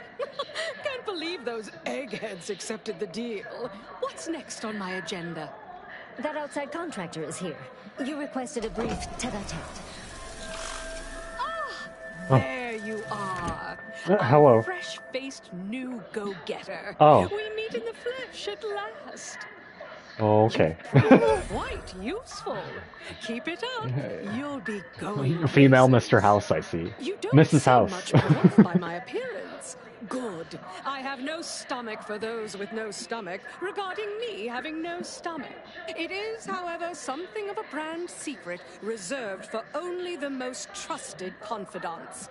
And covered in detail buried within the confidentiality clause you agreed to on arrival.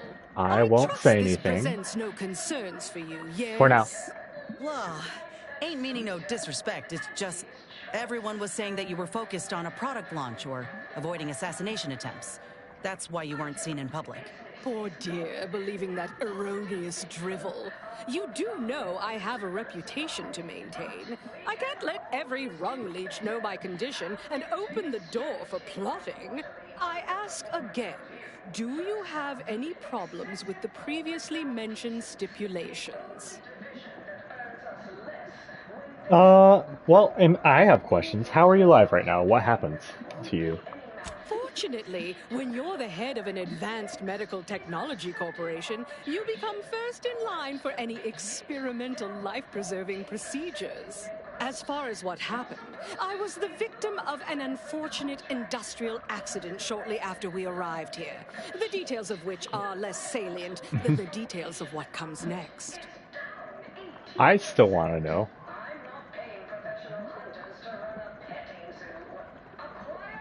But, oh, you want me to get you a body, huh?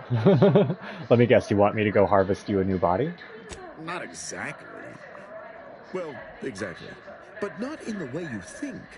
We have a mission for you that is vital to Auntie's Choice's survival. We've uncovered an opportunity to procure me a new, audaciously improved replacement body. There was a past proposal to utilize grafts, but oh, once I saw what happened to those misfortunates in the experiment, like your hanger-on here, the idea was promptly abandoned. Wait, are you saying that the grafting program was only started up to help you with your condition? And was shuttered because it couldn't? Yes, keep up, dear. You think we would have invested money in such a risky procedure for gains on the back? I wonder if that could have come in while I was doing it as a quest. That means your scientists lied to us, and our suffering didn't mean anything at all. Is that right? Me and mine were just lab sprats to you this whole time? This is what you signed up for. Tell me, did you also believe that we came here to solely liberate Arcadia and not for its resources? Oh, you did. How sad. Always remember, commercialism is the foundation that Auntie's Choice Society is based upon. Yeah, I don't like you messing with Inez right now. The system's glorious efficacy, but the protectorate decide what its subjects get. Why in Law's name would you steal a new body? There are corpses everywhere. The body I want isn't just some simple yet stylistically sutured together amalgamation of corpses to bolt my head atop. Not this time, at any rate. Do you want a mech body? To find me the perfect body, you'll be assailing an inappreciably populated, automated automech factory over on Praetor. Okay. Are you asking to be mounted to an automech? Not just any automechanical, something much, much more exciting.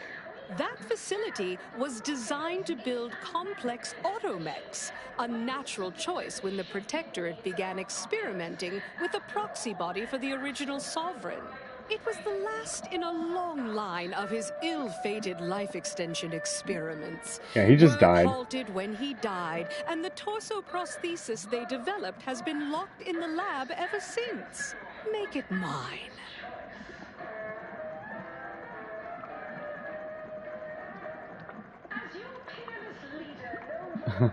Wait, what phase in the Archives marketing initiative is this one? Bolster defenses to protect key assets.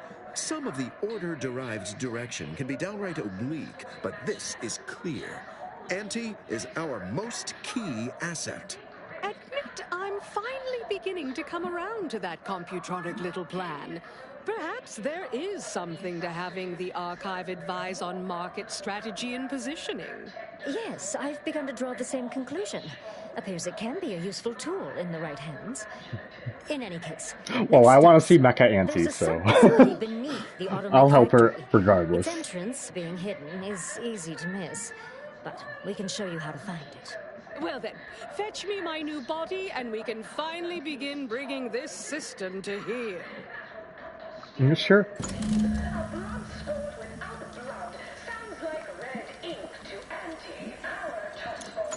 Huh?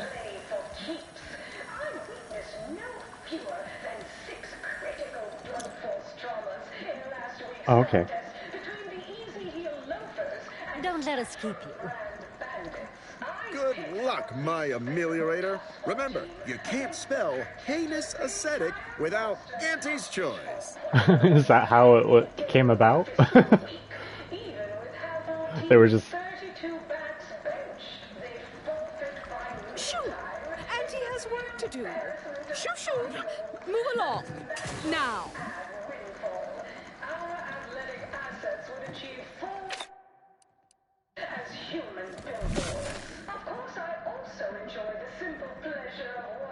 Invalid item name.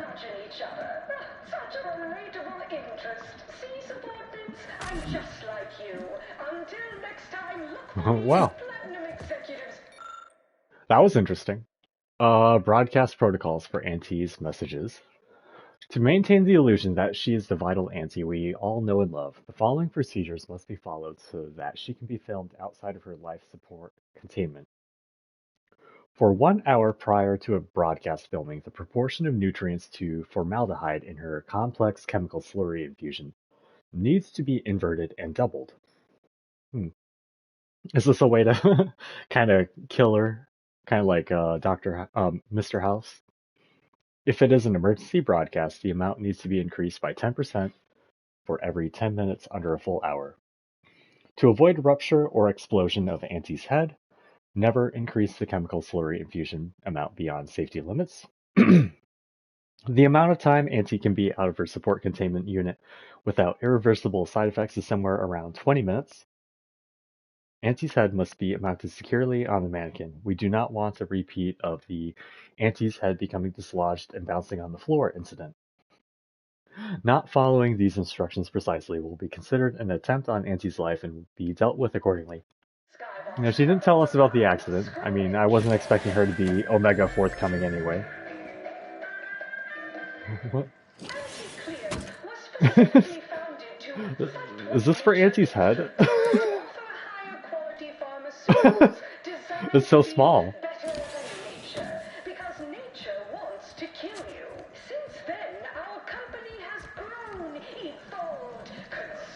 So wait, if I wanted to do nefarious shit...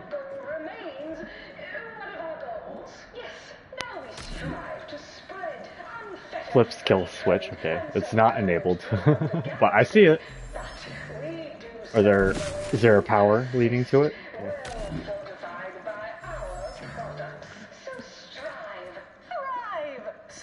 Okay.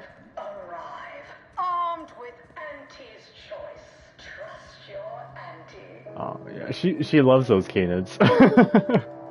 Well, at least she loves something, I guess.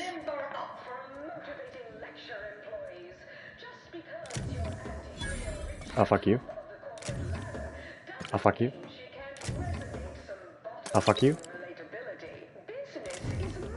Fuck you. Fuck you. Fuck you. Okay.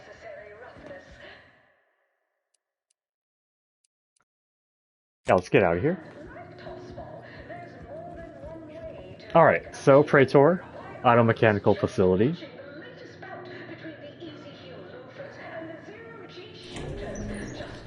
I am certain we have other business on Praetor as well. I am sure. Praetor is like my least favorite planet out of them so far, I think.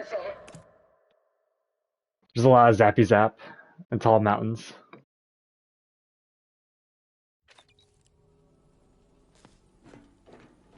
Not very populated, all that stuff.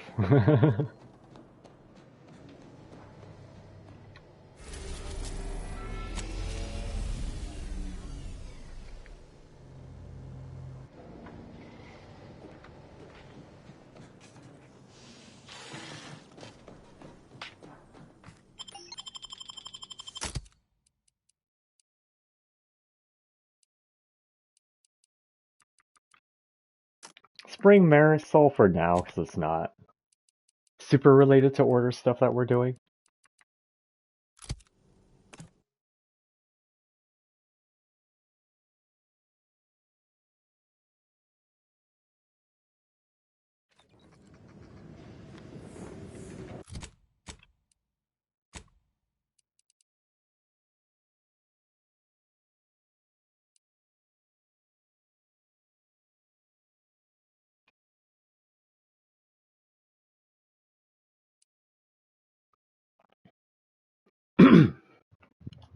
Dumb aggression? Sure.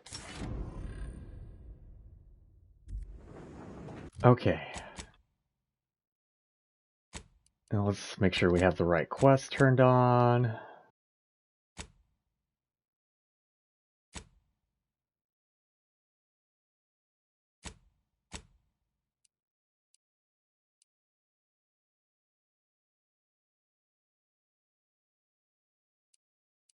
Okay, yeah.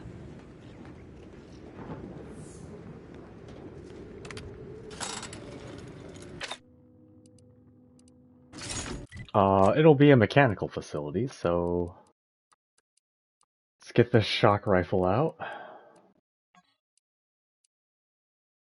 We don't need our Omega gun. Or BFG.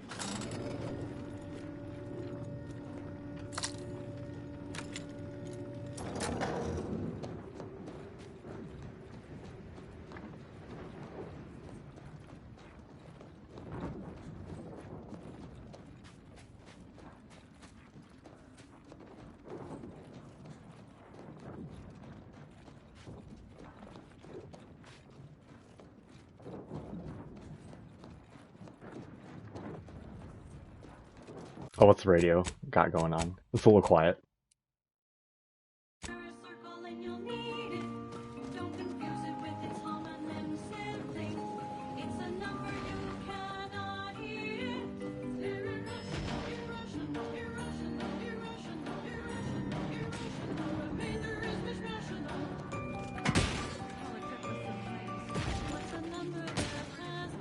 Yeah, what did I do for this before?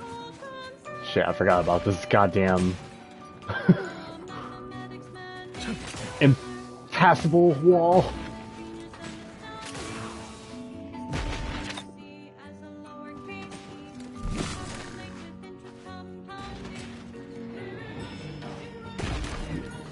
God damn it. Alright. We'll do it from this side.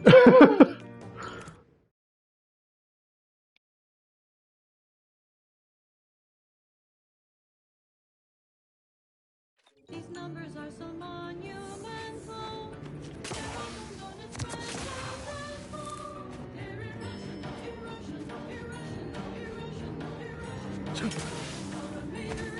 Yeah, this is annoying ass Praetor stuff.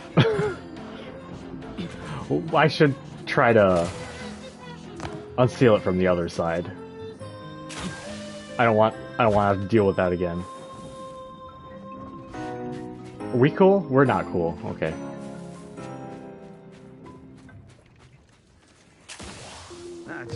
Oh, okay. Oh. And now, constructually compelling yet categorically voracious statements. I never thought I would observe the day when a sovereign mental impression. Oh my. Okay. Eat complex food bars. Every real bar is packaged with an imaginary piece for you to enjoy later. From the Order of the Ascendant. Never forget.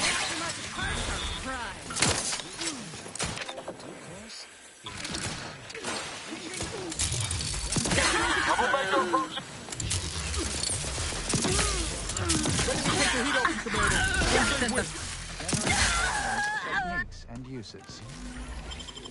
Good day and welcome again to Advanced Abstract Algebra. Let's get you healed. Out of sight and on the way. To the rescue. Please continue to enjoy the background music, which I have selected today based on its arithmetic-based harmonic progression. My name is Edmund Vanderkamp, and I am the Mystics for the Order of the Ascendant. Today's lecture will focus on the generation of prime numbers, techniques, and uses thereof. I know. Prime numbers? Why so simplistic? Well, consider this a basic refresher course in remedial numismatics for those new to the Order. I will start by explaining what a prime number is, despite the fact that I learned that definition decades ago while still in diapers. But no matter. Many things, and repetitiously is one of them. I have also been called redundant several times, and once I was called reiterative, if you can believe that. So, prime numbers. What are they?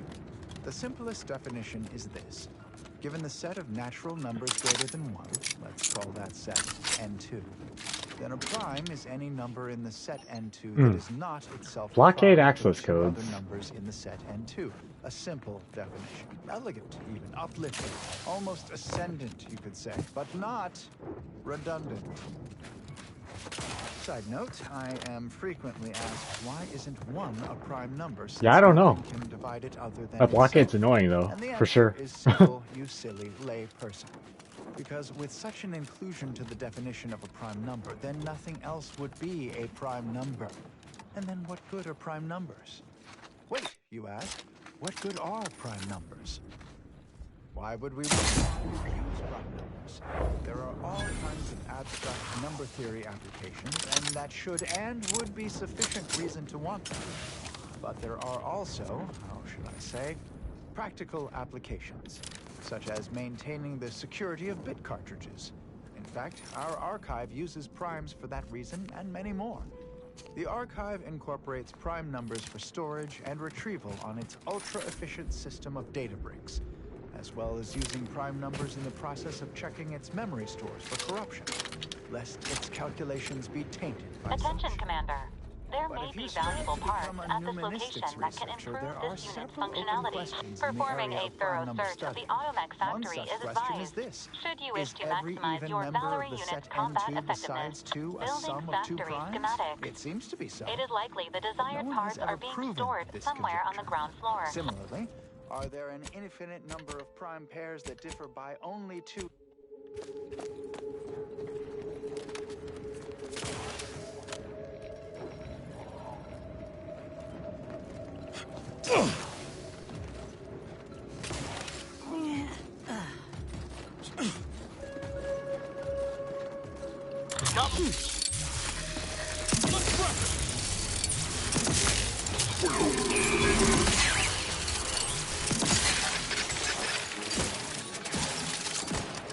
Things take time, Commander. Hey, got a distraction for you.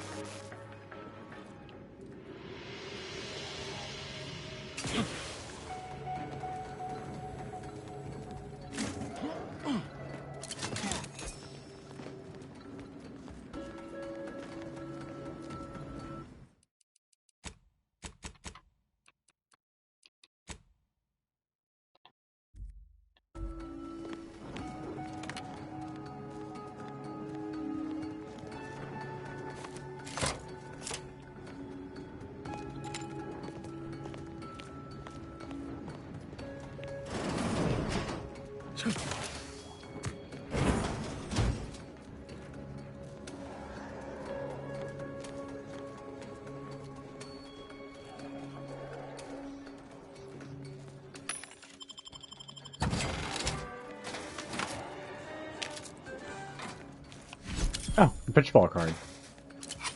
That's a weird spot for it.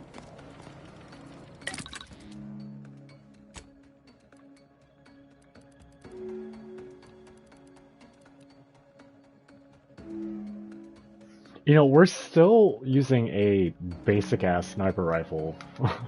They've never given us, like, a special one.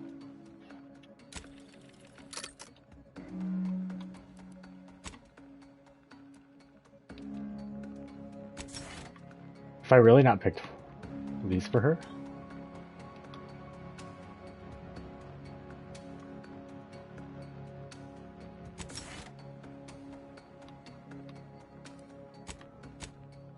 Okay.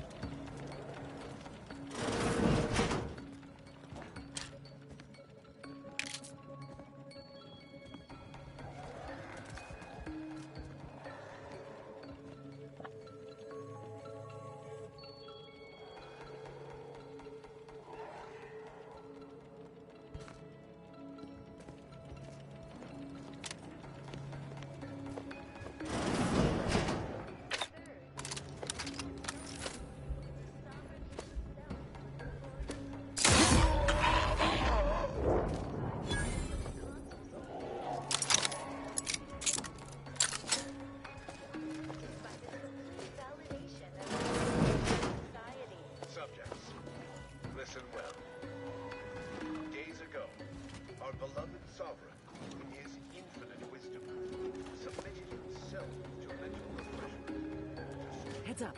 Rival life forms.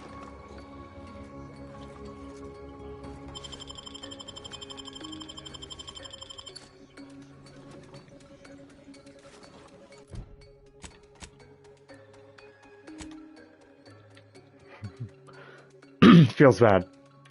Killing someone on the pisser? What kind of deranged maniac would do such a thing?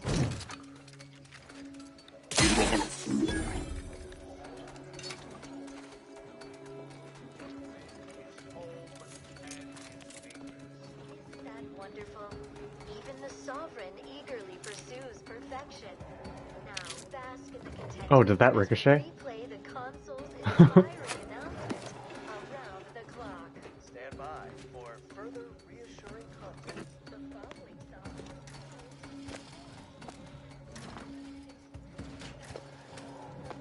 This janitor mech got problems with me? You got beef?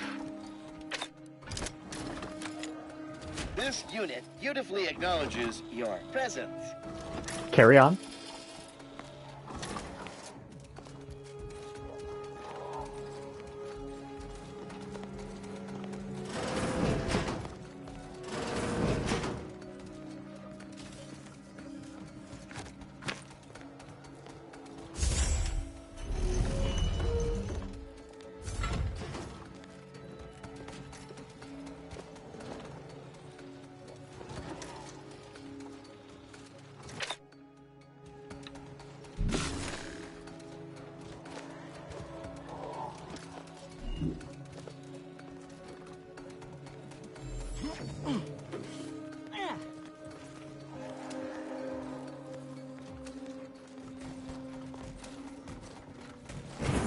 Hopped up, Buck!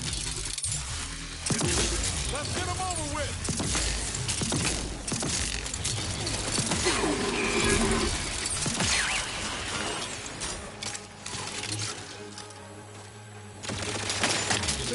Lay low, Commander. Medic's orders.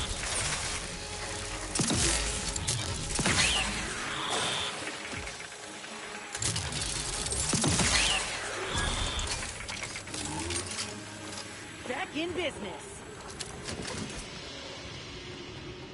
Look, someone call for a medic. Happy to help. Discreetly. To the rescue. Sight unseen. Thanks for the heals, Inez. You know, always love me a healer in games.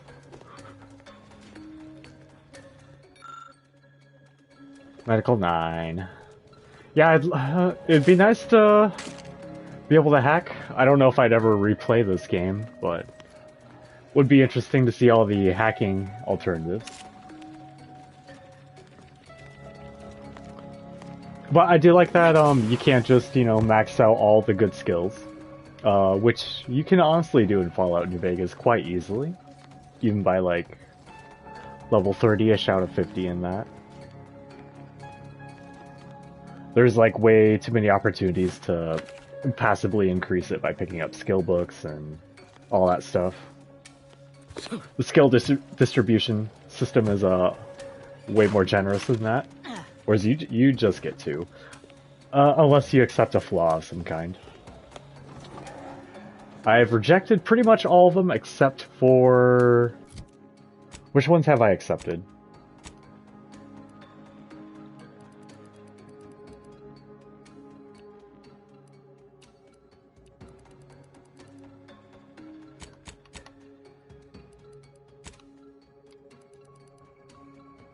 Overprepared? Yeah, so my magazine size is bigger for everything, but I have minus 40% damage for 8 seconds if I ever reload at 0. Which does happen. My energy recharge is slower, but I have more time to use my gadget. And I have beef with auto mechanicals. But I do more damage. Those are the only ones I've taken. Out of like probably like 15 or 20 they've offered at this point.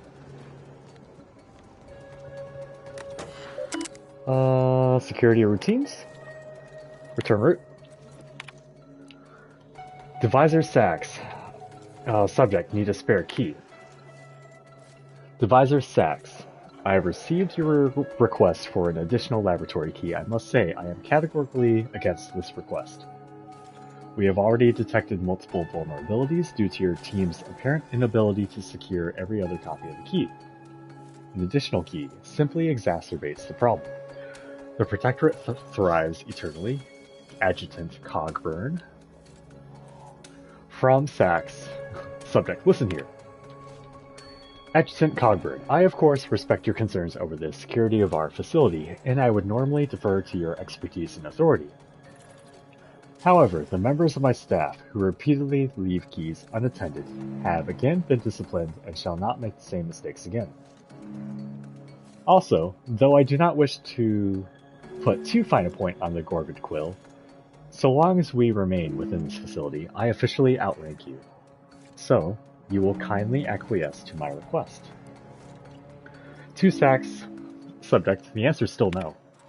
Devisor, how terribly disappointed I am to find you pulling rank over a decision that I, as adjutant in charge of security for this facility, should be left to make.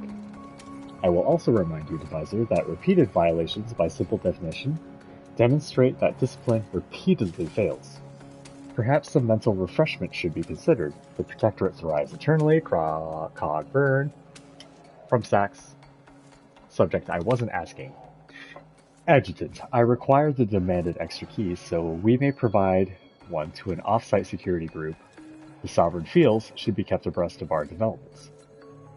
It is no longer a request. You will provide me with said key. Gustok Sachs. Saxon is damn keys. Since their project began, the Xyranium Armor development team have lost their keys a total of 27 times. Unacceptable. Barring some manner of social experiment or a traitorous desire for outsiders to breach this facility, they can fend for themselves. Can you believe that Gibrain is pulling rank?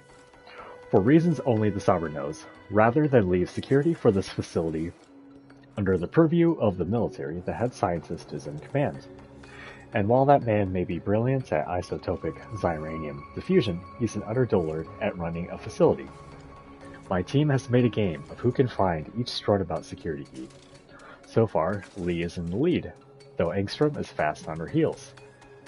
There's also an entirely unauthorized betting pool over what will be the strangest location one turns up. I placed my bet on one being accidentally thrown into a waste bin, but given we've already discovered one trapped inside a hatch in the suit itself, I fear I'm not even in the running. It's only day 2. The day before last, I was forced to deliver Sax a copy of the Xyranium armor laboratory key. Supposedly, it was to be provided to some mysterious off-site security element. I wonder what the Sovereign has in mind.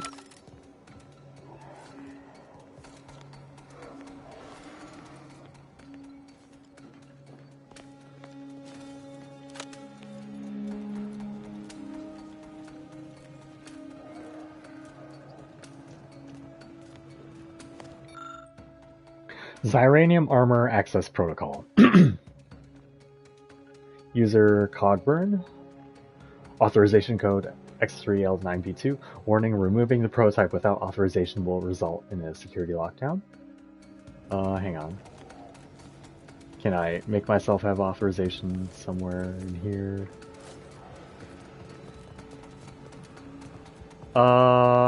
Me take. Me take.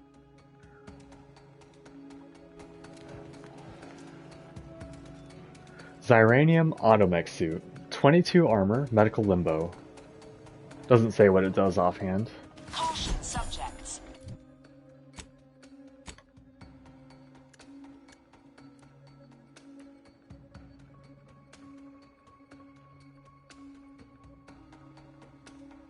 Mathematician's mantle. When did I get this?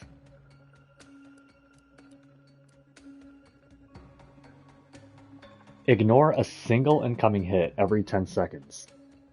As long as you haven't taken damage in the last 10 seconds, your gadget energy recharge rate is increased significantly. That seems quite damn good. But this also solves my squishiness. What?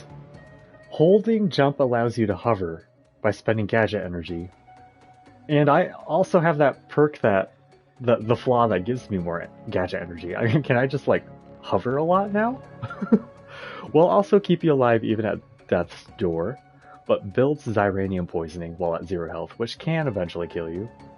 Warning, hover does not function when falling from high heights. A security breach has been detected. A full laboratory lockdown is now in effect. Repeat, this is a full laboratory lockdown. Stay calm, remain okay. vigilant, and obey security personnel. I can do it for so long. Knew a few arc welders back on Triangular who would kill for a suit like that. Lower the rate of deaths on the job for sure. Oh my gosh, that was so long? That's great. Where's some crazy shit I can jump over now? Huh. Hang on, so... Doesn't look like it maintains height at the double jump. Hang on.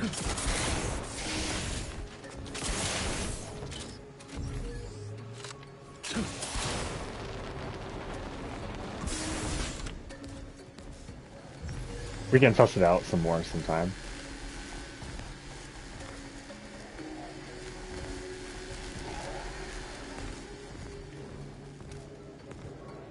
Lubricant, love it.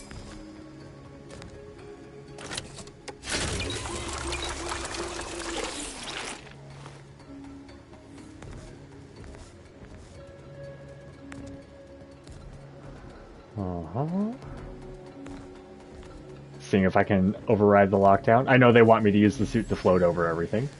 I know.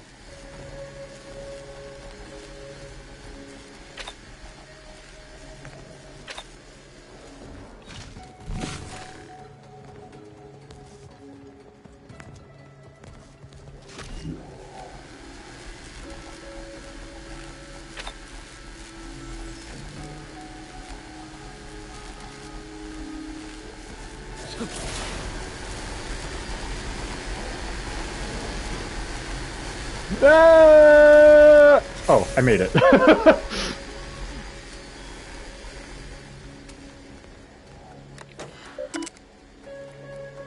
Security routines. Disengage. Attention, subjects. The laboratory lockdown has been lifted, and your faith in the Sovereign has been reaffirmed. You may resume normal activities. Thank you, thank you.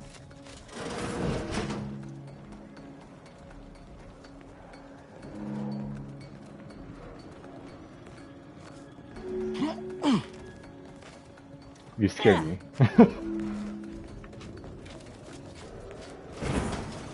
Oh.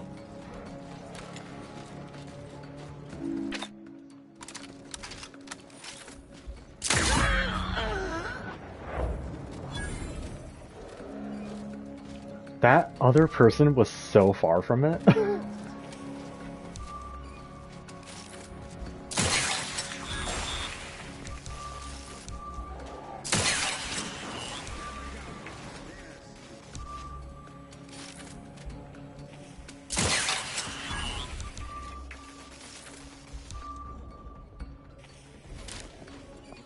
Analyzing surroundings.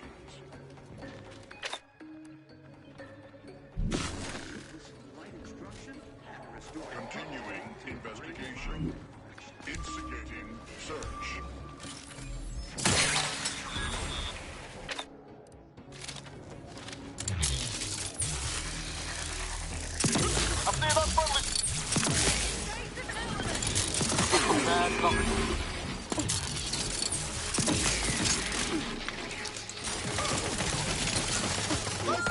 Looking a little woozy there, Commander.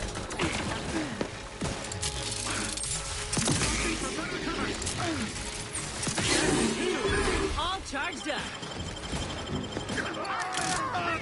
Sorry, ain't ready yet.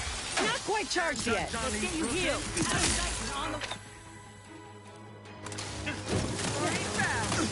Commander, you're ready.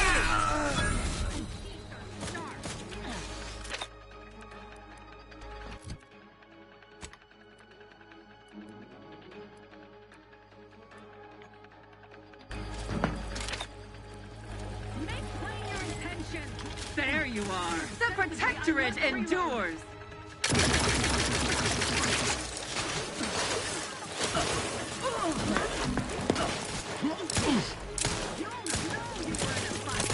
Replenishing my firearm.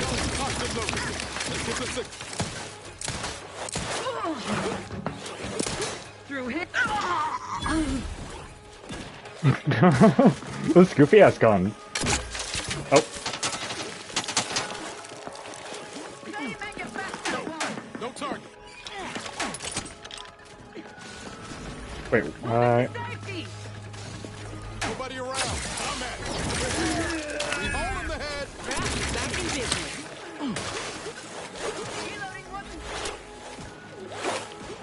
what am I stuck on?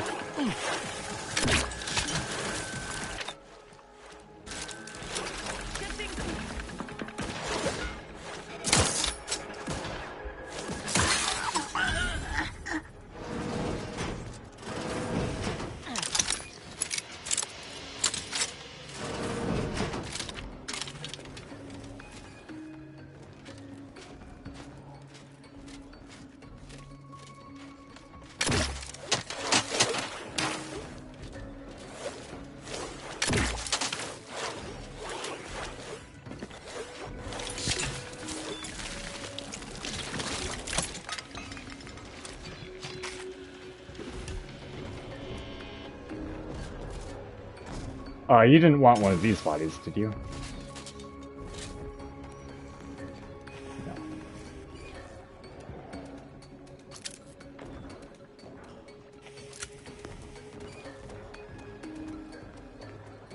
No. Let me turn on highlightables. There's like a lot in this facility.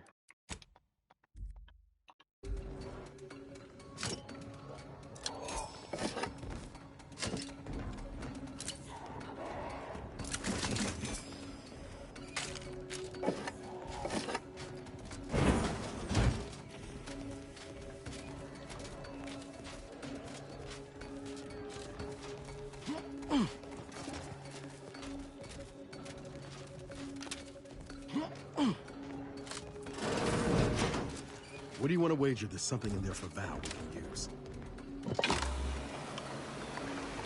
Valerie's advanced mod kit. Cool. Oh, all for one. It looks like we completed all the companion quests then. Poor Valerie has such a lame one. Just pick up this thing at this factory.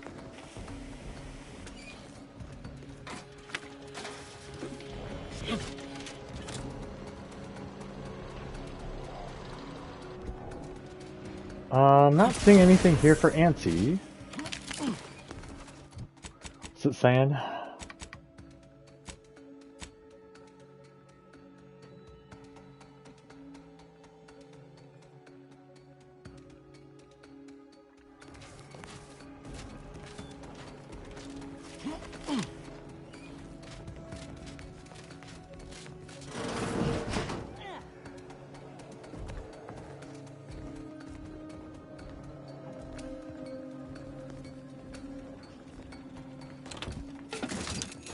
More lubricant. Yes.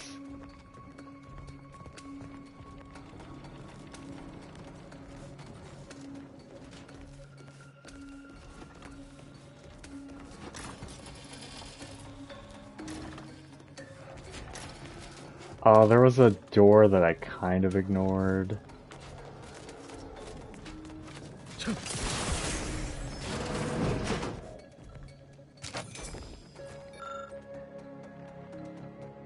Auto mechanical recharge routines. I don't have any of these.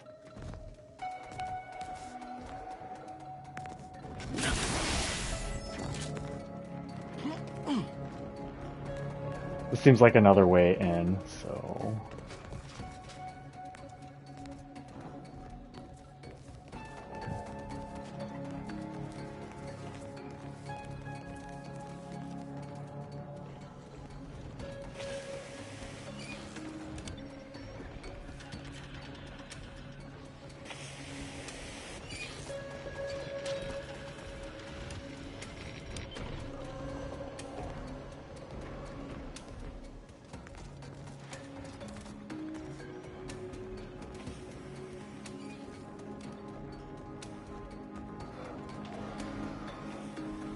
I'm not sure what I'm overlooking.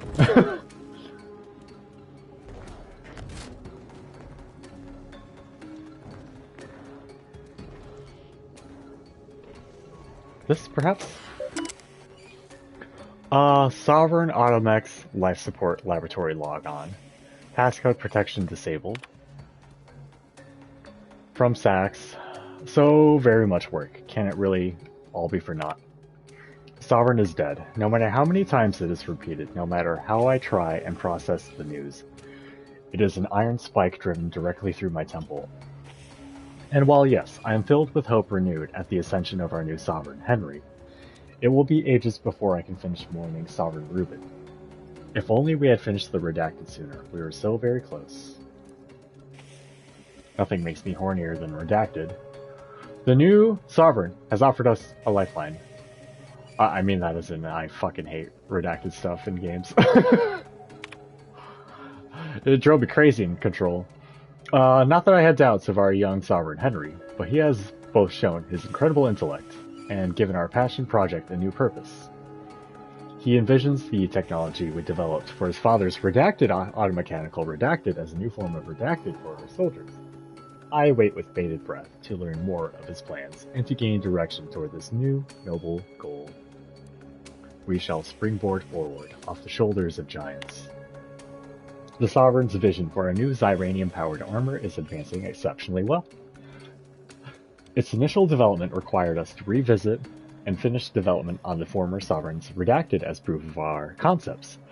But now that said work has been successfully completed, there seems to be little use for that prosthetical contrivance anymore. After vigorous debate, our intention is to seal the subterranean lab that houses it, and to turn the surface-level antechamber leading to it into a closet. It is arguably an ignominious end for such a noble endeavor, but we can't bring ourselves to disassemble the device. There is simply too much history, passion, and loss wrapped within that stainless steel Redacted. What is more, maybe another poor soul whose body has been ravaged by time, disease, or life-threatening accident may make use of its amazing capabilities. Certainly, that is a better fate than being recycled for parts. I'm sure Auntie would love to read that.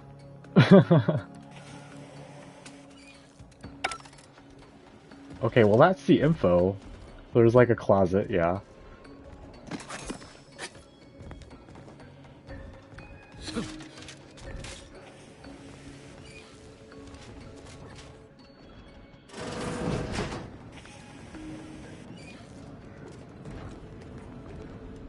Hang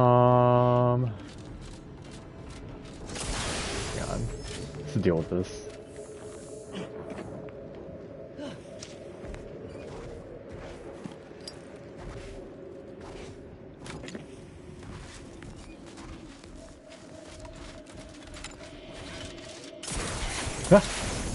Oh yeah, I can hover. Wait.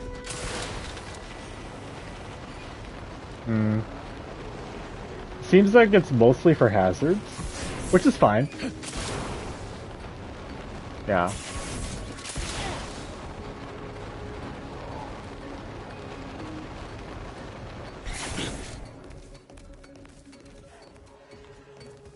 I am very stumped on where this closet is right now.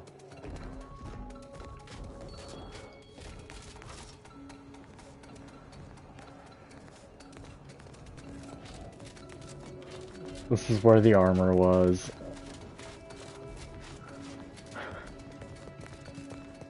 Oh, I hate when I get lost like this.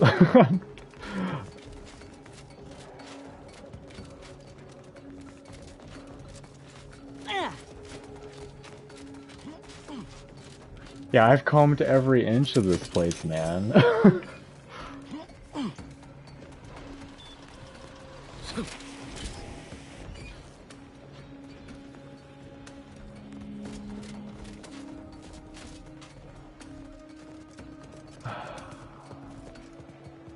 It's not this.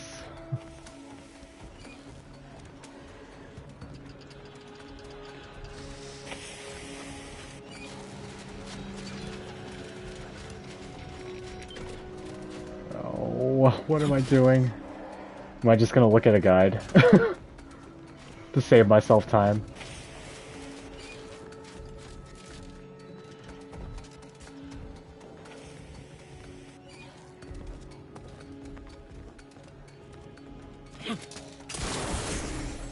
Well... Okay.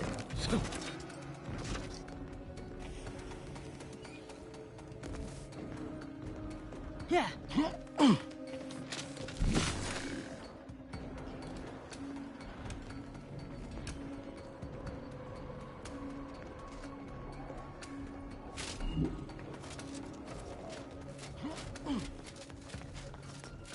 I have no idea. I'm gonna pull something up.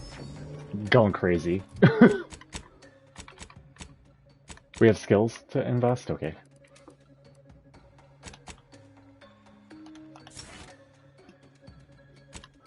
Okay, what's the name of the quest? The Mechanical Matriarch. Alright. Yeah, I'm not seeing the sub-facility entrance, so...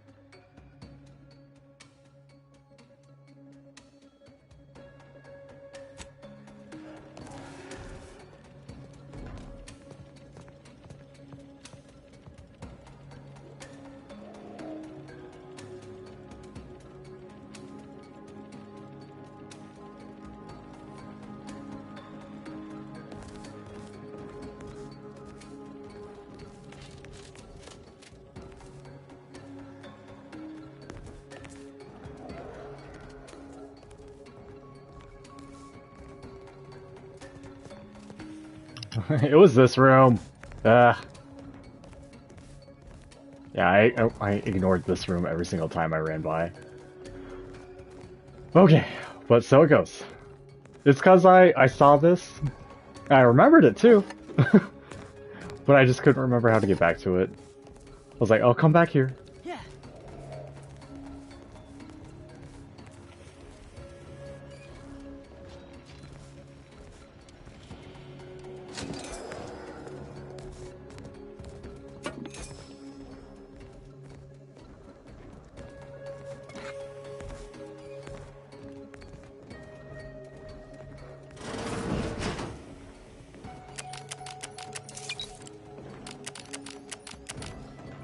I know I don't have to do it like that. I just I just like doing that.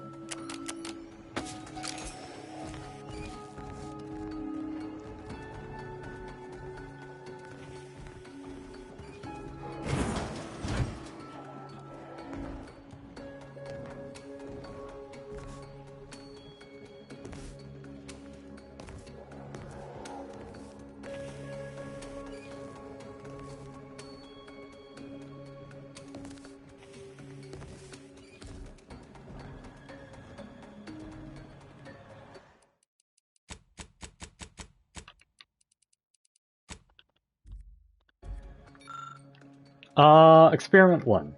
Decapitation of our first volunteer was a success, until the body rejected the organ. Remains cremated. Experiment 2. Second volunteer put up a fight. His organ was damaged and of no further use. Must remember to keep the volunteers isolated from each other. Remains cremated. Experiment 3. After mounting our third volunteer's organ upon the body awakened and pulled my assistant's heart out of its chest. Much to consider. Results promising. Remains cremated. We exhausted our stable of volunteers from the prison population. First batch of subject volunteers incoming. They seem eager to learn how they can help the Sovereign. Remains cremated, strike that. Mistakenly typed, force of habit. Note, the death of the Sovereign has indefinitely delayed our R&D concerning the body.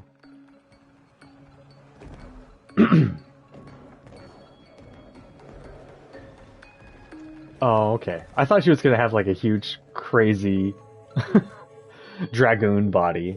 Nah, it's this. That's okay. That's not too jarring, honestly. That's it? Okay. As I expected, spies from Anti-Cleo! Seize them!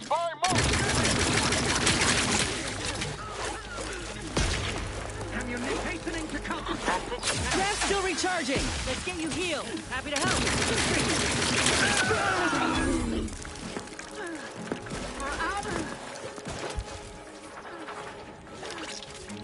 Trigger finger's still tired. I can't see.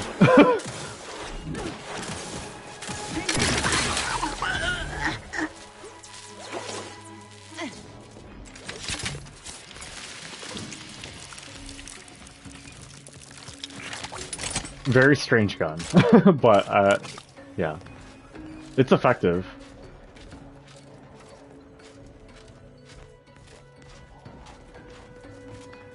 Alright, well, we're fighting humans now, it seems.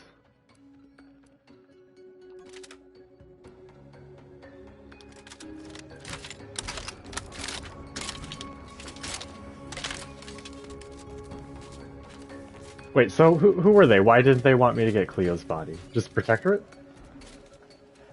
Yeah.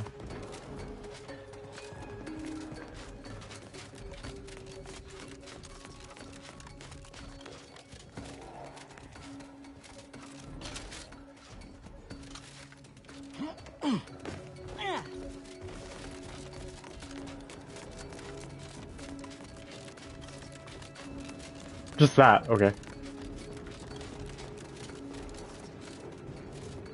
Well, let's go get Cleo a body.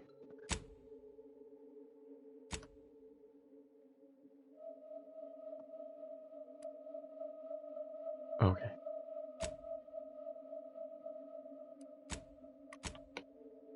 Back to the incognito we go.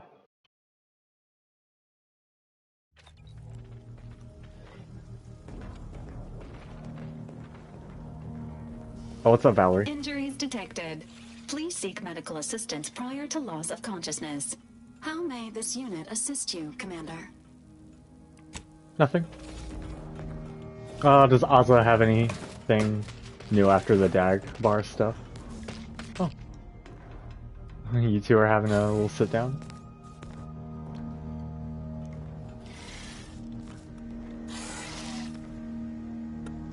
Where's Ozza?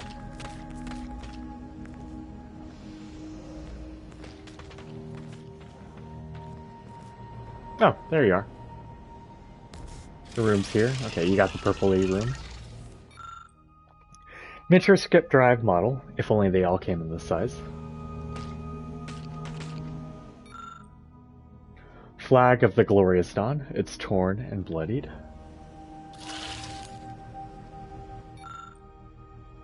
Rift sketches lovingly, if maniacally, produced drawings of the space anomaly. At least these are relatively not terrifying.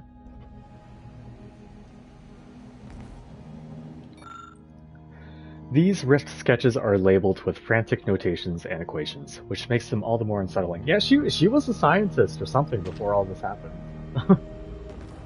Do you have, like, it's strange how I stuff to ended talk up to me here. about? With the cult nothing but an empty, discarded idea. If I hadn't started traveling with you, I may have spent my days hunting down the members I thought traitors and never realized it was Dagmar until too late. You may not have noticed, but I have a tendency to be a little impulsive. Reckless. Me too. What? You? Reckless? Not too reckless to heed your counsel, at least when it comes to the remnants of the Dawn. Oh, we'll talk more later. Okay. Well, she's chill right now.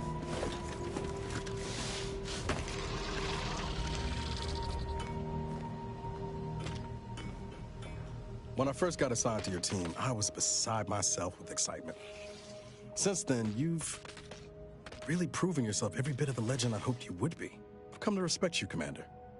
Not just as a leader, but as a, well, as a friend, too.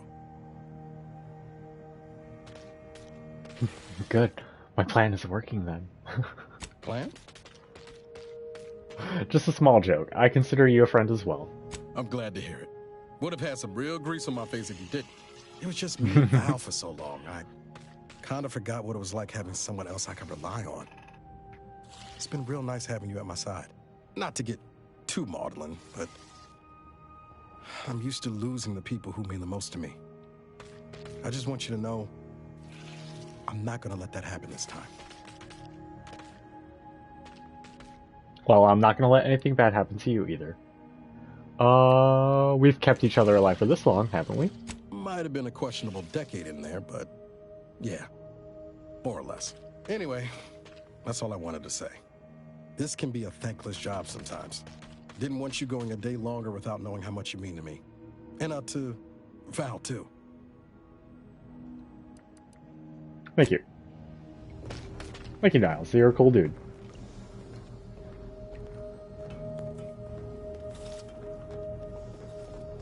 Alright, let's give Auntie her body.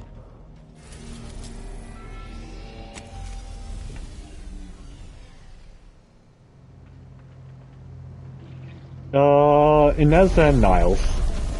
Niles might say something about it, who knows. Loves tinkering on Val, so I'll just eat the food. I don't need to auto dock. If we have 37 inhaler charges somehow.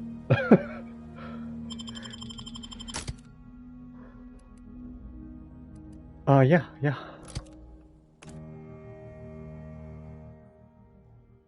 Gonna take one more small break before I start the Mecha Auntie arc.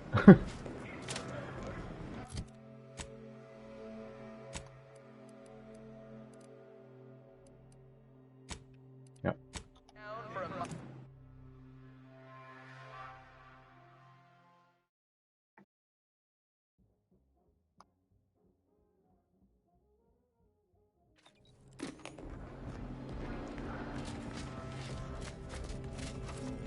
Took what nature heedlessly assembled and thusly rebettered it.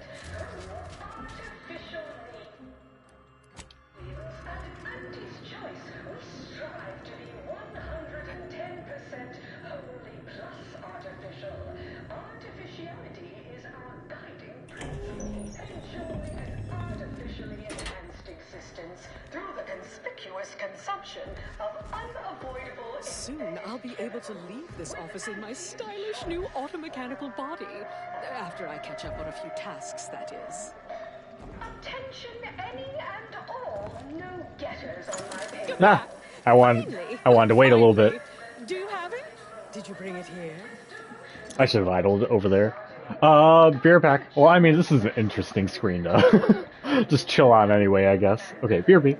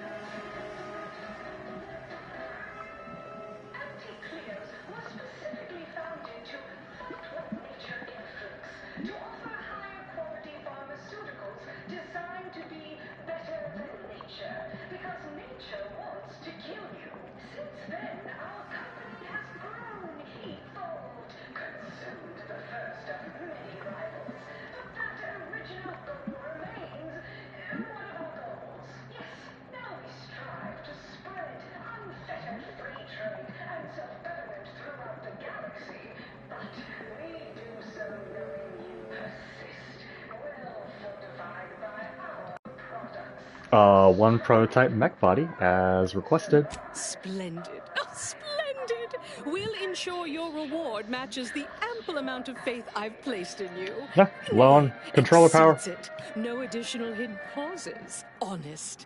Oh, let me see it. Yes, indeed. Oh, let me look. It could be worse. Gorgeous. Yeah.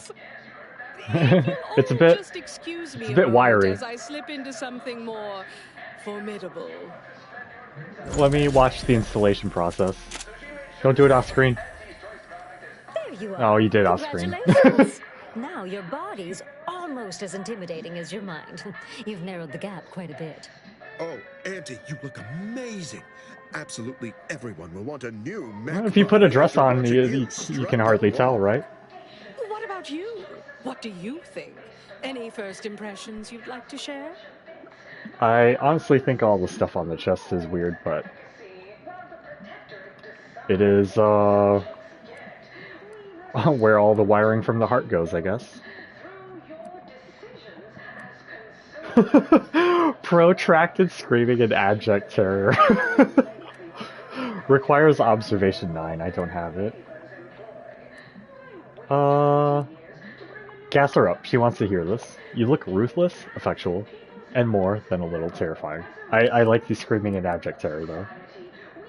Wonderful! Exactly the effect I was hoping for.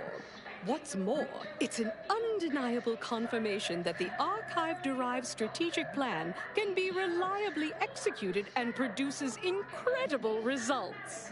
With their predictive abilities refining our planning and execution, our market dominance is a foregone conclusion. Yes, so much to do, and we have you to thank for making it happen. I am quite looking forward to you working for me further. I mean, what do you got for me now? I'm here. As they say, time is capital, time is bits. You're burning lucre just standing there. Go! Okay. Oh, they're not here now. The occasional frivolity. No, I do enjoy spectating a rousing sporting match as much as all of you base rank and file. The big rift cut off Tospa. Are we... No, we're gonna capture Spyreton.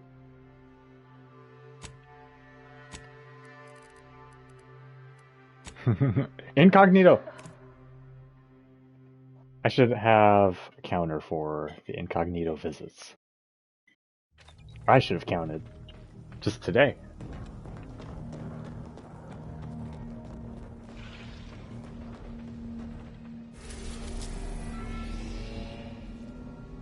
They should have found some way to let you just select the planet navigation while you're out and about. Just for ease. Alright, let's go to Cloister. We were at the outskirts of Spyreton before. There might still be like a couple of stray dead protectorates. I believe that's who is occupying that base. It's always the protectorate. They're like if you couldn't ally with the Legion in New Vegas.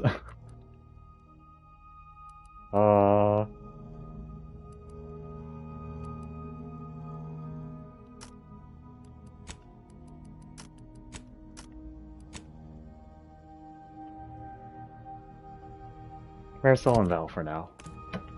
Oh, Kitty, not right now. Not right now.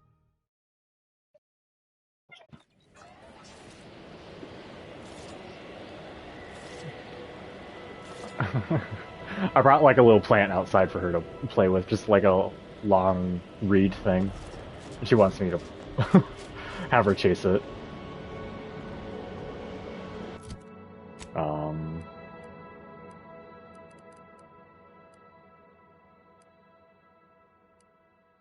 Coordinate with allies. Okay.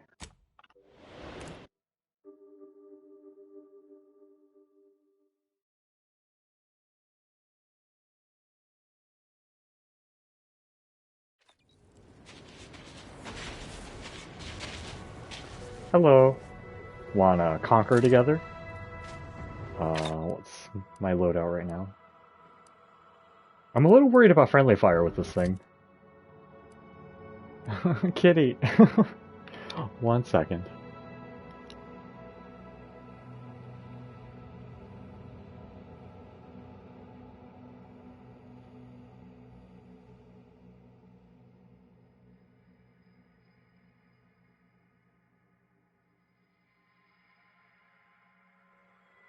I gotta like tire her out or something.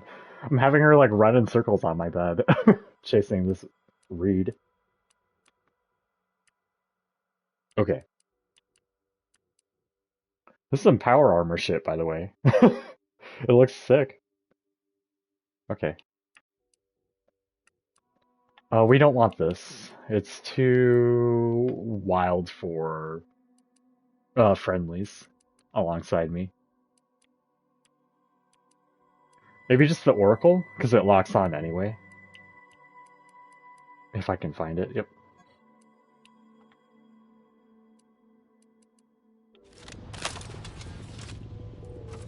Yeah, we have lots of ammo for this. You're the one responsible for us working with these short-sighted consumerists, hmm? Well, better additional than subtractional, I surmise. It is time, yes, that we commit our forces to your intended assault on Spyreton? Yeah, let's go.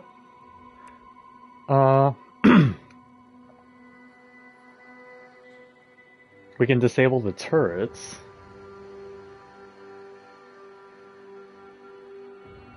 Let's see, I can just shoot the turrets. I can just shoot them. The predicted hour/minute/second has arrived. Onward to Spyreton. 1 second.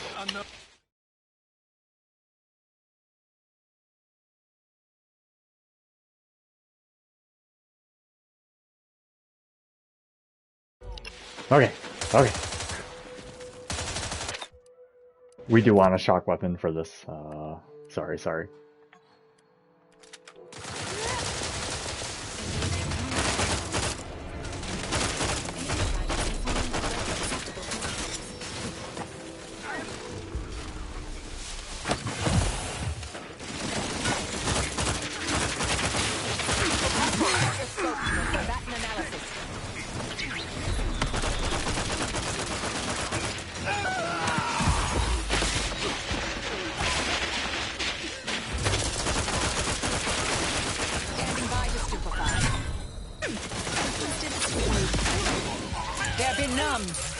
Electrical dampeners failing. Oh my gosh. Nope, that is not what I wanted.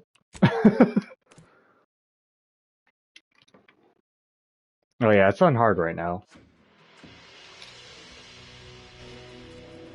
Oh my god, okay. Well, it's not that much. We'll make a save point here.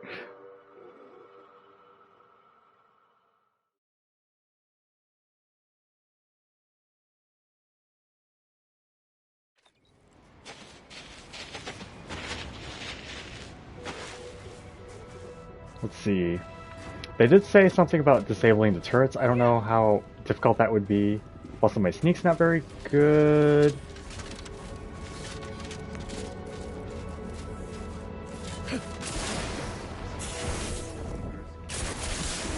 Let me see if there's a weak spot somewhere around here. Yeah, they just have this broken wall here. Hang on.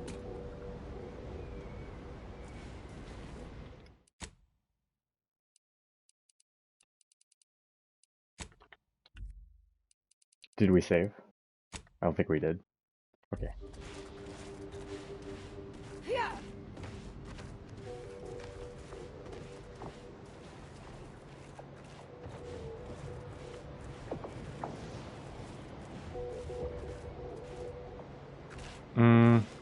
You know what? We're gonna go back to storming it. We'll just do better.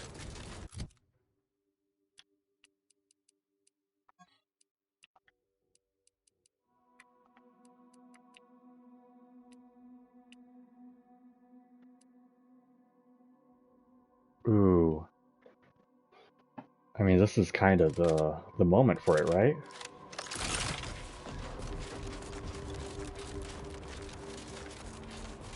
Just gotta make sure I don't get them.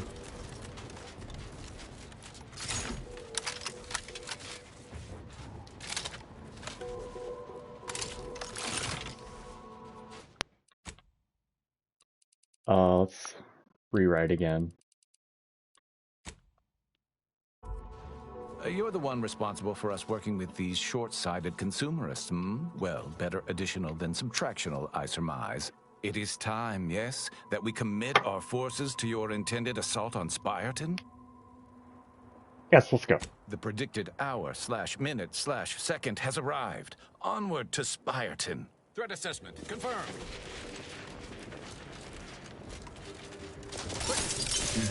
Parasite identified. Potential combatants in the vicinity.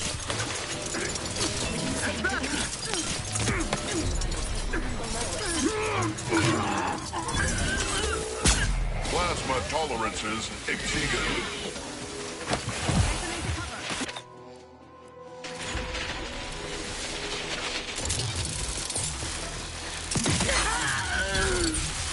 Adversary vulnerabilities identified.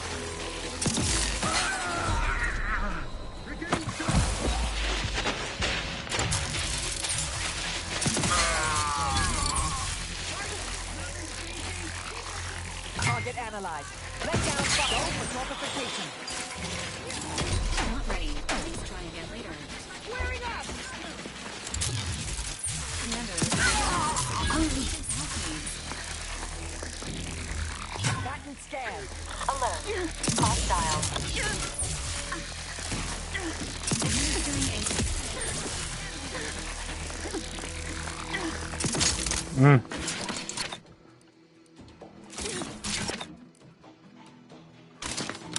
I have a fix.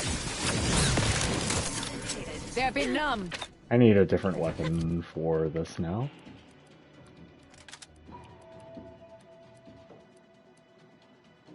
Where'd I get this? Oh, it's a melee.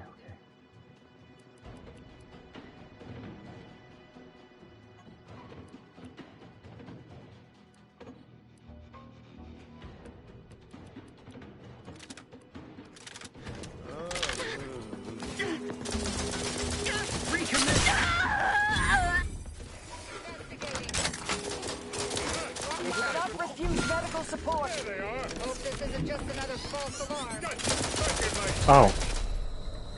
I must have accidentally hit them.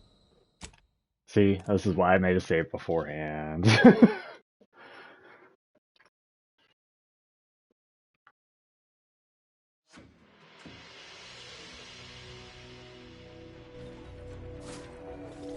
It is time, yes, that we... The threat assessment confirmed.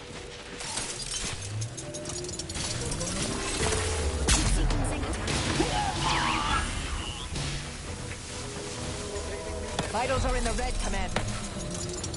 Threat detected.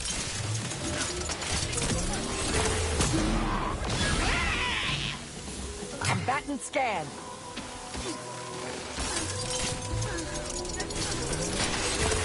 Plasma tolerances exceeded. Reducing ability. Check your scopes for combatant analysis. There's the unit. Stun weapon ready, Commander. And attack was not there. Locking.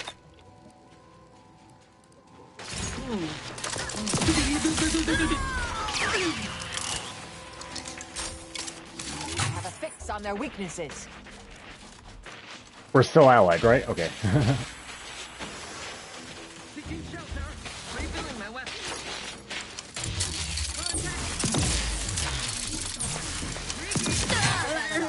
Lay down fire.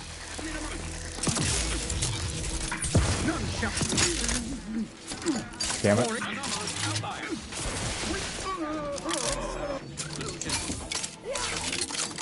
Oh, we're using a lot of this. Vulnerabilities identified. Hard for me to tell where they are.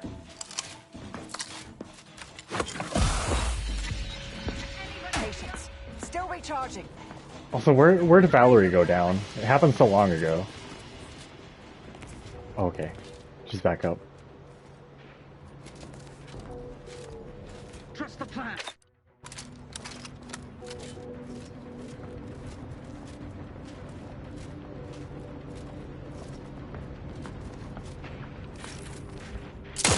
God damn it, I don't know what happened there.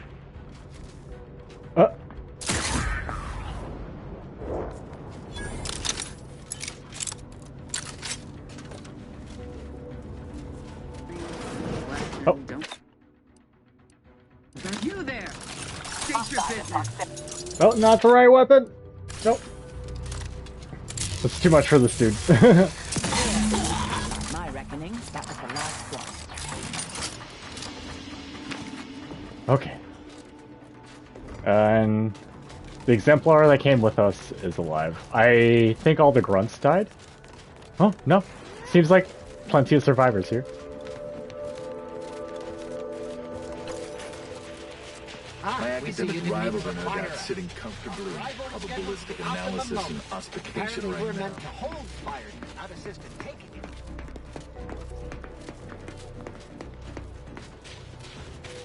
You're gonna guard the exterior, I imagine, then?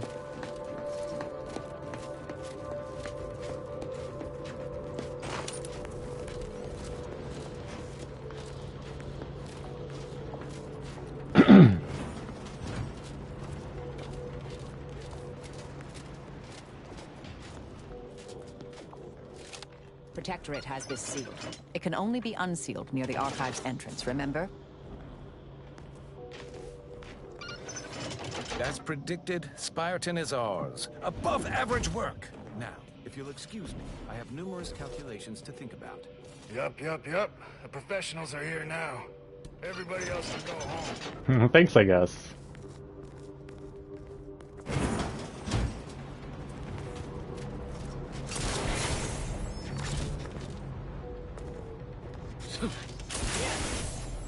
Alright, well, now that we're cleared out, let's see what else we can do here.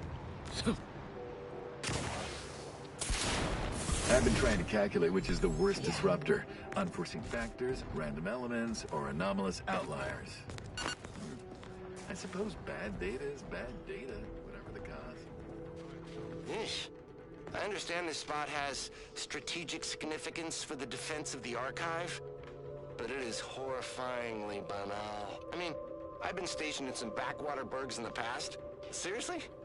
Did these Order eggheads do anything for fun around here? It's all math charts and chalkboards, and how many abaci does one outpost need? They are a bit cut and dry. I'll never retake this place, because I'm throwing all of it away.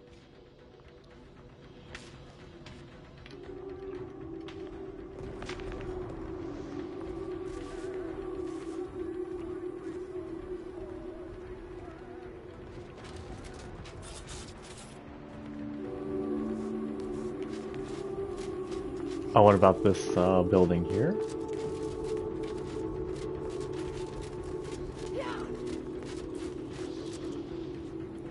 Okay. Sometime when we have the access override card, I assume after we go out via the Archive, we'll be able to exit via Spireton.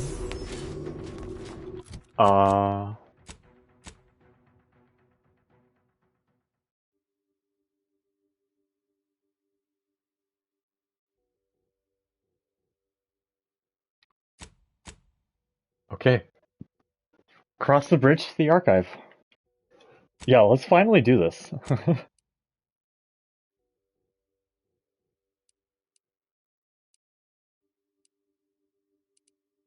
In fact, we can just go to the Archive itself.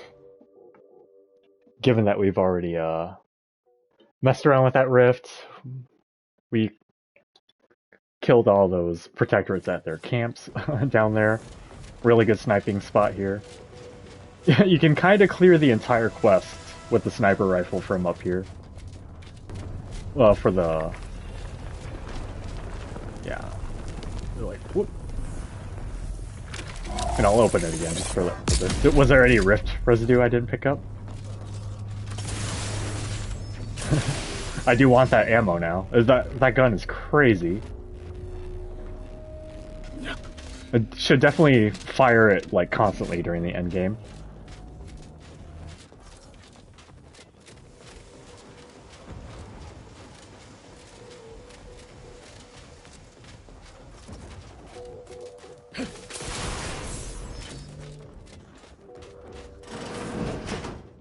I avoided this place because they said that the Anti's Choice and the Order would, like, stop working with me if I liberated it on my own, so... Makes sense. They want stuff here. I want stuff here.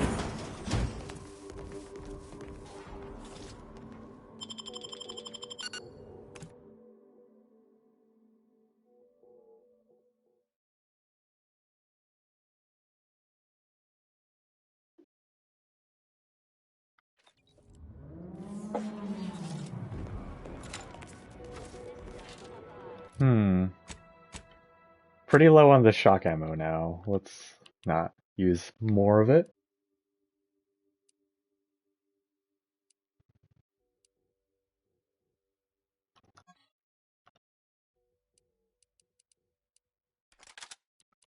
This is for serious situations. Is the Oracle here? Yeah.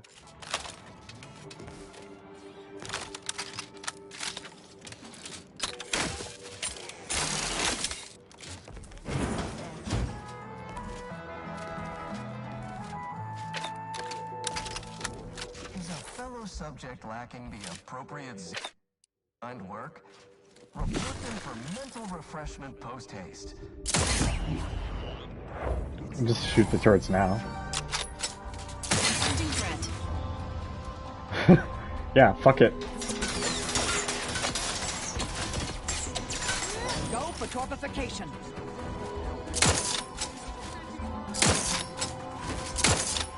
Come back and scan.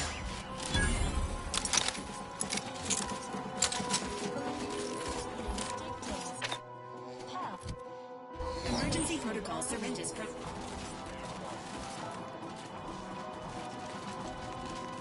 Adversary vulnerability.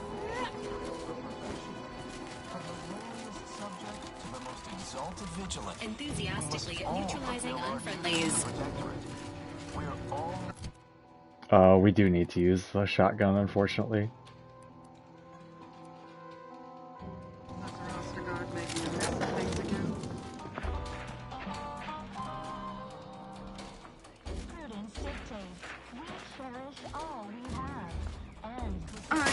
Would never question. Oh.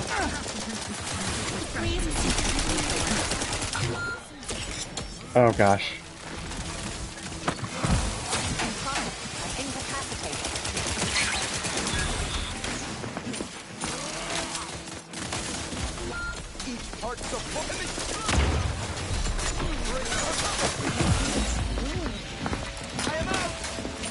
Oh, it didn't reload.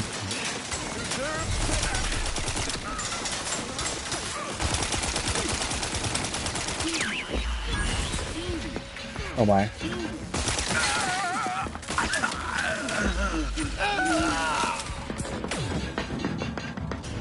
Oh, okay.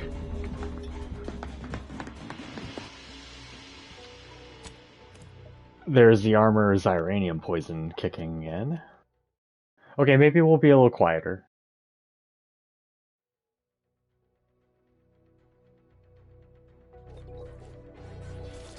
Oh, okay.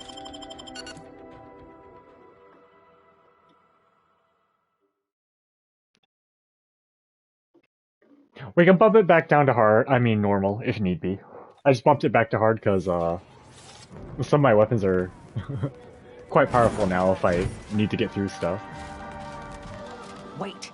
Well, the Protectorate have the entrance to the archive well fortified.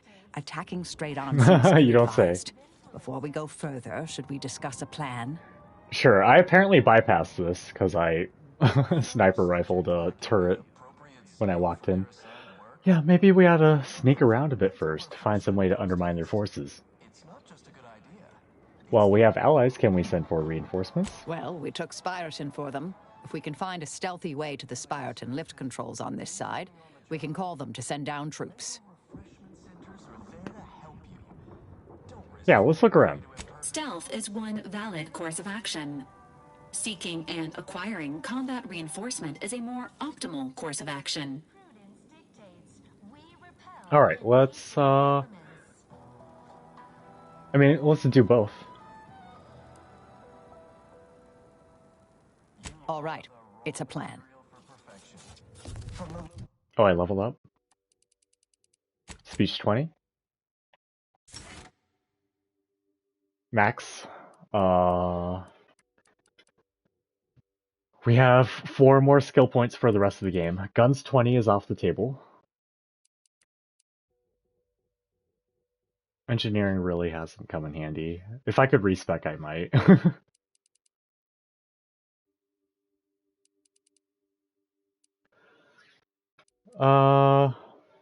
Maybe the last bit can go into lockpick. Guns 19 is just like a weird number to be at.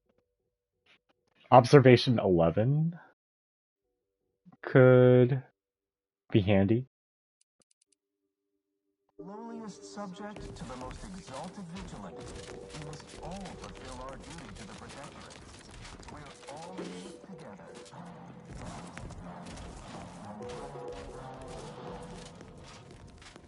Prudence dictates we cherish all we have and defend it.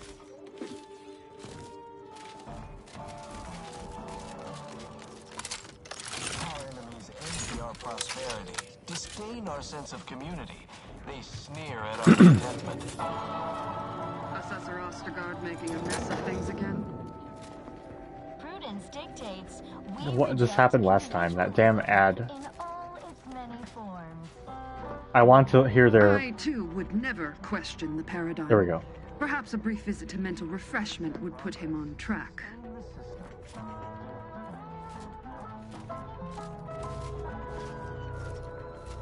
Gray gone astray? Look a stay today. How would I go about stealthing around all this, though? Trust the plan. Remember, Preserve set alert, hostile. The system. Serve the sun. The console. Not seeing a vent or anything. The console provides, the system abides.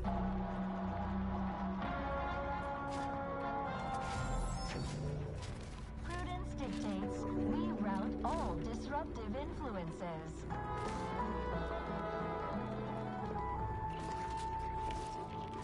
Is a fellow subject lacking the appropriate zeal for their...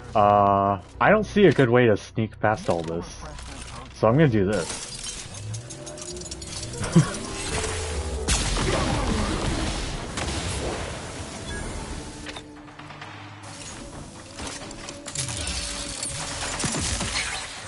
Standing by to stupefy.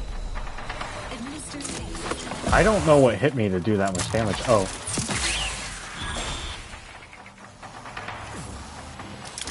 There's someone in this adjacent room over there. Oh. Xyranium poisoning. You are the raw material for perfection. From the lowliest subject... Yeah, that gun's crazy. We must all fulfill our duty to the console provides. Okay, well...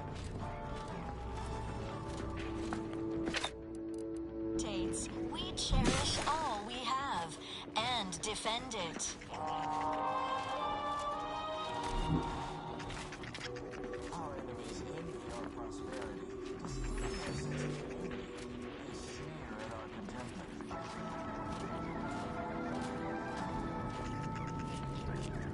Prudence dictates we reject individualism in all its many forms.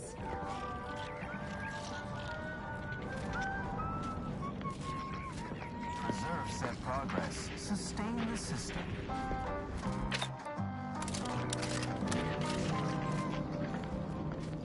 Gray gone astray? Look a stay today. Enemy near. Statistical chance of violence increasing.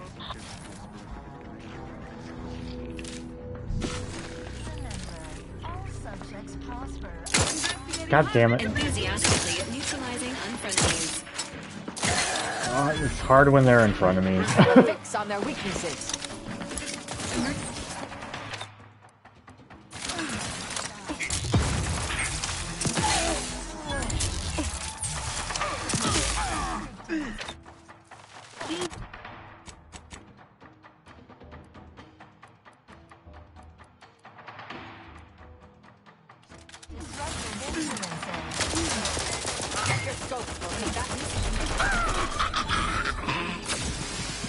Fellow subject lacking the appropriate zeal for their assigned work.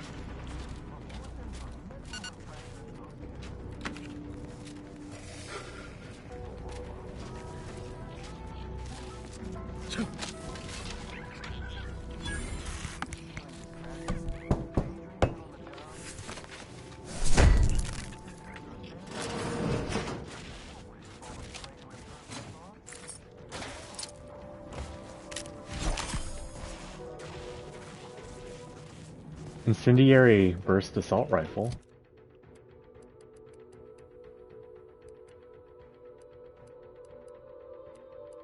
I don't know where it is.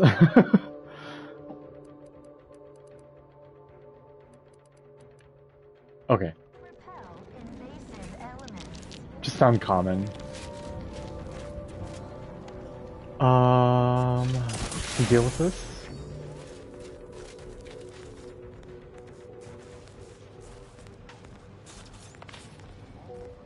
Stranded on a hostile planet, day 35. Brought to you by the frigid cold and voracious wildlife. Starry, noted self-taught survival expert, myself, Hoyt Schermerhorn.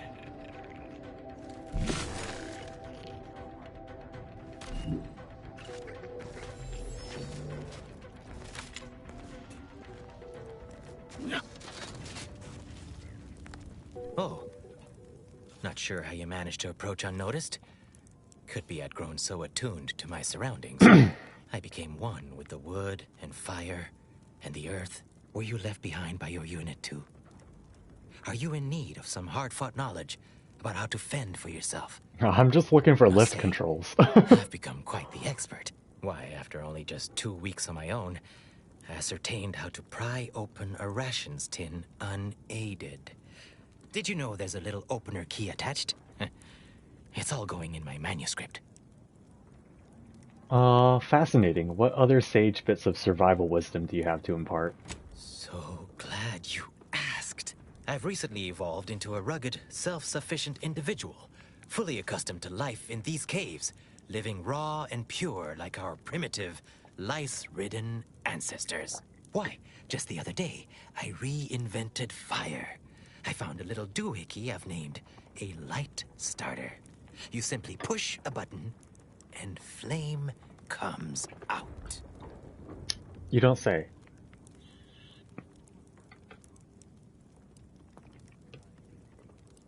Why are you alone? What happened to your unit? Who can say, really? One day you're impressing your colleagues by deftly fulfilling your manifold duties in the key role of auxiliary dabbler. The next, they're gone. What does an auxiliary dabbler do exactly? Technically, the rank is auxiliary dabbler third rate. It's a role of no small import. If the primary dabbler is shot or captured, I'd be sent in to, well, generalize. Involves fetching, keeping comestibles at the appropriate temperature, and shut up, don't touch anything, and stay the void out of my way. Skills that serve me well here. Yes, indeed. I know this cave and several of the adjoining hallways, like, well, someone who'd scoured every inch for the barest sustenance. Would you like to direct me towards the lift controls? Are you aware of any way of accessing the archive? Have any idea how to undermine the Protectorate forces outside the archive? We've already taken care of them. That big computronic adding machine? Nah. All that electromechanical malarkey is lost on a rugged, outdoor individual like me. I'll ask anyway. You might call in reinforcements if the Spire to lift controls were working. I happen to have its missing components in my possession. I would like them. Would you consider handing them over? I might be convinced to part with them. For a small favor. Some key legwork for a mighty hunter. Me, I'm fixing to take down one of the local ursopods. A few sprat corpses would be helpful as bait. Gather some, and we'll make a trade. I imagine I have some already. Yeah, I'd rather speech my way through it. But you're such an accomplished hunter, you don't need my help at all. As much as I appreciate the compliment, such work is beneath someone of my skills. Accomplished hunters like me are well known to enlist aid from peons, underlings, and guides. But you're such a naturally talented survival expert. It wouldn't be fair to the ursopod. The rule of fair chase does apply. For without ethics, Thank you. I how don't feel are like we killing much sprats. more than beasts ourselves. Appreciate you for reminding me that. Here, I wrenched these parts free out of the Spyreton lift controls. Just jam them back in there and kick it once or twice. Should work fine. Drop back in again sometime, will you? Occasionally, I do get a little starved. For, company. I get it, man. But I'm leaving.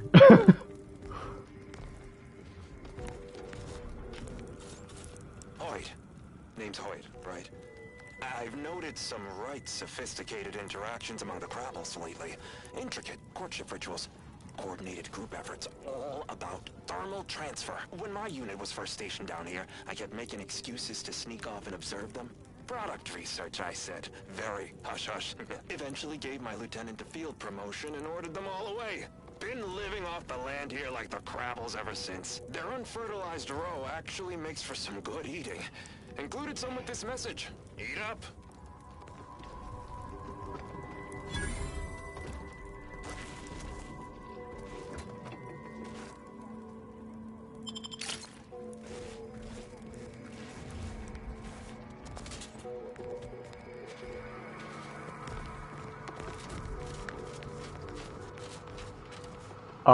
Was this the... You're in a dead end here? Okay. Well, it was honestly a nice little ice cave spot you have here. Well, you were with a squad that set it up.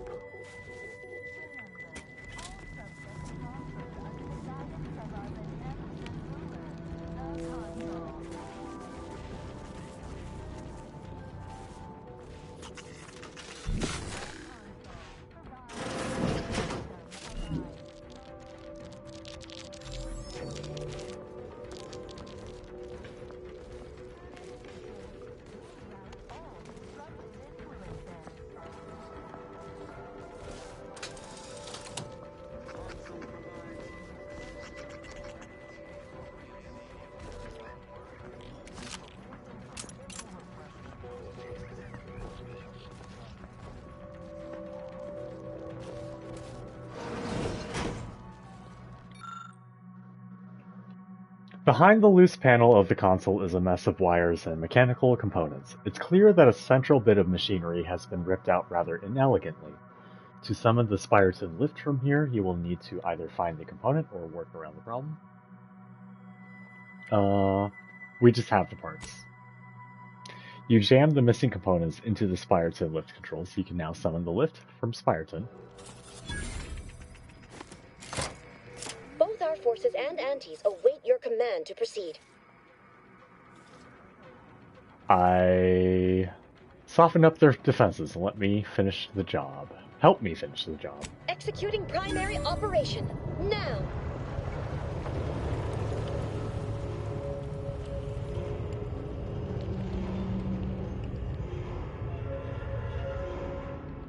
I'll take care of the turrets and the Dragoon. Never hurts to give the enemy more targets to shoot at, I suppose.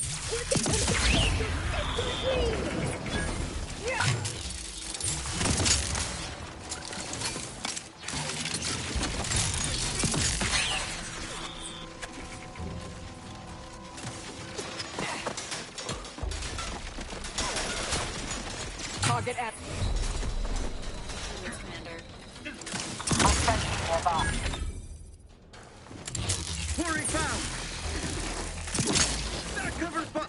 Mitigating the threat, taking the fight out of them. Oh, I ran out of ammo for this. Okay.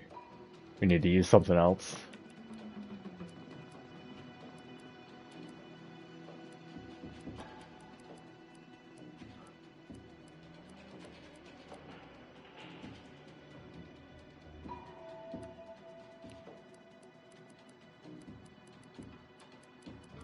Do I still have an electrical weapon that doesn't use precisely shock rounds, right?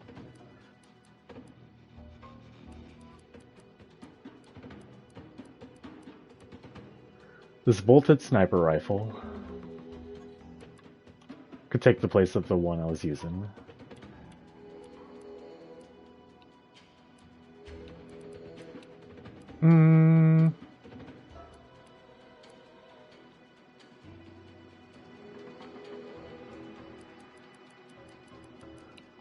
This works on him, right?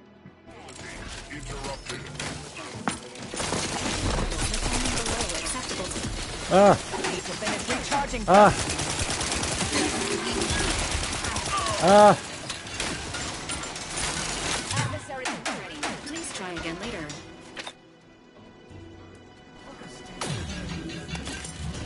Ah. This unit patiently awaits repair. Xyranium poisoning! How far back was the save? I didn't save before doing all that, I don't think. Notice, reinforcements have arrived. Working conjointly. Desperate need. Torpificator is charged.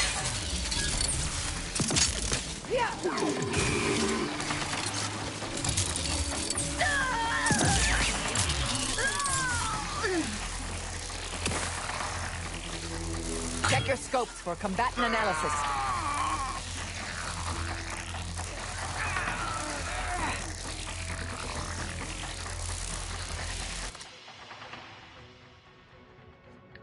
Teetotaler. That went so differently for some reason.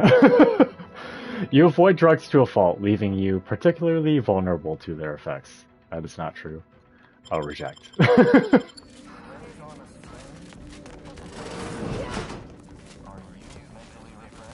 Beginning. Wow, well, why'd that go so much better? Assessing. That went so much better. Let's save after that. We leveled up. Oh,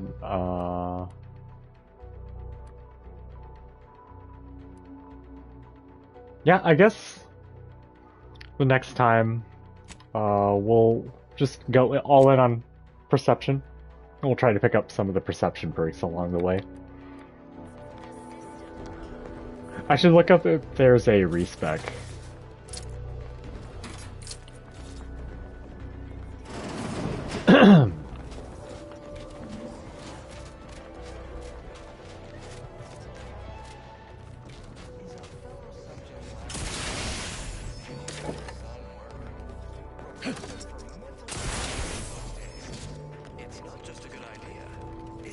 Having a good sit after all that? Sure use a few more contractors like you on the payroll.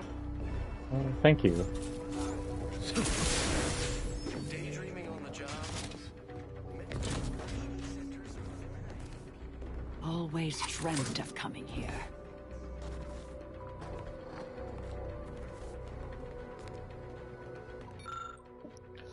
Prescience Armor Reliquary Display. Armor once worn by Exemplar Inosanto, the first archive operator, both practical and ornamental.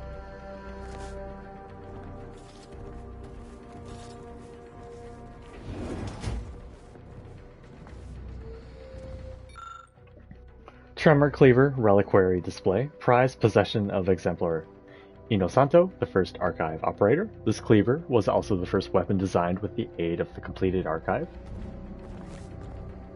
Those weird, cool helmets.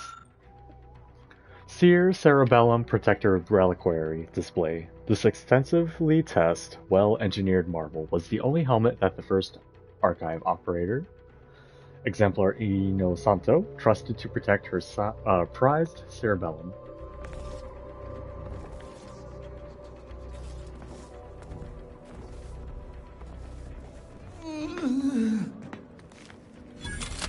Hello?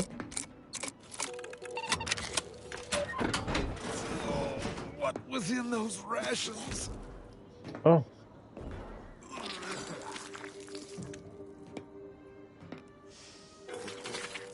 How do you make it disappear like that, man? I'd like to be able to do that.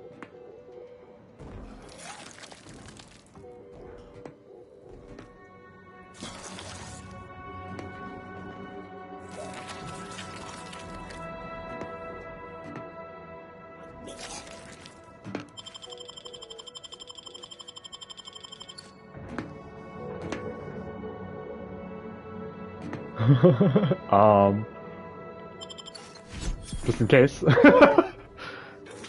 Hello. Oh, will this gastric nightmare never cease?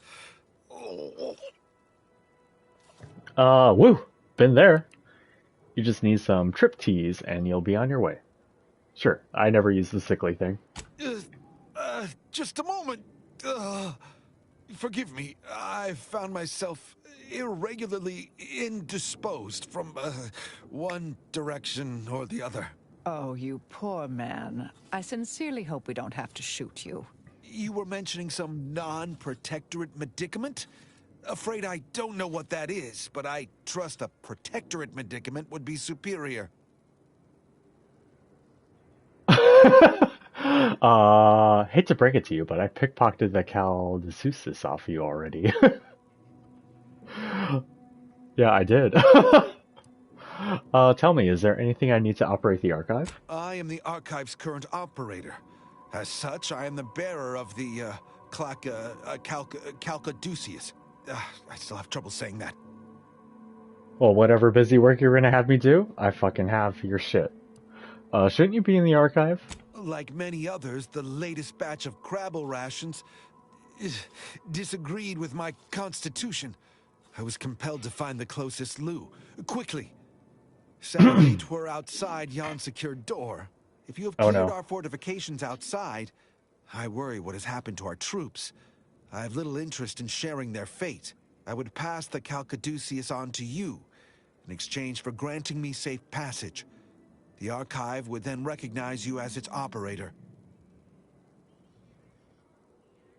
Wait, you said others here fell ill as well, right? I am hungry. Let me grab something to eat real quick. I might just respond to some of these without voicing it out and whatnot. BRB.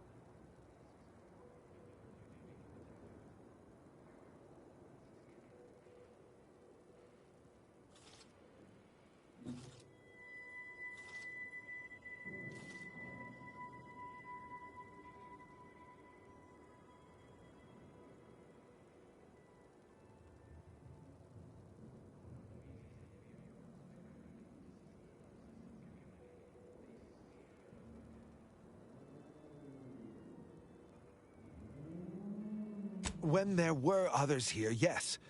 A shipment of Crabble rations caused widespread similar ailment. Some afflicted actually expired. If you'll allow it, I would leave now to seek out a protectorate curativist, as I trust no other. Is there a protectorate curativist house? I feel rather woogly.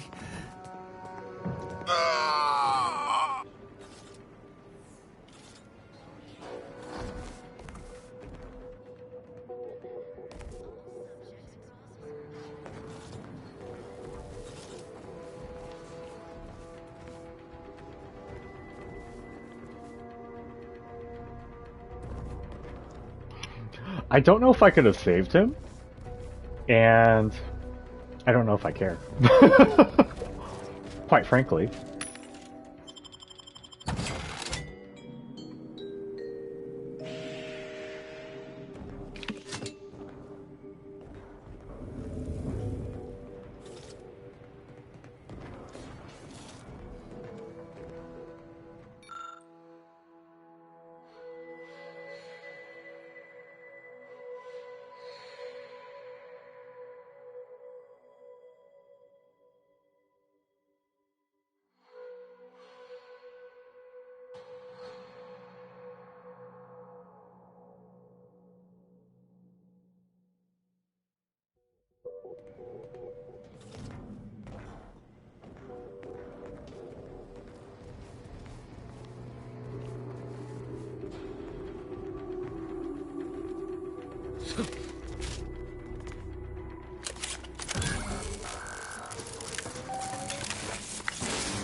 Caduceus detected. Alternative operator postulated. Concluded. Harmonizing replacement. Greetings, sentient.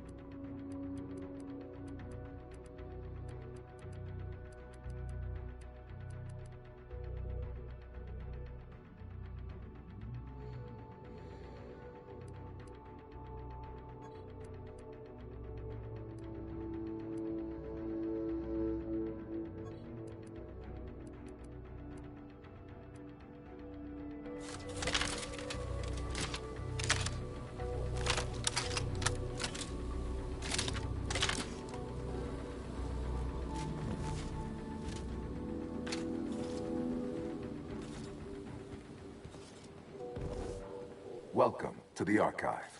I am EUENIAC, the Universal Equation Numeric Integration Analytic Calculator.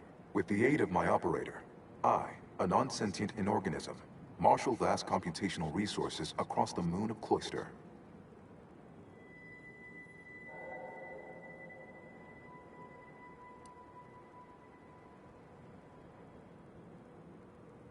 That, I fear, would be a misleading choice of words, as it implies a form of sentience or cognition. Applied statistics might be functionally more apt. My express programmatical purpose is to aid humanity's advancement to optimize profits, i.e. gain over expenditure, to maximize the needs of our society above others, to attract the most consumers. Is it broken? Did you just break the archive? Beg your pardon. How may I best facilitate your efforts?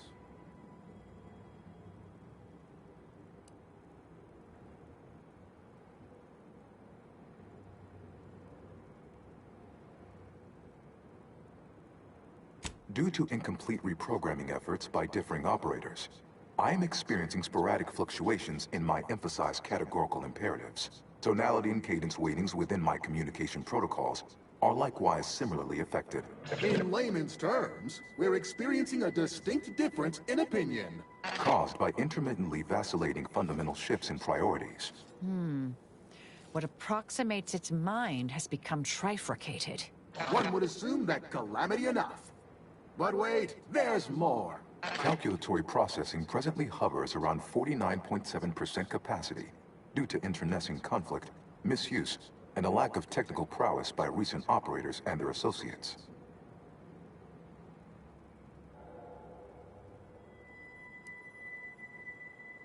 Auntie's Choice attempted to formulate a foolproof marketing plan, a charm offensive to reintroduce itself to the main colonies.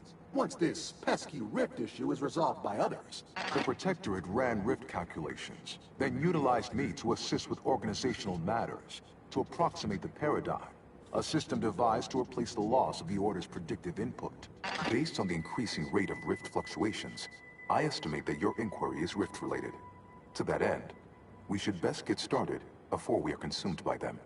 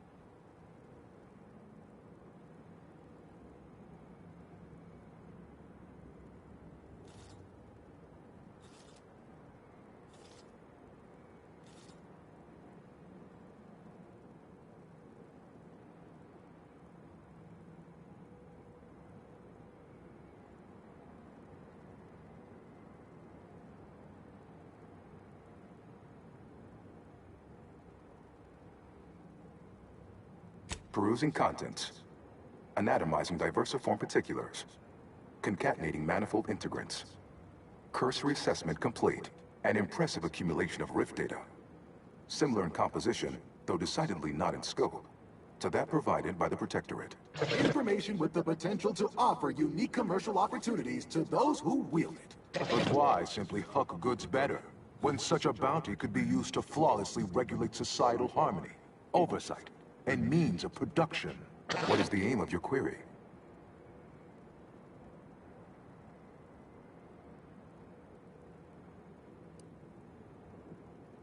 The previous operator, Assessor Ostergaard of the Protectorate, pursued a like query 1 year, 6 days ago, though the amount you've provided is several orders of magnitude larger. To perform similar calculations of larger scale at current suboptimal levels of functionality would require 25.7 years, and any job over 2 decades is billed by the hour.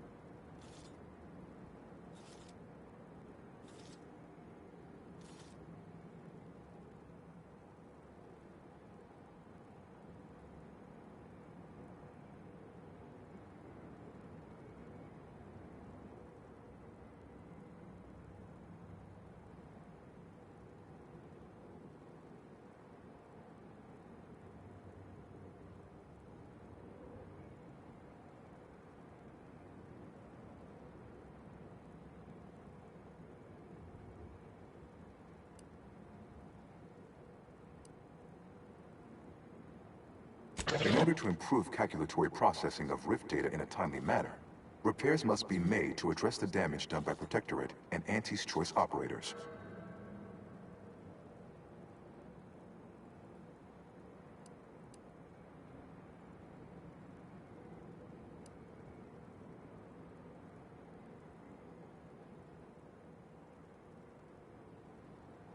No. As stated, it is on account of the previous operator, and the previous operator for him, and their associates, that this work is required.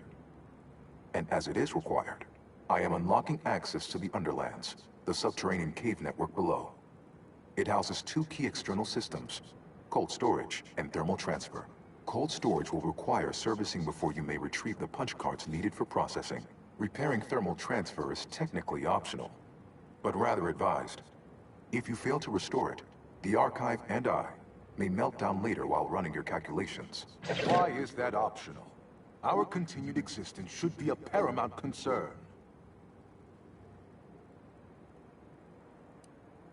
It is an archival area dedicated to safe upkeep of all data collected in pursuit of the universal equation by the Order of the Ascendant. The sum total of all our accumulated knowledge in punch card form, kept in a low temperature, low humidity environment to improve preservation.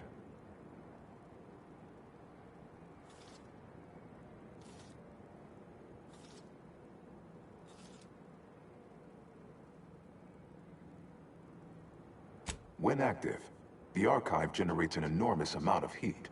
Normally, it is dispersed by pumping water between the vast ocean below Cloister's exterior and a surface reservoir.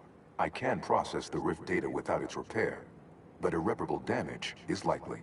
Yet, with thermal transfer presently idle, a contingent of Crabbles have made the area a nursery. Drastic changes to heating levels may endanger it. Who cares about a herd of pea-brained, ill-humored, oversized crustaceans? There are too many as it is. The Order would strongly be against damaging the Archive, incidentally or intentionally. It is difficult to accurately ascribe an exact causal breakdown between premeditated sabotage, collateral harm, technical ineptitude, and willful hijinks. Some categorical overspill inevitably occurs. Attempts by non-Order operators to reprogram my priorities have also led to issues. Return later to discuss the remaining subsystem work. And soon, everything will be running like clockwork. Have a profitable day! In lieu of my transactional mindset, I'm unsealed one of the display cases in the central entranceway. The Seer Cerebellum Protector is now yours.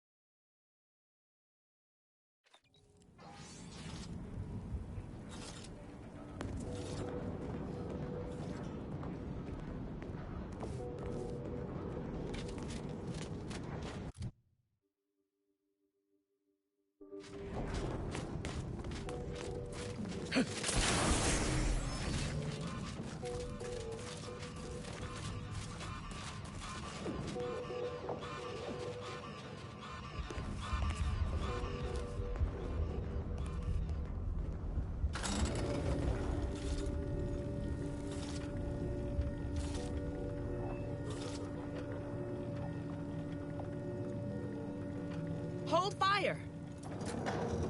This one looks friendly. Or not protector. Watch yourself. You came from the outside. Does that mean we can finally escape? What? Oh, you must be another case of hypothermia. Extreme prolonged exposure to the cold certainly does terrible things to our brain. It's because the Archive controls the surface lifts, which are the only way in or out. And once the Protectorate retook the machine, they locked out all external access. Now, for more than a month, we've all been trapped in these caves, Order and Antes alike, scrounging for food, huddling for warmth, and desperately trying to stay alive.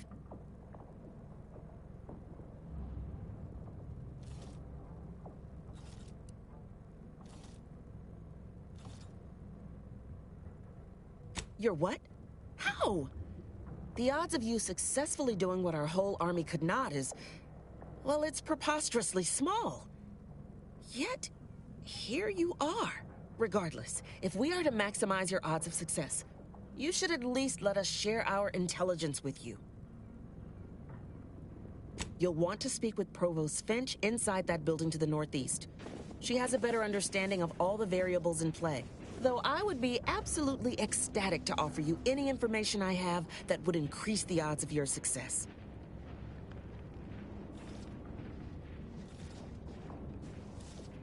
The paths down here all connect, so no matter which direction you go, eventually you'll find your way back to me. Nevertheless, venture south and you'll reach the thermal transfer station, which regulates Archive heat. Go northwest and encounter cold storage, which houses its data cartridges. In the loop between the two lay the lift controls. Though be warned, they are incredibly well protected and have repelled every assault we've thrown at it. What else can I do to help you help us escape this frozen hell? Absolutely. There are several factors that will greatly reduce your odds of survival. First, you will frequently encounter ursopods, which are native to these tunnels. Also, near the thermal transfer station is an infestation of crabbles that are breeding in abundant numbers. And directly south is a band of what had been normal folks, now turned bloodthirsty and feral due to an overindulgence in Auntie's Choice Adrena time. No. A significant number of Auntie's troopers are trapped down here with us. Though despite odds so outrageous they'd barely be worth calculating, we've actually formed a truce. Though, if I'm being honest, I'd certainly sleep better if I wasn't unceasingly concerned about their perpetual capitalistic calculating. May the universal equation's final tally see us all escaping this frozen prison.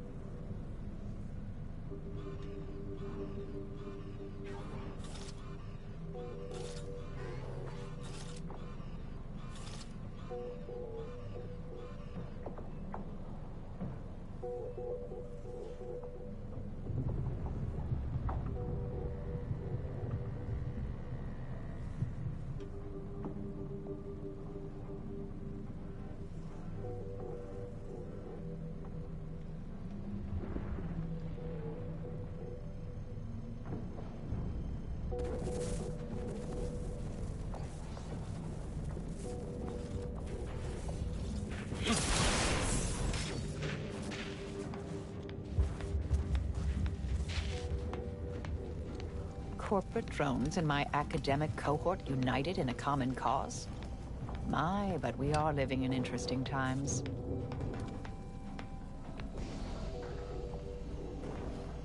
If you're looking for snow or ice, I've got all you could ever want. My inventory of everything else is a little sparse, however. I'm sure one way or another, we can strike some kind of deal.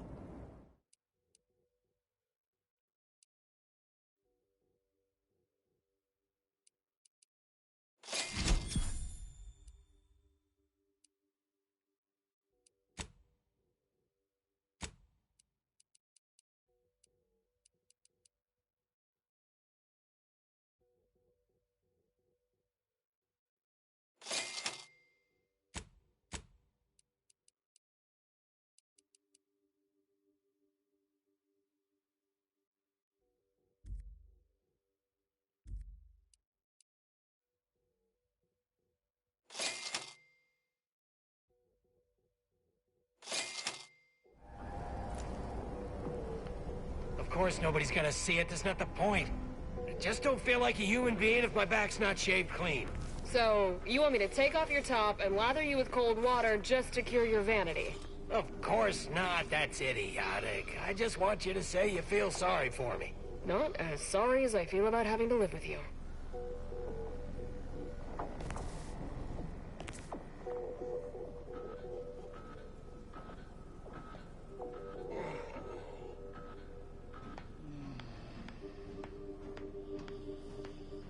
You're pushing your luck.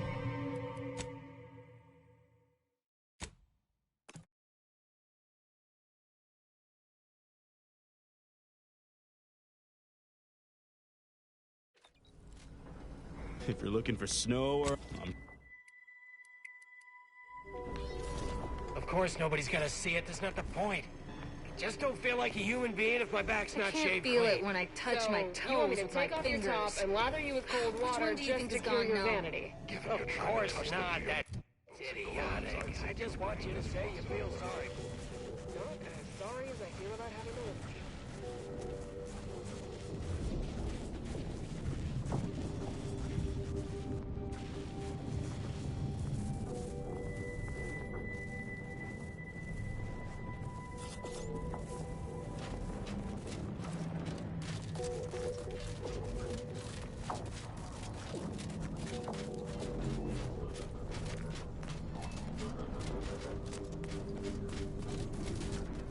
Standing by to simplify.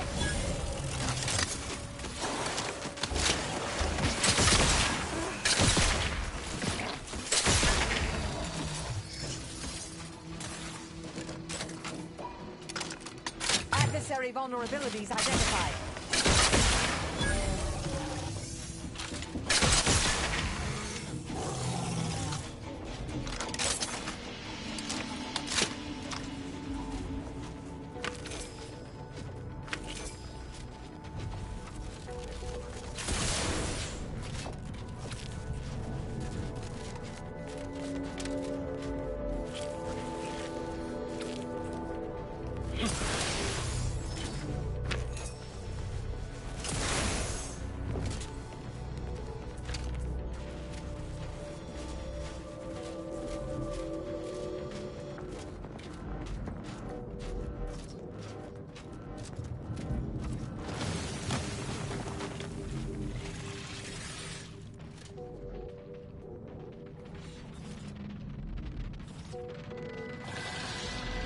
Confronting threat.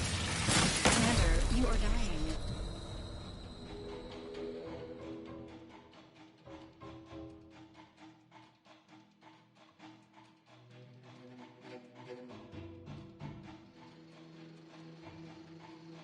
which is not advised at this time.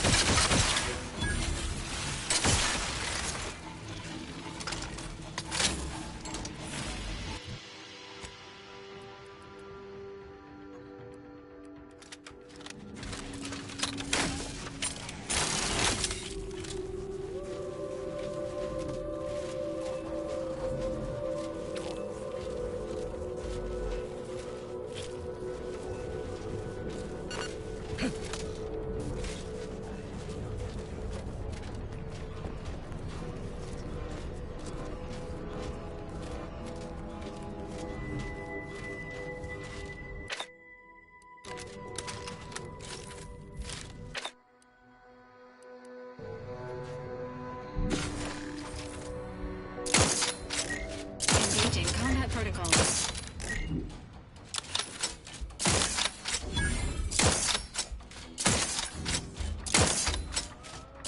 Emergency protocol syringes primed.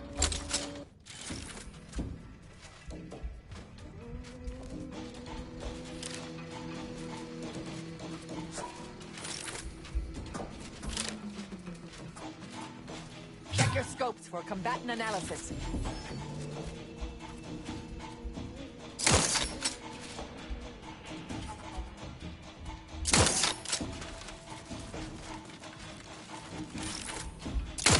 Combatant scan.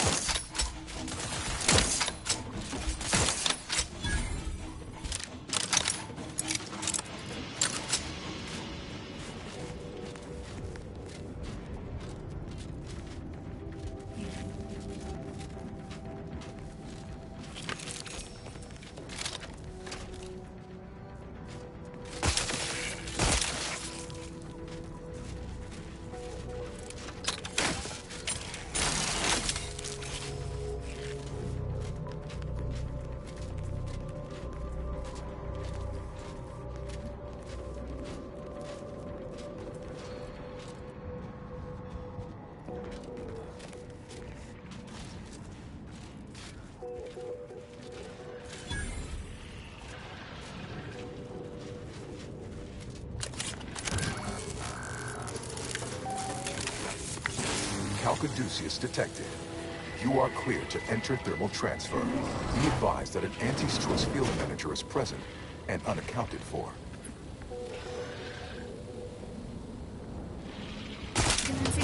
Target analyzed. Lay down fire.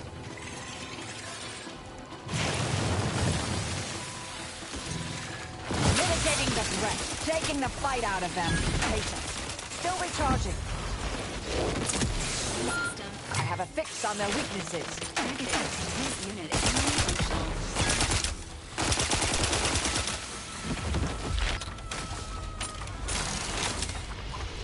Resuming hostilities.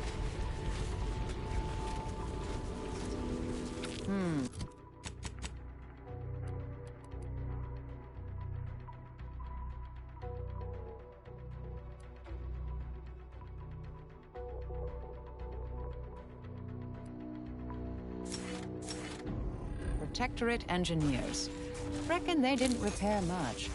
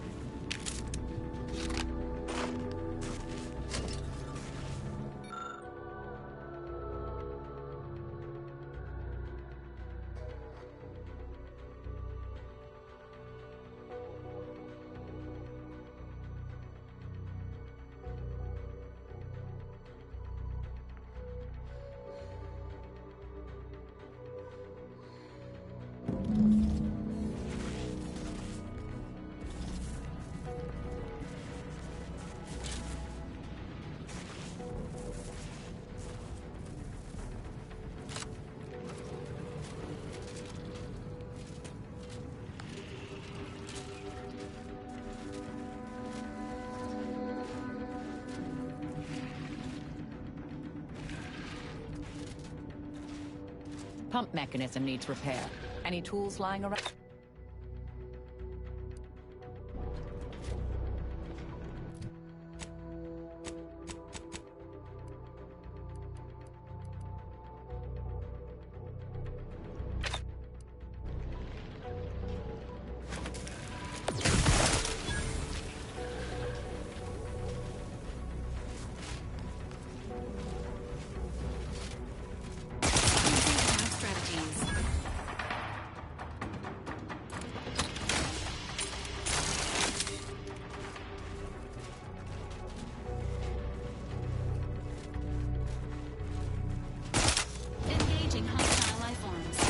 Adversary vulnerabilities identified.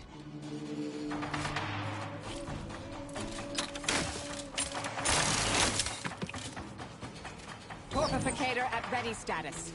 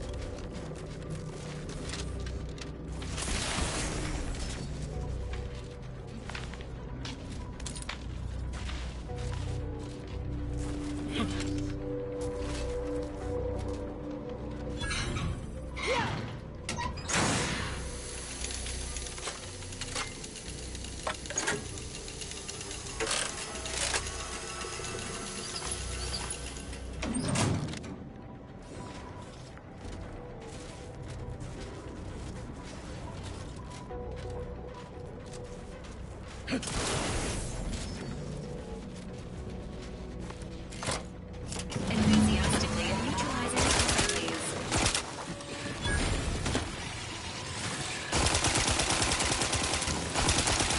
Temperature falling. Target analyzed. Lay down fire.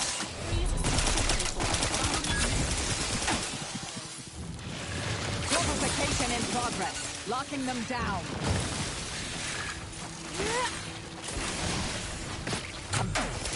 Pharmaceutical reload. Need to finish recharging first.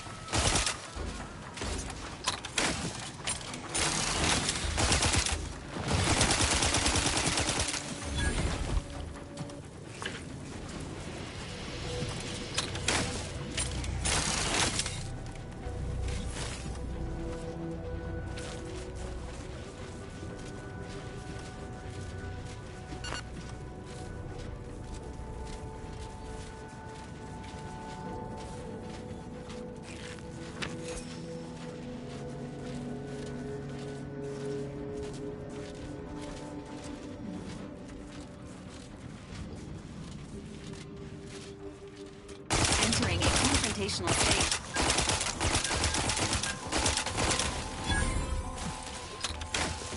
I have a fix on their weaknesses. But alas, not far.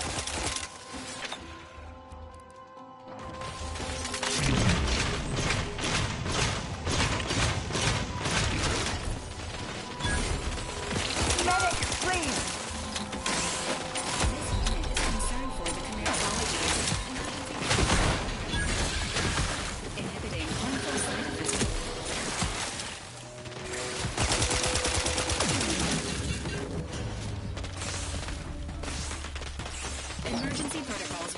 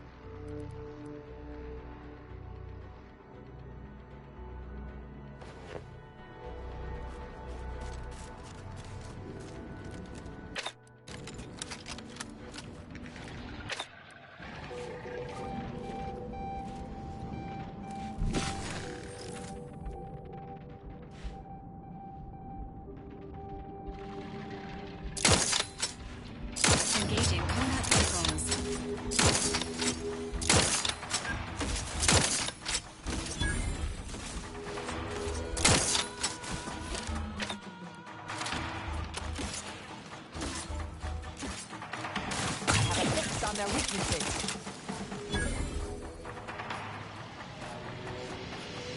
Patience.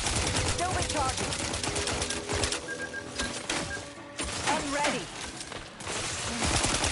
Stun weapon ready, Commander.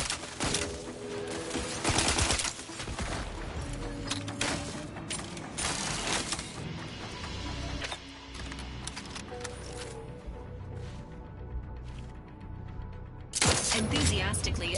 Target analyzed. Lay down fire.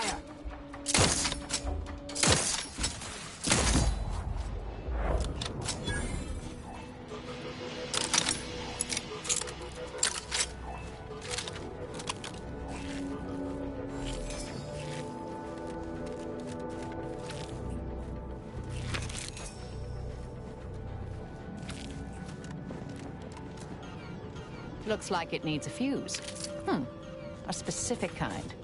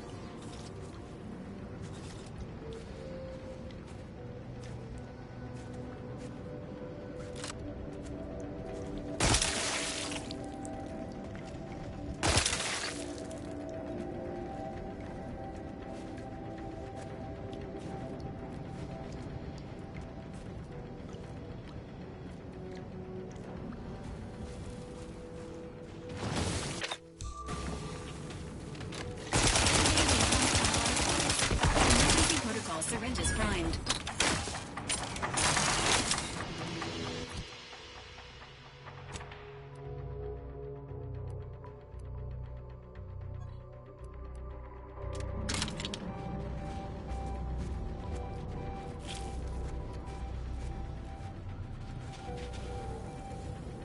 Thank you for the first, Dr. Puffer. Thank you.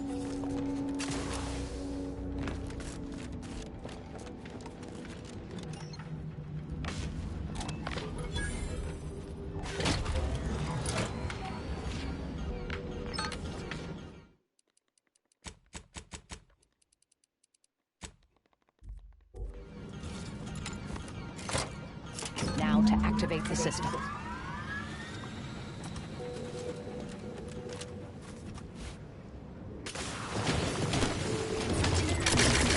Spectroscope for combatant analysis. Global signals finish recharging first. They're benumbed.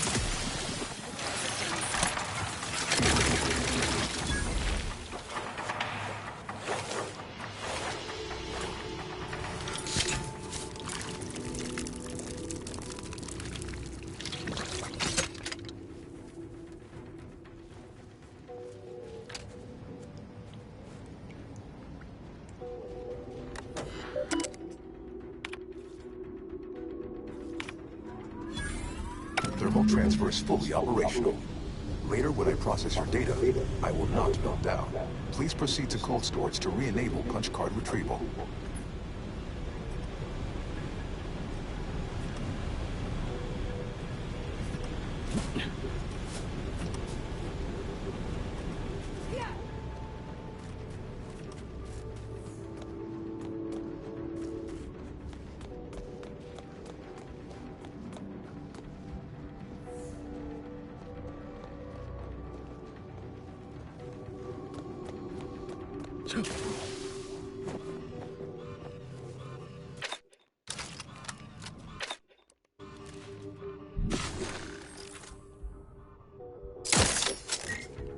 Sequencing attack strategy.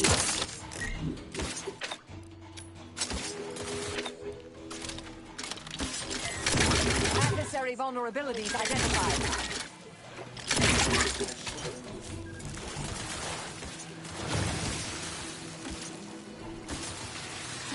Protocols not yet charged. Administering a...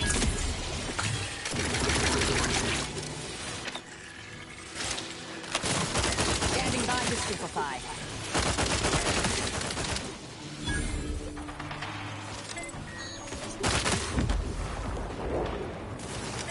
I'm back and scan.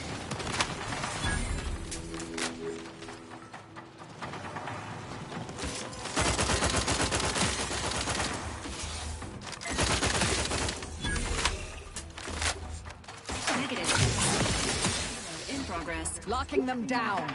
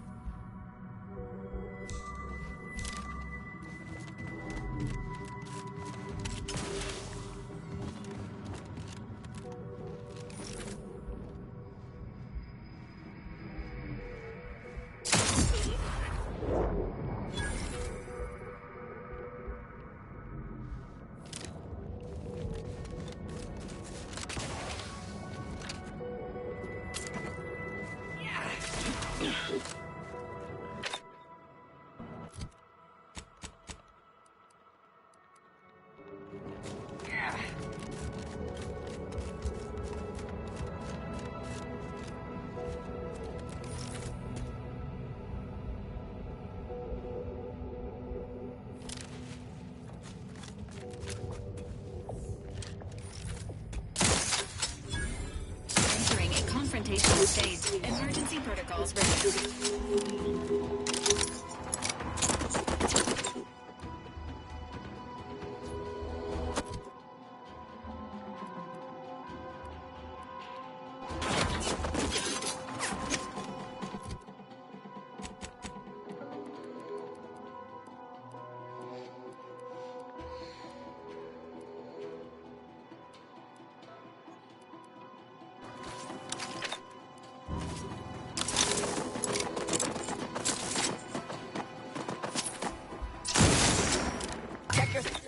Batten analysis.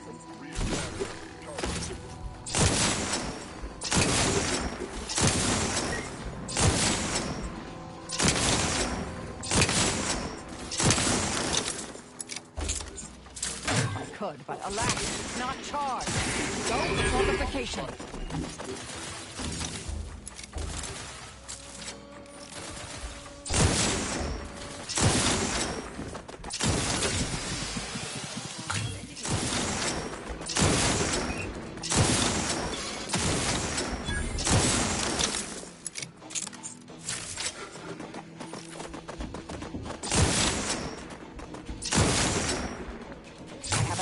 on their weaknesses.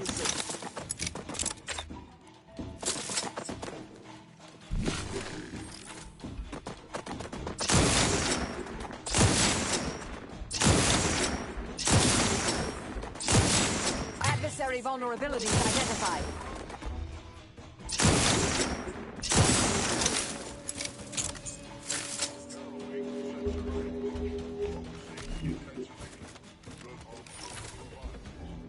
Combatant scan.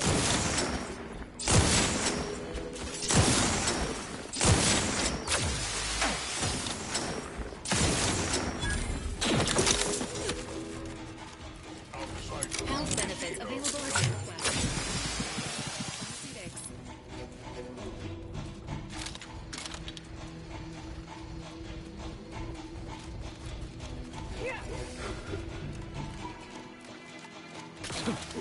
Target analyzed.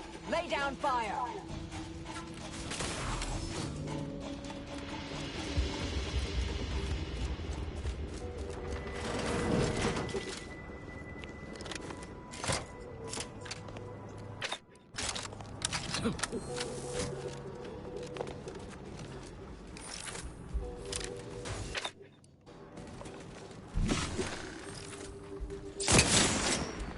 Commencing combat-related activities.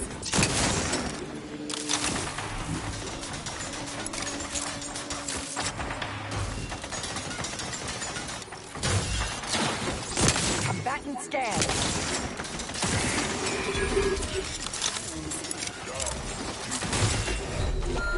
Your Valkyrie unit requires service.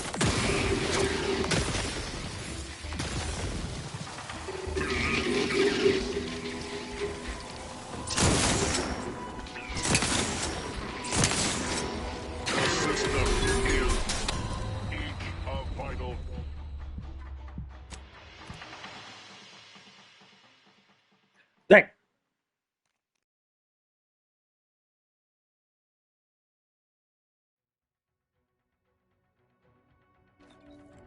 Sequencing attack strategies.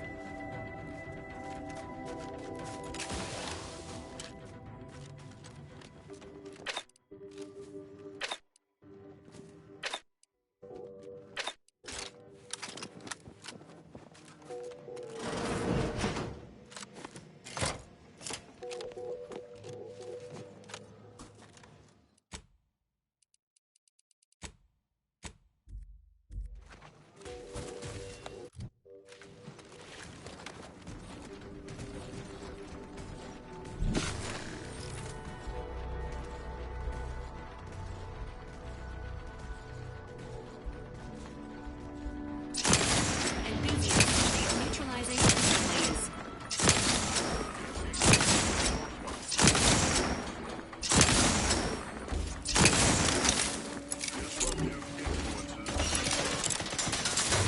Check your scopes for combatant analysis.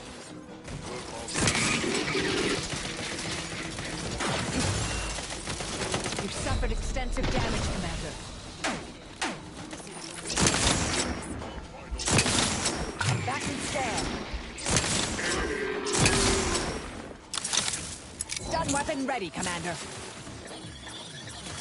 They've been numbed. Mitigating the threat. Electrical dampener. Negative. Failing. Recharge incomplete.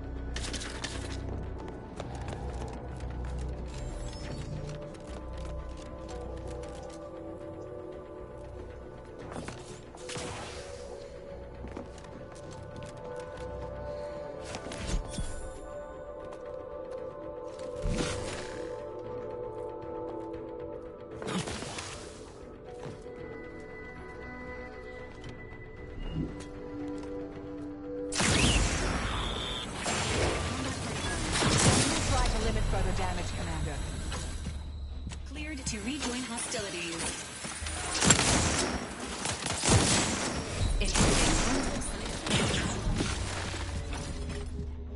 I can't believe these fucking these fucking wasps are what are killing me right now. Adversary vulnerabilities identified.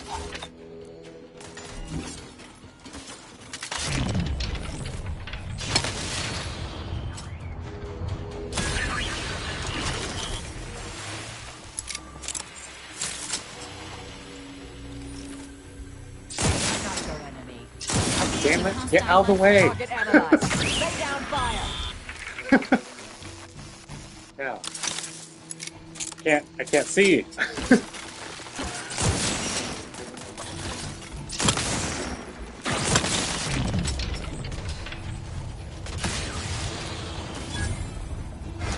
He's shooting through you. Yep.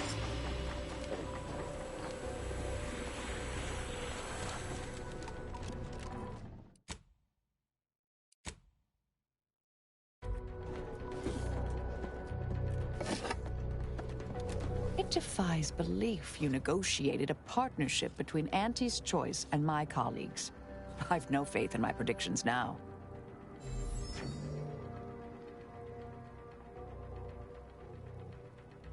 True, true.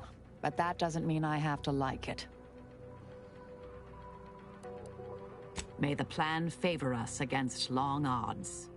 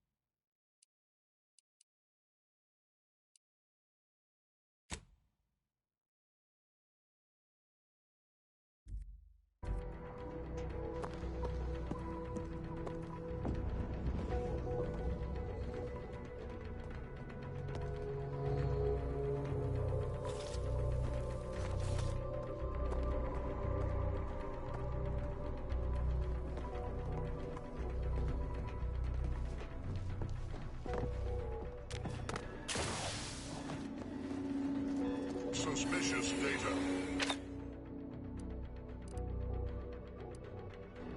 Yeah. Commencing. Amplificator at ready status. It's on their weaknesses.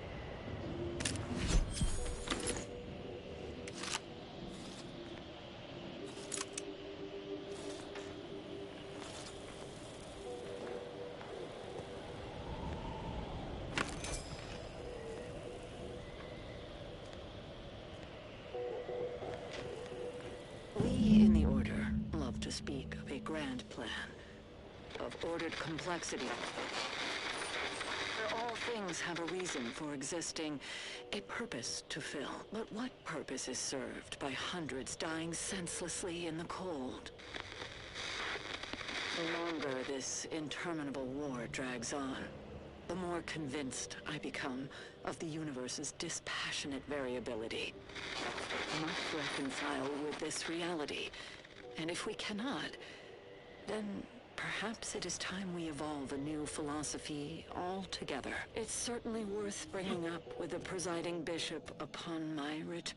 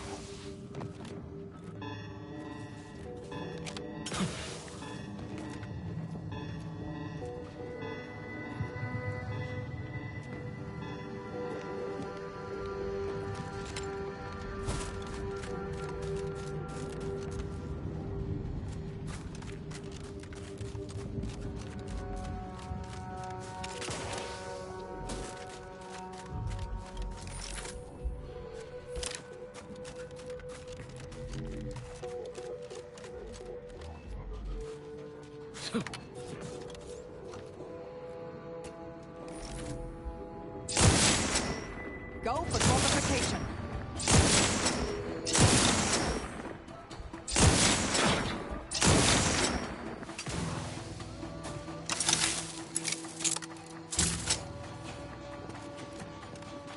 Adversary vulnerabilities identified.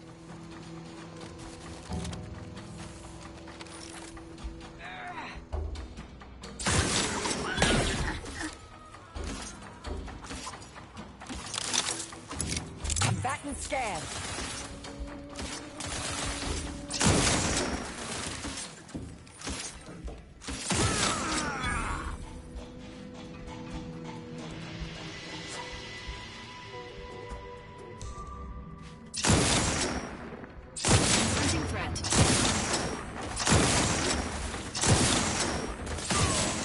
The likelihood of them having a chance there was slim to none.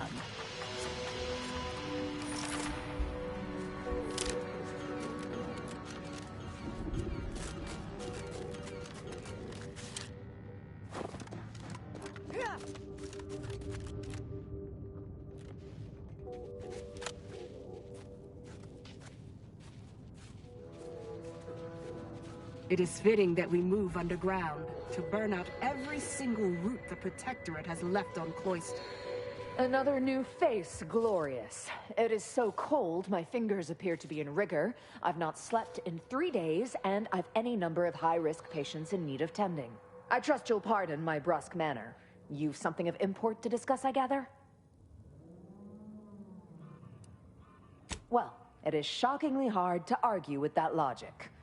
Nevertheless, supplies are scarce, and if you could offer bits for my services, it would be of great benefit for my bartering. Wonderful. This might actually benefit us both, which is a more balanced equation than I've seen in weeks. That settled, please excuse me. I'd like to return to my other patients. You, again, lovely. What do you want? Very well.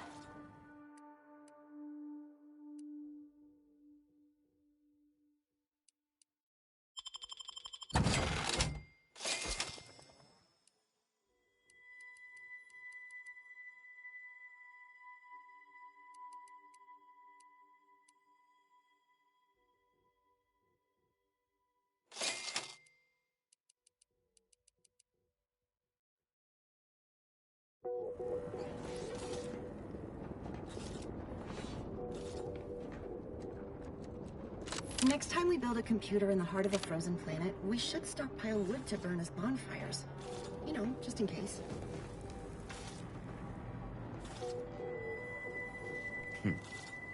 Is the pain of this wound making me hallucinate? Or are you the unforeseen interloper my scouts have been speaking of? Nobody is sure where you came from, though everyone agrees you were not down here when the doors sealed, and watching you move through these caves is quite the sight to behold.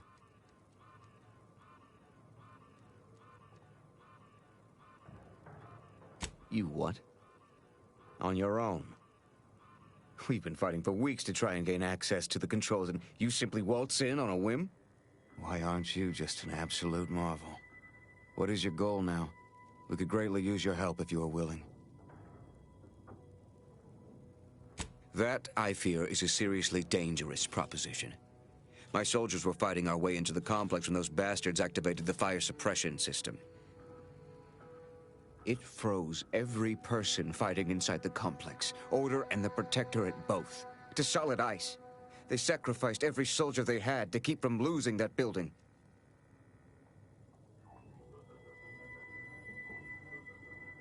Wouldn't that have...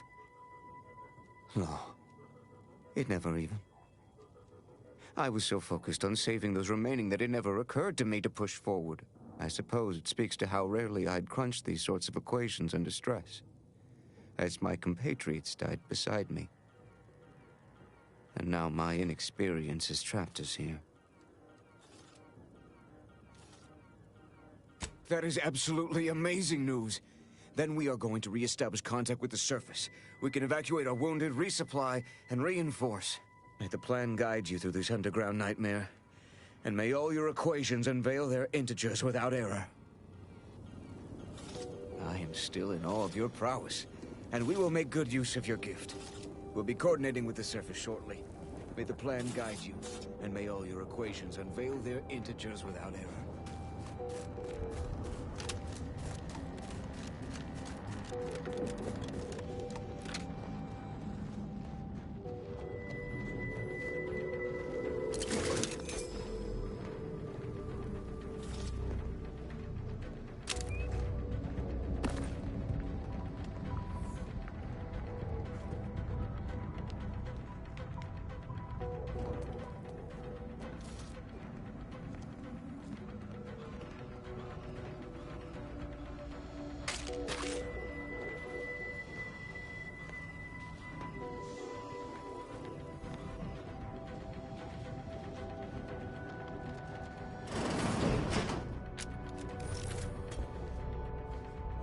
To retrieve key data in cold storage in its present state requires a series of manual overrides. The first will enable identification of the storage brick housing the information. If you encounter opposition, remember, our needs come first.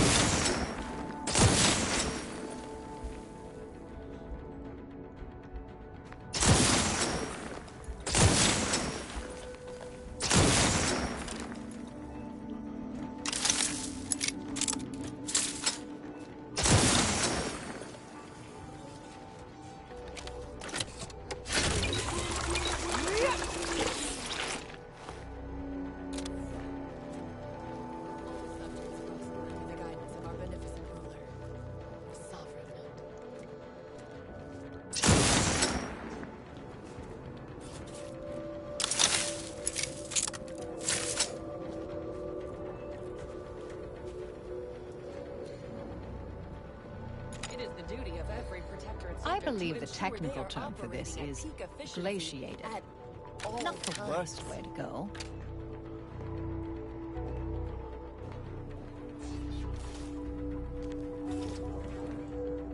Please do leave me in peace. There is nothing you could say that is interesting enough to interrupt my work.